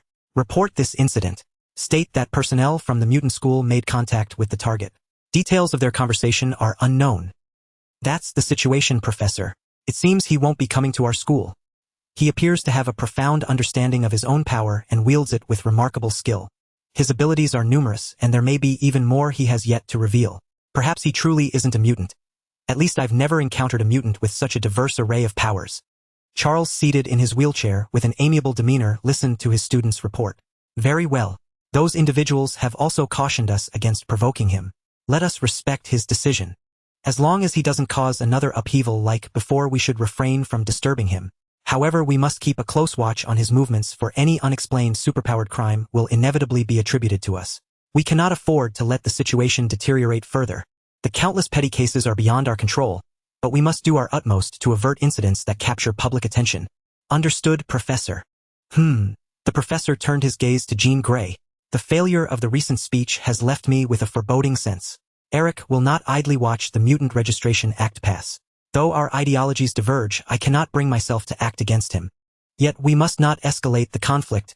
It serves no purpose. The foundation of mutant kind remains too fragile. Like the nation on the other side of the earth, we must tread the path of peaceful development to grow strong.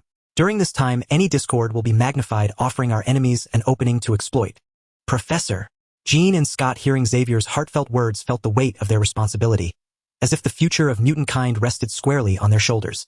I've said enough for now. Go and rest. There's a mission awaiting Scott and Aurora later. Yes, Professor. Seated in his wheelchair, watching the two depart, Xavier slowly furrowed his brow. I had hoped to gain another powerful ally, but it seems I miscalculated. Let us pray Eric and his followers do not succeed, or my plans for the future will be jeopardized. The calculating Professor Xavier had originally intended to recruit Wang Yu. After all, the intelligence suggested he was merely a child. Perhaps upon learning of the existence of such a wondrous school, curiosity would drive him to join. To this end, Xavier had dispatched Jean Grey, the most affable member of his staff. But now it appeared things had not turned out as favorably. Sizzle. The sound of air being seared through. Two beams of crimson light erupted from Manson's eyes, piercing the metal wall ahead. The accompanying impact shattered the wall into pieces, with fragments scattering everywhere amid a thunderous crash.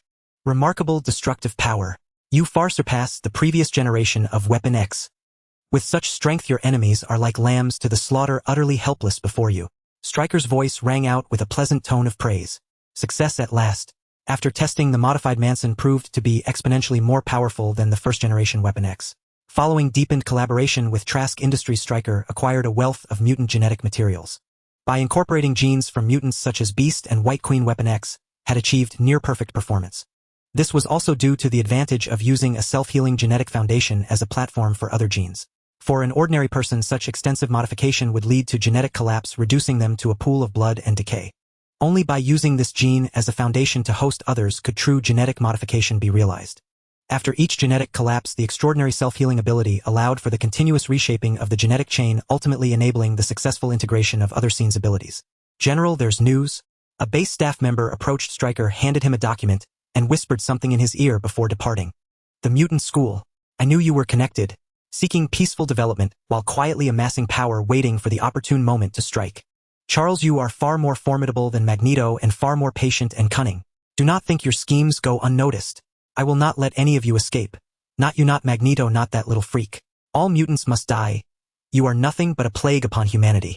Upon learning of the contact between the mutant school and Wang Yu, Stryker resolved to prevent their alliance, which would hinder his plans.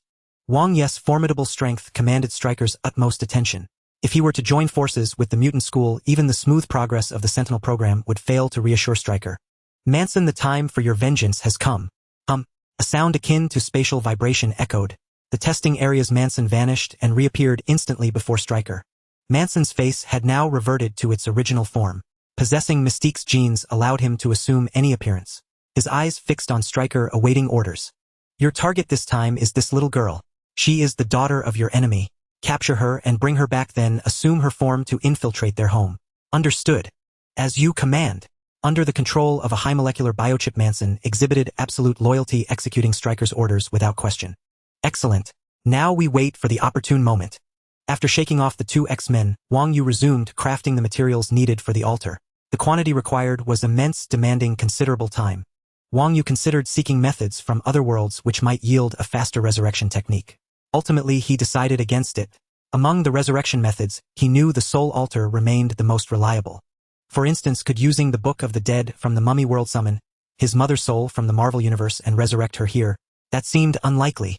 The same applied to resurrection via the Dragon Balls. Their power was limited by their creator's strength. To Wang Yu's knowledge, no Namekian possessed the ability to transcend universes. Thus, to resurrect his mother Wang, you had to strive within the Marvel world. Moreover, successfully constructing the soul altar would greatly enhance his research into souls and magic, significantly boosting his power. Therefore, he ultimately chose to build it. After finishing another piece of stone material, Wang Yu paused. The soul energy is indeed being consumed rapidly. I must collect more. Crafting a small altar repeatedly is too wasteful. It's better to build a large one in one go and succeed at once. Through the walls, his eye of truth watched his sister Emily wave goodbye to her friend at the door, her face bright with a smile. Wang Yu silently pondered. Repetition is an exceedingly tedious and wearisome affair, regardless of the task at hand. At this moment, Wang Yu felt as though he had returned to his past life, toiling day after day at the same monotonous labor, slowly decaying and rotting away. Thus, after exerting immense willpower to exhaust all the souls in his possession, Wang Yu resolved to engage in other activities to provide some diversion. 2 consecutive months of unceasingly crafting altar materials had left Wang Yu profoundly weary in both body and mind. Now that his stock of souls was entirely depleted, it was the perfect opportunity to commence the work of soul collection. From the information I've gathered online recently, the nearest major prison, well, Rikers Island Prison isn't far situated between Queens and the Bronx. It seems quite convenient. Although not all these criminals were heinous death row inmates, Wang Yu had to steel his heart to achieve his goal. After all, this was the best method he could conceive at present. Glancing at the clear sky, he mused. Consider this your last glimpse of the sun. Channeling the power of his talismans, Wang Yu immediately entered an invisible state and soared to great heights. Having absorbed the talisman's power, Wang Yu no longer used the wings of feathers. He gifted this first magical artifact he had crafted to Emily, which delighted her for days, as she often took to the skies in solitude. Consequently, Albert had to pack a few extra warm garments into his daughter's dimensional pouch, for the temperatures aloft were far from the warmth of the ground. Since learning of Wang Yu's identity as a mage, the family had begun to embrace the existence of magic. After requesting a basic guide to air magic, Albert spent his days in the laboratory studying its spells, striving to comprehend the scientific underpinnings of magic. Wang Yu found this somewhat exasperating, but did not dissuade his father. After all, father is a genius. Perhaps one day he might truly uncover a path that merges science and magic, Wang Yu thought optimistically. Emily, on the other hand, harbored a great fascination for magic. She acquired numerous magical trinkets from Wang Yu, finding them delightful to carry. Under his stern admonitions, she vowed never to reveal their family's secrets to anyone. Yet Wang Yu sensed that his sister, having moved past her pain, was transforming into a little sorceress. She appeared obedient before him, but delighted in using magic for pranks at school. Minutes later, Wang Yu spotted Rikers Island, connected by a single bridge. He descended, circling once before alighting gently atop what seemed to be a watchtower. It appeared to be the inmates' recreation period. Within the prison walls, convicts in their uniforms filled the yard. Some exercising or jogging, others gathered in small groups, chatting, playing basketball, or basking in the sun. Everyone seized this rare opportunity to unwind. Humph! Activating his eye of truth, Wang Yu memorized the prison's layout in a few glances. Upon closer inspection, he noticed that inmates were not randomly assigned, but segregated by race: Caucasians in one section, Asians in another, blacks in yet another, and Mexican Americans all grouped together. So they're segregated by ethnicity. How interesting. Wang Yu flew directly toward the most populous area, presumably the Caucasian section. Without disturbing the inmates in the yard, he entered their dormitory. Remaining invisible, Wang Yu went undetected. After a short walk, he halted, confronted by an iron grating blocking the entire corridor. Just then, the sound of many voices echoed from the stairwell, approaching from below. Using his eye of truth, Wang Yu quickly discerned the situation. Recreation time was over and guards were herding inmates back to their cells through different entrances. This works too. It'll be more convenient once they're all in their cells. He waited patiently until all inmates had returned, then slipped in behind the last one. After the guard confirmed every inmate was accounted for and departed, Wang Yu finally began his actions. The reason he wasted so much time infiltrating stealthily rather than launching a bold assault on the prison as he had in his revenge was not solely due to his father's counsel. There were other reasons. His father was right. Though he possessed the power to upheave the world, Wang Yu would not do so. His vengeance was directed solely at Stain. He had already demonstrated his power sufficiently. Further displays would invite conflict. Unless they provoked him, Wang Yu had no intention of antagonizing S.H.I.E.L.D. Collecting souls on such a scale, if discovered, would be no trivial matter. With such a vast number of deaths, even the U.S. government could not suppress the truth. Thus Wang Yu had to conceal his identity meticulously, ideally reaching a point where even if others suspected him, they would lack any pretext or evidence to confront him. That was the optimal approach. Now only the inmates and Wang Yu remained in the building. Approaching a cell door, he examined the tightly sealed metal barrier, hearing voices from within. Without listening further, Wang Yu applied the power of the ox talisman to his palm and pushed. Creak! A slightly grating sound of twisting metal echoed as the sturdy iron door swung open effortlessly. What the hell? I don't know, there's not a soul out here. Damn it, those guard dogs will be furious. What's going on? Shut it. I've got a bad feeling about this. Ah. Whoosh. Directly employing the sheep talisman's mastery over souls, he wrenched the spirits of these ordinary humans from their bodies. Using a soul collector fashioned from a thermos, he gathered the souls of the 4 inmates in the room. Thus cell by cell silently and undetected Wang Yu collected over 500 souls. No, you perverted white dogs, don't you fucking touch me. Slap, slap, slap. The sound of limbs colliding as if someone was being struck. Fuck, hold him down. Don't let him move, him about to strip his pants off. Reaching this cell, Wang Yu paused, hearing a desperate roar from within. That wasn't the most crucial part. What mattered was that the voice crying out was speaking Chinese. Wang Yu was certain it was Chinese. That's odd. This is the Caucasian section. Why would someone be speaking Chinese? Puzzled, Wang Yu pushed open the iron door. After a faint sound of twisting metal, the door was easily pried open. Yet upon seeing what lay inside, Wang Yu couldn't help but freeze in astonishment. Inside the room, several white men were wrestling with an Asian man who appeared to be in his 20s in the open space between the beds. The Asian man was pinned face down on the ground, his chin pressed against the floor, his entire face turned toward the door. Despair was etched across his features as he shouted loudly, mixing Chinese with English. A burly white man stood with his back to the entrance together with 4 other white men. The 5 of them were working in unison to pull down the pants of the subdued Asian. Despite his desperate struggles, the Asian man could not withstand the combined strength of the 5 white men, and his pants were about to be removed. Everyone was so engrossed in their task, fervently stripping the man, that they failed to notice anything amiss with the door, except for the Asian man who was pinned to the ground with his face pointed directly at the entrance. Chief Henry, once we get his pants off, you go first. It's been a while since we had a newbie in our cell. His hole must be really tight. Absolutely satisfying. Of course. Though he's a yellow-skinned fellow, his skin feels surprisingly nice, smooth and soft. Way better than yours. Yeah, Chief. Too bad we can't have fun for long. The messenger said we need to get rid of him quickly. He can't be left alive. All right. For the sake of the cigarettes, we have to get this done. I don't want to be on their bad side. So let's enjoy him for 2 days, then make him slip and die in the bathroom. That's great, Chief. We've got 2 days with this fresh meat. I'm going to open up a couple more holes on him. Suit yourself, but everyone goes after me.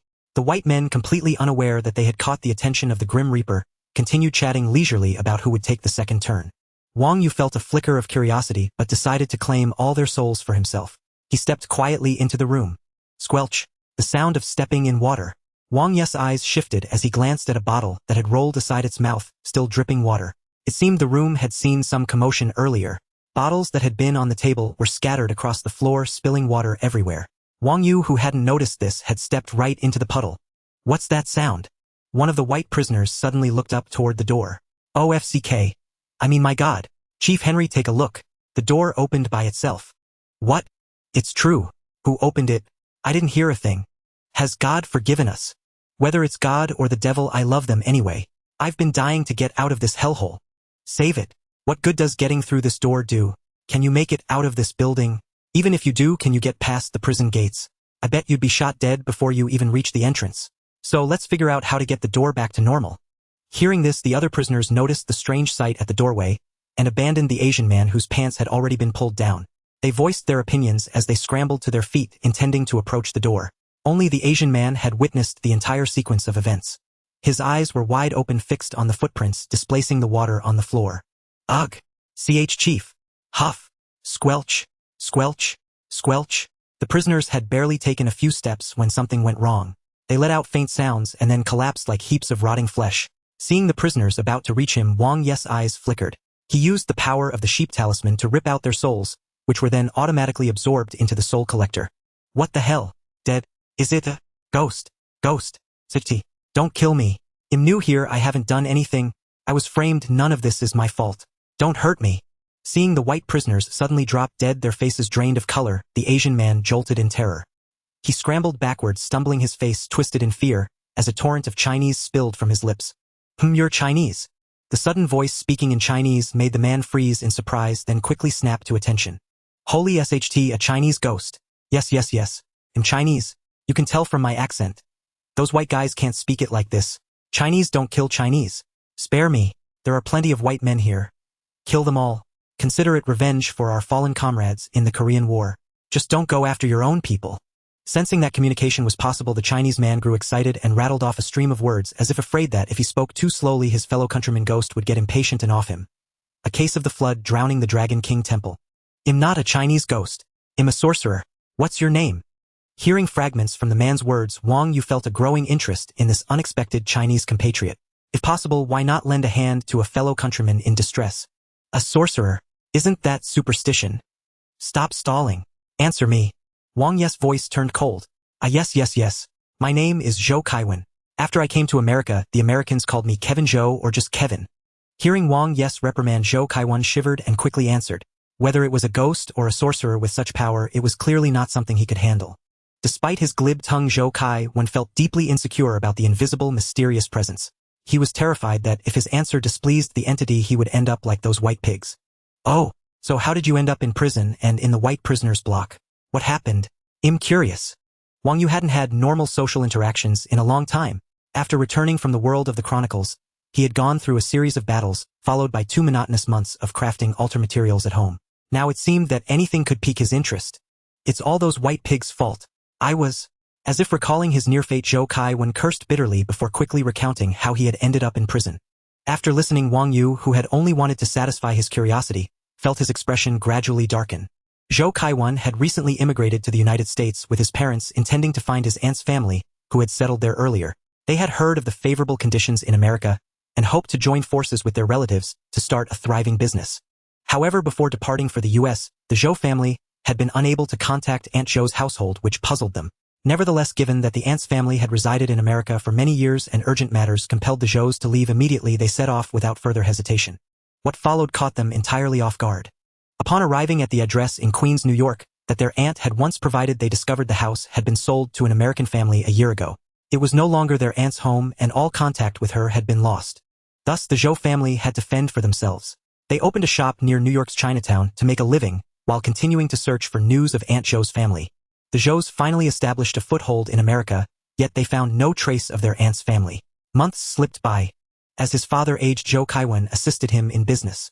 After a commercial negotiation on his way home, he witnessed a group of white men assaulting a young Chinese-American girl on a street corner. He immediately dialed 911 and attempted to intervene. But the outcome was no fairy tale of a hero saving the day.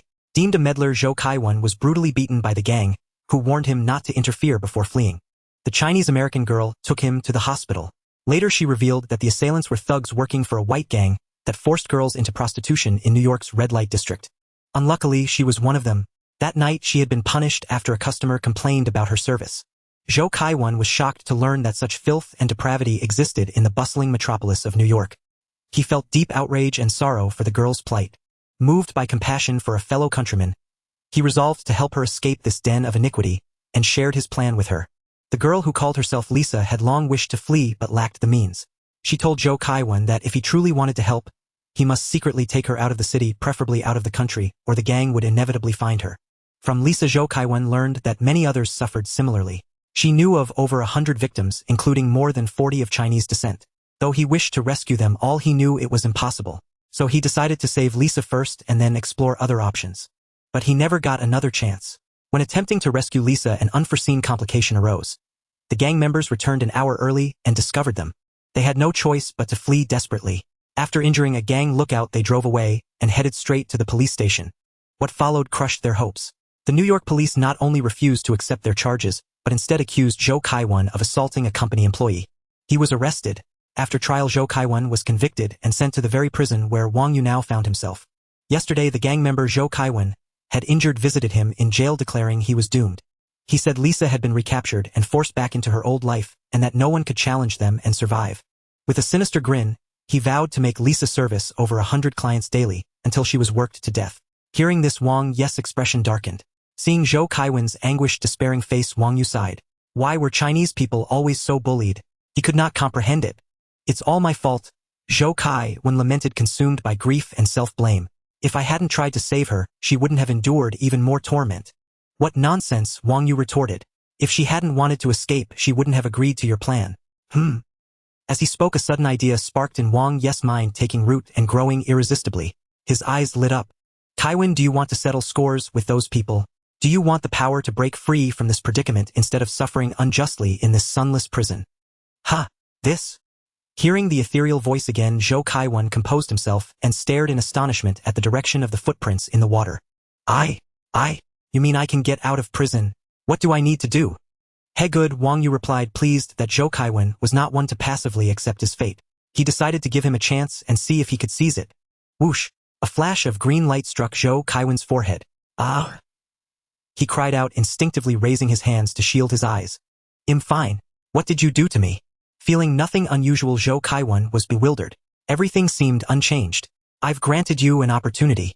If you meet my expectations and satisfy me, I'll make you my subordinate, and you'll retain this power forever.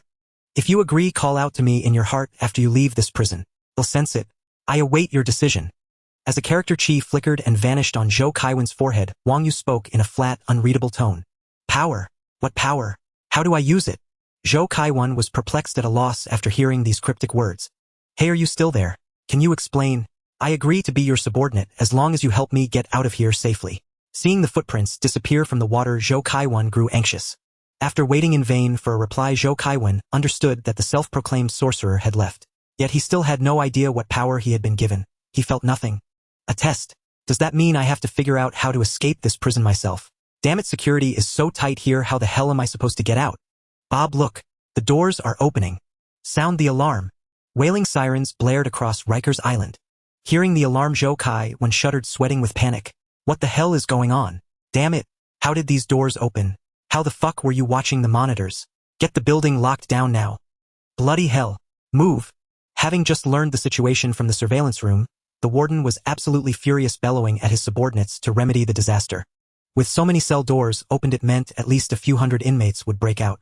When the warden imagined these prisoners freeing all the inmates in the entire building, triggering a massive prison riot involving thousands, his mind felt like it was about to explode. After the order was given, nearly all the guards rushed to the troubled white section's dormitory building. Before that, they had already armed themselves fully. Riot gear, shields, batons, and guns to suppress any uprising, and surrounded the building. Holy shit! Whatever power this is, come out now or we're dead. Zhou Kaiwen was frantic. He had no choice but to run. The white pigs in his cell had all been killed by the sorcerer, leaving him the sole survivor. No matter how he thought about it, his fate would be grim. Even if he explained everything, who would believe his wild tale? Even he was bewildered, feeling like he was dreaming. Carefully stepping over the corpses on the floor, Zhou Kaiwen approached the door, cautiously poked his head out for a glance, then immediately pulled it back. No one's coming up. Good. Something's off. Wait, I think I missed something. Sensing something he had overlooked, Zhou Kaiwen stuck his head out again. Holy shit, all these doors are open. As soon as he said it, he realized these open cells were just like his own, all visited by the same sorcerer.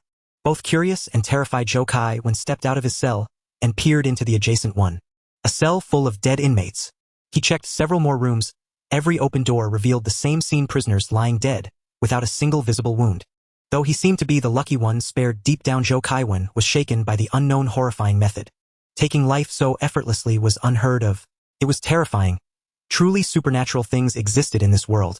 Hurry up and check the upper floors. Report back. This isn't a riot. It's an unknown incident. Notify everyone immediately. Yes, sir. Footsteps and voices echoed from the stairwell below. Still lost in thought, Zhou Kaiwen snapped back to reality upon hearing the sounds. He was still in prison. What was he doing, daydreaming? That was suicide. This was deadly. He frantically racked his brain for a way out. Being the only living person here made him too conspicuous. Ahead, be caught instantly. Wait, I'm the only one alive here. A sudden idea struck him and his eyes lit up. Bob felt something was terribly wrong. The familiar prison now seemed eerily sinister, filling him with fear. Bob, how's it over there? Any survivors? None. All corpses. It's horrifying. Hearing his colleague's voice, Bob tried to calm his racing heart, which felt like it might leap out of his chest if it beat any faster. Come help me move these bodies. We need to get them out. All right, I'm on my way. After a quick glance at the last room, Bob hurried back to assist his partner with the corpses. Hearing the footsteps fade, Zhou Kaiwen lay motionless on the cold floor, eyes closed, lying beside the corpse of the man who had once bullied him, slowly letting out a breath of relief. All the guards' gear was useless, not a single inmate rioted. Every prisoner was exactly where they were supposed to be, waiting for inspection. Though the doors were open and they had turned from living to dead, the situation remained unchanged. Thus, after checking all the open cells, the guards counted the dead 566 corpses, matching the prison records exactly. Not a single one missing. Upon receiving the report, the warden ordered all bodies to be loaded onto trucks and sent to the hospital for autopsies to determine the cause of death. This kid sure can play dead. But that's not the test I had in mind, heh. Wang Yu raised an eyebrow, amused and exasperated. With a flick of his soul power, He scanned Zhou Kaiwen, who was being loaded onto a truck as a corpse. Ah, it hurts. Holy shit. What's happening? A sudden sharp pain stabbed his forehead, catching him off guard. He couldn't help but cry out, tumbling off the truck. Zhou Kaiwen couldn't see the character Qi that had faded on his forehead now reappearing. He only felt the intense pain vanish as suddenly as it came, leaving no trace once he hit the ground. He scrambled to his feet only to find a circle of stunned guards staring at him. His face fell and he looked on the verge of tears. After all that effort, playing dead, staying cautious every step of the way to avoid being discovered, he had to mess up at the very last step. Zhou Kaiwen felt like dying. Get him. He must know something. The warden, who had been observing the scene, was the first to react and barked the order. Still in their riot gear, the guards swarmed in and pinned Zhou Kaiwen to the ground. 3 burly white men piled on top of him, crushing his guts and making it hard to breathe. Get the hell off me. I'm dying. Holy shit. You pigs. Get lost. Zhou Kaiwen couldn't take it anymore. With a desperate struggle, a strange sound echoed in his mind. Suddenly, the 3 guards flew backward, bouncing off Zhou Kaiwen and crashing into the surrounding officers, knocking several of them down. What the hell? He's a mutant. He must be responsible for these deaths. He's probably the killer. Report this, you idiot, now. Seeing his men frozen in shock, the warden yelled for them to act. With so many prisoners dead, the warden was bound to face severe consequences. But now he could pin it all on this mutant, minimizing his own liability. If this is a test, then at least tell me how to use this power. It didn't say a word and just vanished like that. What a ripoff. Zhou Kaiwen was losing his mind. Hadn't it been promised that leaving the prison would pass the test? How had things turned out like this? It all felt utterly dreadful. Don't come any closer. They'll kill you if you do. My power is formidable. Though utterly lacking in confidence, Zhou Kaiwen didn't show it. After the shock of what he had just done, he quickly rallied, bluffing to intimidate the hesitant guards surrounding him. At the same time, he strained to recall that strange sensation from moments ago. Zhou Kaiwen was still exhilarated. This was the key to his escape. Otherwise, with the charges they had pinned on him, even if he survived, his fate would be miserable. Charge. He's just one man. If 3 can't do it, send 10. If 10 fail, send 50. So what if he's a mutant? Are the weapons in your hands just pokers? Go. The warden's voice suddenly rang out, bolstering the guards' courage, and they began to close in on Zhou Kaiwen once more. Damn you, you bastard, you white pig. Just wait. If I get the chance, it'll make you pay. Before Zhou Kaiwen could figure out how to use the power bestowed by the wizard, the already precarious situation deteriorated further, forcing him to burst into curses. Since his curses were all in Chinese, no one present understood his rant. They merely pressed closer, obeying the warden's orders to subdue the terrifying mutant. Several guards had their guns trained on Zhou Kaiwen, ready to open fire at the first sign of trouble. Facing the dark muzzles of the guns, Zhou Kaiwen felt his life hanging by a thread, as if death could strike at any moment. Watching the loathsome white faces closing in, seemingly sneering at him, an indomitable spirit surged within him, and he made a silent, ruthless resolve. Screw it. Take 1 down and I break even. Take 2 and I profit. Zhou Kaiwen was enraged. If he lacked courage, he wouldn't have risked everything to save a fellow countryman from danger, even knowing the perils. If he lacked that fierce tenacity, he wouldn't have fought and struggled so desperately when his pants were about to be pulled down. During his time in America, he had long resented the widespread covert discrimination against Chinese people, but since it never crossed his bottom line, he had held his tongue. If a person, knowing they might fail, refuses to fight or resist with all their might and merely resigns to fate, then fate will utterly abandon them. This holds true for both an individual and a group.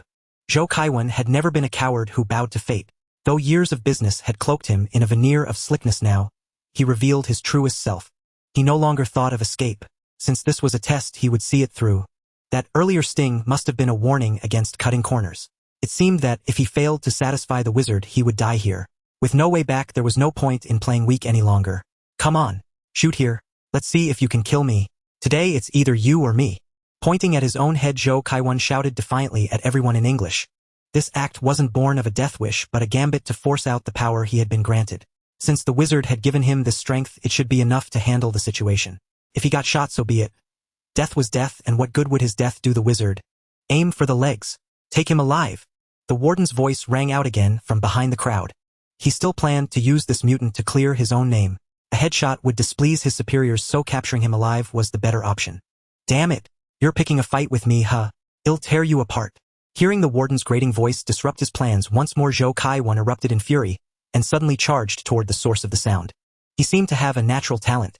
Recalling the strange sensation when he had sent the 3 guards flying, Zhou Kaiwen felt he was beginning to understand the power.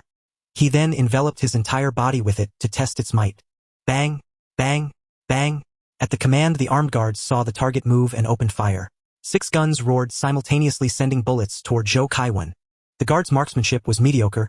Even after 2 volleys from 6 guns, they failed to hit the sprinting Zhou Kaiwen. Seizing the opportunity, he closed in on the nearest guard. Seeing him approach, the guard swung his baton at Zhou Kaiwen. It struck him but felt like hitting a rushing torrent. The force was instantly deflected by an invisible power rendered harmless. Oh no! Before the guard could ponder the cause, Zhou Kaiwen's fist slammed into his abdomen. With a puff, as if all the air had been expelled from his chest, the guard's eyes darkened and he lost consciousness. This power is just too awesome. Finally grasping the nature of his newfound strength, Zhou Kaiwen rejoiced. He extended the power again, striking another guard who was lunging at him. Puff! Another KO. The guard was felled with a single blow. Zhou Kaiwen felt he was getting a handle on this power. It seemed he could turn his will into a tangible force, touching objects and repelling all attacks. He tested the range of his will and found it could extend about 20 meters. But that was more than enough.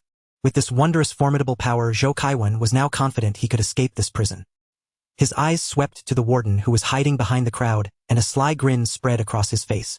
With a thought, an invisible will enveloped him, solidifying into a form that moved in sync with his body, enhancing his strength and defense. He split off another strand of will to attack the armed guards. Fuck! Damn mutant! Seeing his men fall one by one, the warden cursed his legs, seemingly trembling. This turn of events was far beyond his expectations. In his experience, mutants were usually not this powerful, just a bit stranger than ordinary people. His original plan was to pin the blame for the numerous prisoner deaths on him to absolve himself, but now it seemed he had truly found the culprit. Wang Yu floated in midair above the warden, observing Zhou Kaiwen's performance with approval. Not many could grasp their power so quickly. It seemed he had found a worthy candidate. Once he roughly understood how to wield this power, the entire process began to feel much easier. Bullets could not penetrate the defense woven by his willpower. Zhou Kaiwen effortlessly and cheerfully struck down all the guards who attacked him. The remaining guards, seeing the situation was hopeless, scattered and fled into the depths of the prison. The prison warden, a man of considerable importance, sensed trouble the moment Zhou Kaiwen unleashed his power. Though he fled alongside the others, he was still one step too slow. Bob, I knew I could count on you in a critical moment. Rest assured, after this is over, I'll promote you immediately. No empty promises. But can you move any faster? I feel that mutant is about to catch up. Hearing the warden's words, Bob supported him with even greater effort. Warden, of course. I'll definitely get us both out of here. Bob had worked as a prison guard for years, always stuck at the bottom because he never seized his opportunities. This time he finally felt he had his chance. Thinking that saving the warden would earn him the man's favor and a promotion with a raise, his heart swelled with joy. But he couldn't relax yet. As long as they could get a bit farther away, everything would be fine. Excellent, Bob. I haven't misjudged you. The warden was now hurrying along with the last of his strength. Though Bob, a sturdy young man, helped support him, the warden was far too heavy to move quickly. To motivate his subordinate, he casually tossed out these empty promises. You white pig, where do you think you're running? Zhou Kaiwen had finished off the underlings and saw the big fish trying to escape. How could he allow that? He immediately gave chase. Because he had been using his willpower for both attack and defense, he still didn't feel particularly fatigued even after fighting for so long. Zhou Kaiwen's physical constitution was that of an ordinary man, but with his willpower applied to his legs, he moved far faster than normal, his steps light and swift. Before long, he was about to catch up with the two dawdling figures. My God, warden, he's coming. Hearing the shout, Bob glanced back and saw Zhou Kaiwen sprinting toward them. Startled, he instinctively wanted to run faster, but because he was still supporting the warden, their bodies jolted, nearly sending them both tumbling to the ground. The warden could no longer maintain his composure. He shouted in panic, cursing Bob. Idiot! Can't you be steadier? Get me out of here now or you'll face punishment. What? Warden, how can you say that? You just promised. Bob said in shock upon hearing the warden's words. Before he could finish, the warden's curses cut him off. What are you dawdling for? We'd have been out of here by now if you just moved. Can't we discuss this after we escape? You idiot, move! Hearing the mutant's shouts behind him, the warden grew almost hysterical. Everyone struck by this mutant collapsed instantly, leading the others to assume they were dead, or at least as good as dead. Thus they were all terrified of Zhou Kaiwen's attacks. Otherwise, as trained personnel, the guards wouldn't have all fled together. Well then, maybe staying to help you was a mistake. I truly regret coming to your aid. Now you'll have to face the mutant alone. I'm getting out of here. Goodbye, warden. I hope your foul mouth doesn't provoke that guy. He looks pretty angry. What? No. Upon hearing the warden's words, Bob realized the man had never truly cared about him. The baseless insults enraged Bob. He shoved the warden away, loudly mocking him with malicious glee, then quickly fled the scene. Got you, you white pig. Mutant, what do you want? I want surrender. The warden glared angrily at Bob's retreating figure. He had no strength left supporting himself on his knees, with both hands gasping for breath, sweat streaming down his face in rivulets. Hearing the voice behind him, he forced himself to sound tough. "Oh, so cocky, huh? Fine. If you can still be this cocky in a moment, I'll let you go. How about that?" Zhou Kaiwan looked at the warden in this state and chuckled. He didn't believe the warden in such a pathetic condition could maintain any bravado. A warden who lived a life of luxury. Could he really endure hardship? Zhou Kaiwan felt it necessary to let facts speak for themselves. After all, practice is the sole criterion for truth. The warden. 2 minutes later. "Not so cocky now, white pig. You were so tough, weren't you? So tell me, why did you have to oppose me, huh? If I said east, you said west. Tell me, were you asking for death? You can't blame me for this."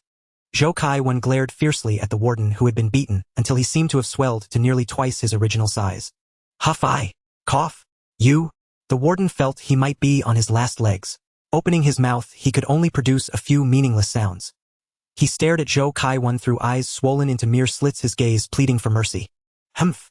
Having vented his anger, Zhou Kaiwan ignored the warden and looked around. He knew it was time to leave. Just as he was about to step forward, something occurred to him, and he lowered his raised foot. "Wizard, I know you're here. Can you come out and see me? Let me know if I've passed your test." Zhou Kaiwan's eyes swept the area, hoping to spot some clue. "Very well." Suddenly a voice emerged from behind Zhou Kaiwan, startling him. He spun around to see a figure in a bizarre blackened outfit, its face indistinguishable, floating half a meter above the ground behind him. Seeing the wizard's true form for the first time, Zhou Kaiwan felt a surge of excitement. "Is this the being who granted me this wondrous power? How terrifying and mysterious." With his mouth agape, Zhou Kaiwan stared in awe at Wang Yu. The patterns on the divine armor seemed so profound and arcane that his mind began to embellish Wang Yu with countless mythical abilities and legendary tales. "Your performance was quite impressive. You've proven I didn't misjudge you. Though you like to play clever tricks, you didn't become a coward in the critical moment. That's good. I'm beginning to appreciate you." Concealed within the divine armor, Wang Yu spoke with a smile. "Am I really that good? I didn't know myself. You're making me blush. So I've passed the test, right?" Hearing Wang Yu's praise, Zhou Kaiwan broke into a cheerful laugh. "Not yet," Wang Yu replied to Zhou Kaiwan, his voice, a distorted blend of illusion and gravity, altered as he changed his physique and concealed his identity with the divine armor. "I told you the trial is only complete when you leave this prison, but you are still within its walls. That's too simple. Watch me, it'll be a piece of cake." Now brimming with overconfidence, Zhou Kaiwan believed he could escape the damned prison in minutes and pass the wizard's trial. "The National Guard has surrounded the area. If you wish to leave, I won't stop you. But know this, the power I bestowed upon you is but a minuscule fraction of my own abilities, insufficient to withstand all mortal weapons. Should you fall to a high-caliber weapon, blame only your own fate." "This?" Zhou Kaiwan calmed down after hearing the wizard's words. "I understand, wizard. I will pass the trial you set. Just watch." Having tasted this wondrous power, Zhou Kaiwan found himself deeply addicted to the sensation. The exhilarating feeling of possessing strength, as if he could control the life and death of all. Moreover, from the wizard's earlier words, Zhou Kaiwan was absolutely certain he was Chinese. No one from another country without the refinement of Chinese culture could possess such an authentic aura unique to Chinese civilization. While feigning death, Zhou Kaiwan had pondered deeply. He realized this was a rare opportunity to change his destiny. Missing it would leave him regretting it for life, so he was determined not to give up. Even if the wizard now rejected him and offered to help him leave the prison for free, he would refuse. Zhou Kaiwan would beg, if necessary, to be accepted as a subordinate. Otherwise, he believed he would regret it forever. "Oh, such confidence is good," Wang Yu said, pleased with his chosen candidate's enthusiasm. A faint enigmatic smile played beneath his divine armor, his thoughts unknown. "Go. Once you leave the prison and reach a safe place, call for me, and you will have passed the trial. I'll write him off." Watching Zhou Kaiwan depart, Wang Yu anticipated his performance. Upon hearing Zhou Kaiwan's account of his imprisonment, an idea struck Wang Yu. Since he possessed such power, why not create an organization? Even if only for collecting souls, it would be a worthwhile endeavor. Later, he could control the organization's core, develop cannon fodder, and counter the pervasive secret agents of S.H.I.E.L.D., diverting the attention of both S.H.I.E.L.D. and the Hydra within it away from his family. At this thought, Wang Yu let out a cold, malicious laugh. He already had a rough idea for personnel. Zhou Kaiwan seemed fit for a major role, the front stage boss. While his other identity, the wizard, would be the true master behind the scenes. As for loyalty, Wang Yu saw it as a non-issue. Even without the subsoul seeds, the organization would lack the power to rebel or seize control. For the core layer, Wang Yu planned to use ordinary Chinese and Chinese descendants. Why not favor his own people when doing good deeds? Wang Yu, as the wizard, would personally bestow power upon them and demonstrate his mystery and might. Should anyone harbor treacherous thoughts, he could reclaim the granted power at any time, so there was no concern. As for peripheral members, they were mere cannon fodder. Loyalty was irrelevant as long as they followed orders. Wang Yu's requirements were minimal. Any race, even mutants with abilities, were welcome. As long as they obeyed the organization, they would receive protection. Those found disloyal would be collected, their souls offered to Wang Yu as materials. The finer details could be left to subordinates. Wang Yu would not waste his precious time on such trivial matters. Unaware of these schemes, Zhou Kaiwen focused solely on passing the trial. Hurrying toward the outer prison walls, he heard a cacophony of noise. Hurry! Hurry! Secure that area immediately and set up a position. Shoot anything on 2 legs that comes out. The guards won't flee, there's a safe room inside. Anyone leaving this prison is a heinous criminal. Yes. Seeing a group of U.S. soldiers quickly occupy the prison gate, he needed to reach Zhou Kaiwen, halted and hid behind a nearby building. This wasn't cowardice. After hearing the wizard's explanation of his powers, he better understood their limits and became more cautious. Seeing the soldiers set up heavy machine guns and other weapons, Zhou Kaiwen's heart tightened. According to the wizard, such high-caliber weapons could penetrate his defenses and kill him. He had to be careful and avoid a direct confrontation. If only someone could distract them. Wait! A flash of inspiration struck Zhou Kaiwen. This might work. Humph! With that thought, Zhou Kaiwen turned and retraced his steps. Lieutenant! Look, their people are coming out. A lot of them. A soldier aimed his rifle, alerting the lieutenant behind him. Fire a warning shot. Orders from above say, there are an unknown number of mutants inside, reinforcements are on the way. Yes. Rat-a-tat-tat. The machine gun fired warning shots into the open area, and a loudspeaker blared ordering them back to their cells or face summary execution. Don't shoot. We're guards. Don't shoot. Mutants broke into the safe room. We had to flee here. Let us through. Lieutenant, look. The soldier paused firing, glancing back at his commander for orders. Damn it. They said the guards wouldn't leave. Let me check with higher command. Hold your fire. The lieutenant grabbed his radio and began inquiring. All right, let them through. Very well, Bob. And you lot make sure to cover me. If we can get out of this prison, I guarantee you won't be harmed. But if anyone tries any tricks, well, I need not elaborate on the consequences, you understand. With you so close, no one can escape my attack. So it's best that none of you entertain any clever ideas. We understand. We'll do our best. Bob had already begun to regret becoming a prison guard. He had heard it was simple and safe, following his family's advice to take the job, only to find himself in such a predicament. A dozen or so prison guards naturally clustered together. Zhou Kaiwen stood inconspicuously at the back, moving with the group toward the temporary position at the prison gate. Zhou Kaiwen cared not what the others he had coerced thought. As long as he could escape safely, that would be a success. Gazing at the dark muzzles of guns at the forward position, Zhou Kaiwen tightened the ill-fitting prison guard uniform he had stripped from another unconscious guard. Unable to find anything better, he would make do, hoping it wouldn't draw too much attention. They moved quickly, and soon the group of guards arrived at the gate. Things went smoothly. After a brief exchange, Bob secured their passage. The guards filed out through the small door within the main gate. Hey, I heard there's a mutant inside. Did you see him? What does he look like? Just as Zhou Kaiwen passed a soldier, the man asked curiously. Oh no, I didn't, Zhou Kaiwen replied casually, his heart tightening as he tried to blend in. Ha! Your accent sounds. Hearing Zhou Kaiwen's response, the soldier grew suspicious and alert, turning his rifle toward him. Seeing this, Zhou Kaiwen knew trouble was brewing, but he clung to a sliver of hope, discreetly signaling Bob not far away.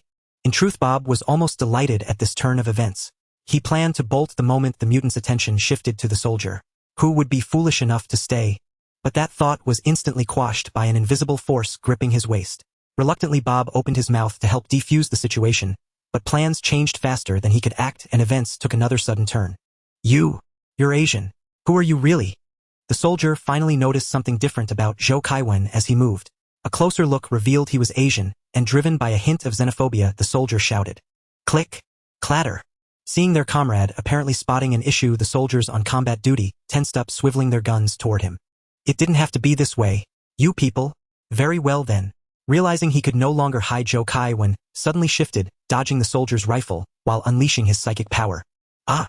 The 3 nearest soldiers crumpled as if struck by a hammer, instantly losing consciousness and collapsing to the ground. One soldier's rifle suddenly flew into Zhou Kaiwen's hand. OFCK! It's a mutant bastard! Quick! Open fire! Don't let him escape! The other soldiers reacted, instantly opening fire. Zhou Kaiwen rolled to evade a muzzle behind him, using his power to grab 3 soldiers' bodies as shields. The 3 armored men became his living barriers. Meanwhile, Zhou Kaiwan fumbled with the rifle, recalling his firearms training, and aimed through the gaps between the soldiers' bodies, firing back. Rat-a-tat-tat. Rat-a-tat.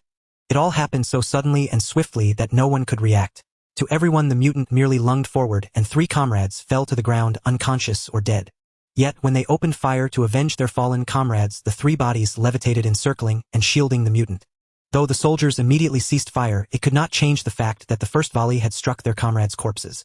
This demoralizing event caused a plunge in morale. No one wanted to fire upon their fallen brothers' bodies. It was a challenge to their very humanity, too much to bear. FCK, that damned mutant using Jean and the others as shields. SHTU belong in hell. The soldiers were at a loss, having never encountered such a situation, uncertain whether to continue firing. Keep shooting. Fire. Don't stop. Avenge Jean and the others. Send this damned mutant to hell. If it were my body used as a shield, I'd want the same. They would thank you. Now. The captain bellowed, trying to regain control and keep the soldiers firing. But would Zhou Kaiwan waste the opportunity he had fought so hard to create? The answer was no.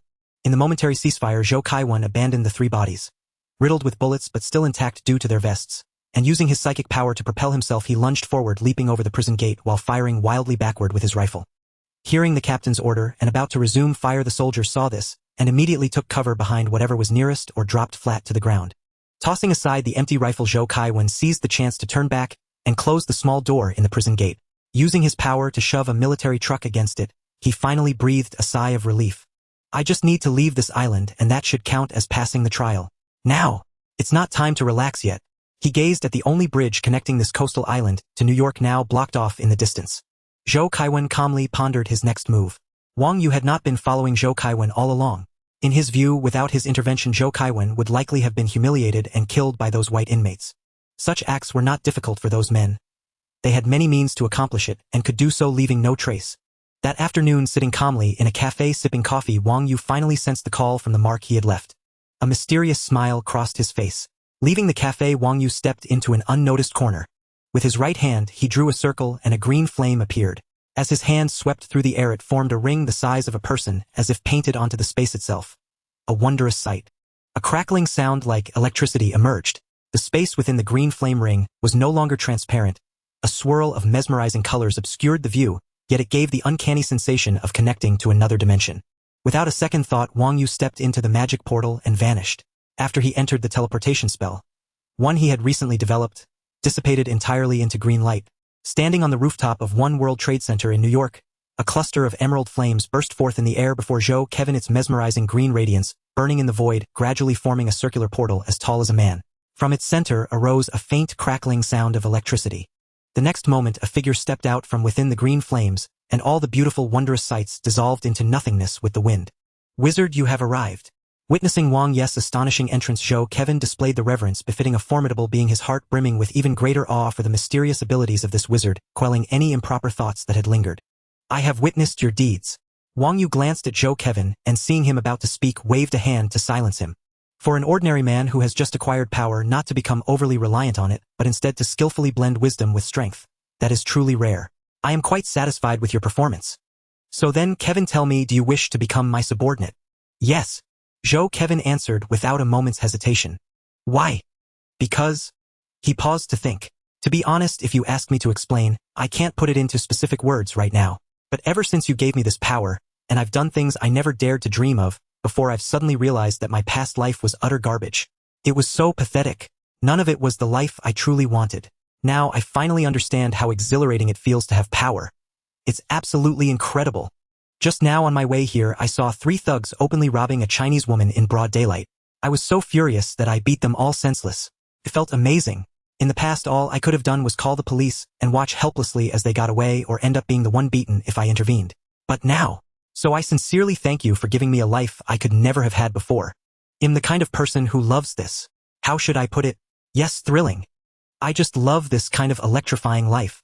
Only like this do I feel like I'm not drifting aimlessly through my years, and I found my reason for existence. You heard it in prison. If I hadn't met you, I'd be dead. So you're also my savior. With your immense power, becoming your subordinate is the greatest honor of my 3 lives. I couldn't ask for more. Who would be foolish enough to refuse such a blessing? Zhou Kevin grew more animated as he spoke, endlessly thanking Wang Yu, seemingly oblivious to the consequences of his prison break. His carefree nature was unmatched, bordering on a touch of thoughtlessness, yet it inspired a sense of loyalty and trustworthiness. This was precisely what drew Wang Yu to him. His optimism seemed infectious, easing the minds of those around him. All right. Wang Yu interrupted Zhou Kevin's incessant rambling and produced a piece of parchment. To be honest, Wang Yu had found it no easy task to locate genuine parchment. Most sold were merely called parchment, but made from other materials. Eventually he discovered online that only Britain had it for sale, and it would need to be shipped over. Wang Yu deemed this far too time-consuming. So instead he bought an old sheepskin from a Chinese-owned grocery store in Flushing, and used magic to transform it into several finished sheets of parchment. This is a high agent contract, a privilege reserved for Chinese. Press your thumbprint here, then drink this, and you will become my agent. The contract is bound by my power. If you betray me, your soul will be claimed. Wang Yu watched Zhou Kevin's face as if eager to see his reaction. But Zhou Kevin seemed prepared. His expression stiffened only briefly before returning to normal. Seeing the wizard's head, concealed by divine armor yet adorned with black and crimson runes, turned to look at him, he even managed a foolish grin. Wang Yu shook his head, his intent unclear, and produced another small vial along with the parchment contract. Both levitated and floated before Zhou Kevin. Without the slightest hesitation, Zhou Kevin bit his left finger, used his right thumb to smear his blood onto the bottom of the contract, then grabbed the vial and downed the strange liquid within. Ugh! Ugh! The moment the liquid touched his lips, Zhou Kevin's face contorted in agony. An indescribable wave of nausea surged through him, overwhelming his mind. As if he had swallowed a glass of soured expired milk, but 100 times more revolting, sickening to the point of death. He didn't even notice the strange sensation of his soul being touched upon signing the contract. Unable to bear it any longer, Zhou Kevin began to retch, though nothing came up. What is this? Ugh! I feel like, ugh, I'm going to vomit. My entire insides. So, ugh, disgusting. Ugh. Zhou Kevin felt as if he couldn't breathe, barely managing to recover. Bear with it. This bottle of potion is already a reformulated version of my original brew. If you had tasted the first batch, you'd be begging for death right now. Ugh. I feel like I'm dying already. Ugh. Zhou Kevin groaned weakly. Enough, stop whining like a coward. Where's that spirit you showed when you broke out of prison? Summon it, and this little problem will pass. Now I'll give you 2 more public contracts. This red one is an A-rank contract and this one is Brank. The A-rank offers better treatment, so it's for management. The Brank is for recruiting outer members. That's right. I'm entrusting you with this mission to build an organization under my command. The details have already been implanted into your consciousness, so I won't repeat them. That potion is your reward for passing the trial. As my agent, dying easily is not an option. You are no longer an ordinary man. Remember, dedicate yourself fully to the tasks I have outlined in the information. One more thing. Wipe that stupid look off your face, or I'll start doubting my choice of agent. Now get to work immediately. Having delivered his instructions, Wang Yu saw Kevin's utterly dazed expression and couldn't help but scold him. Then he turned, opened a magical gate, and stepped through. So much information. It's chaotic. Completely oblivious to the wizard's departure, Kevin felt his mind overwhelmed by the sudden influx of data, standing frozen as he struggled to organize his thoughts. Collect souls, establish the mythic organization, organizational hierarchy chart, contract permissions, divine offering altar. After hours of effort, Kevin finally sorted through the information implanted in his mind and understood his mission. Collect souls. That's easy. I just need to recruit Lu Su, who fled to the U.S. from Indonesia half a month ago, and send him back to Indonesia to do the collecting. With his blood vendetta, he surely won't refuse. There are plenty of disgusting scum there waiting to be slaughtered. Damn it. These human trash on Earth should have been cleaned out long ago. Pa! As if recalling something, Kevin's once cheerful expression gradually turned icy cold. After delegating the miscellaneous tasks to Kevin, Wang Yu directly opened a magical door and returned home. The several hundred newly acquired souls would suffice for a while. Regarding Kevin, Wang Yu felt a strong sense of affinity between them. He also admired the man's wit, and considering they were compatriots, coupled with a sudden inspiration, thus set in motion the events that followed. This was merely an experiment. However, Wang Yu would still endeavor to develop it whenever he had time. Nevertheless, for himself, the primary focus remained on enhancing his strength and resurrecting his mother. He would not put the cart before the horse and devote his entire being to this venture. Therefore, even if this force failed to materialize, Wang Yu would not be disheartened. It would merely be a waste of a soul seed and some magical materials. Emily, why did you play pranks on those new classmates? That's not what a good child should do. Can you tell me why? It's his fault.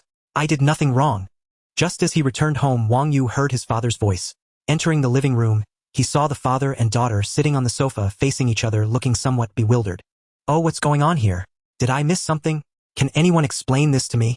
Sensing the abnormal atmosphere, Wang Yu spoke lightly to the two, hoping to ease the tension. Huff. Letting out a breath, Albert stood up from the sofa, walked over to Wang Yu, and whispered the situation to him. It turned out that after leaving their home in Manhattan, Emily had also transferred to another school. Nothing had happened until today. When Albert went to pick up his daughter, the teacher asked for a private talk, informing him that Emily had been playing pranks on her classmates using some unknown method.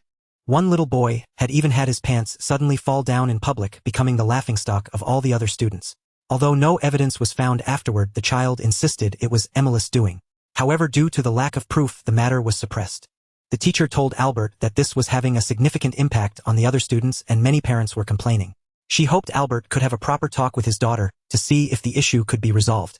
Hearing this, Wang Yu began to understand. However, he didn't just take his father's side.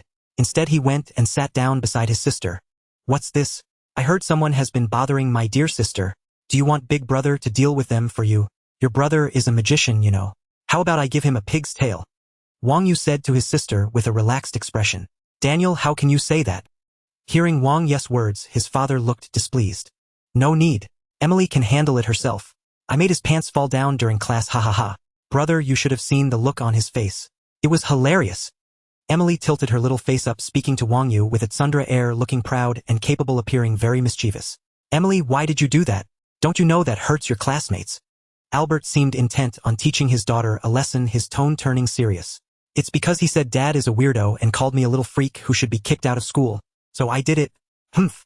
Seeing her father's stern expression, Emily seemed a little scared inside. She reluctantly told the truth, but still pouted stubbornly. This? Albert hadn't expected the situation to be like this. He was momentarily at a loss for words. You did the right thing, Emily. If he bothers you again, do the same thing. Show him who's boss, so he'll never dare to mess with you again. Wang Yu smiled and encouraged her. Emma, my no brother. He'll listen to you. I'm not talking to Dad anymore. With that, Emily humphed and ran outside to play. Daniel, you shouldn't say things like that. It's not good.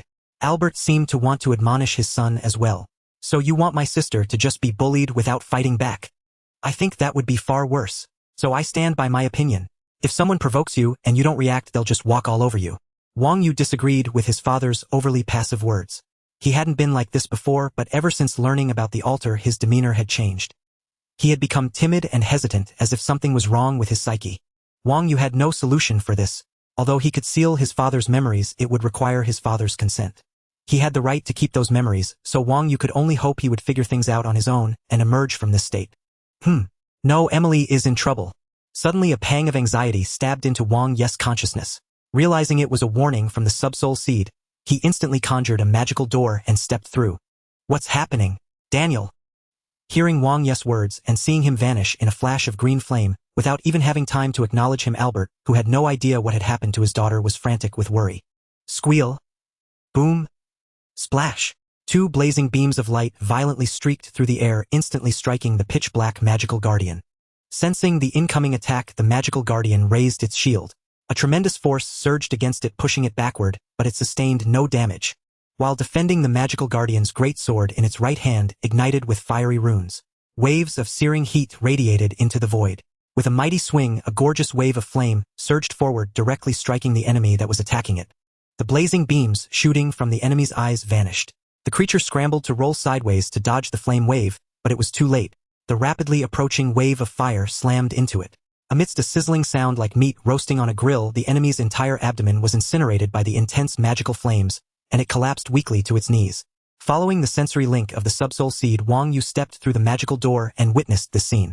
However, he didn't rush to inspect the enemy. Instead, he searched for his sister Emily. Finally, he spotted Emily in a corner. She was hiding behind some bushes in the park, peeking out with an excited expression, secretly watching the battle. Upon seeing her brother, she ran out from her hiding place and rushed towards Wang Yu. Brother, why did you take so long? That weirdo suddenly appeared and tried to grab me, and then this doll instantly turned into a person and completely thrashed him. It was so cool. Brother, can I keep him as a person from now on so he can play with me? That would be awesome. Don't always keep him as a doll, it's so boring. Seeing his sister unharmed, Wang Yu finally felt relieved and his expression softened. Alright, I'll let him stay with you like this from now on. If you want, you can turn him back into a doll and carry him around. Wang Yu said with a smile, affectionately stroking Emily's hair. That's great. Thank you, brother. Hey, wasn't he destroyed? How is he getting back up? What? Upon hearing his sister's words, Wang Yu sensed something amiss and turned to look at the arena.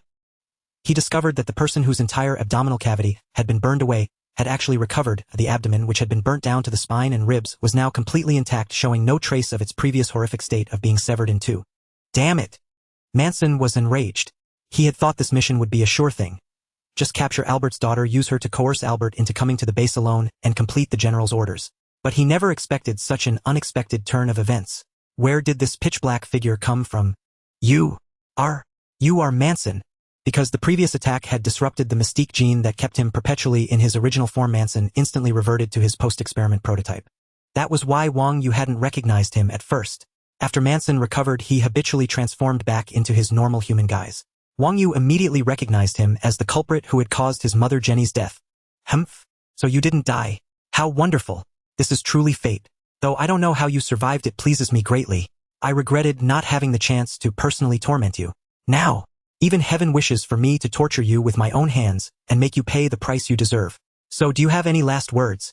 Seeing his nemesis made Wang Yu's eyes burn with hatred. He sneered at Manson, speaking with the malicious intent of a cat toying with a mouse. You. Manson hesitated for a moment, unable to recall who Wang Yu was, as the boy had changed so drastically. In the world of the adventures, perhaps due to martial arts or other reasons, the 11-year-old had the physique of a 15 or 16-year-old. After returning to the Marvel world, he used shapeshifting to revert to his original appearance. But over the past 2 months, Wang Yu had been gradually changing day by day, returning to his true form. Thus, there were still some differences from the Wang Yu in Manson's memory. However, after a few careful glances, Manson finally matched the identity in his mind. You are? Oh, I remember now. You're Albert's son, that little yellow monkey. I still recall your mother's death and your idiotic, disbelieving expression. How amusing. What have you come back now to let me help you relive those memories? I'd be more than happy to oblige. Having recalled who he was, Manson let out a scornful laugh, completely dismissing Wang Yu. Although the general had ordered him to flee immediately upon seeing this child named Daniel, Manson refused to believe that this brat could possibly harm him, especially after his powerful enhancements. The very idea was laughable. The general was being far too cautious. With his memories restored, Manson's personality reverted to its former self. Although the biochip ensured unwavering loyalty to Stryker, his detestable character always managed to botch the boss plans. This time Manson's hidden attribute of screwing things up came into play once more. Hearing those words, Wang Yu could no longer contain himself. Without wasting another word, he turned into a blur of afterimages and appeared before Manson in an instant. Boom, boom, boom. Instantly the divine armor manifested. Combining the immense power of the Ox Talisman with the super speed of the Rabbit Talisman, a relentless barrage of rapid blows rained down upon Manson. Manson had no chance to react. He was slammed to the ground, and amidst a series of earthquake-like roars and tremors, he and Wang Yu sank deeper into the earth like a pile driver. Wow, Big Brother is amazing.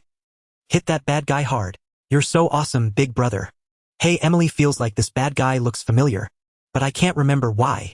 From a distance, under the protection of magical guardians, Emily, who had been cheering for Wang Yu, suddenly felt a strange sensation. It seemed she had seen this villain somewhere before, but no matter how hard she tried, she couldn't recall. Her cute little face scrunched up as she frantically searched her memories.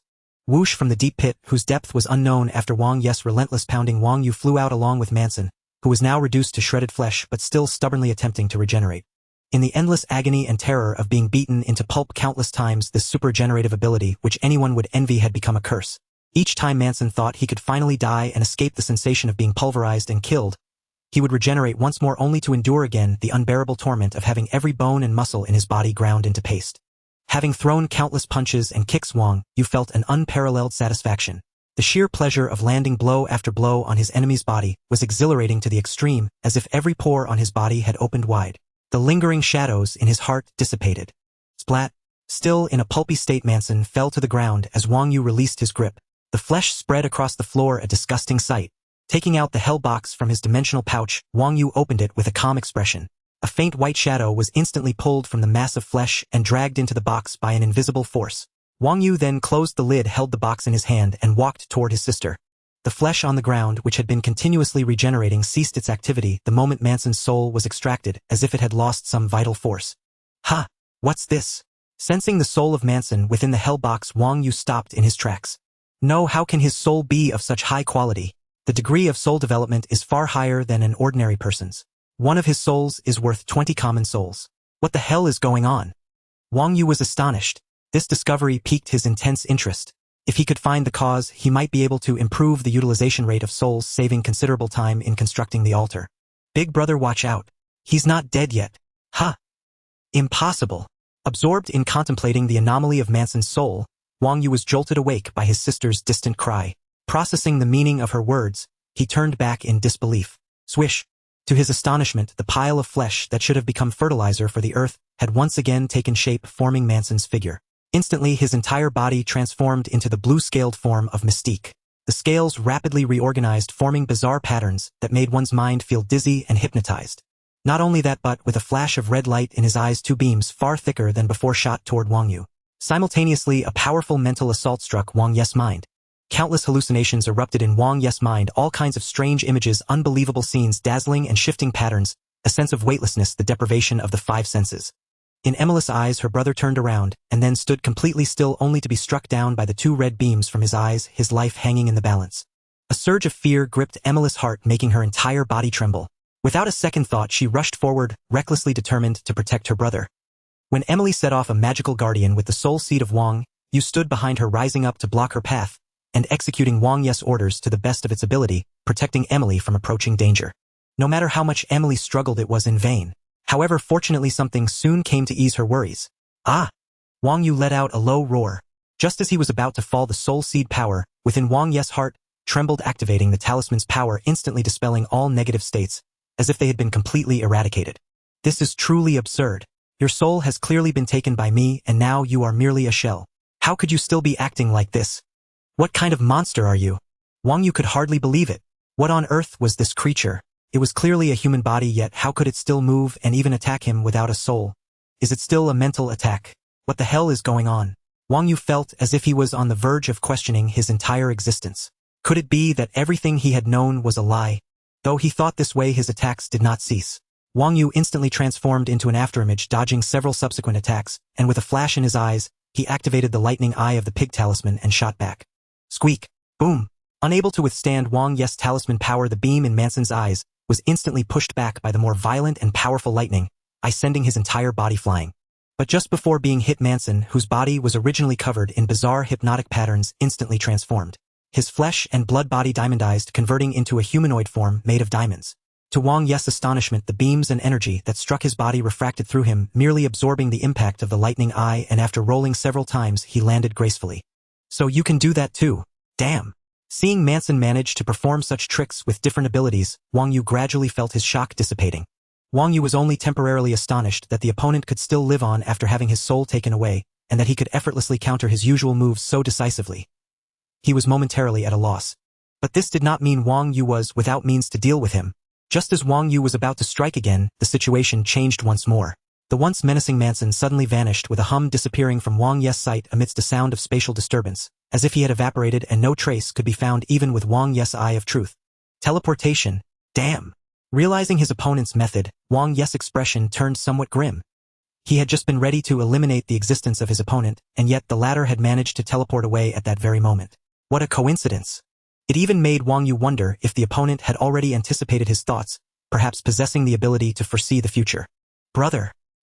Hearing his sister's voice, Wang Yu turned around and saw a shadow lunging towards him, and his tense nerves jolted with a start. Still in battle mode, Wang Yu instinctively prepared to unleash a dragon explosion, but quickly regained his senses, suppressing his Bodis reflexes, and opened his arms to embrace his sister as she lunged towards him. Brother, I thought something happened to you. Looking at his sister, who was tense and tightly clinging to him with a face full of fear, Wang Yu felt a warmth in his heart and smiled. Emily, there's no need to be afraid. Brother can use magic. It's very powerful, remember. I will always protect you. Emily said nothing further, burying her face in Wang Yu's embrace, only lifting her head after a while. Yes, brother is the best and has never disappointed me. I believe in you. Let's go home. Dad must be waiting anxiously. Feeling the wetness on his chest, Wang Yu's heart stirred as he noticed the change in his sister's gaze, but he said nothing, taking her hand as they opened the magical door and disappeared from the park.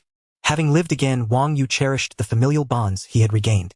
Unless absolutely necessary, he did not want to leave his loved ones behind, repeatedly stepping into strange worlds filled with either goodwill or malice. Although he could gain many benefits, he could also invite disaster. After returning from the adventure world, Wang Yu had been maximizing the benefits he gained in this world as much as possible. Wang Yu delved into the study and research of qi magic and souls, and it proved to indeed be a broad road leading to supreme existence.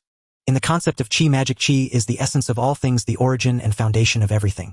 This left Wang Yu, who had received systematic scientific education, quite perplexed. His long-held worldview made it difficult for Wang Yu to accept such a notion. Isn't the foundation of the universe mass? Countless particles compose this infinite, colorful world. So if qi, the power of the soul, is the foundation of the universe, then what am I? What are particles? Or rather, perhaps this proposition could be explained using quantum theory. If souls were to become quantum states, what would they be like? Could it be that the power of the soul is merely a force brought about by some quantum field? Or if everything were to relate to the power of the soul, then what kind of existence of the soul could be so powerful as to give rise to this vast universe forming various rules within the intangible? Wang Yu, with his super learning ability, possessed immense potential beyond imagination. By combining the modern science discovered and created by countless individuals with the ancient and mysterious wisdom of qi magic, he found a path that no one had ever taken. Regarding whether he could accomplish things that ordinary people could not, Wang Yu had no doubts. Therefore, he was not in a hurry to venture into other worlds, for if he could integrate his path in a short time, it might yield more than visiting several other worlds. In simpler terms, this was like a robber who had just pulled off a heist and was now laundering the money, turning everything into assets for his growth. This was exactly what Wang Yu was doing now. Because the greatest benefit Wang Yu gained from the adventure was not the 12 talismans or magical masks, but a complete and bright path for growth, which could allow him to become an incomprehensible existence in the future. Thus it was time to lay a solid foundation and not move too recklessly. After returning home and comforting his sister and father, Wang Yu took the opportunity to find his father alone, and recounted the events, explaining how Manson was not dead, and how he had killed him with his own hands. Albert was shocked upon hearing this and was very puzzled. Manson was clearly just an ordinary person. When did he gain such abilities? Both father and son felt a sense of powerlessness, unsure of what to do. Oh right, maybe we can learn something from Manson's mouth. Finally recalling a clue, Wang Yu hurriedly released Manson's soul from the hell box.